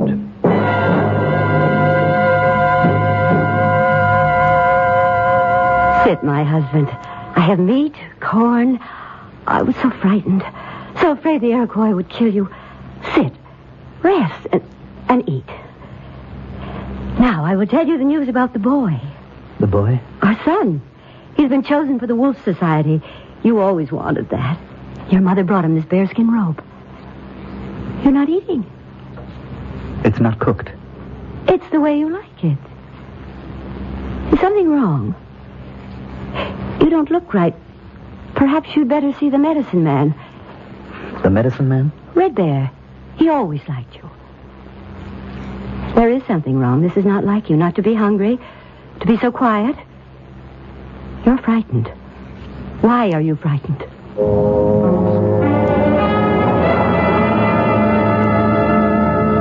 You wouldn't come to me, Running Beaver, so I've come to you. Leave us, White Swallow. Now, what nature of evil spirit is within you? Was there a spell cast upon you in the Iroquois country? I wonder if I can talk to you. You wonder? Your father was my closest friend. I seem to understand. How, I don't know, but I seem to understand this language. Is that a surprise? This is your language. I don't know what I'm doing here. I don't know how I got here. A spell has been cast upon you. I'm sure you won't believe, but I am not Running Beaver. How can that be? My name is Alfred. In your language, it would mean a wise elf or wise counsel.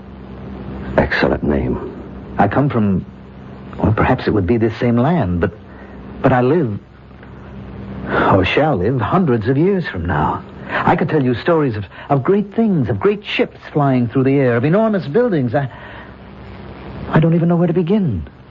It must be a time of great magic. Unbelievable magic. What a happy time that must be. I couldn't say that it is all that happy. I find that hard to believe. With all that magic. At any rate, I was going to an important meeting of the committee. Well, never mind what that means. I decided to walk to the bus instead of driving my car. I'll explain to you what they are later. There was a mist near Rockledge. And I walked into it, and something seemed to explode in my head.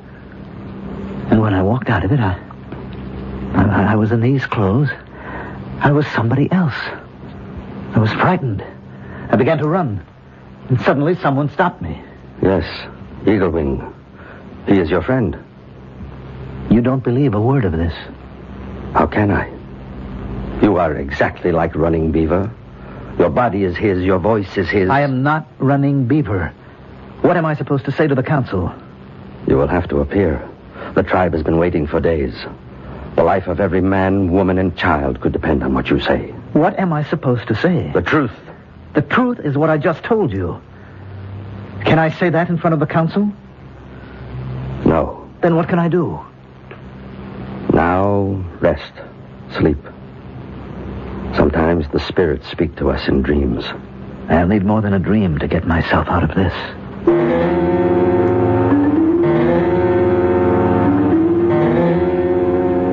Running Beaver? My husband? Are you awake? Oh, what a dream. Joan, you'll never imagine. Oh, no, I'm still asleep. Running Beaver? Can you eat something now? Cold. Here, wear this robe. Your mother made it. My mother? Please, can't you tell me what's wrong? Running Beaver, may I come in? Who's that? Your oldest friend.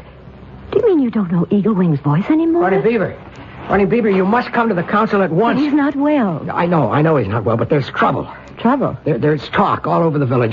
Now, what happened to the 3 men who went with you to the Iroquois? Did you kill them? Kill them? How could he kill them? They were all his friends. What passed between you and the Iroquois chiefs? Running Beaver, you must tell him. I don't know. I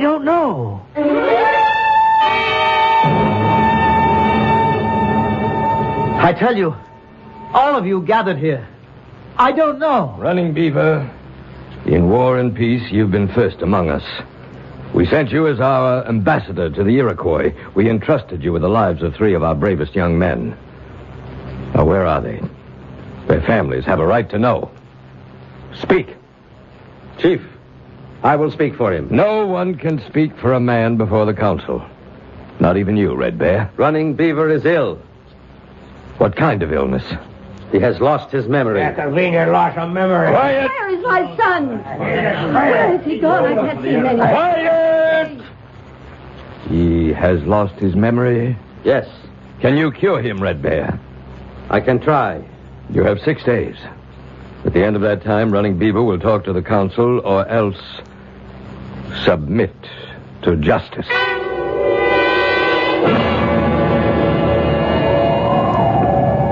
Why did we come out here? I'm so cold. Where is your knife, Running Beaver?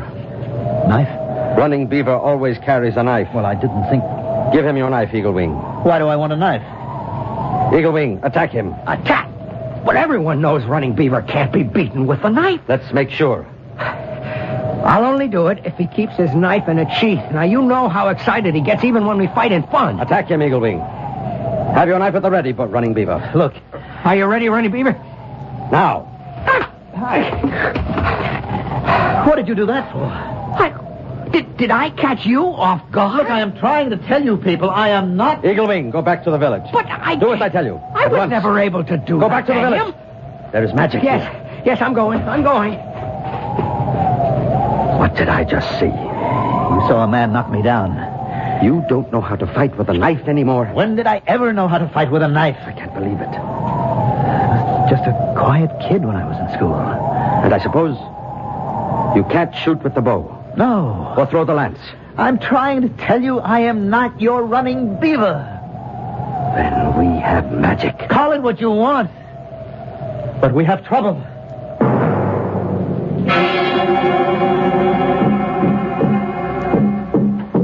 As chief of this council, I call upon Running Beaver to speak. Chief Stark Tracker. I haven't called on you, Red Bear. I called upon Running Beaver. But, Chief... The council has given you 6 days, Red Bear, 6 days to cure Running Beaver. Let me talk. Gentlemen, I don't know how to make you understand. Be quiet. No. Let him talk. But he's mad. Let us judge. I am not who you think I am. I am not Running Beaver. I told you he was mad. You say you are not Running Beaver. No, I am not. I don't know how to convince you because I don't even know how it happened myself. White Swallow, step forward. Yes? Is this man your husband? Yes. She really does. Silence! Why do you deny?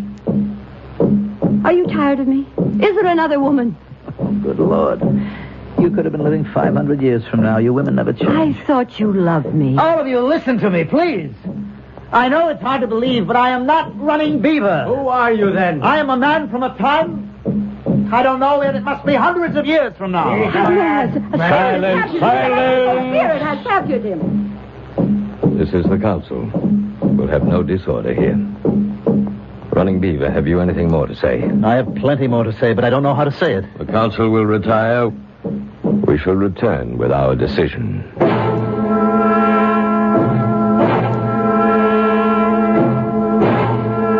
Red Bear, what are they going to do with me? Well... It's not good, is it? It will depend. Depend on what? Stark Tracker is a devout believer in magic. I think he believes you. Well, then it can't be bad. But the people are angry, and 3 young men are missing. Probably dead. The people feel it's your fault. But... Probably the council will declare that you have been possessed by an evil spirit. It's all nonsense. I'm sure you know what you think. But you asked me what I think. What will happen? The evil spirit will have to be driven out of you. How? Or shouldn't I ask? By fire. By lance. By arrows. You mean they'll kill me? That's how we drive out the evil spirit. Is there anything I can do, Red Bear? I don't know. But I'll try to think.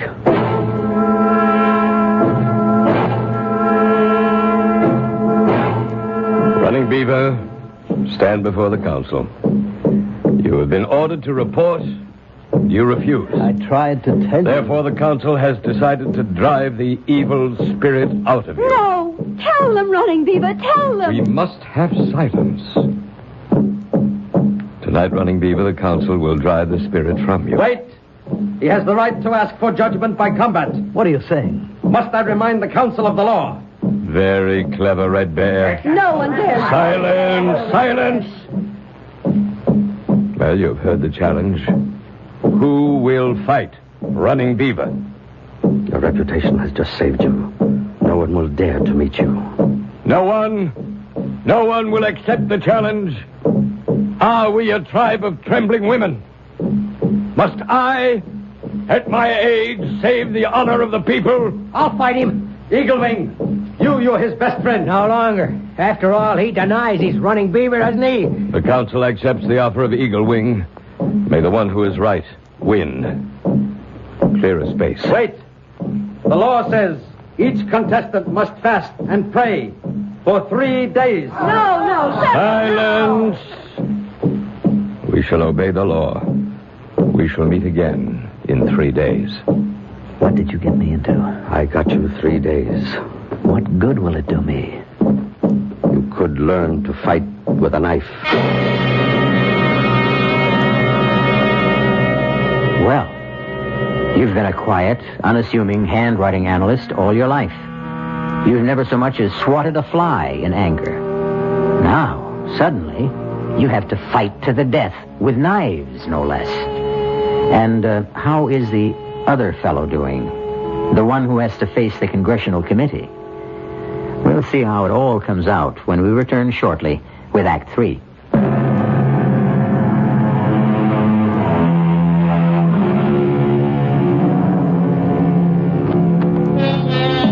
Just as telephone wires can cross when they cover great distance, so can lives when they cover great spans of time. 2 such lives have been disrupted. Running Beaver, an Indian who lived 500 years ago, and Alfred Stewart Ainsley, who is a contemporary of ours. Alfred Ainsley is now talking to his lawyer. That is, his lawyer thinks it's Alfred Ainsley. We know it's Running Beaver. Al, level with me. Is this a stall? I keep telling you, I don't know what you're talking about. I can't help it. I talk to the reporters. I talk to the committee people. Nobody understands you. You keep saying you're a friend of Al Ainsley. Yes, Al. We've been friends since college. Then you should know that I am not Al Ainsley. My name is Running Beaver. I'm an Indian. I lived about 500 years ago. I better get Doc Stitzer back here. Jerry, what are you doing here? I ordered complete rest for Al. You know what Al just told me, Doctor? He thinks he's an Indian. It happens to be true. It happens to be... Oh, I see. Yeah, I think I see. What do you think you see, Jerry?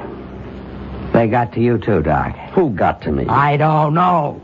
But somebody doesn't want Al to testify. He's been bought off, and so have you. Jerry, I resent that. The 2 of you concocted this ridiculous... It happens to be true. Do you think that you can sell this to Senator Adams, to the committee, to the news media? I only tell you what I perceive as the truth. Oh, they'll skin you alive. What is he saying, Doctor? Something very unpleasant. That's not the worst. You're going to be finished, Al. Your career will be ruined. You won't have an ounce of credibility left. Jerry, enough for now. No, it's not enough.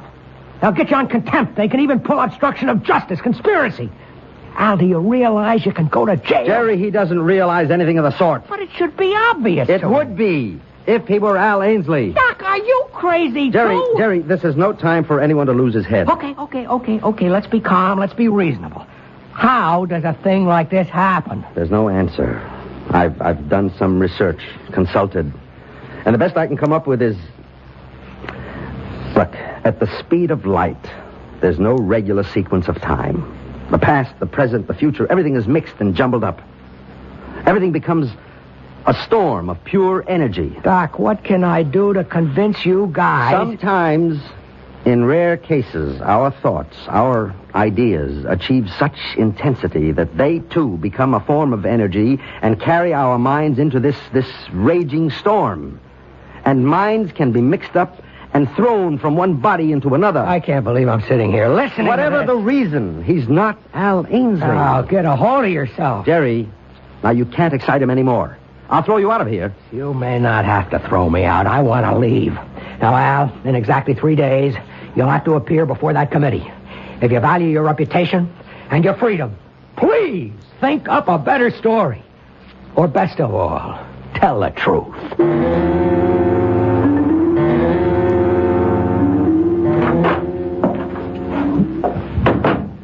Are you awake, Al? I brought you some tea. This is the first chance I've had to talk with you. Darling, what is it? Are you my wife? I mean, his wife? What are you saying? I'm not your husband. Don't say that. It's true. I know you, darling. I've known you all my life. Who knows you better than I do? I am not Al Ainsley. There's someone else, isn't there? Another woman. Please. I knew you were timid, but I didn't think you'd go this far. I have a wife. What? Her name is White Swallow, and we have a son. Al, I don't know what your game is, but you won't get away with it.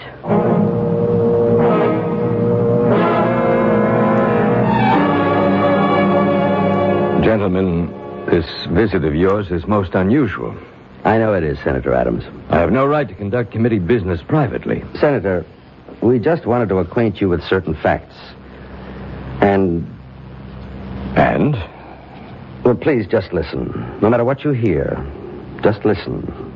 Then use your own judgment. Go ahead, Al.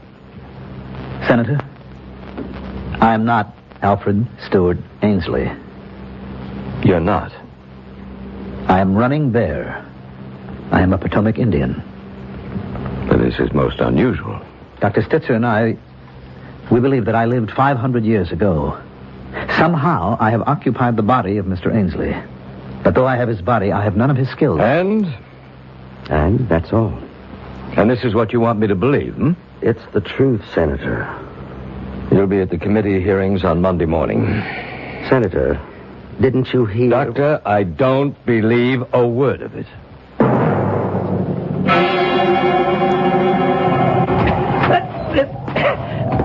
It's no use. It's no use. Watch the knife. Watch it constantly. Don't look at your opponent's eyes. Oh, Red Bear, I'll never learn. You may not be running Beaver, but you have his great body, his strength, his agility. I'll tell you what I don't have, his desire to fight. Are you a coward? No, I just don't believe in violence. Strange. I can't kill anybody. The council has already decided, Red Bear. But this will be murder, Chief. He isn't running Beaver. He does not know how to fight. A man who doesn't know how to fight? Impossible. He is not one of us. He's from another time. Well, how does he happen to be here, then? There is a place, Chief, where the soul that belongs to each man is put into his body. Yes, we know that. It is the sacred, haunted place where the mist meets the rocks. There's always thunder there. Evil, malicious spirits have an opportunity to play tricks. And so... I understand. I even believe. But the council has spoken. He does not know how to fight. He will have to learn. Keep the knife low and moving. It's no use. I just can't kill anybody. Even to save your own life. Suppose I kill Eagle Wing tomorrow, then what? At least you'll be alive. To do what? To live out my life here in an alien place doing things that I hate? Fighting, hunting, killing? No, I'm better off dead. You'll have to testify before the committee. I can't. You'll be ruined. Well, if that's the only way... Relax. Think. Don't fight against Alfred Ainsley. Accept him. Let his thoughts flow into your brain. Let his knowledge come to you. Why? So you can get past the committee. And then? What do you mean, then? Then what will I do? Live here as Al Ainsley, away from my wife, my son, my friends, my people? Never to hunt, never to fight? To exist in this strange and terrible world, a place I can neither understand nor accept? No. Rather let me be disgraced. Why do you want to be disgraced? So I can die of shame.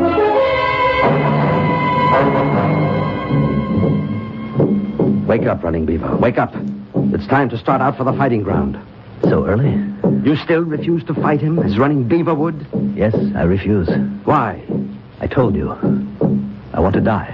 I know why you would want to die in this life, but I don't understand why you would want to die in your other life. What are you saying? What troubled you? You are a man of trouble. I see that. When you walked into the mist, were you troubled?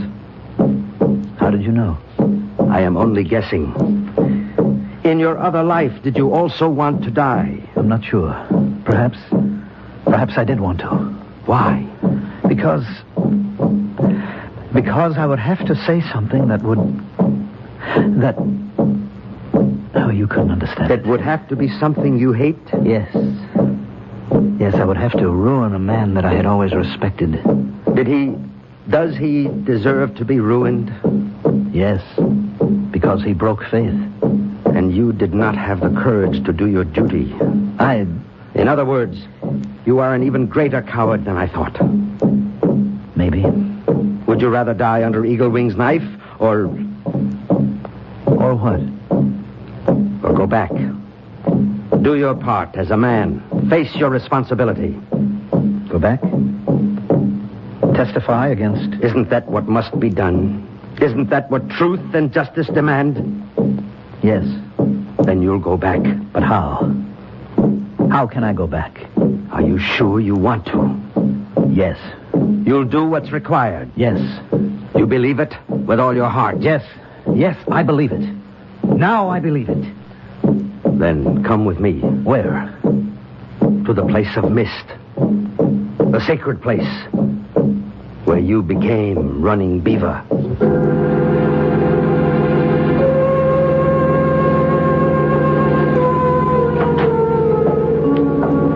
Time to be leaving for the committee meeting.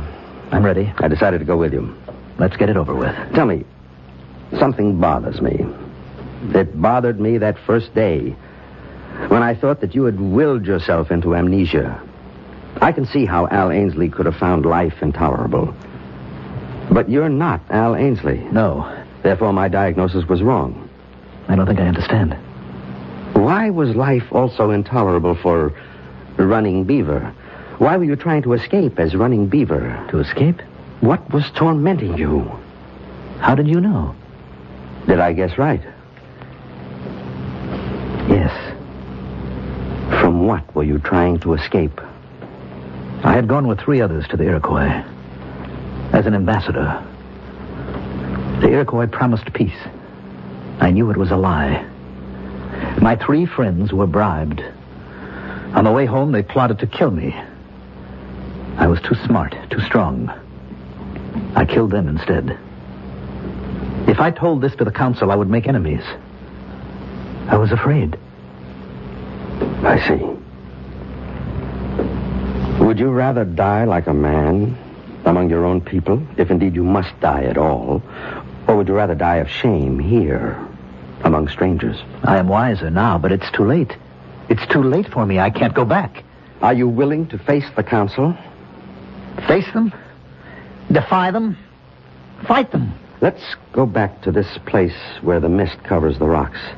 And when we reach it, try to go back. All the way back home again.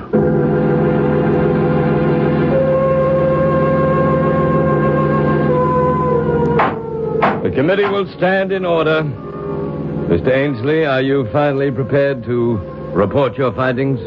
Yes, Mr. Chairman. I've studied all the relevant materials, and I am absolutely convinced. I will stake my professional reputation on the fact that the signature is forged.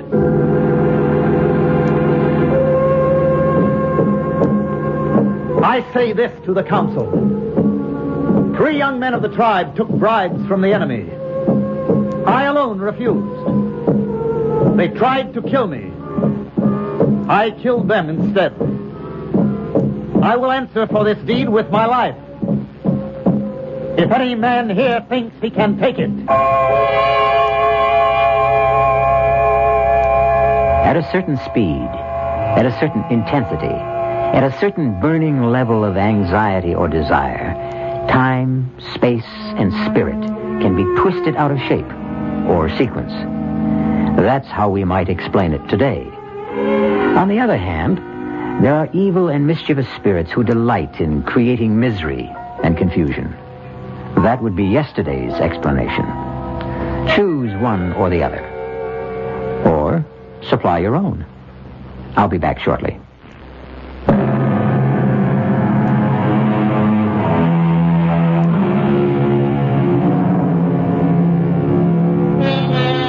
And what's the moral of our little tale? Simply this. Whenever you're desperate for a means of escape from a problem, don't try too hard for an easy way out. You might just be unlucky enough to find it. Our cast included Mandel Kramer, Grace Matthews, Arnold Moss, Nat Polen, and Mason Adams. The entire production was under the direction of Hyman Brown. This is E.G. Marshall inviting you to return to our Mystery Theater for another adventure in the macabre. Until next time, pleasant dreams.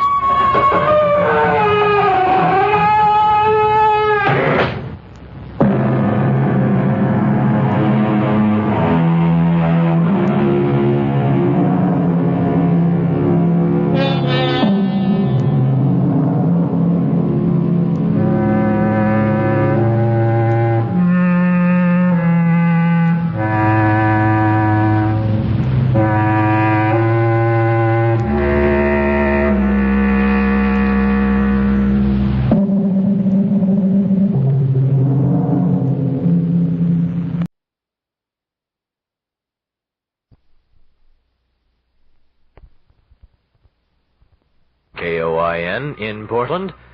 CBS News is next, and then CBS Radio Mystery Theater. CBS News. North Vietnam's premier has thanked the Soviet Union and other communist countries for their help in the communist victory in South Vietnam. This is Doug Poling reporting on the CBS Radio Network. Premier Phan Van Dong expressed his gratitude and said he thanks the Soviet people for playing an important part in the victories in the South. In Cambodia, the new communist government says it has begun to build what it calls a sound, clean social system based on agriculture. Radio Phnom Penh denounced the regime of former President Lon Nol, saying it had imported everything from abroad. Vietnamese refugees continue to arrive in this country. The refugee population at Camp Pendleton, California, has swelled to over 18,000. Arrivals are now being diverted to other camps in the Midwest and the South. The relocation of refugees in the U.S. continues to be controversial.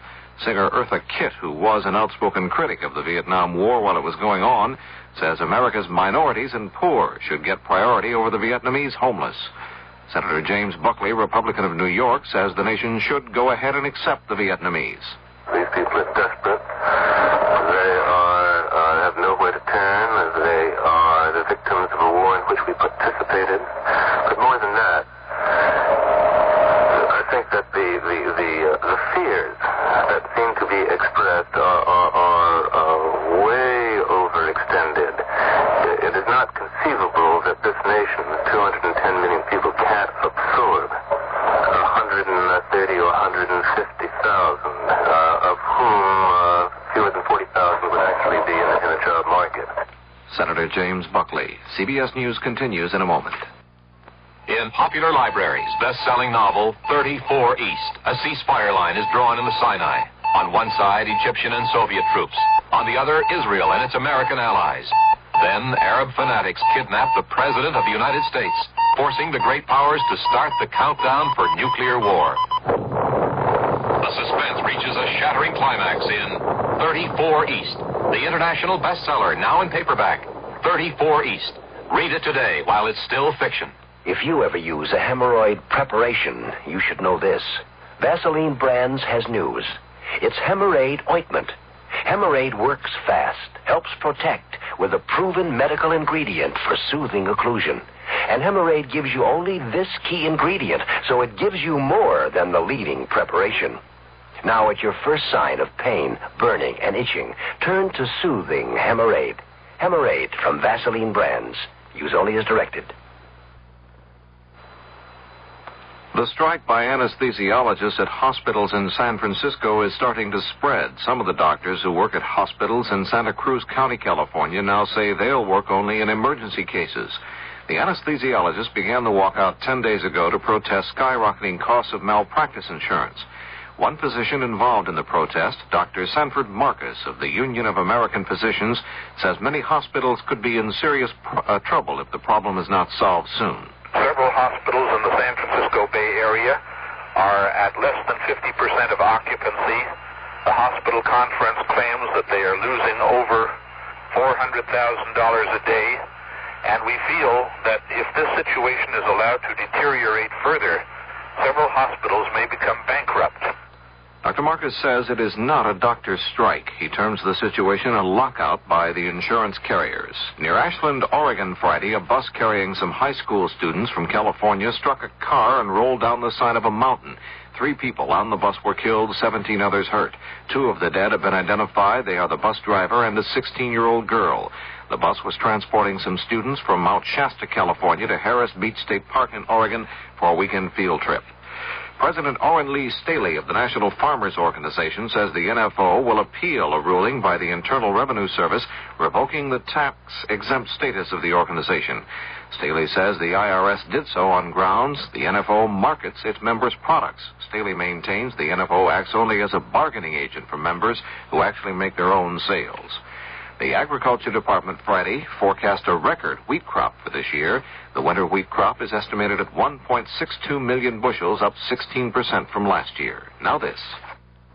Hey, summer's coming. Have a good year, America. Get on Goodyear now and save. Get summer off to a great start with 20% savings on Goodyear Polyglass radial tires. Get on Goodyear now and save. Goodyear Polyglass radials are built to last up to 30,000 miles. And now through Saturday, you get 20% off the regular price at participating dealers and Goodyear service stores. Have a good year, America. Get on Goodyear now and save. Have a good year. Here's a riddle. Name a giant that lives in the ocean but can't breathe underwater. A giant that sings songs but has no vocal cords. Give up? It's a whale. One of the most fascinating giants that ever lived. And what's more, these giants have enormous brains and impressive intelligence. Let's use some of ours to save them from extinction.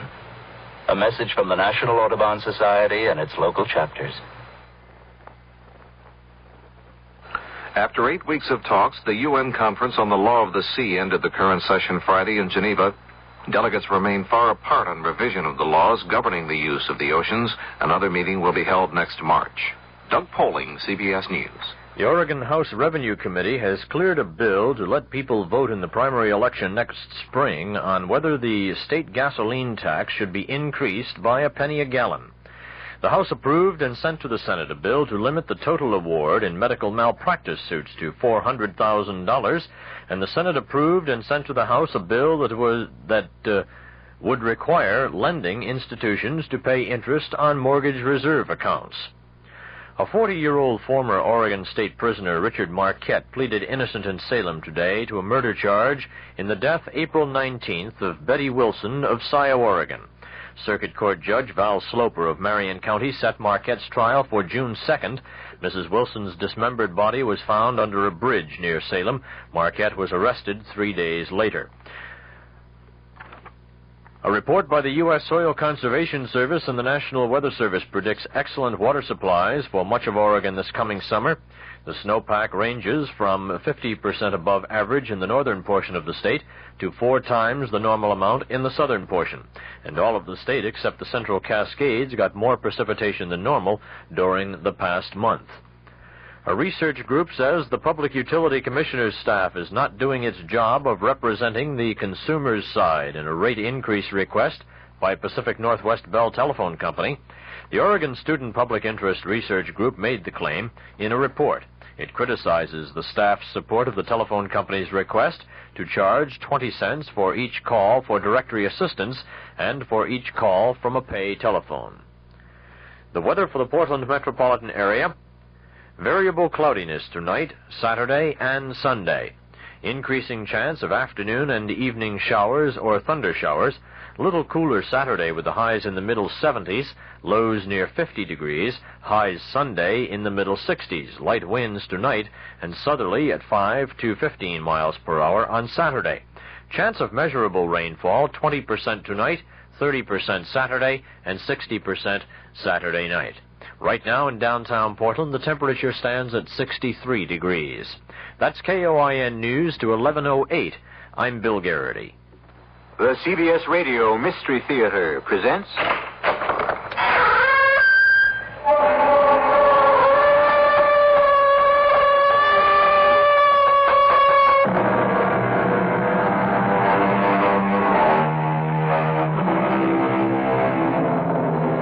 Come in. Welcome. I'm E.G. Marshall. The Bible speaks of a voice that cries out in the wilderness. And yet, there is an even vaster wilderness than the trackless, arid desert that is spoken of in the book.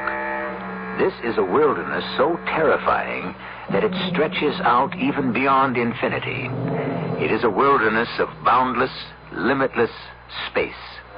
But, desolate though it may be, this is not a quiet wilderness, nor is it empty. It hums and buzzes and crackles with noise and sound, and even voices. Yes, there are voices that cry out in this wilderness, too. Voices that are not human, but voices that weep and laugh and threaten. Where are those production schedules, Bert? Production schedules? Yes, production schedules. You're chief engineer. I didn't make them up. I didn't think it was necessary. What are you talking about? We'll be out of business. Out of business? How could we go out of business? We get more orders than we can handle. That doesn't matter. We'll be out of business anyhow. Why, Bert? Just tell me why. Because the world is about to come to an end. Oh. Where did you hear this? On the radio. The radio? I didn't hear it. I know that.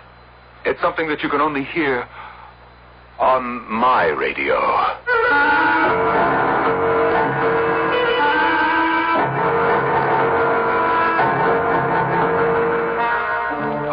mystery drama, The Voices of Death, was written especially for the Mystery Theater by Sam Dan and stars Norman Rose. It is sponsored in part by Uncle Ben's Long Grain and Wild Rice and Buick Motor Division. I'll be back shortly with Act One.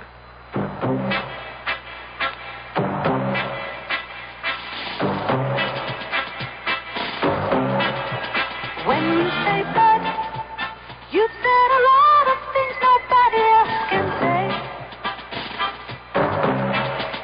When you say bud, you've gone as far as you can go to get the very best. When you say bud, you've said the word that means you like to do it all.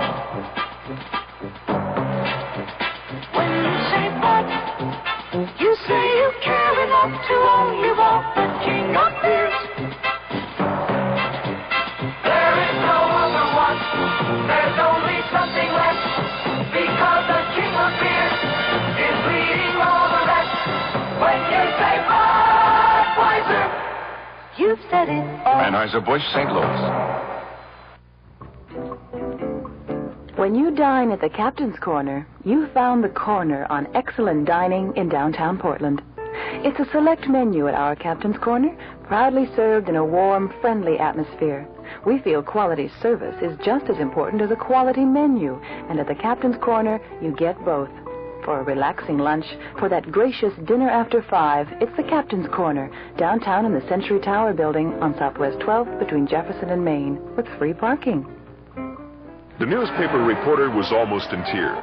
Mr. Coward, she cried. Haven't you anything to say to the star? Certainly, said Mr. Coward. Twinkle. Noel Coward's wit and music breezes onto the stage in the Blue Room at the Portland Civic Theater. Oh, Coward, a new musical comedy review, is now playing on Thursday, Friday, and Saturday nights at 8:30. Call 226-3048 for reservations. Do your spring thing with Oh, Coward at Portland Civic Theater.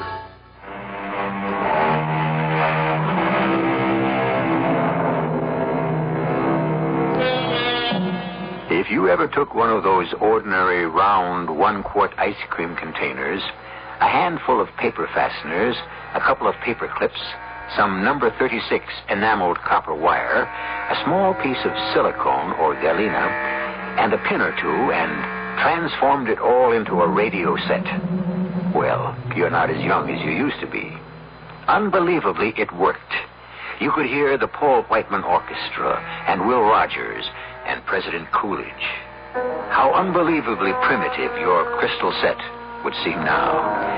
But is it possible that your cat's whisker might still receive a message that simply is not getting through the marvelously sophisticated equipment we have today? Yes, Miss Hastings? It's Mr. Cartwright of National Industries. He wants to congratulate you. Tell him that I'm in a meeting. And you've got 4 other calls on Well, hold. tell them all I've gone to Outer Mongolia for the afternoon. Oh, yes, Mr. Fowler. Oh, what should I say if they ask me why? Oh, tell them I had to buy some yak butter. And, oh, yes, Miss Hastings, could you come in? Oh, wow. Now, Miss Hastings, would you mind retyping this letter? It's not very long. I've marked the words that aren't spelled right. Oh, Mr. Fowler, it's not that I spell them wrong. It's just I leave out the E in all words that have an I and an E. I write receive and believe. I don't know why I do that. Well, maybe we better send you to a psychiatrist. Oh, I'd be afraid to talk to one of those people. Mr. Fowler, now that you'll become president of the company, will you need me anymore? Miss Hastings, what kind of question is that? Well, I thought you'd want a new secretary. Somebody who looks like she might be a secretary to the president. Miss Hastings, for 24 years we've been a team. When I get promoted, you get promoted. Now what's it doing outside? Well, Mr. Davis would like to see you. Oh, Arthur, send him in. Yes, sir. And remember, Miss Hastings, I before E, except after C. Hi, Bert. Busy? Now, what is this, Arthur? You feel you have to be announced now? I don't become president until tomorrow. Yes, tomorrow. Yes, and even then, I'll probably still be the same sweet, lovable Bert Fowler. Now, what's your problem, Arthur? Problem? Who says I have a problem? Well, you look like a man with a problem. Do I? Well, how are things, Bert? Now that you've deftly changed the subject, I may add I'm being swamped with requests for my bio. Well, 2 of them, anyhow. Why not? You're a famous man. I will be after tomorrow. Tomorrow? Yes, I knew it would happen one day. I said it 25 years ago. Remember, Arthur? Do you remember 25 years ago? Remember what? Oh, you don't have a sentimental bone in your body. Oh, how can you say that? I'm paying alimony to 2 wives. We both came here the same week, didn't we? 2 raw youngsters just out of college, and we did pretty well. Bert. Yes, Arthur, what is it? Well, I guess there's only one way to say this. You're not going to be made president of this company. What? But I'm not? The board of directors met last week. The decision was made to name Ron Anderson. Ron Anderson? Oh, you can't be serious. Now, the board wanted me to break the news to cushion the shock. Oh, I see.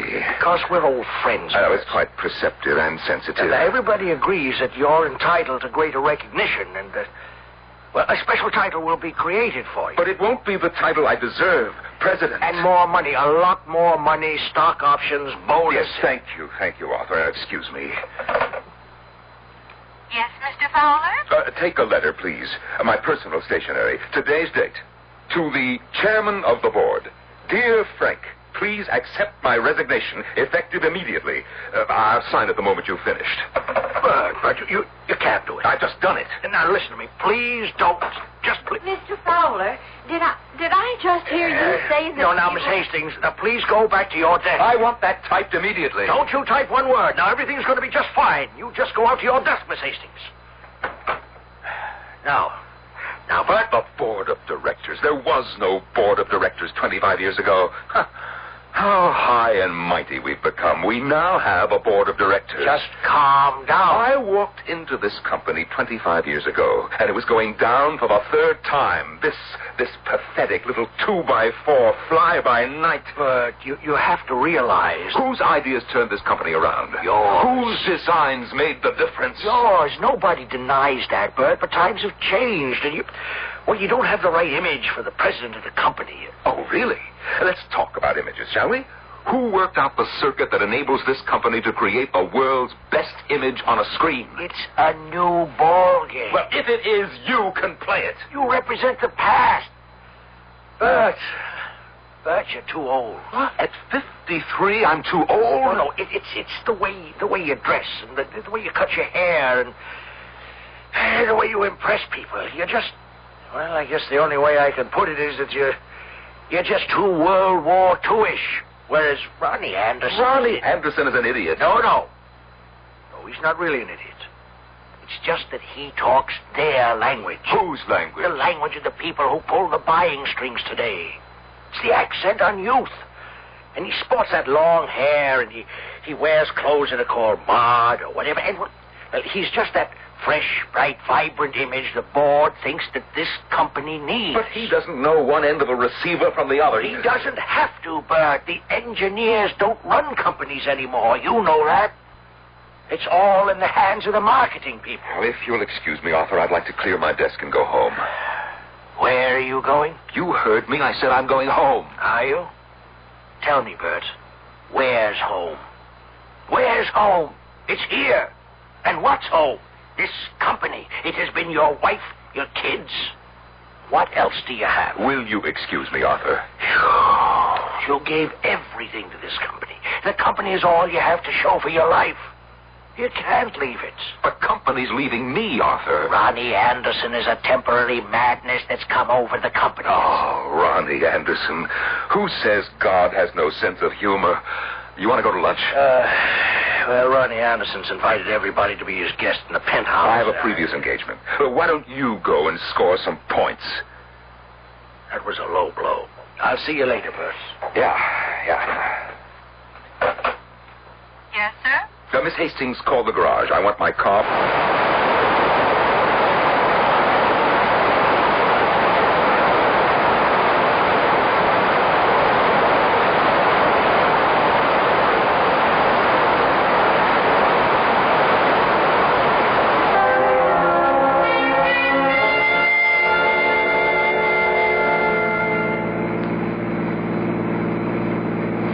for lunch, Mr. Fowler? Isn't it a beautiful day? Oh, I can't remember ever doing anything like this before. Anything like what, Miss Hastings? Oh, driving out in the country during the middle of a working day. Oh, the woods are so beautiful. Yes.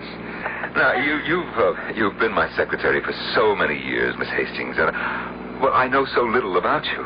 For example, well, why have you never married? Well, because no one ever asked me. You never married because no one ever asked you. And I never married because I never asked anyone. Why are all those cars parked along the side of the road? Oh, well, according to those signs, it's a garage sale. Oh, what's a garage sale? Oh, people want to get rid of a lot of old things around the house, so they just hold a sale. Huh, what a coincidence. I'm an old thing that was gotten rid of today myself. You know, I feel an affinity for this place. Let's stop and browse about.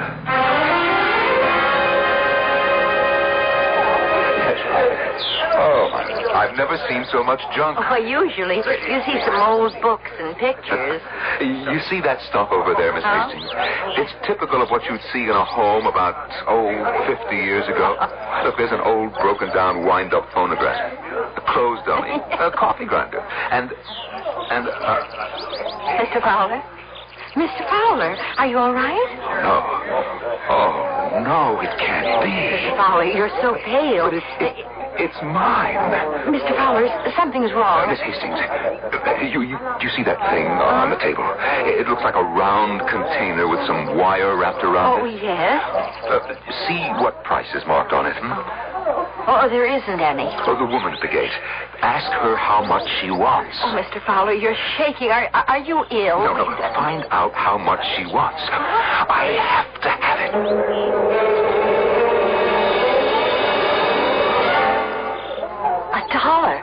$1. Well, I'd have given her 1,000. Well, now it's yours. But it was always mine. Mr. Fowler, are you saying you once owned this, whatever it is, and now, by I don't know what kind of coincidence, you just came across it again? What do you think this is, Miss Hastings? I couldn't tell you. It's a radio. A radio? Well, it looks more like a carton for ice cream or sauerkraut. This was my first design. My very first design. You designed this, Mr. Fowler? My first design. My first prize. There was a magazine called American Youth, and it offered a prize for the best and most simple design for a crystal set. And, well, I submitted this one, and I won. I was 10 years old, and I won. The magazine printed the diagram for this, and youngsters all over the country copied their own sets from it. Just think about it. More than 40 years ago, a kid who lived in this house made this radio from my design. Oh, I still remember the prize. Oh, a gold medal, and on it was inscribed, "To Bertram Fowler, a great scientist of the future." And it came true. You are a great scientist. No, I never became a scientist. I just tinkered around with gadgets. Do you mean a thing like this could actually work? Oh, sure. Look, put on the earphones. But how wouldn't it need a new battery? No battery, no electricity. It works by itself. Oh. You see, it's just a coil of wire, a crystal detector, which is made of silicon or galena. Let's see, we need an aerial. Oh, we can use the metal clothesline the lady has stretched in her yard. Oh, this will be fine. Now listen through those earphones. All right. Now, what do you hear? Anything? Oh, yeah, I do hear a kind of scratchy noise. Wait. Music. Yeah, I think I hear music. Clearly? Well, listen for yourself. Yes. May I have those earphones?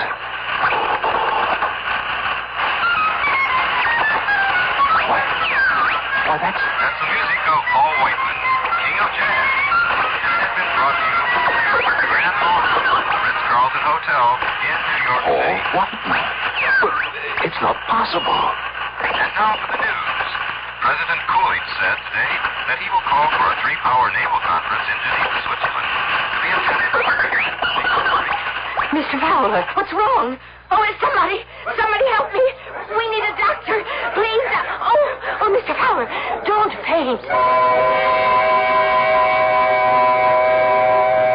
Anyone would have a right to pass out if he tunes in the news and he gets the bad news of 1927.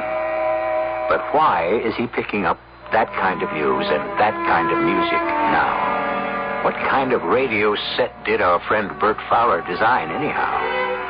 I'll be back shortly with Act 2. Hi, I'm Burl Ives.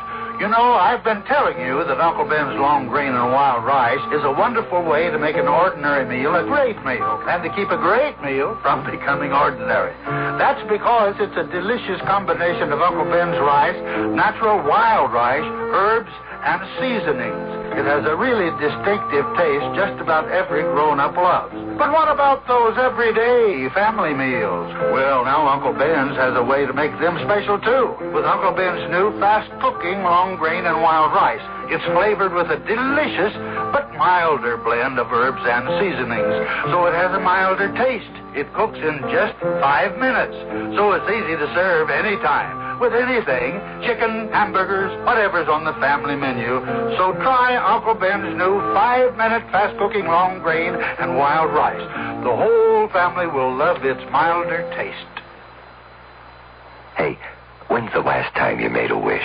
I wish I could get an A in geometry. I wish for a place to live. I wish I was in Omaha with my grandmother and grandfather. Wishing is very important, you know. I think I wish for all the children in the world to be well and healthy and have enough to eat. I wish I could lose 100 pounds. I wish I had a bike. My wish is for good health. Wishing means you hope for better things.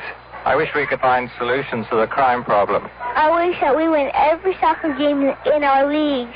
I wish, and I really wish, the price of food would go down. If you want hope, you've got to make a wish. If I have one wish, it's to understand my children. I wish that everything works out between my boyfriend and me. I just wish for a job. I wish all the lost children would come home to their fathers. Because without a wish, there can be no hope. Yeah, I wish there were more love and truth and less loneliness in the world. From the Franciscans, with love.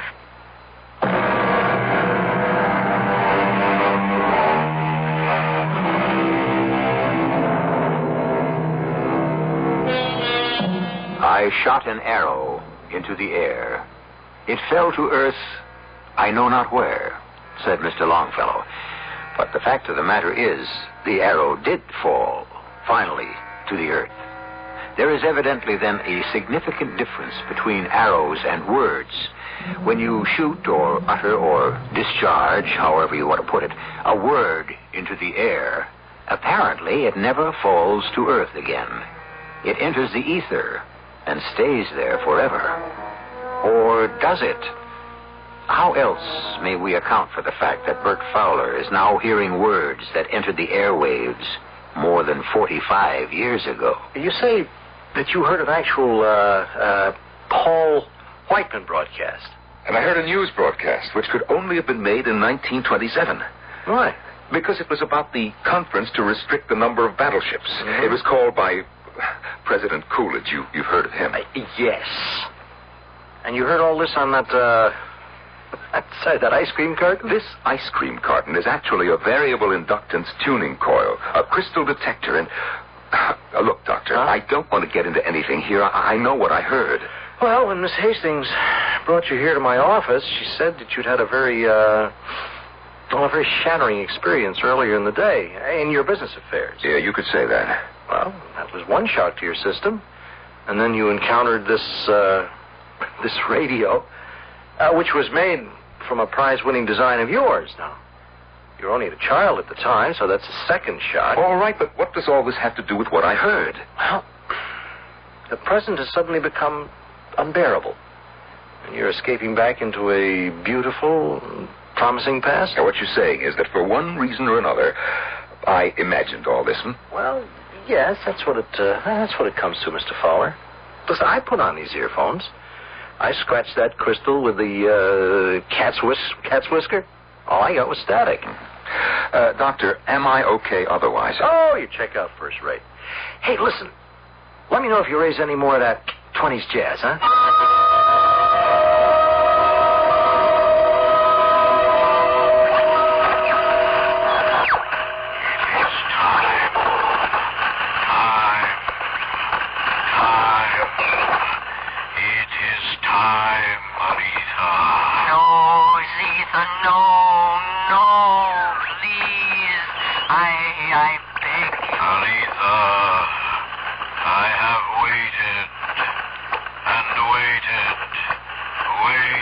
Mr. Fowler. Wait. Mr. Fowler. Wait. Yes.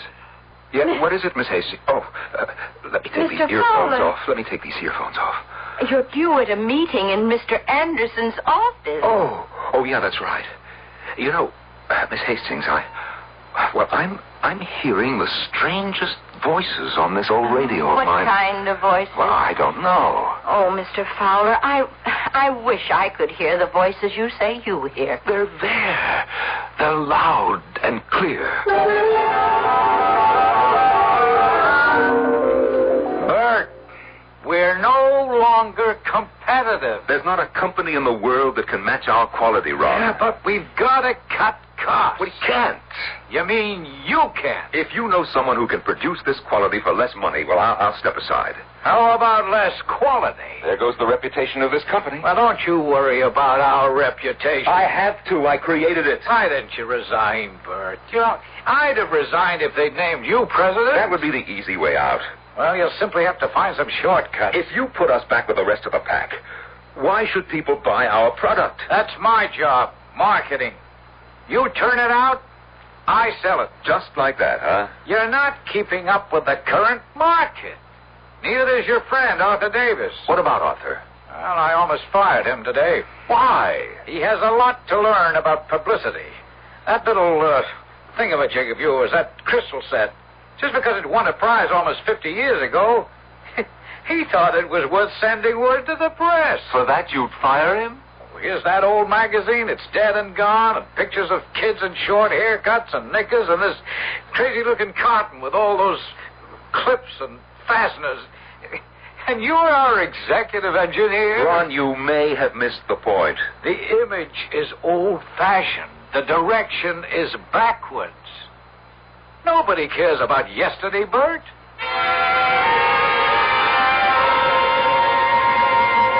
Mr. Anderson's secretary just called. You're supposed to have a cost analysis ready for the meeting tomorrow morning. Yes, I know. Well, if you don't give it to me to type, they won't have it. That's very well put. And I know you haven't even started it. That's right. Now, Mr. Fowler, don't you think that Zephyr and Aletha. Zephyr is a man's voice. It sounds like a man's voice. And Aletha, it must be a woman's voice, but who are they? Who are they? Mr. Fowler, should I call back and tell Mr. Anderson's secretary the report will be ready? Yes, you do that. Or else, well, tell her it won't be ready. Any way you feel. But, Mr. Fowler... And now, Miss Hastings, you must excuse me. Are you going to listen to that thing again?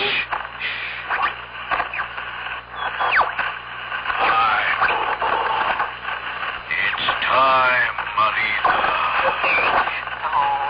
No, Zeta, give them a chance. How many chances? How many? One more. You say one more. I give one more. Then they do something even more frightful.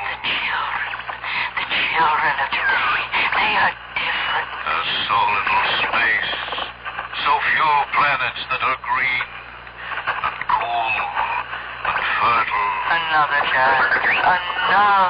Either you and I, we would use the space wisely. What space? What space? Young men and women, they will be different.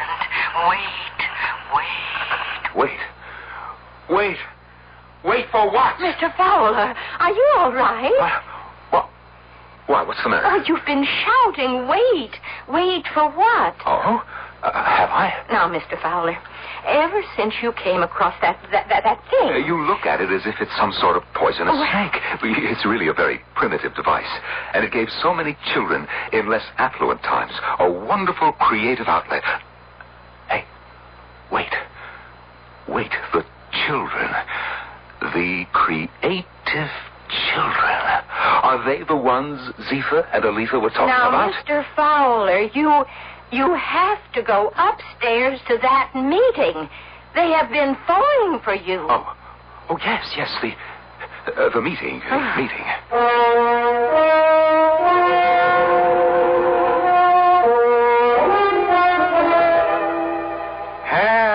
see where there's a reduction in any of these costs, Bert. That's right, Ron, you don't.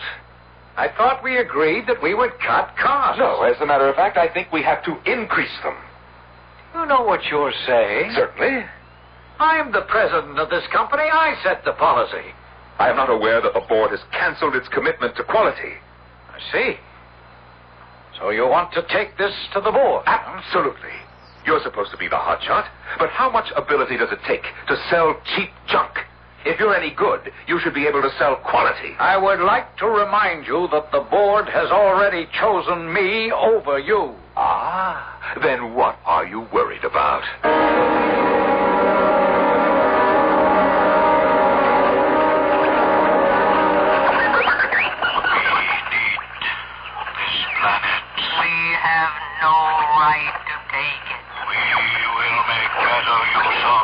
But it is theirs. It is theirs. They will destroy it. No, the children. The children growing up today. Those children will save it. These are the children who will destroy it. Give them a little more time. How much? A little more. Just a little more. We have to stop. Do you hear, Miss Hastings? We have to stop. Mr. Fowler, I don't understand you. What are you saying? We have to stop. Stop what? Stop destroying the world. Oh. Miss Hastings, tell Arthur Davis I must see him in my office right away. Arthur, I want you to contact the science editors and writers of all the newspapers, magazines, and wire services. What for, Bert? What for? I'm going to hold a press conference, that's what for. Well, what? Well, have you cleared it with Ron? No, I haven't cleared it with Ron, and I don't intend to clear it with Ron either. Now, you just get these guys to meet with me, say, Tuesday morning. You'd have to tell me why. And I would have to check it out. Arthur, I'm asking you to do this for me. Please, Bert. Ron calls the shots, you know that. Sure. Yes, sure. Okay. Okay, Arthur, I'm sorry that I asked. Look, Bert, I am on your side, but you understand my position. Oh, absolutely. And so why don't you leave before we both burst into tears? Yes, sir? Miss Hastings, call the scientific editors of all the newspapers, magazines, networks, wire services, and tell them I'm having a press conference on Tuesday morning at 10. Oh, but that's Mr. Davis's job. I know, but he needs some help.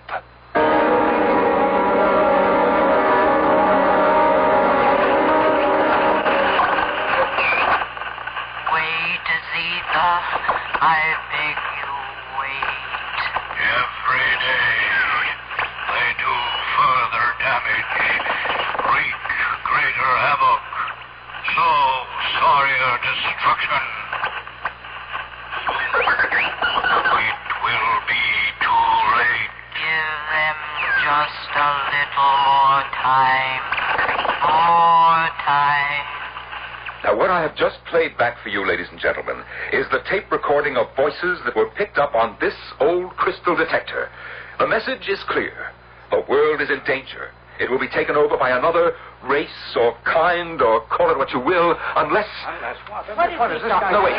No, wait, please. Don't go. Listen to me. Please listen. There's almost no time left. We're running out of time. Now, please, Mr. Fowler, you can't get so excited. They don't believe me, Miss Hastings. They don't believe me.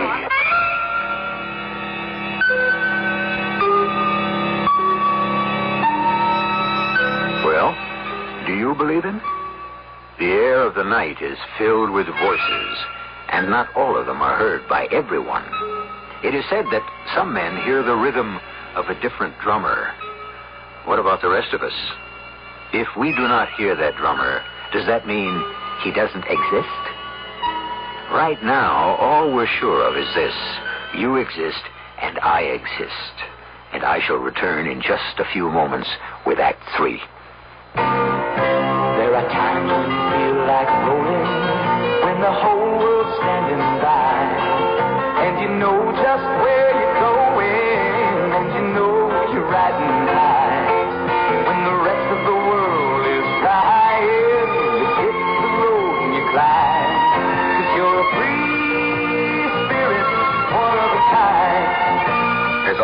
free spirit at your Buick dealers. If you're thinking about a new car, he has lots of bright, shiny, free-spirited Buicks for you to choose from. If you're thinking used car, your Buick dealer has a good selection of those, too. If you want a checkup for your present Buick, or to get your car in shape for a trip, his service department has everything it takes. Free spirit at your Buick dealer. It's part of every deal.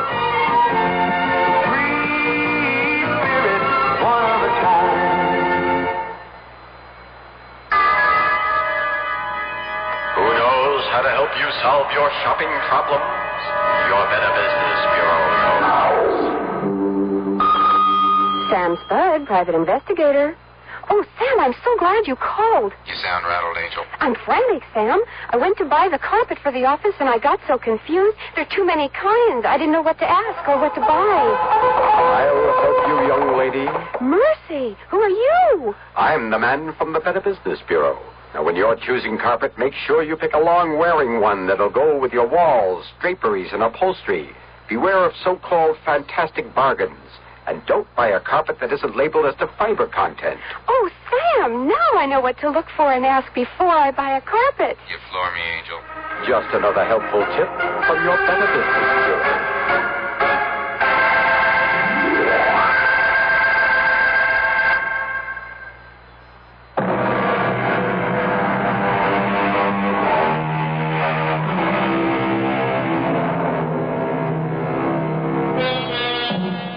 Easygoing, amiable Bert Fowler is suddenly cast, or he seems to have cast himself, in the role of a prophet of doom.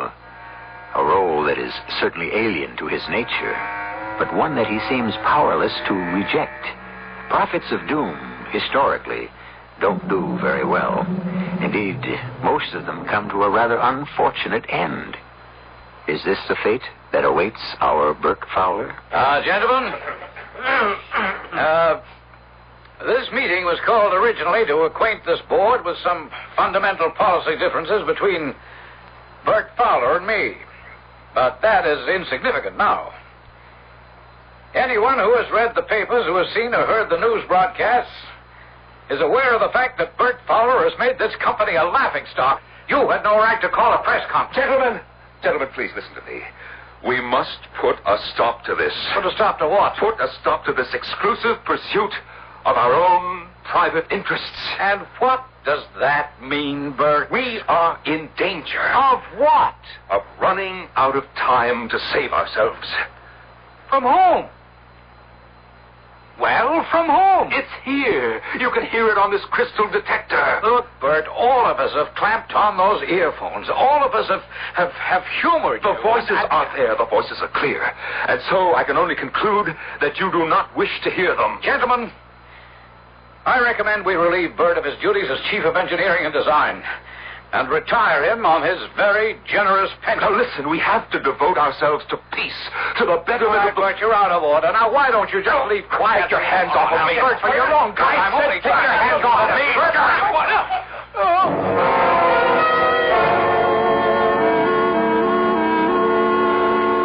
Not so good, Mr. Fowler. Oh, I don't know what came over me, Doctor. A fine crusader for peace you turned out to be. You slugged the first guy who disagrees with you. Yeah. Doctor, what am I doing here in this hospital? Well, you're going to be observed. What does that mean? Well, this will give you a chance to cool off. I will write a high-sounding report filled with all kinds of technical statements that no layman could understand and no two doctors would agree on. I do hear these voices. Yes, of course. Then you admit they exist. I agree that you hear them. Oh, Doctor, what am I going to do? Face reality. What I hear is real. Well, there are many realities. And the problem is, you have to get along with the one that's popular. Now, the voices you hear are your voices, Mr. Fowler. They remind you of a happier time. No, I am not talking about the news and the music. I mean Zephyr and Aletha. Aletha and Zephyr. Yes, A to Z. See, that's how you see your life. It's completely fouled up. It's no wife, no kids, no real fame. You know, it's a brilliant potential that was never realized. That's how you account for it. Bert, I'm on your side. I think the whole thing is absolutely wild. According to Aletha and Zephyr, the young people of my generation should have turned things around. I guess we only made them worse. How about your generation, Doctor? Well, we make a lot of noise, but we'll get older, too. But, Doctor, if we do nothing, the world will come to an end. You want to know what I think? I think the world came to an end a long time ago.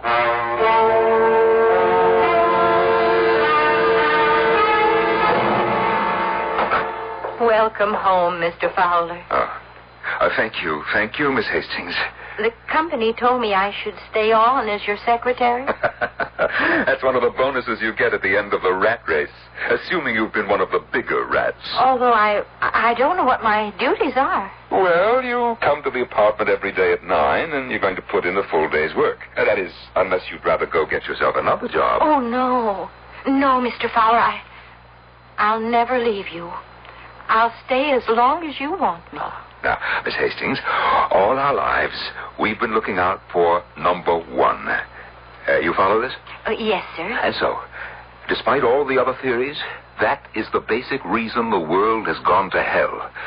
Do you agree? If you say so, Mr. Fowler. Yes. People have to start looking beyond themselves. We just have to do things that will turn the world around. Yes, Mr. Fowler. Now, this is something that has to begin at the top. Once the leaders understand what their true mission has to be, we can save ourselves. Now, I've drawn up a list of important people. After all, I was somebody myself. There's no doubt about that, Mr. Fowler. I have worked with people in government, in the military, in industry, and not just here, but also abroad. And I'm going to put it to these people. Now, here's the list, and I want you to put through some calls for me. I have Admiral Chadwick on the phone, Mr. Fowler. Oh, thank you, Miss Hastings. Hello, George. You got my letter? What do you mean, what's the punchline? But no. No, I'm serious. We all have to unite against this new menace. We have to change our self-centered thinking. George, you know I'm not crazy. Sure. Oh, yes, we'll get together for lunch one day. Right. Bye. Well, at least he returned the call. I'm sorry, Mr. Fowler. Now, who else have you tried? Oh, Mr. Cartwright of National Industries. He always seems to be in a meeting. Mr. Taylor's out of town. I just can't get anybody. I'll see who it is. Hello, Miss Hastings. Oh, good morning, Mr. Davis. What? Arthur, sit down. You like a drink? No. Well, what is it, Arthur? I like to think that we're still friends. If you like to think so, by all means. But what you're doing is, well, to a person who knows you, it's heartbreaking. Oh. And what am I doing? You're making a damn fool of yourself. The way you write letters to people and the way you call them on the phone and try to waylay them in the offices. Bert, you look ridiculous. Do I? Bert, it's tragic to see you ending up like this, an eccentric, a crack brain, a nut. And besides, Yes? Well, there's the company. Oh, but I've retired. I'm no longer with the company. Your name will always be associated with the company. And so what you're doing is a reflection. What do you suggest I do? Oh, enjoy life. You're still comparatively young. You have plenty of money. Arthur, friend to friend, if you were me, how would you go about it? Go about what? Go about getting people to listen. Nobody wants to listen to what you have to say, Bert. I know, but how can I dramatize my message? You just answered your own question. Dramatize. Call attention to yourself somehow. Make people listen. Do something. Yes? Oh, I don't know. But something that would just explode all over the front pages. Yes. Thank you, Arthur. But I want you to know we're still friends. Oh, it's heartwarming to hear that, Arthur. Darl, I wish you'd forget about those voices. But how can I forget? I hear them so clearly. Now listen, put the earphones on.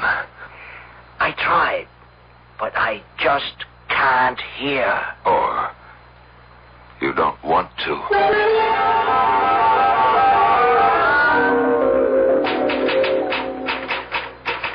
Miss Hastings, what are you doing? Oh, I'm typing your letter to the President of the United States and a copy for the Premier of the Soviet and the Prime Minister of China. Well, just hold off on that for a little while. Oh, yes, sir. Miss Hastings, you don't think that I'm crazy, do you?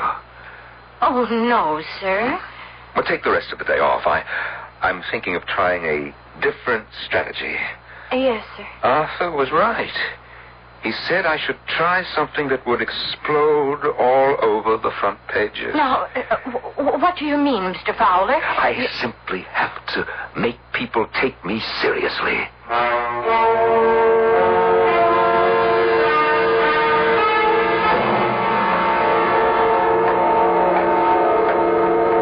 Who's that? What? Bert, it's you. Yes, Ron. It's me. What are you doing here? Oh, I got lonesome for the place. I thought I'd come by for a little visit. At 10 o'clock at night? Well, you're still here, Ron. Wait. What have you got in that valise? What do you think I've got? I'm going to call a security guard. I just saw him. He's asleep. But he's outside. He won't get hurt. What have you got in that valise? Fuses. Wiring. For explosives. But you're crazy. Nobody wants to listen. I'll have you thrown into jail. Get out of here. I don't want anybody hurt, not even you. This place will go up in 30 seconds. Well, you're a maniac. Run for your life! You run! Why are you standing there? Because it's my company. I'll stay with it. You're out of your mind. Better run for your life!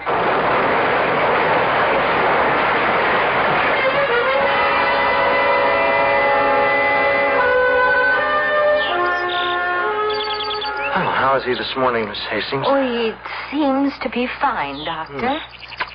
And where's the crystal set? Oh, he hasn't asked for it since I don't think he even remembers it. Oh, hello, Mr. Fowler. Hello? Oh, yes. Hello, Doctor. Huh. They treating you okay? Oh, just fine. Good. Between you and me, Bert, is that what it was all about? I mean, you were so completely upset at not being made president that you just blew up the company for revenge? I don't know what you're talking about. Well, you're lucky to be alive. How you survived that explosion just defies all explanation. She can explain it. Miss Hastings? Oh, that's not her name. No. Her name is Aletha. Aletha. And she loves me. Oh. You love me, don't you, Aletha? Yes, I love you. Because she loves me. That's the reason the world is still ours. She doesn't want me to be destroyed with everyone else. Oh. Well, all right. Do you understand, Doctor? I tried. Yes, but no one wanted to listen. And the world will only last as long as I live. And afterwards? Zitha and Aletha will take it for their own people. Isn't that so, Aletha? Yes. Yes, Mr. Fowler. That's so. Well, I guess it's up to me to keep you alive for a long, long time, Mr. Fowler. Oh, thank you. Thank you, Doctor. I want to stay with her as long as I can, because I love her. I always loved her.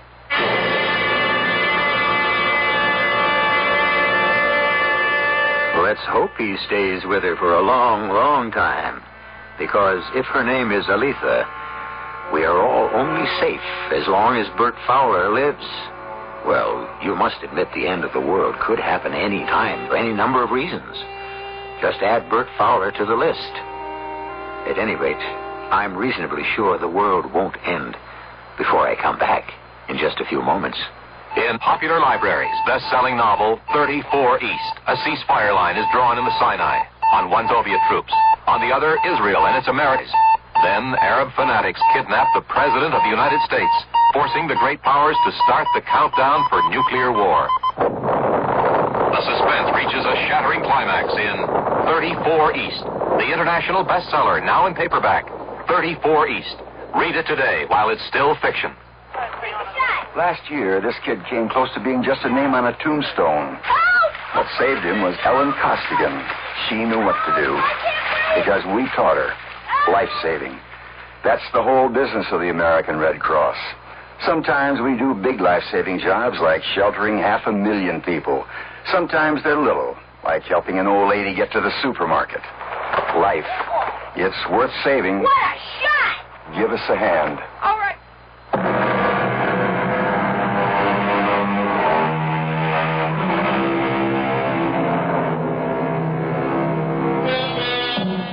The incredibly complex and sophisticated electronic communications of today sprang from simple pieces of wire and crystal.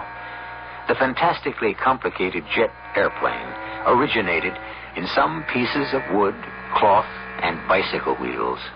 Our age of technology has come into being within the memory of people who are still alive today. It is so new, so strange that we hardly believe it or understand it. Are we using it properly? What were we supposed to do with it? Our cast included Norman Rose, Mary Jane Higby, Earl Hammond, and Ian Martin. The entire production was under the direction of Hyman Brown. And now, a preview of our next tale. Marvin Hale Prentice, M.H.P. In the poetry, all of Creston's writings, the first line always starts with a word that begins with an M. The second line starts with a word that begins with an H.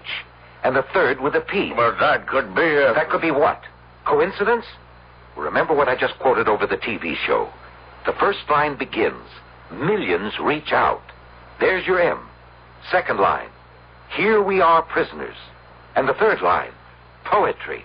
Only in poetry is, there's the P. And the final three-word sentence, must hope perish. M.H.P. Marvin Hale Prentice. Now, do you know why I feel V.K. Creston's reaching out to me? One man's thoughts reaching out across thousands of miles and touching my own? That's why I'm fighting this trade bill. It's for V.K. Creston. Radio Mystery Theater was sponsored in part by Anheuser-Busch Incorporated, brewers of Budweiser. This is E.G. Marshall inviting you to return to our Mystery Theater for another adventure in the macabre. Until next time, pleasant dreams.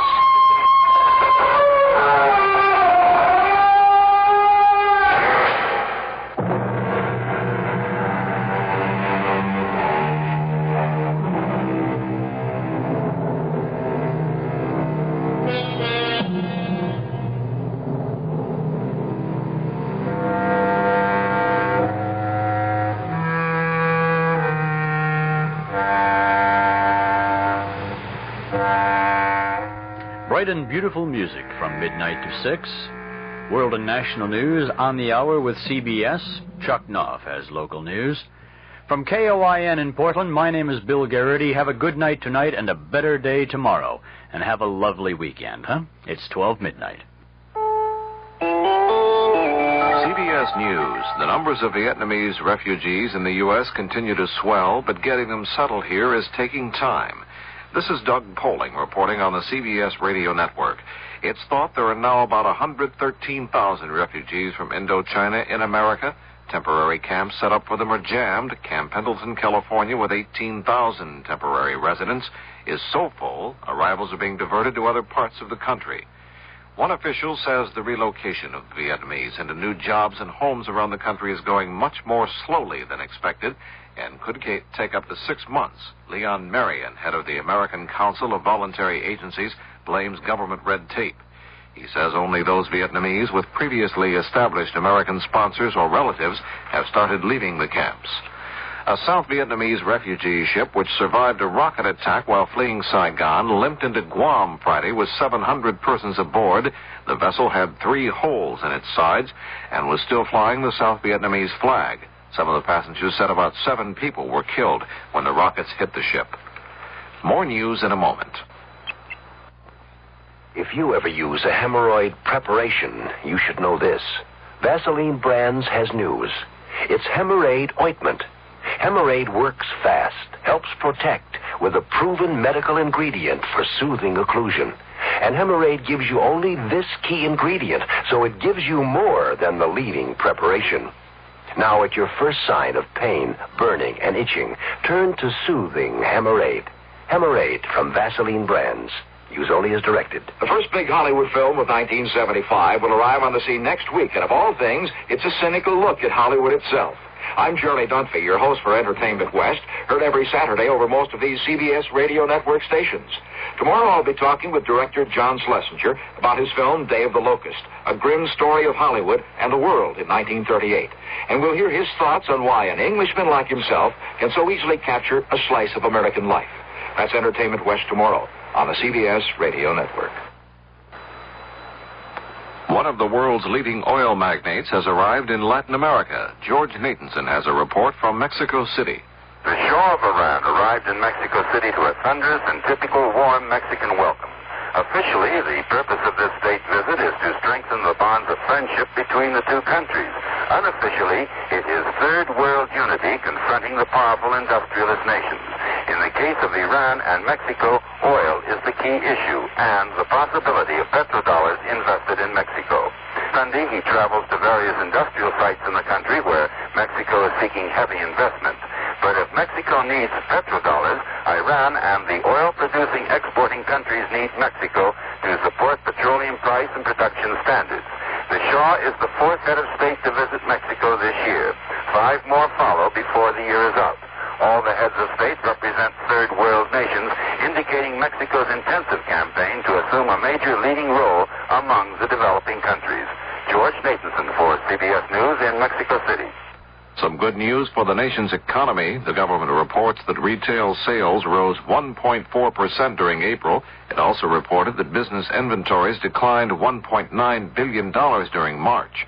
Assistant Commerce Secretary James Pate talked about the significance of the inventories decline. This is encouraging news, of course, because the liquidation of the excessive stock of unsold goods is absolutely essential to a recovery in the economy, a resumption in production, and a pickup in employment.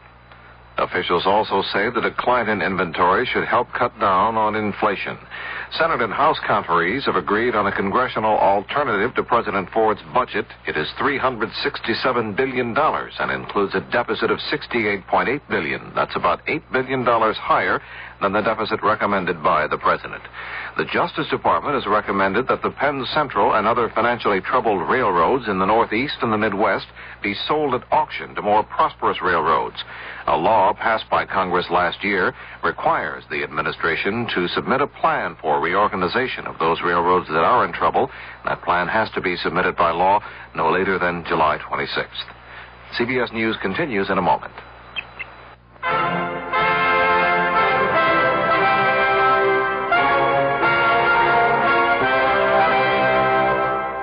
In God we trust.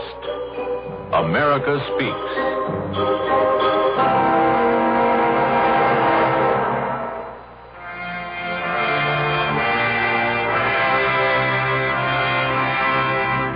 From Abraham Lincoln's Creed, I believe in God, the almighty ruler of nations, our great and good and merciful Maker, our Father in heaven, who notes the fall of a sparrow and numbers the hairs on our heads. I have a solemn vow registered in heaven to finish the work I am in full view of my responsibility to my God, with malice toward none, with charity for all, with firmness in the right, as God gives me to see the right. Presented by the Catholic Communications Foundation. A federal health official told a congressional hearing on Friday that a birth control pill for males may be available in 5 to 10 years. Dr. Philip Korthman of the National Institute of Health said current research into such a drug is producing promising results. Doug Poling. CBS Radio Mystery Theater presents...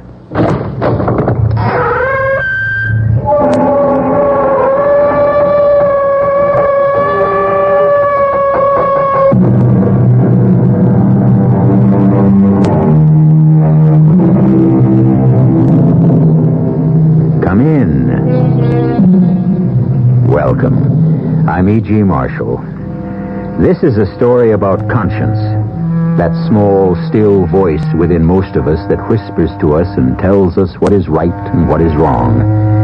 It has been said that conscience is God's presence in man. A man without a God is a man without a conscience. If this is so, how then could it be possible for a man of God to love what he believes is right and at the same time yield to what the rest of the world considers wrong? You have brought shame on yourself and on all of us, Brother Ambrosius. Now, what have you to say? I meant no harm, Father Andreas. The girl is so young, her father's not well, and she came to the church alone. What devil possessed you that you should walk into the house of the Lord side by side with the daughter of the hangman? I pitied her, and I followed my conscience, Father. Your conscience? Your conscience is the voice of God, not of your own making. Why do you not accept my censure and say that you repent? My feelings for Benedicta are mercy and compassion. Would you have me repent those? You leave me no choice. You will be confined to your cell where, God willing, fasting and self-chastisement will lead to the clearing of your mind and the salvation of your eternal soul.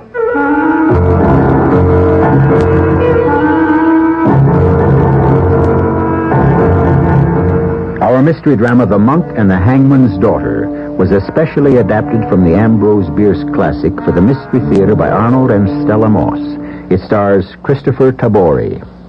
It is sponsored in part by Luden's Medicated Cough Drops and Buick Motor Division. I'll be back shortly with Act One. Breaking up is hard to do, but your True Value hardware store offers the True Test 5-horsepower garden tiller to make breaking up almost any kind of ground easier. Hi, Pat Summerall to tell you about it. The True Test tiller's engine weight is directly over its 16 tines for extra stability. High horsepower means you can till at slower speeds without stalling. It has power reverse, so it's easy to maneuver when you run up against a fence or come to the end of a row. It lets you adjust both tilling depth and tilling width, and all the controls are conveniently located on its handle. Yes, breaking up is hard to do if you don't have the True Test 5-horsepower garden tiller to help you. True Value hardware stores offer it at a price that's even slightly lower than last year's, just $239.88. This 5-horsepower model is part of a complete selection of power garden tillers at participating True Value hardware stores. And remember, you can charge it on Master Charge at many stores. Dreams. We all seek to understand the many ways in which God reveals His Word. Throughout time, God has spoken to man in dreams. Jehovah said in the Old Testament, "Listen to my words. If a man be a prophet, I make myself known to him in visions. I speak to him in dreams." So pay attention to your own dreams. They might well reveal flashes of the future, predictions and warnings of things to come. They may give you a glimpse of God's guidance to lead you back to the peace and security of His way. For your free booklet on dreams, write to the Foundation Church, 1147 First Avenue, New York, New York, 10021. That's the Foundation Church, 1147 First Avenue, New York, New York, 10021.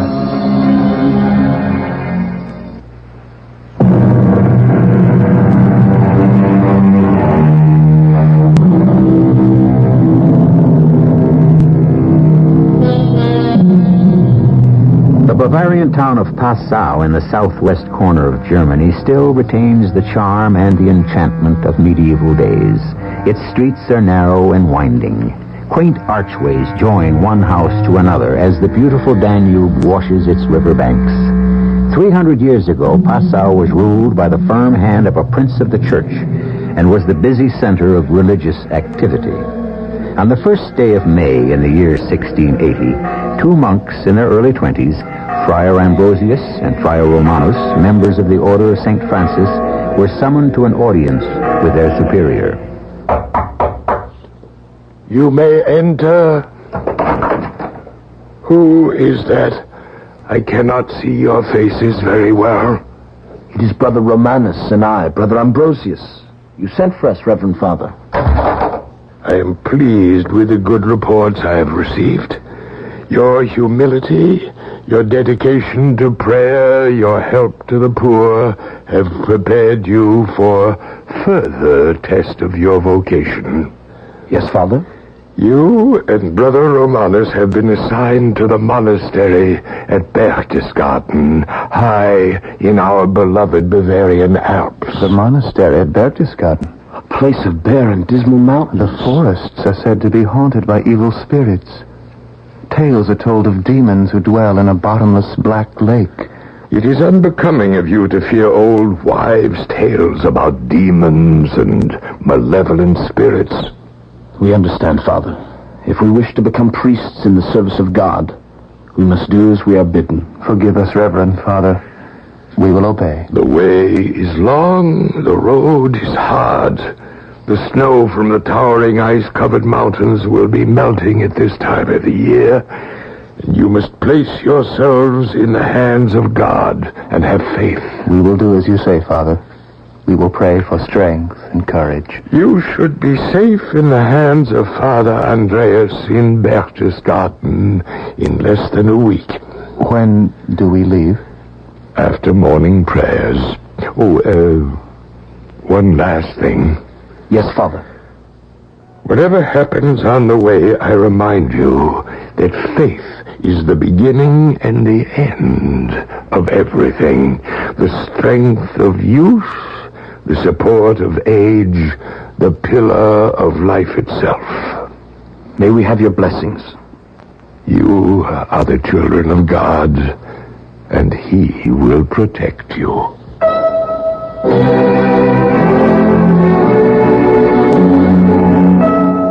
Within an hour, Brother Romanus and I were on our way. The first few days of our journey made us forget the sadness of parting. How bright the colors of the countryside are. The air smells so clean. The first signs of spring. How good the earth is as God made it. Every blade of grass, every flower, each living thing, a hymn of praise to His glory.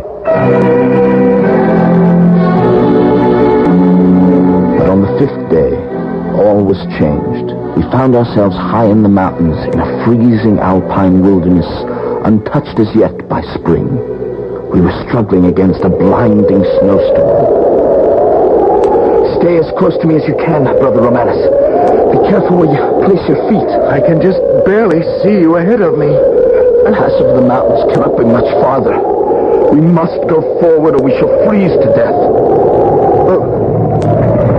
What's that? It sounds like falling ice and snow. Like sliding rocks. An avalanche. St. Francis, protect us. Let us pray, Romanus. Dear Lord in heaven, Thou art our refuge.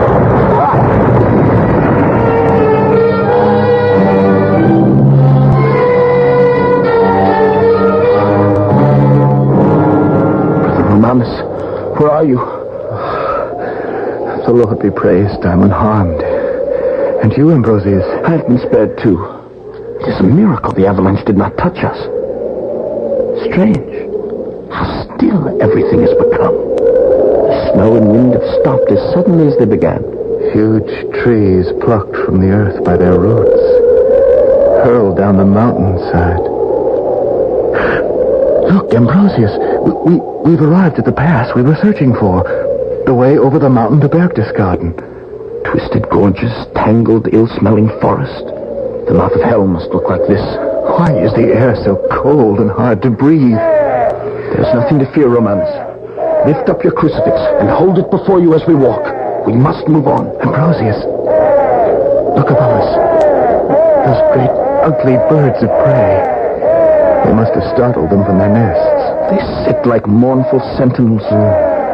Waiting for us to take one false step to plunge us to our death.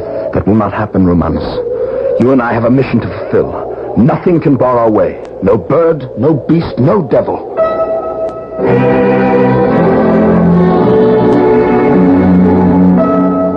The next morning, we moved safely down the treacherous mountain path. As the darkness disappeared, we saw before us a gently flowing stream spanned by a small bridge. On the opposite bank was a meadow covered with beautiful flowers. For several days we had seen no dwelling, no human being. But now we beheld a sight that made our blood run cold. Oh, I feel faint, Brother Ambrosius. Look there.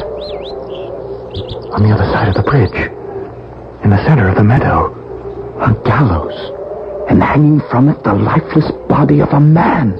A rope round his neck. The face looks toward us as if it had been turned to welcome us. The body is not yet stiff with death. He must have been hanged this very day. But why here? Why should there be a gallows here where there seems to be... Whose voice is that? A dead man swings from the gallows and someone sings. Another evil spirit? The smell of death is in the air. You wicked birds! Do not touch that body! Let us hide ourselves behind these bushes, Brothers Ambrosius. Only heaven knows what creature of Satan that girl may really be. How beautiful she is. See how she chases the vultures from that poor lifeless body and places flowers at the foot of the gallows. Oh, you terrible birds! Leave this place! Let the dead man find his rest! Ambrosius! Go! The air handling has suddenly become like ice around me. But I am warm. The sun feels good to me. The chill is worse than that of the highest mountain. It cannot be a human chill, or I would feel it too. No human chill? What are you thinking? There is an ancient belief that when a chill seizes a human body for no good reason... Yes, I remember. It is a sign that someone standing close by is stepping on the very spot that will someday be your grave. How strange. The chill is gone as suddenly as it came. The girl is crossing the bridge, Ambrosius. She's coming this way. She is the most beautiful creature I've ever seen. Good morning, holy brothers. Why do you laugh? You can come out from your hiding places. I have known you were there from the very start. Why were you hiding? Well, we did not wish to frighten you. I am not easily frightened. The man who was hanging from the gallows... Yes? Do you know why he was hanged? He killed a man. That is why. A murderer? They quarreled over the love of a woman, so they say. And he plunged a knife into the heart of the other man. Did you know him? Are you related to him? Oh, no. Well, then why do you bring flowers for him? No one else will. I always do when someone has been hanged. I bring the flowers and frighten away the ravens and the vultures. Who are you? Benedicta. Oh, that's a beautiful name. I am Brother Ambrosius. This is Brother Romanus. You chase the vultures who wish to feed on the bodies of those who've been hanged. Why does your mother allow this? My mother is dead. You have a father? Yes. Then let us take you to him. You should not be wandering about alone. There may be dangers here for you. Oh, I could not be safer. You see that clearing through the trees? If you look closely, you will see a hut. It looks more fit for animals than for humans. That is where I live, with my father. That is your home? Yes. You have no neighbors? None. Are you and your father so poor that you must live so close to the gallows? In such a miserable hovel? He is not well paid for the work he does. As you see from our robes, we are in the service of St. Francis. God has placed us here in Berchtesgaden to help others. Perhaps we can help you. Who are you, Benedicta? And who is your father? My father is the hangman. The hangman? And I am the hangman's daughter.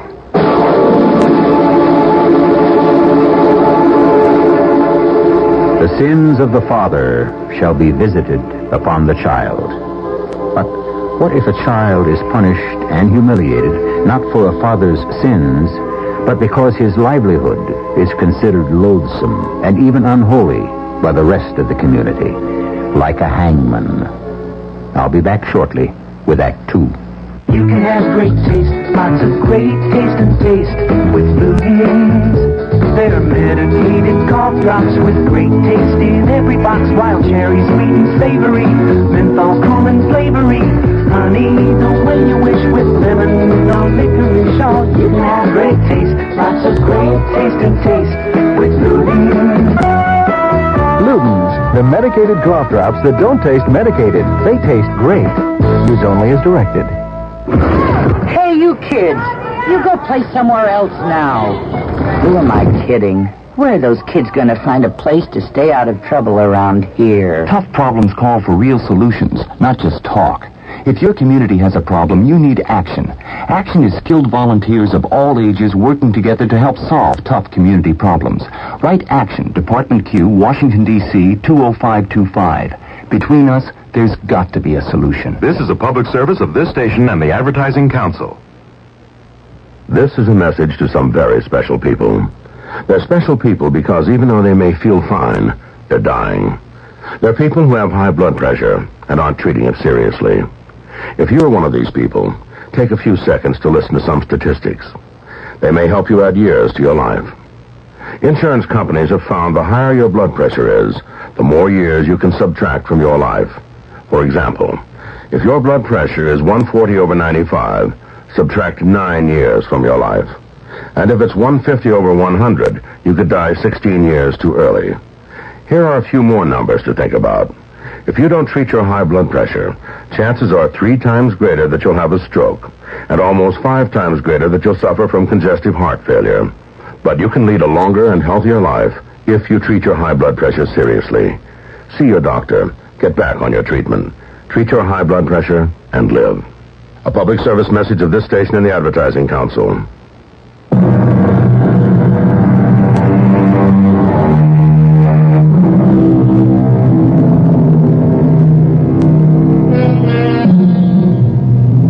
We return to the year 1680. The 2 young monks, Ambrosius and Romanus, have been exposed to many strange happenings since they left the security of the Passau monastery. Not least among these, for Friar Ambrosius, has been his first encounter with a beautiful young girl. But remembering his holy mission, he tightens the hempen cord that encircles his slim waist and proceeds with Friar Romanus toward their destination, the monastery of Berchtesgaden, high in the Bavarian Alps. Ambrosius, why did you offer that girl your friendship? Why not?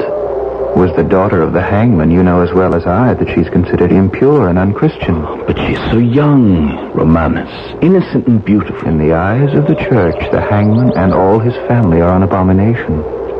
Why else are they made to sit apart from all the others in the darkest corner of the church? Why should Benedicta deserve such a fate? That is not for us to decide. A hangman, after all, is only a tool of the law. He must do as he is told. And we must do the same. It is not for us to question. Put Benedicta out of your thoughts before she takes possession of your soul. Come, brother. Father Andreas awaits us.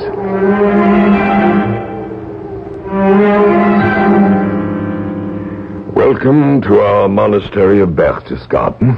I'm pleased to be here, Father Andreas. And I, Reverend Father. It will be a change from the life you've been accustomed to. Our village people here are mostly salt miners, a proud and stubborn group. We will do our best, Reverend Father. You have only to instruct us. The salt master rules the village. He's a man of power and authority. Keep out of his way if you can. You're not listening, Brother Ambrosius. Your mind seems to be elsewhere. Oh, forgive me, Father. The long journey has worried me. I was saying, the salt master is not easy to deal with, nor is his son, Rocius. A young man not much older than you, handsome, willful, undisciplined. He, too, exercises much power. He also creates problems. What kind of problems? Where there are young, pretty maidens, he's quick to pick a quarrel. We shall avoid him. Have we your permission to leave? You may go, Romanus. I shall be here whenever you need me. Thank you. Thank you, Reverend Father. If I may, I will go too. Not yet, Brother Ambrosius. Something seems to be disturbing you. Perhaps I can be of help. Father Andreas, there is a serious matter that I... Yes? I believe I may be in deep trouble. What have you done? It's nothing that I have done. It is my thoughts that trouble me. Oh, with God's help, we can take care of that. I am full of fear. So much so, I cannot reveal to you what I should. Cannot? Well, you need have no fear of me. I'm frightened of myself, Father. Let me go to my cell to meditate and pray. Evening prayers. You may go to your cell. Thank you, Father. And remember, Brother Ambrosius, there are no secrets in this monastery.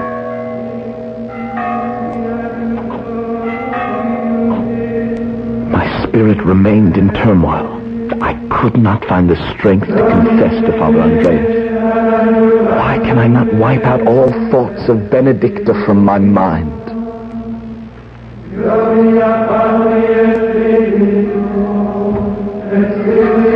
On my way to morning prayers, I saw her standing outside the church, alone. The square was filled with people, but they avoided her as if she were a leper. Compassion filled my heart and compelled me to approach her. God's greeting, Benedicta. Are you afraid to speak to me? We are being watched, Brother Ambrosius. I fear for you, not for myself. Do good, obey the Lord, and fear no one. I thank you, my lord. I am no lord, Benedicta. I am a servant of God. I must go into the church. See how they are watching us and whispering. Come, I will go with you. It is not wise, Brother Ambrosius. They will make you pay dearly for this.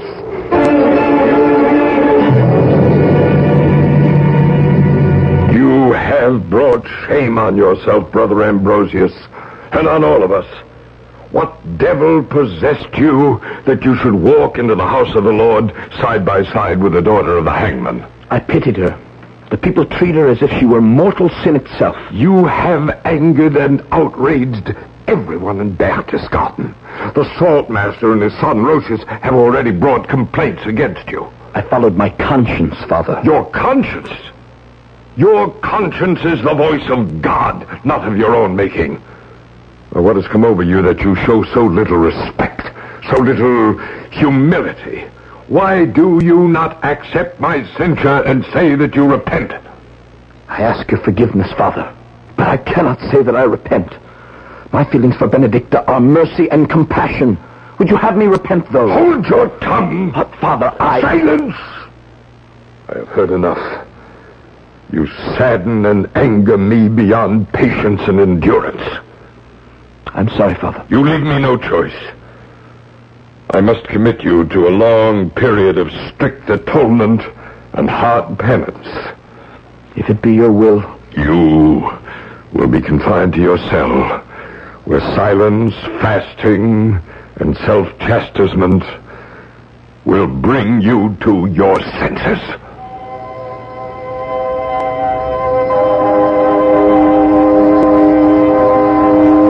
Locked away from the beautiful outdoors which I loved, denying myself food and drink, I knelt day and night in endless prayer until a high fever and delirium came upon me.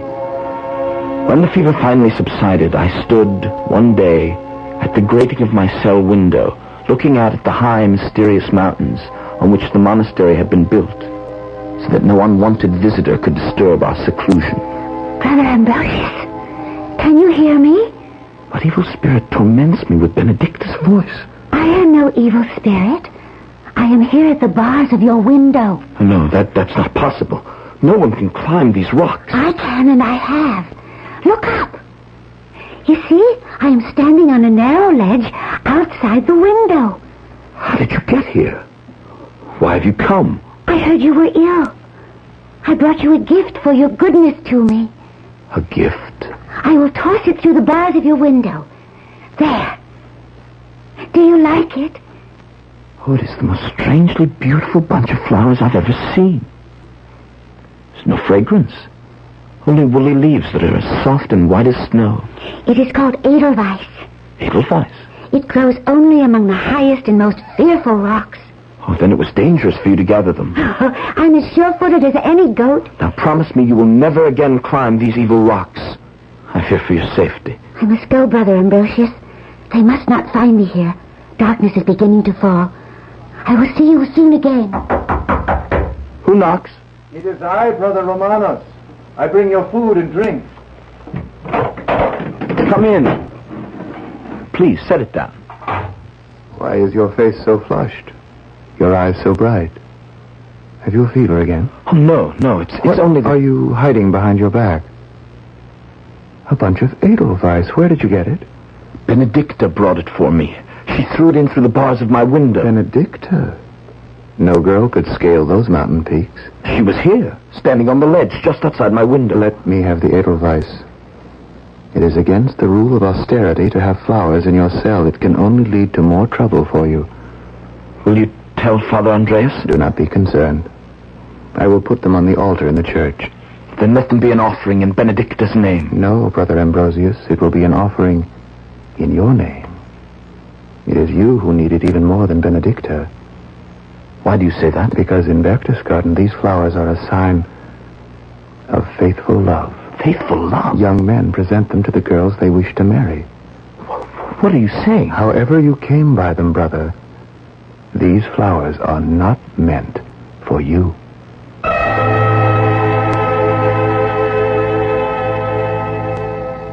Weeks later, I was released from my solitary cell in order to help at a great festival that the monastery was celebrating.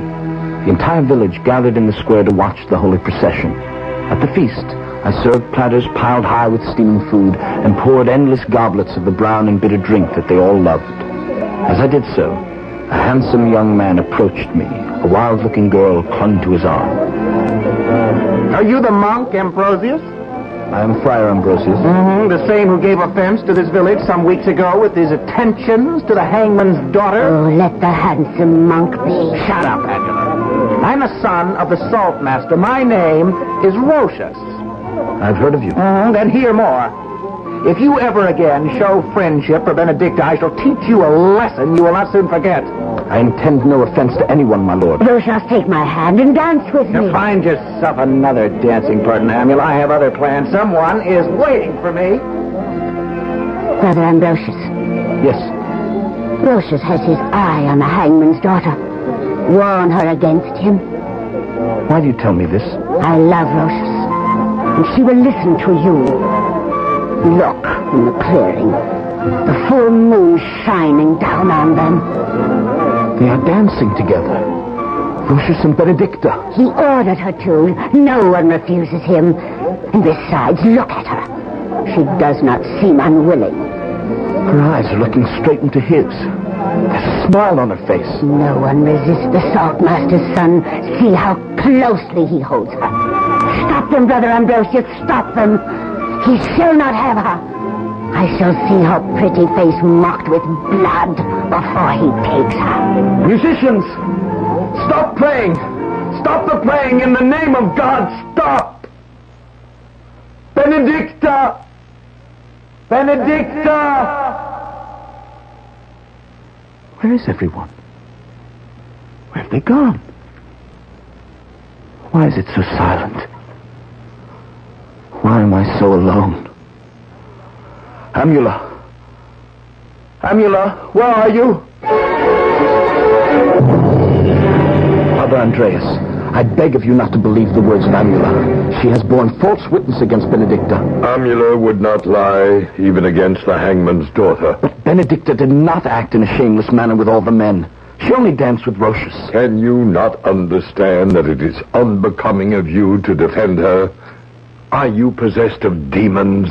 But who will protect her against Amula's hate? I speak the truth. And what would you have me do?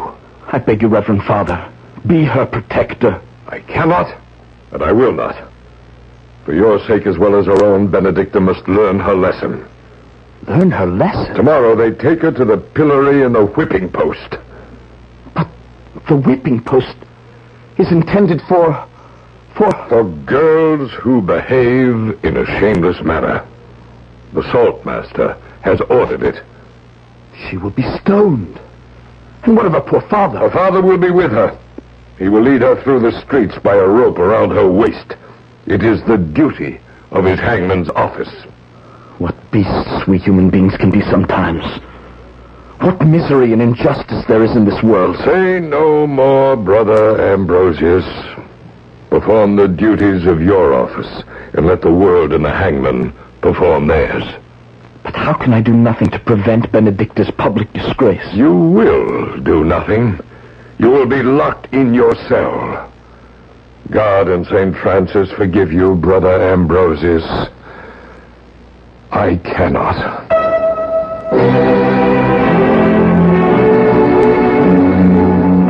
Dear God in heaven, heed my prayer. Bless Benedicta in a time of trouble. Give her strength that she may bear the trials that are put upon her. Give me light that I may walk the right path. For I am filled with a tumult of emotions and confusion. Can Father Andreas be right? Do I love Benedicta as a man loves a woman? Forgive me if I sin, but I cannot put Benedicta out of my mind. Try as I will, I cannot. James Montgomery once wrote, "Prayer is the soul's sincere desire, uttered or unexpressed, the motion of a hidden fire that trembles in the breast." So it was with young Friar Ambrosius, long, long ago.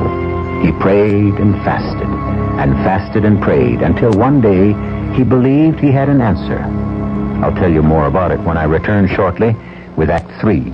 Isn't it nice to know you're free? To see the things you want to see. The touch the height you dare to reach. To know you're all that you can be. Need a full-size car? Well, you came to the right place. Buick. Take LeSabre, a genuine family car with lots of nifty Buick touches and room for 6. Or the elegant Electra, the car that wrote the book on Buick luxury. Or Riviera, the luxury car that's also a great personal road car. The full-size Buicks. If you're looking for a place where you and your free spirit can really get together, this is it. Free spirit, Buick on the wings of the wind. How it's gonna be your spirit's free. Hello there, this is Jim Backus. You know, I asked my friend, Mr. Magoo, have you ever heard of the disease of prosperity? You probably have, only you've heard of it as heart attack. It's called the disease of prosperity because the risk factors that increase the chances of heart attack are usually the result of prosperous living conditions. Childhood habits. Some children get in the habit of watching TV instead of exercising. Smoking often begins in the teens or sometimes even earlier. And by the time they reach middle age, many of them are overweight, inactive, and have high levels of cholesterol and other fatty substances in the blood. High blood pressure is also common at that age. Any one of these conditions or risk factors increases the chance of heart attack. A combination of 2 or more multiplies that risk. One way you can protect your heart is to see your doctor. Another way is to support your Heart Association's efforts to find more of the answers to heart attack. So give to the Heart Fund now. And thank you very much.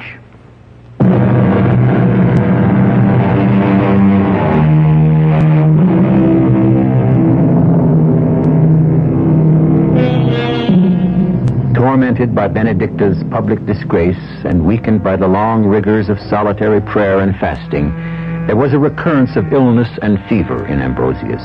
On the one hand, he yearned to protect Benedicta. On the other, he was relentlessly pursued by his religious conscience. Torn both in mind and body, the young monk appeared before his superior. May I speak with you, Father Andreas? I am here to be of help whenever I can. Since I have recovered from my illness and delirium, the other friars look at me strangely, as if they no longer regard me as one of them. They avoid me whenever they can. I am aware of that, and I have given it much thought. You are to leave us for a season. Leave the monastery? To dwell in greatest solitude among the highest mountains. There God will restore both your physical and spiritual strength. I submit to your will, your reverence. Do you wish to discuss the tales that are told of the evil spirits that inhabit those high peaks? If it is God's will, I will escape their spells and enchantments and come back to the monastery as you would have me. Someone will show me the way? Yes, and then leave you. As you say, Father. And, Ambrosius, my son. Yes, Your Reverence. Whatever demons or devils men may encounter in high mountains, remember, there are none so evil as those we find within ourselves.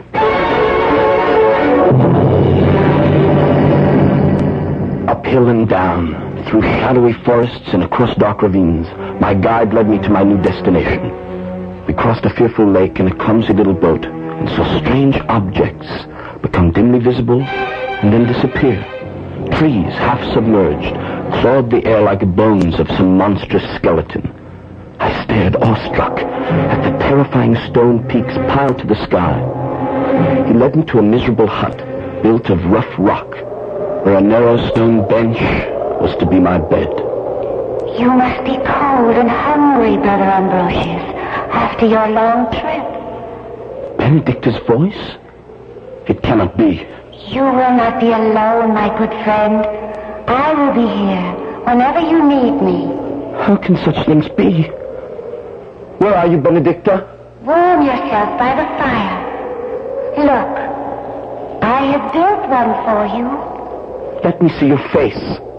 If only for a moment, You will find warm food in those pots hanging over the fire. And on the stone table, there is a pan of fresh milk and a piece of yellow butter. But they were not there when I came in. How did they come here? I brought them. And some fresh-baked black bread and a fine white cheese.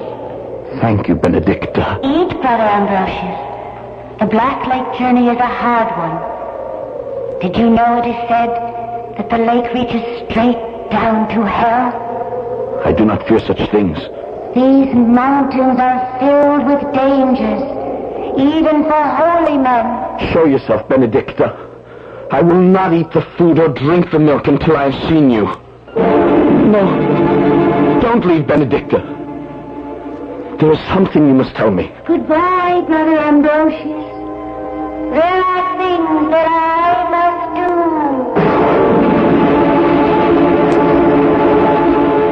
do. The next morning, I felt as one in a dream. A fire burned brightly in the fireplace. Bread, butter, small cakes, and fresh milk were again on the stone table. There was even fresh dried grass for my hard stone bed. As I ate hungrily, I am glad to see you eating, Brother Ambrosius. You will need your strength in this new way of life. the sound of a voice is welcome in these lonely mountains. But it is not enough, Benedicta. It must suffice. Why? If only you would tell me why. I cannot. It is not for you to question. Look, I have brought you a short-pointed spade and a hempen bag. When you have finished eating, I will show you where the roots grow that you must dig for Father Andreas. I am grateful for your help. Meanwhile, here are some roots I gathered for you to taste. You should know the flavor as well as how they look. Bite into them, Brother Ambrosius.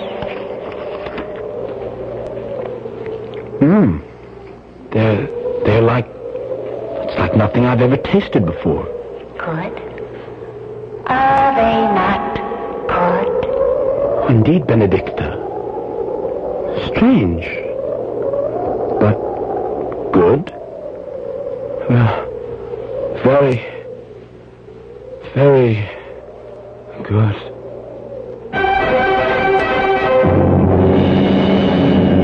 The next thing I knew, I was on the brink of an abyss directly above the terrible Black Lake. On another cliff overhanging the water, I could see a few cows and sheep grazing in an unexpected pasture. A thin column of smoke was rising from a perilously placed stone cabin. Leaning against a tree, her face pale as marble, her eyes sunken and sad, her hair flowing over her shoulders like threads of gold, was Benedicta. Tears streamed down her cheeks. Benedicta, what has happened? What are you doing so far away from home? Oh, why do you weep so? My father is dead. God rest his soul. Oh, poor Benedicta. I share your affliction. How did he die? Of grief, as my mother did before him. He would not kill a worm or a beetle. Yet he was compelled to kill men with a hangman's rope. Oh, Brother Ambrosius, he was unhappy in every way. Do not weep so, Benedicta. His father and his father's father before him. Hangmen all. And the awful inheritance fell to him.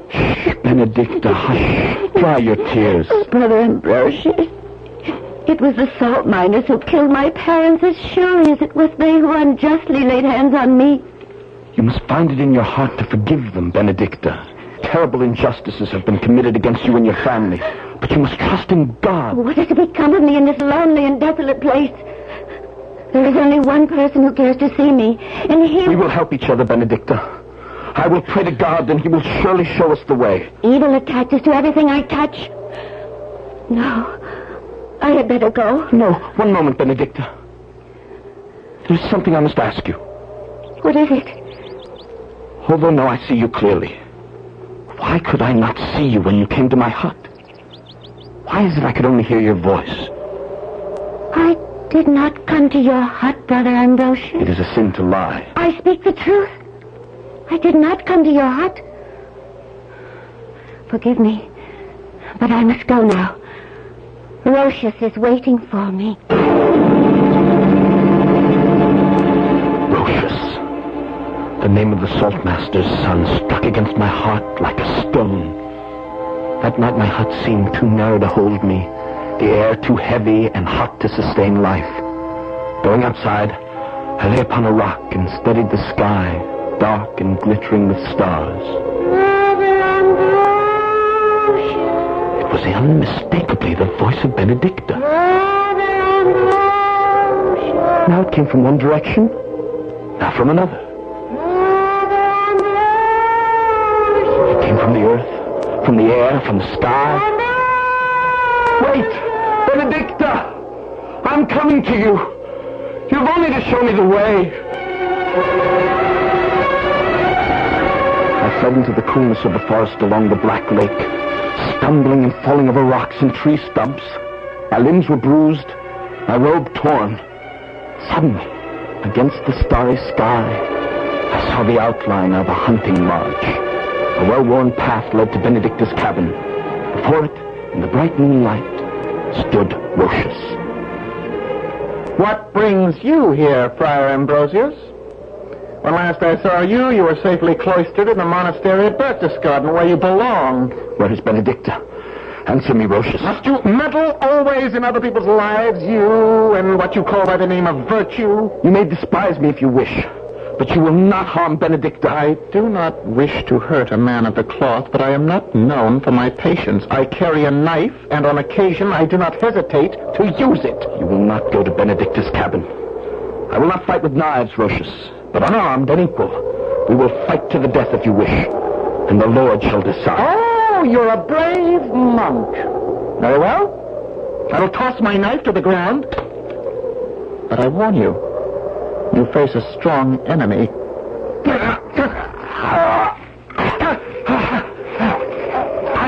I know the edges of these precipices far better than you. I shall you will grave in that hell that is at the bottom of the black lake. I cannot breathe. Your knees are pressing on my chest. We are not playing games, good friar. I have no longing for your throat. I will free myself. See how close you are to the edge of the precipice? I could hurl you down like a small stone if I choose. But I will not. I do not really care to take your life. For the truth is, you cannot stand in my way. You will leave Benedicta to me, for she is already mine. Benedicta is yours? I've kept her waiting long enough. You may rise, Brother Ambrosius. The Lord, as you said, has decided.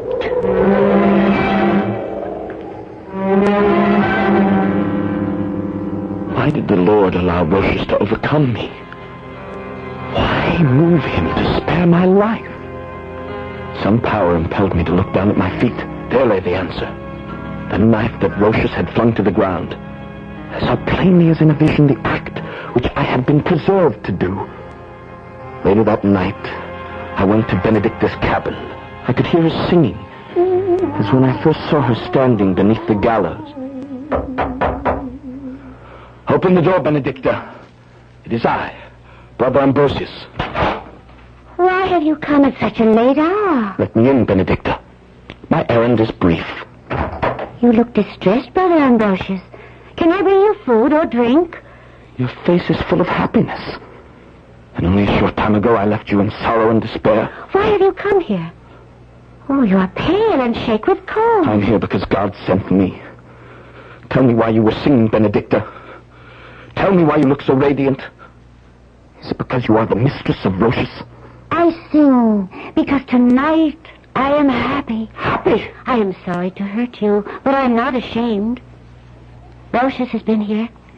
He's gone to Berchtesgaden to persuade his father to remove the curse of the hangman from my life. Oh, foolish Benedicta. There's not much time left. Kneel before me, that I may forgive your sins. You frighten me. I've never seen you like this. You need not be afraid. I here and now give you absolution without repentance. I free your soul from the taint of sin, because, Benedicta, you will atone with your blood and your life. You have drawn a knife. Do you recognize it? It belongs to Rochus. What do you mean to do? Rochus! Rochus, help me! Help me! My blood is on your hands, Brother Rochus. I love you, Benedicta. On your hands.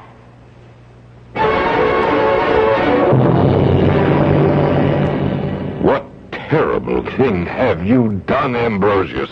I cannot wash the blood from my hands, Father Andreas, nor the stains from my garments. I've tried, but I cannot. Whosoever slays a fellow being, he shall be slain. That is the law of God and of man. I am prepared, Reverend Father. You will first be taken to the tower. Then tomorrow at sunrise, you will be led to the gallows and hanged by the neck until dead. The ways of the Lord are mysterious. When I saw Benedicta for the first time, an icy chill shook me from head to toe. Ice filled my veins. She was standing beneath the gallows, and Brother Romanus said that she was standing on my grave. Do you have a last request, my son? Yes, Father. What is it? The vultures. After I am hanged, perhaps someone could chase them away from my poor dead body.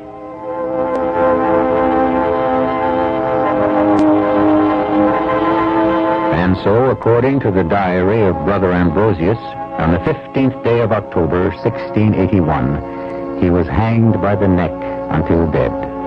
On the day immediately following, he was buried in the unconsecrated ground beneath the gallows, close to the body of the girl he murdered. But the tale of the monk and the hangman's daughter did not end with their deaths. According to an old manuscript discovered years later in the monastery, but I'm getting ahead of myself, this story has the strangest ending. I will be back with it shortly.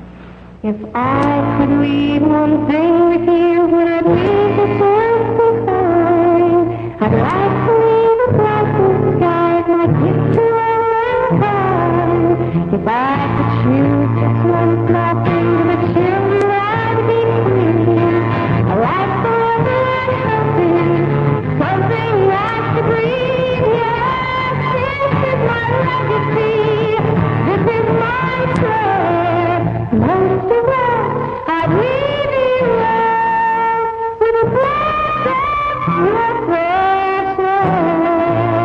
evolution is a man-made product that grew up in a machine age, the result of a means to an end. But the end must change if we're to continue breathing. We can clean up the air, perhaps even in your time, but we need your help. Won't you? Join with your lung association in the fight against air pollution.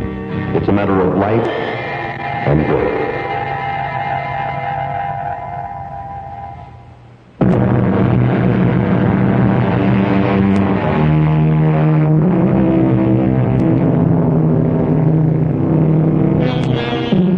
The manuscript discovered in an old forgotten crypt related how Ambrosius was buried next to Benedicta.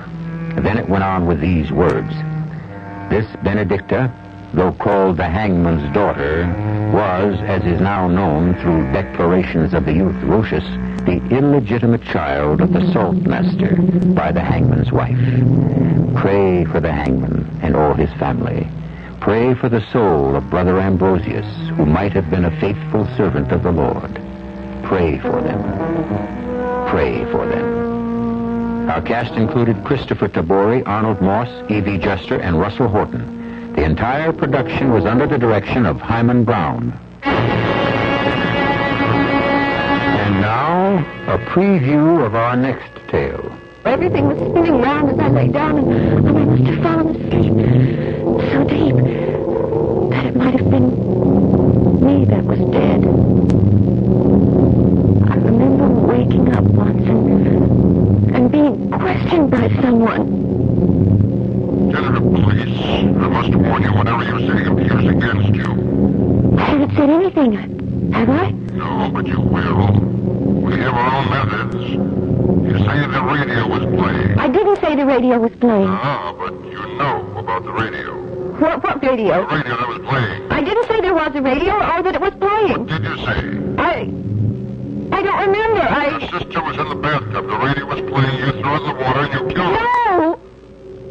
Why would I do that? Because you hated her. You've always hated her, haven't you? Radio Mystery Theater was sponsored in part by True Value Hardware Stores. This is E.G. Marshall inviting you to return to our Mystery Theater for another adventure in the macabre. Until next time, pleasant dreams.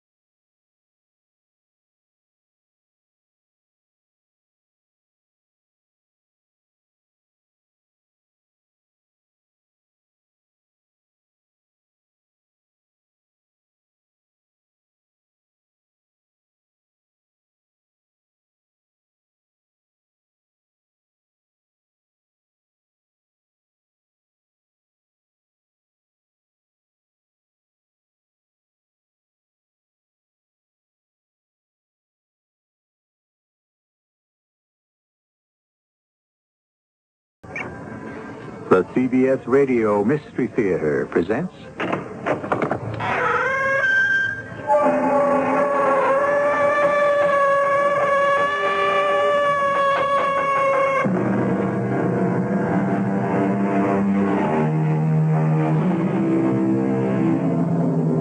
Come in.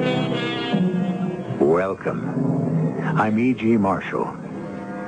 The light that shines in women's eyes has been my heart's undoing, sings the poet. By this does he mean the light that resides in their eyes, or is it a light in their eyes that tells falsehoods? Who knows? Of one thing we may be certain. When we attempt to interpret the light in a woman's eyes, or even in a man's, we tread on dubious, doubtful, and possibly dangerous ground. Sheriff Parmalee, how'd you find him? This woman was with him, and she ran over to Jensen's to try to get help. At this hour of the night? A woman? You mean his wife, don't you? No, she's not his wife. And he's wearing a wedding band. I guess she'd better be his sister, huh? Okay, where is she? She's standing right over the... Hey, where did she go? What happened to her?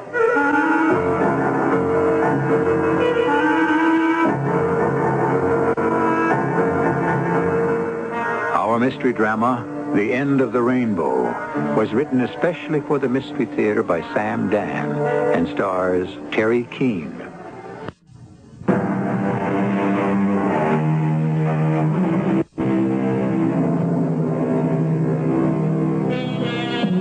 They say that the 40s are the dangerous age. Yes, the 40s. Most people have already seen the dreams of the 20s accommodate to the realities of the 30s, and now one is faced with the need to prepare for the 50s and beyond. But there are still those who must attempt that final, desperate fling. Into what? Well, into whatever they think they need. Hello? Oh? Well, listen, Jessica, James is napping. Yeah, he's had the usual day. Oh, no, we haven't had dinner yet. Well, all right, I'll ask him. Let me call you back. No, I hope so. James? James? What? No. What is it, Connor? It's time to wake you up for dinner. Oh, for dinner? That's right. Listen, Jessica just called. Tom has tickets for the ballet. You know how hard they are to come by. Anyhow, there's a pair for us. Oh? I know it's a sudden thing, but it is the greatest dance company in the world. We could meet Tom and Jessica at Lauricchio's for dinner. Well... Or if that's too much of a rush, we could have something light here and join them at the theater. Look, honey, it's going to run very late. It'll be over before 11. I know, but then we'll have to stop somewhere. With one thing or another, it'll be 1 o'clock in the morning. I have to make a 7 o'clock flight to Chicago. Oh? Are you going out of town again? There's no way to avoid it. Anyway, actually, I'm so tired I couldn't enjoy the ballet. Listen, I'll tell you what. Why don't you go ahead without me? There would be a problem about the other tickets. If we can't use them, then Jessica would like to give them to the Strattons. Oh. I'll have to call her back, tell her we can't make it. Carlotte, I'm really sorry. No, I understand. It's just that I'm so bushed. I don't even think I want to get up and have dinner. James, it isn't as if this is happening for the first time. Or even the last.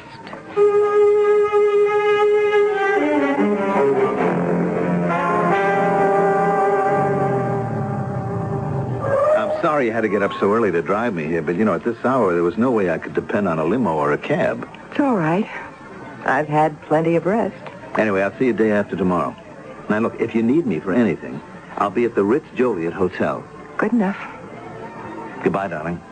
Goodbye. Carlotta, you're angry. Me? Angry? Now, what makes you say that? I just want to say this. For whatever it's worth, you can't have it both ways. What can't I have both ways? I know you're upset about last night. Me? Upset? I know we don't seem to go out very much these days, but you were all in favor of my becoming sales manager. and what it means financially. I'm not the one who actually made the decision. Oh, but you're enjoying the new house, and the boat, and the club. And you're enjoying the power, and the influence, and the deference. Look, I don't think this is the kind of conversation we should be having when I have less than 30 minutes till plane time. When should we be having it? When you're home, you're tired. When you're not tired, you're not home. Why didn't I call your secretary? Maybe she can give me an appointment. Carlotta, this isn't fair. Now, tell me why. I'm going to miss my plane. All right, you'll miss your plane. Carlotta. What can possibly happen? You don't understand. Well, the sun stands still in the sky. Now, don't be foolish, will you? There's a meeting of the board of directors. People are coming in from all over the country, even from Europe. Oh, I'm so impressed. Carlotta, I just wish you All right, could... all right, I'm sorry. We shouldn't be having a scene like this. You will miss your plane. Look, we'll talk when I get back. Sure. I mean it. Now, this time, I really mean it. Look, the ballet that you didn't get to see last night, it's on television tonight. So you really didn't miss it. That's nice. Well, at least it's something for you to do tonight. And as you say, they're a marvelous company. So it should be a nice evening. Don't worry about me. I'll find something interesting and exciting to do.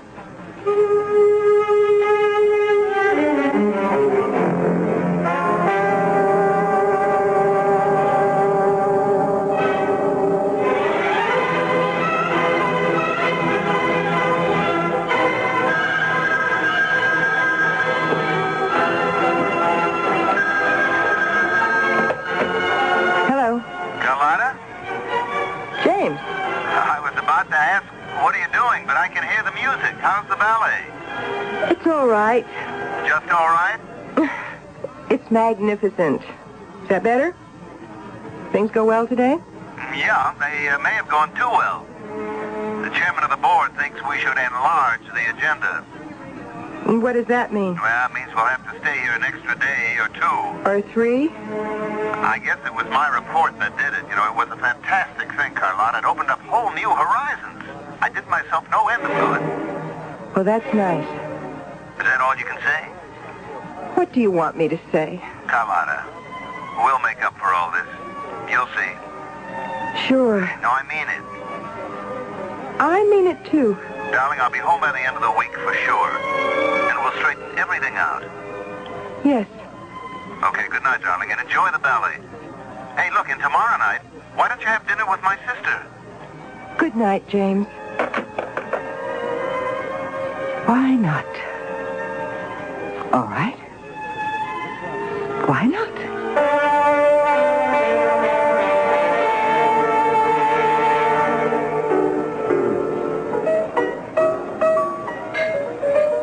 Hi. Buy you a drink? Well, just staring into the mirror behind the bar is no answer. You could say yes. Or you could say no. Or I could tell the bartender you're bothering me. You could. But that wouldn't be such a good idea. No? Oh, he'd tell me to shove off, but he wouldn't like it. Why wouldn't he like it? Because it goes against the basic purpose of this establishment, which is to provide a place for congenial people to meet. You did come here to meet someone, didn't you? Well, take me. I'm a very respectable sort of fellow. That is, I look respectable. Jerry, another round here. I'm not sure I should have another. You don't have to drink it. Just contemplate it. I bet you're doing this for the first time. Doing what for the first time?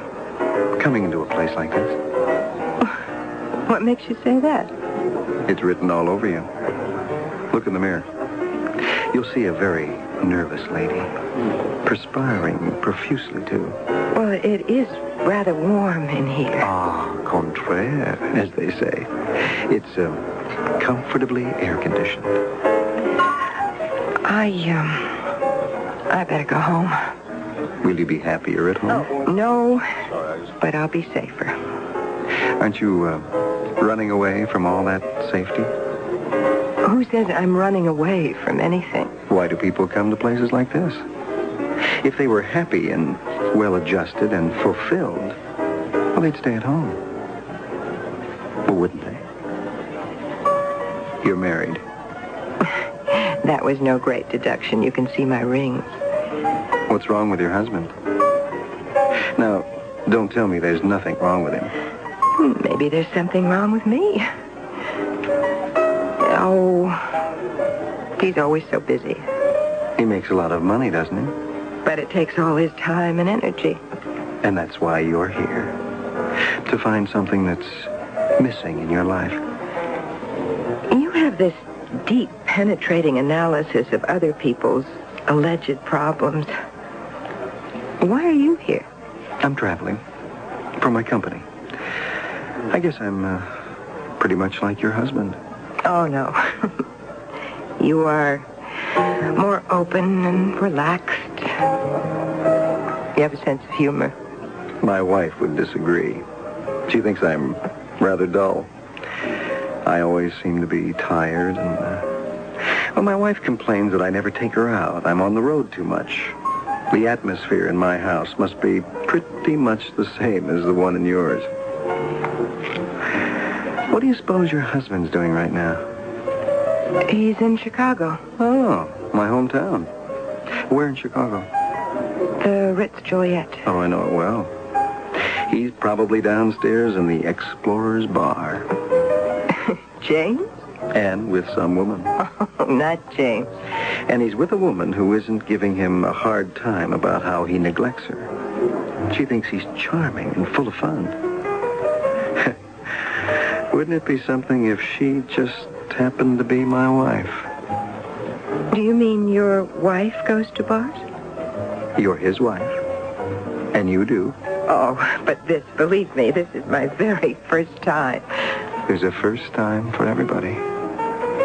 James, picking up a woman at a bar. No, it boggles the mind. Why? Is James so unattractive? Well, no, not really. How often does James travel away from home? Oh, at least once a week. Very often twice. Same here. And you know something? I really don't have to. You don't? Nobody has to. Very often, things can be settled with a phone call. But it's usually so dull and uncomfortable around the house. You think James has someone out of town? I never thought about it. That's probably what James is counting on. My wife has accused me of many things, but running around with other women has never been one of them. Oh. Oh is right. It never occurred to you, did it? The Explorer Bar in Chicago is a swinging place. Very much like this one. You'll notice a great many attractive people hang out here. Actually, if you're not attractive, they find ways to discourage you from coming. Does that mean I'm attractive? Basically. And what does basically mean? Basically, you're a homebody. And it shows. In subtle ways. How you dress and wear your hair.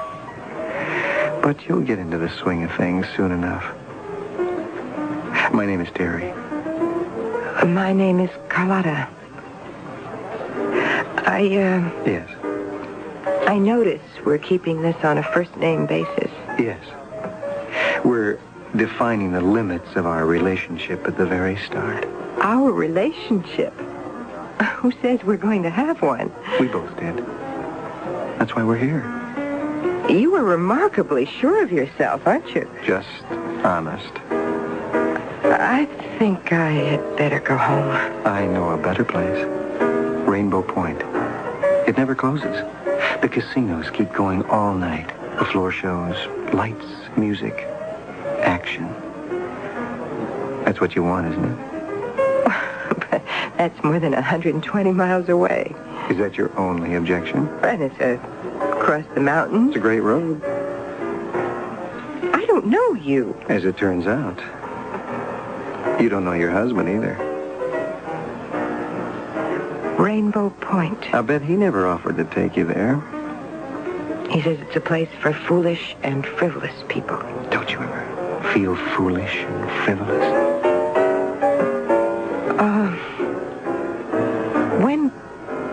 When could we be in Rainbow Point? Before midnight. I always wanted to go. My car's right outside. What are we waiting for?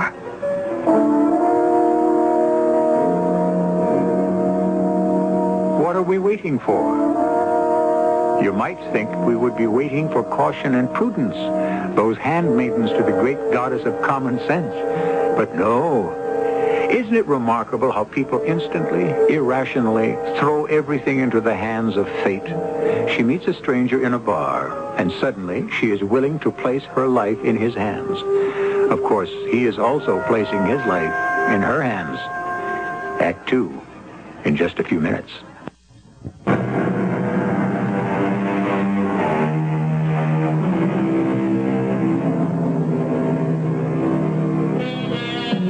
What does the poet say? We do not what we ought not we do, and we lean upon the thought that chance will bring us through. Chance. So much of life is left to chance. There are those women who, when they are ready to marry, say yes to the first man who asks them. And when they are ready for an affair, also say yes to the first man who asks them. It's always a matter of being in the right place at the right time, isn't it? Where are we now? Oh, about halfway. How can you tell? It all looks the same to me. Does it? Oh, it's just one hill after another, surrounded by dark, brooding forest. Hey, none of that. You just get ready for the time of your life. Oh, I have been getting ready for a long time. Well, at Rainbow Point, the action never stops. I am 40 years old. You know what my life has been? Stiff and staid and stuffy. I always wanted to be a writer, a poet. Well, what stopped you? You want the truth? Yeah. I stopped me, but it's James' fault. How do you figure that? Oh, he should have encouraged me more. But let's not talk about James. Let's not talk about anything except having the world's greatest time. And we shall. Oh, and his family. His father's a judge. His sister's a professor in college. His brother's a minister. We have a great name, Armiston. It's a name to be constantly respected, protected. I thought we weren't going to talk about him. You're right, we're not. Hey, you know, you are handsome. Thank you. I walked into that place. To me, it was such an alien action. Maybe not as alien as you think. I said to myself, I'm doing it. I'm actually doing it. I am breaking every canon I've ever lived by. I looked at all the men sitting there, and I said to myself, I hope he tries to pick me up. By he, you mean me. I almost lost my nerve at the last minute, but you helped me. You got me over my shyness. Well, from here on, it's clear sailing to the pot of gold at the end of the rainbow. The end of the rainbow. Look out! Oh, hey, what's the matter? Why are we pulling over? We have to stop. What is it? What is it? I don't feel so... What's wrong? I think it's my heart. Your heart? I know it's my heart. Look, just reach into my jacket pocket. All right. You'll find a small vial. Yes? Hurry. All right, Hurry. all right. Wait, here. Okay, I've got it. Open it. Oh, I'm trying. Quickly. Why do they make these things so hard to open? Please. Oh, here. Okay, Take out one of the pills. Yes? Just put it in my mouth. All right, here. All right. Do you feel better? I don't know. Oh, it takes time. But it works. It works, doesn't it? It does. Until the one time when it doesn't. You better not talk. Please, try to rest. I better get to a hospital. Yes, I'll drive. You move over. I can't. You'll have to help me get around the other side of the car. Push me over. All right. All right. Try to Push me over. All right. You don't do anything. I'm all right. Oh, please. Easy. I'm trying. I'm here. I'm trying as best I can. Can you get behind the wheel now? Yes, I think so. Oh, hurry. Oh. Don't even know where a hospital is. Keep driving. We'll find something. What's the matter? What's wrong with it? Please, hurry. Oh, something is the matter. Oh, no. I forgot the... What did you forget? Well, let me look. Oh, I don't believe it. The gas. The needle is past empty. You forgot to fill the tank. How could you be so stupid as to forget to fill the tank? Please. Oh, I'm sorry. Well, what are we going to do now? I don't want to die. Oh, we haven't seen a car go by in the last 10 minutes. Please. Go for help. Go where? On this road at night? I can hardly breathe. Where am I going to go? I think I remember a filling station. It was just a half mile down the road. I'm scared. Help me. I know. All right, I remember. I saw it too, but it was closed. It might be. There must be a phone booth. Oh, it's so dark. It's less. I know it's less than a half a mile. It's just that I'm It's less than a half a mile. You can run a half a mile. It's just a few minutes. Please. I can't talk. Oh, my chest. It hurts. I don't want to go out there. Don't you understand? I'll die. Why did I ever get into this? Please. All right. Oh, wait. I hear a car coming. He'll help us. I'll wave him down. He'll help us. Help! Stop! Please! Stop! You have to go, Carlotta. You'll have to go. On this road. At night? How can I do it? And if you know you have heart trouble, why do you go to bars and try to pick up women? Why don't you stay in your room and rest? What right do you have to endanger yourself? And me? Do you know what you're asking me to do? Terry? I can't talk. All right, I'm going. I'm going to start running. And I'll keep running. It's all right, don't look left. And don't look right. Just run. You keep running. Running.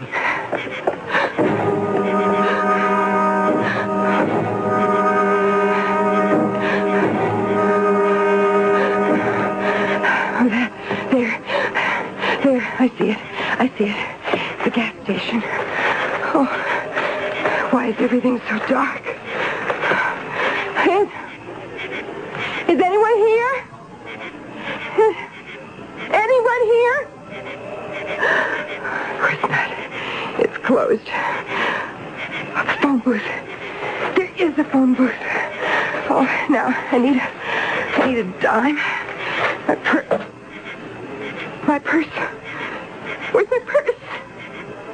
I left it in the car. No, I dropped it. I must have dropped it along the road. Or did I leave it in the car?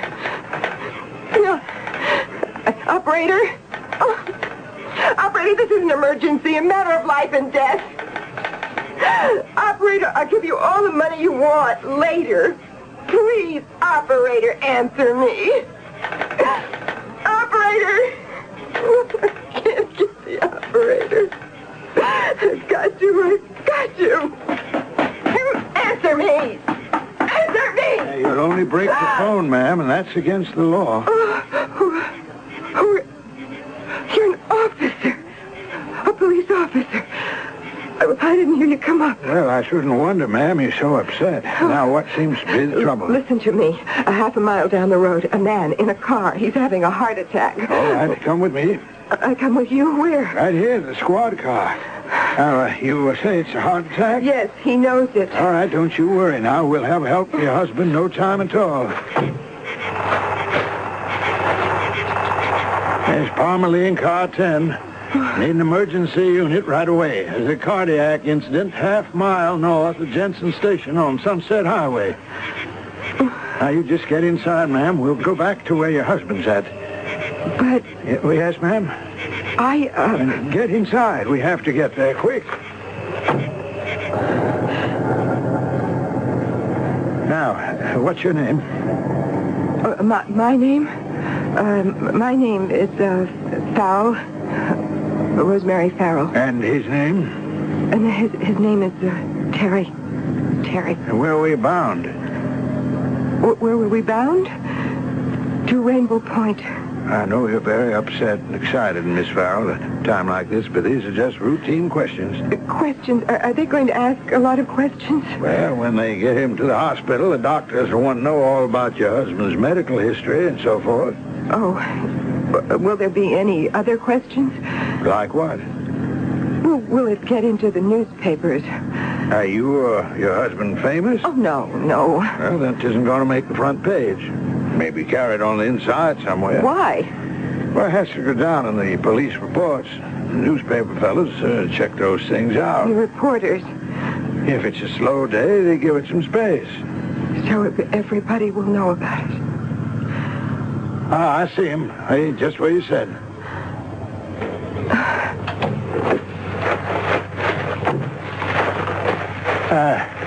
Mr. Farrell. Mr. Farrell, you okay? Farrell? Don't try to talk now. Just rest easy. Relax now. Help is on the way. My name isn't Farrell. I should have known. My name Now, don't talk. Just rest now. Just rest. My wife. Call my wife. Sure. I love my wife. I know. If I don't make it, tell her I loved her. You're going to make it, yeah? You're going to do fine. Everything's under control. Hey, listen, you hear that? There's help's coming now. Everything's going to be okay. Okay, let's get that stretcher over here. Hi, Parmalee. Oh, Mickey, are you on tonight, huh? Yeah. Fellas, help me ease him out onto the stretcher. Give me a hand. All right. You'll be fine, mister. Just lie back. Don't try to talk.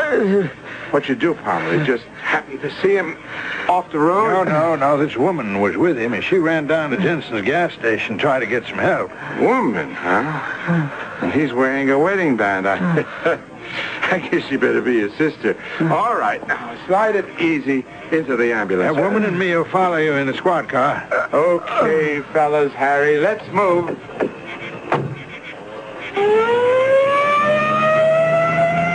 Okay, lady, let's get started. Lady? Hey! Where'd she go? Lady? Ma'am? Now, look, I know what you're thinking. That there's going to be publicity and they'll find out who you are and you'll have to answer questions and it'll get back to your husband. But you can't hide here. Now, lady, wherever you are, come on out. This is kind of wild country. You got some big cats in those woods, maybe some bear. I'm not trying to scare you, but you have to think clear now. You've lost your head. Come on back, please. For your own good.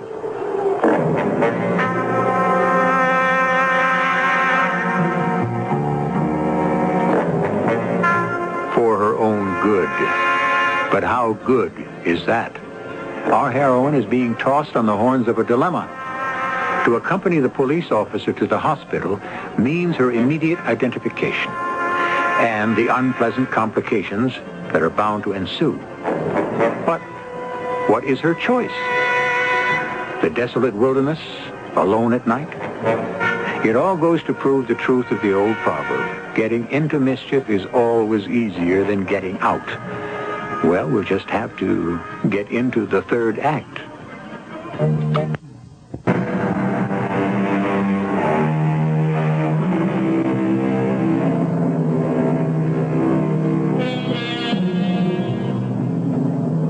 If it's 10:30 in the evening, where would you expect to find Mrs. Carlotta Armiston?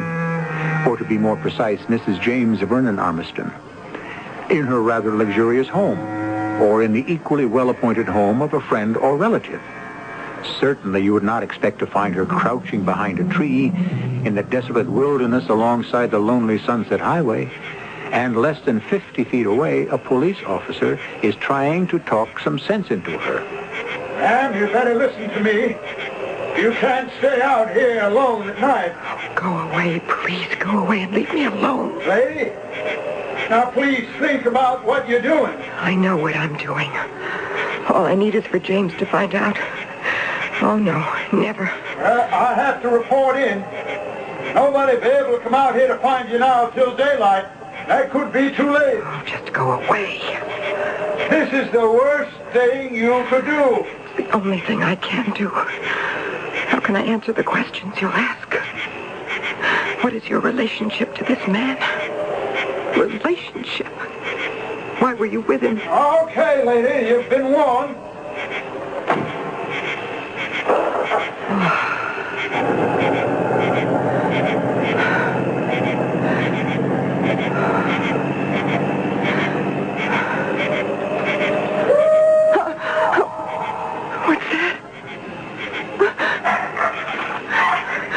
Suppose it's a bear. I better get out of here. I better get back to the road. He was right. I can't stay here. Officer! Officer! You wait for me! Officer! Officer! He's gone. I should have listened. Oh, that's a car coming. I'll get a lift. No. Better hide.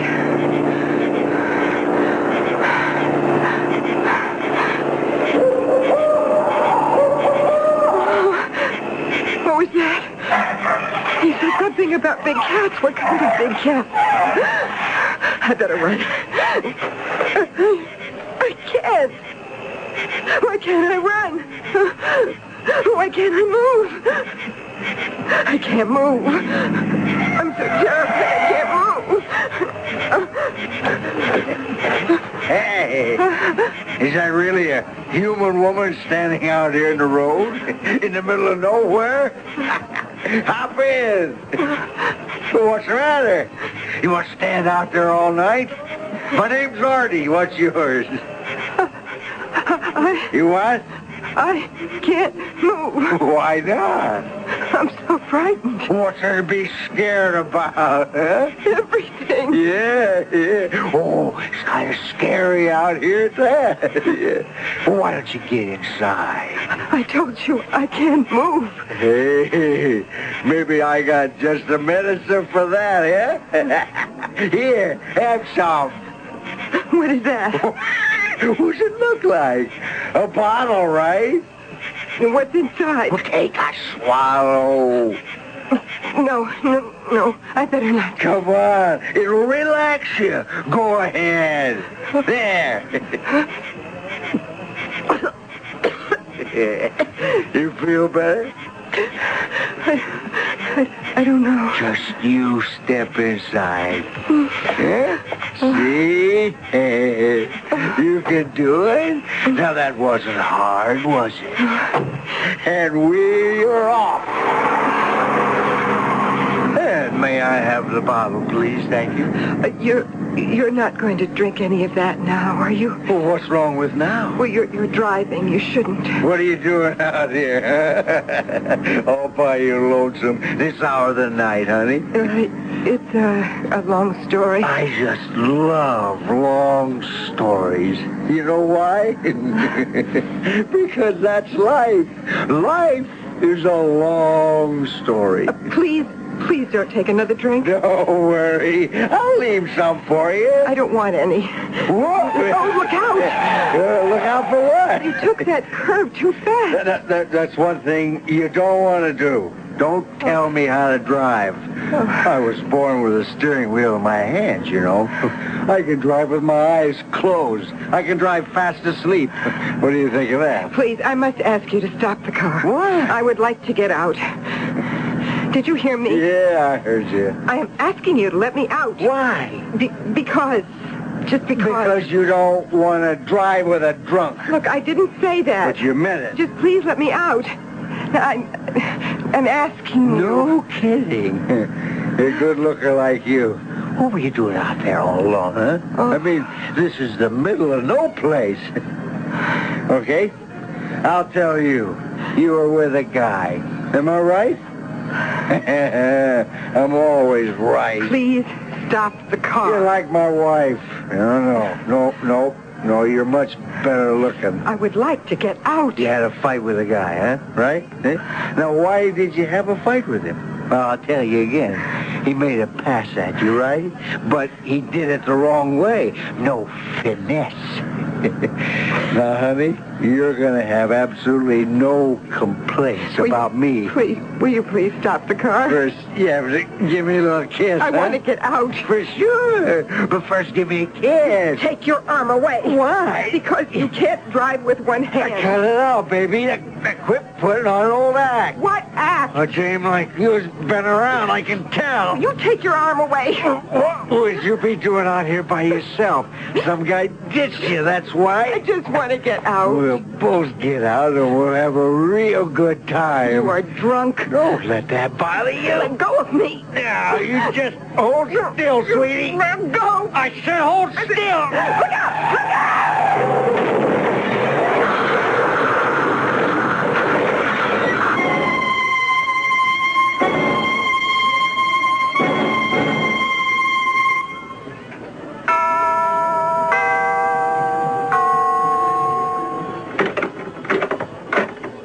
Well, hello.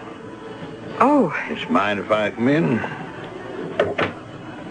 I see you got home all right, Miss Armstrong. How do you know my name? You have much trouble? How did you find out who I am? Well, I know how you got home. You managed to reach that all-night diner 10 miles south of the gas station and got a cab. I described you. That's what Bill Henry, who owns the place, told me. What do you want? I just came here to return your purse. My purse? It's a bit scorched. I didn't know it was yours at first. Where did you find it? Well, where do you think? I noticed you didn't have one when I first saw you at the gas station, and then I drove you back to Mr. Starrett's car. Starrett. Is that his name? That was his name. Oh. You didn't know him very well, did you? I didn't know him at all. Hey, you must have picked up your purse before you went off to hide. Yes, and then I lost it again. I'll tell you where I found it. I was driving around looking for you, and I saw a fire in the distance. When I got there, I found a car in flames. The man had evidently driven off the road. I noticed the scorched purse on the road. It's yours. Yes. He was drunk. And when he hit that tree, I tried to get him out of the car, but he was too big, he was too heavy to move, and then the fire started. There was nothing more I could do. Yes, I understand. Am I going to be arrested? Arrested? What for? Won't they want to ask me questions? We have all the answers. Man dies of a heart attack. Another man gets killed because he was driving while drunk. I mean, you didn't really know either of them, so what light could you shed on the subject? Thank you, officer. Thank you. Miss Armstrong, I only met you for the first time last night, and I wouldn't swear to it, but I imagine that you've got more gray hairs in your head today. Yes. You have a very nice home, Miss Armstrong. And I'm sure you must have a nice husband, too. Well, I better be going. All this was unofficial, so I appreciate it if you never said anything about it. I won't. It's been a pleasure. Bye, Miss Armstrong. Goodbye, officer. Oh.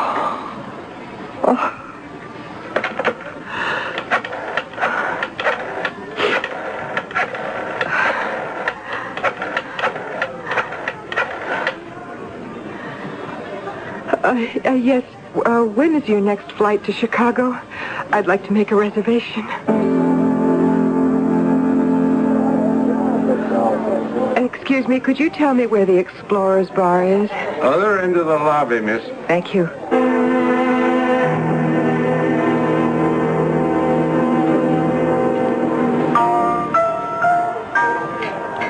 I don't think she's interested, James. What? The tall blonde in the booth. You've been giving her the eye for 5 minutes. There's nothing doing there. Take my word for it. Carlotta. I think she wants the dark-haired man at the end of the bar. But he's been giving me the eye. What are you doing here? What are you doing here? Carlotta. All right, I tell you what. Let's neither of us ask each other that question. Look, I just came down for a nightcap. Sure. I guess you caught me. Why do people come to places like this, James? To find someone. Right? Right. Have you found anyone? I think so. So have I. And I also found something else. The end of the rainbow. Oh, Carlotta, we have so much to talk about. We do. But we don't have to talk about it tonight.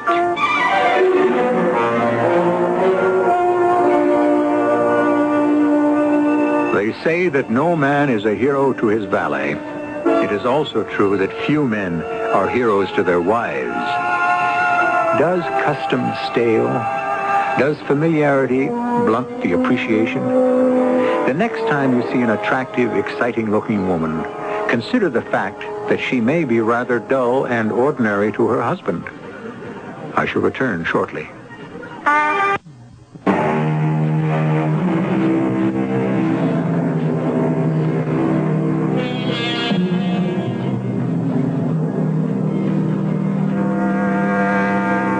We look for mysteries in plays and books, stories and movies, and we never really appreciate the fact that within ourselves are the deepest and most perplexing mysteries of all. Who are we really? Why do we fall in love and out of love? What are the sudden bursts of passion and of emotion that drive us to all sorts of incomprehensible actions? Shall we ever know? It seems that the more we learn about the human psyche, the less we understand. Our cast included Terry Keane, Mandel Kramer, and Bob Caliban. The entire production was under the direction of Hyman Brown. Until next time, pleasant dreams.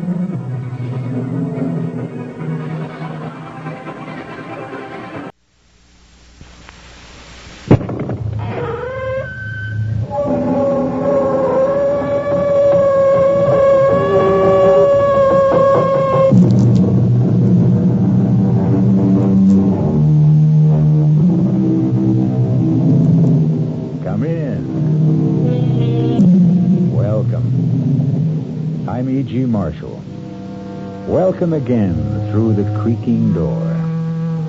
The sound which always signifies the beginning of another tale of danger and suspense.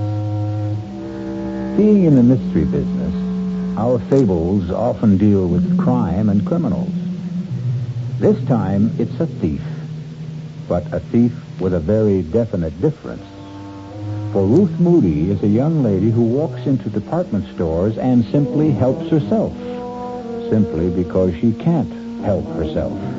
Yes, you've heard of her peculiar ailment. It's called kleptomania, the neurotic impulse to steal. But kleptomania isn't the only trouble in store for Ruth.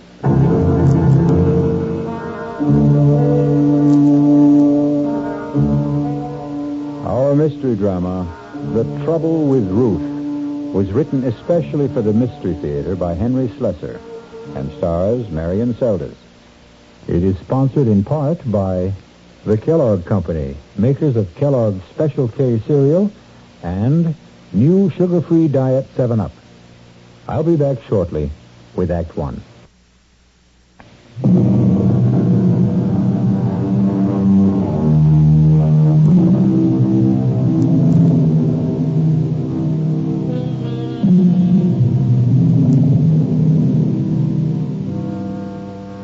We're in Barnett's department store in the downtown shopping district. And if it looks and sounds like a battlefield this morning, it's no different from any other Saturday.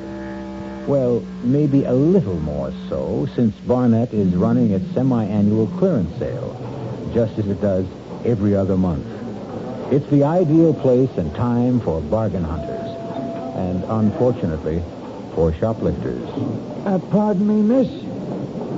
Yes? Would you mind coming with me just for a moment, please? What for? Our assistant manager, Mr. Hutchins, would like a word with you. I don't know, Mr. Hutchins. Why does he want to talk to me? Now, please don't make any trouble. I could call the guard and have you escorted upstairs. You wouldn't want me to do that, now, would you? Guard? Oh, why? What have I done? I think you know exactly what you've done now. Will you please come with me quietly?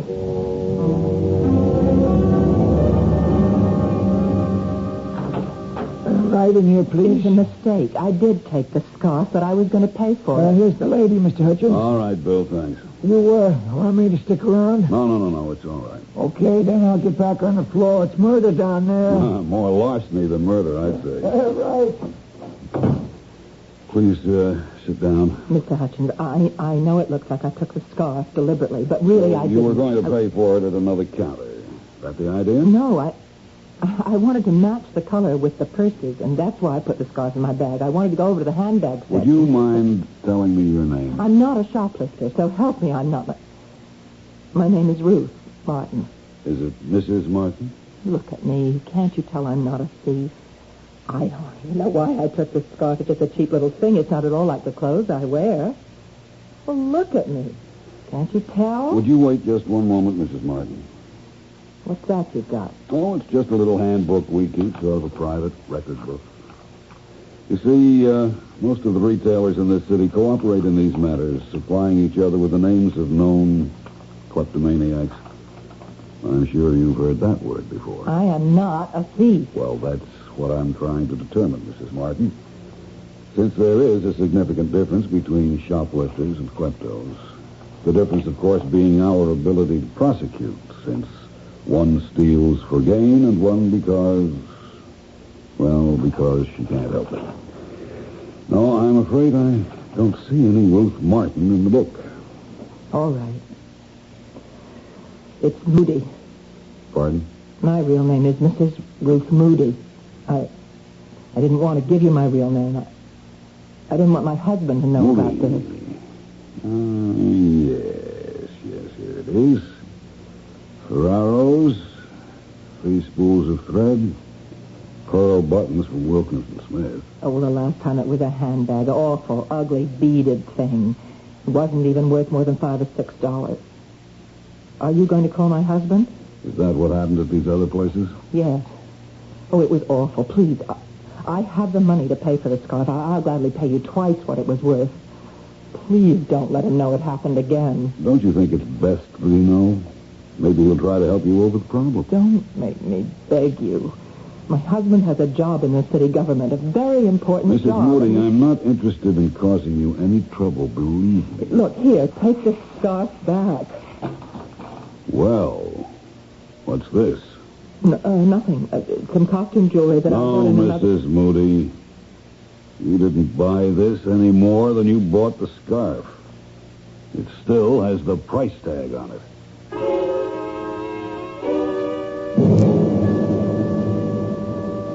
$1.95. That's what makes it so unbelievable, Ruth. $1.95 rhinestone pin. Don't know why I took it, Ralph. Any more than I know what drove me to pick up that awful scarf and just drop it in my bag. Just like those other times. Yes, but you swore to me that those other times would never be repeated. Well, I thought it was over. I really did. I don't understand what goes on in your mind when you do these crazy things. I don't know. It's just an impulse. It seems so terribly easy. There's things are just sitting out in the open the way they are, and I never even stop to think if I like it. Just if I can get away with it. But you never do. You get caught. Maybe that's part of the sickness, too, huh? Oh, stop saying I'm sick. I'm not. Well, what would you call it? Look, honey, you've got to see a doctor. I've told you that a dozen times. I will not go to a doctor. I can't stand the idea of it, Ralph. Just talk to one. Give him a chance. Maybe it's something simple. Maybe you're just trying to get punished because of guilt feelings that you can't resolve. Oh, you're wrong about wanting to get caught. I don't. I swear I don't. I've gotten away with a dozen things. What? What was that? Nothing. I don't want to talk about it anymore. And it isn't just 3-4 times that this has been going on. You're probably out there shoplifting every single day. That's not true. I almost never go into the stores for exactly that reason. All right, Ruth. That settles it. You are going to talk to a doctor. Then, you do remember the first time you stole, Mrs. Moody? Yes. I remember very well, but it was something I really wanted then, Dr. Berger. That was the big difference. How old were you? I was about 8 or 9. I was in school. There was a girl named Fanny Ritter. Her family was very wealthy. She was always the best-dressed girl in the class. Yes. She had this pencil box. It was absolutely beautiful, with a blue binding and all sorts of secret compartments. I wanted that pencil box so much. And one day I walked into an empty classroom, and there it was, lying on the seat. Yes, and were you caught?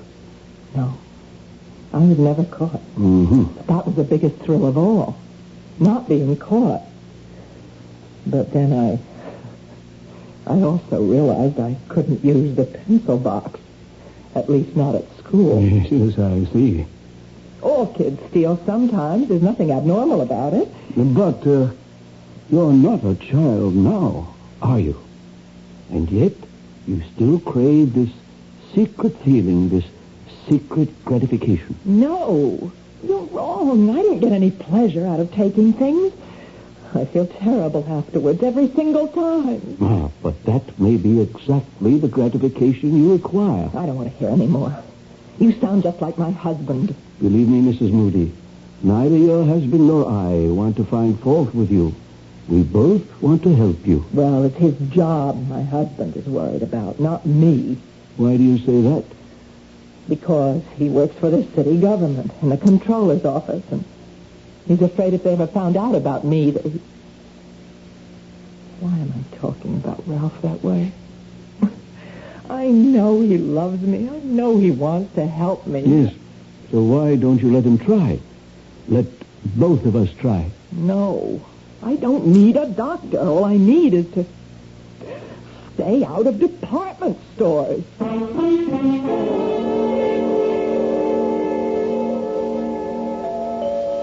Who is it? All right. Mrs. Moody? Yes? Hi, Mrs. Moody. You don't know me, but my name is Tom Andrea. There's something I have to talk to you about. I know exactly what it is. Encyclopedias. Or is it magazine subscriptions? No, ma'am. It's nothing like that. Well, whatever it is, I'm not interested. It's about department stores. What? You know, stores where people buy things and take things, too, sometimes. Are you from Barnett? No, Mrs. Moody, I don't work for Barnett or for Wilkins and Smith or any of those places that you like to shop in. But look, it's pretty drafty out here. Can't I come in for a minute? All right. Thank you. Your husband's not home, I suppose. I mean, it's a working day, so he's at work, right? Oh, that's clever thinking. Can we talk in here? Only if you get right to the point. Well, now, look, this ain't the kind of thing you like to just blurt out. I mean, it's kind of sensitive. You know what I mean? No, I don't. I mean, it's about you and your husband and so forth. If you think about it for a while, you'll get my meaning. Am I right? You'll have to be more specific. Well, you just won't come out with it yourself, huh? Okay, I'll say it for you. I'm talking about you being a shoplifter. That's a lie. Whoever told you that is a liar. No. It's true. Wait a minute.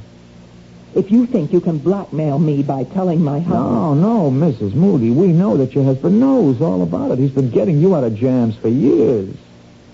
Then what do you want here? Well, believe it or not, I want to give you money. I don't want to take any from you. What for? Services rendered. What? I got a little proposition for you, Mrs. Moody. How would you like to make $1,000?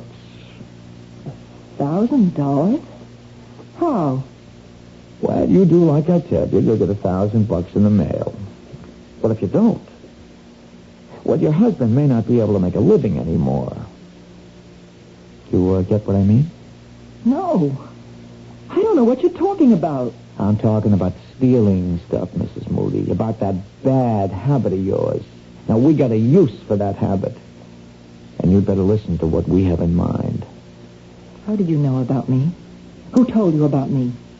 Well, let's just say I got sources. I swear to you, I'm not a thief. Yeah, sure, I know that. We know it. We? Well, me and my friend.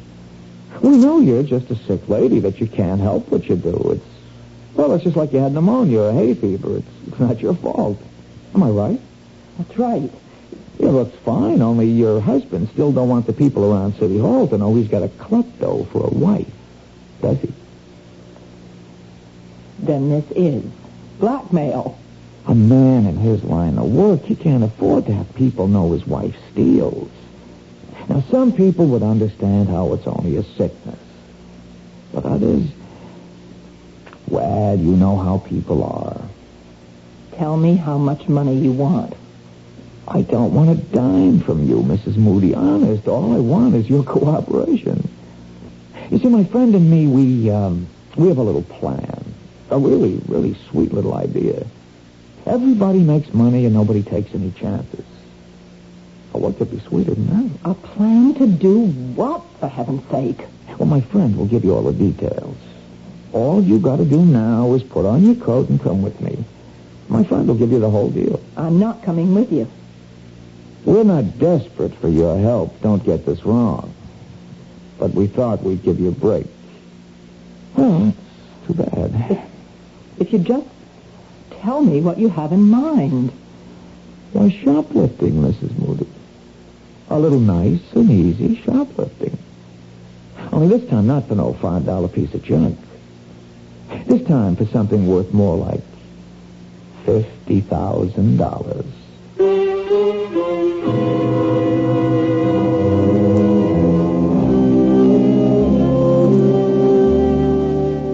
Well, troubles have a way of multiplying themselves, don't they? And as you've just heard, the trouble with Ruth has suddenly developed serious complications. Will Mrs. Moody's unwilling petty larceny turn into larceny of the grand variety? We'll find out when we return shortly with Act 2.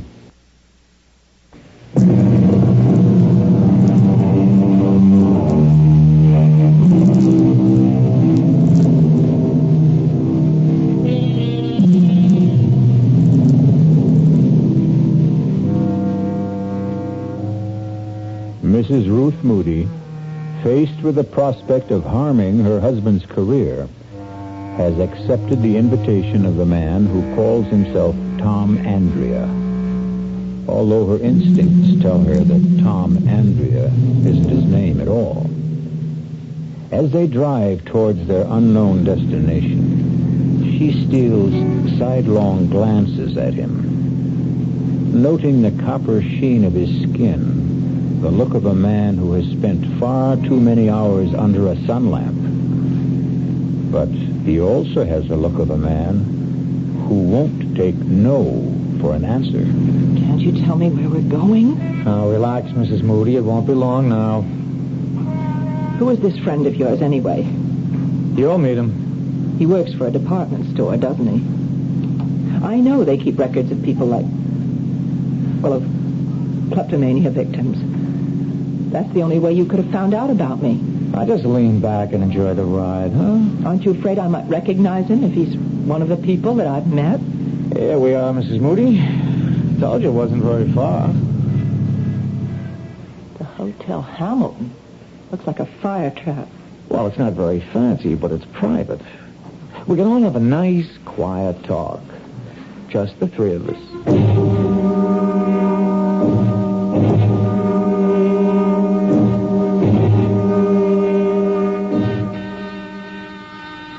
One moment. That you, Tom? Yeah, it's me. The lady with you? Yep, she's here. Just a second, then. No, don't be scared, Mrs. Moody. My friend doesn't really look like that. He's just got a stocking over his face. Come in. I hope you will forgive the mask, Mrs. Moody. I know it looks grotesque, but it's necessary. For your own protection. For me? It's important that you don't recognize me after our business is concluded. It would be embarrassing if we were to run into each other in different circumstances. In a department store, for instance? What my friend means, Mrs. Moody, is that if you started hollering for the cops when you saw him again, we would have to do something about you. Understand? Yes, I understand. But please don't be alarmed. Nothing like that's going to happen.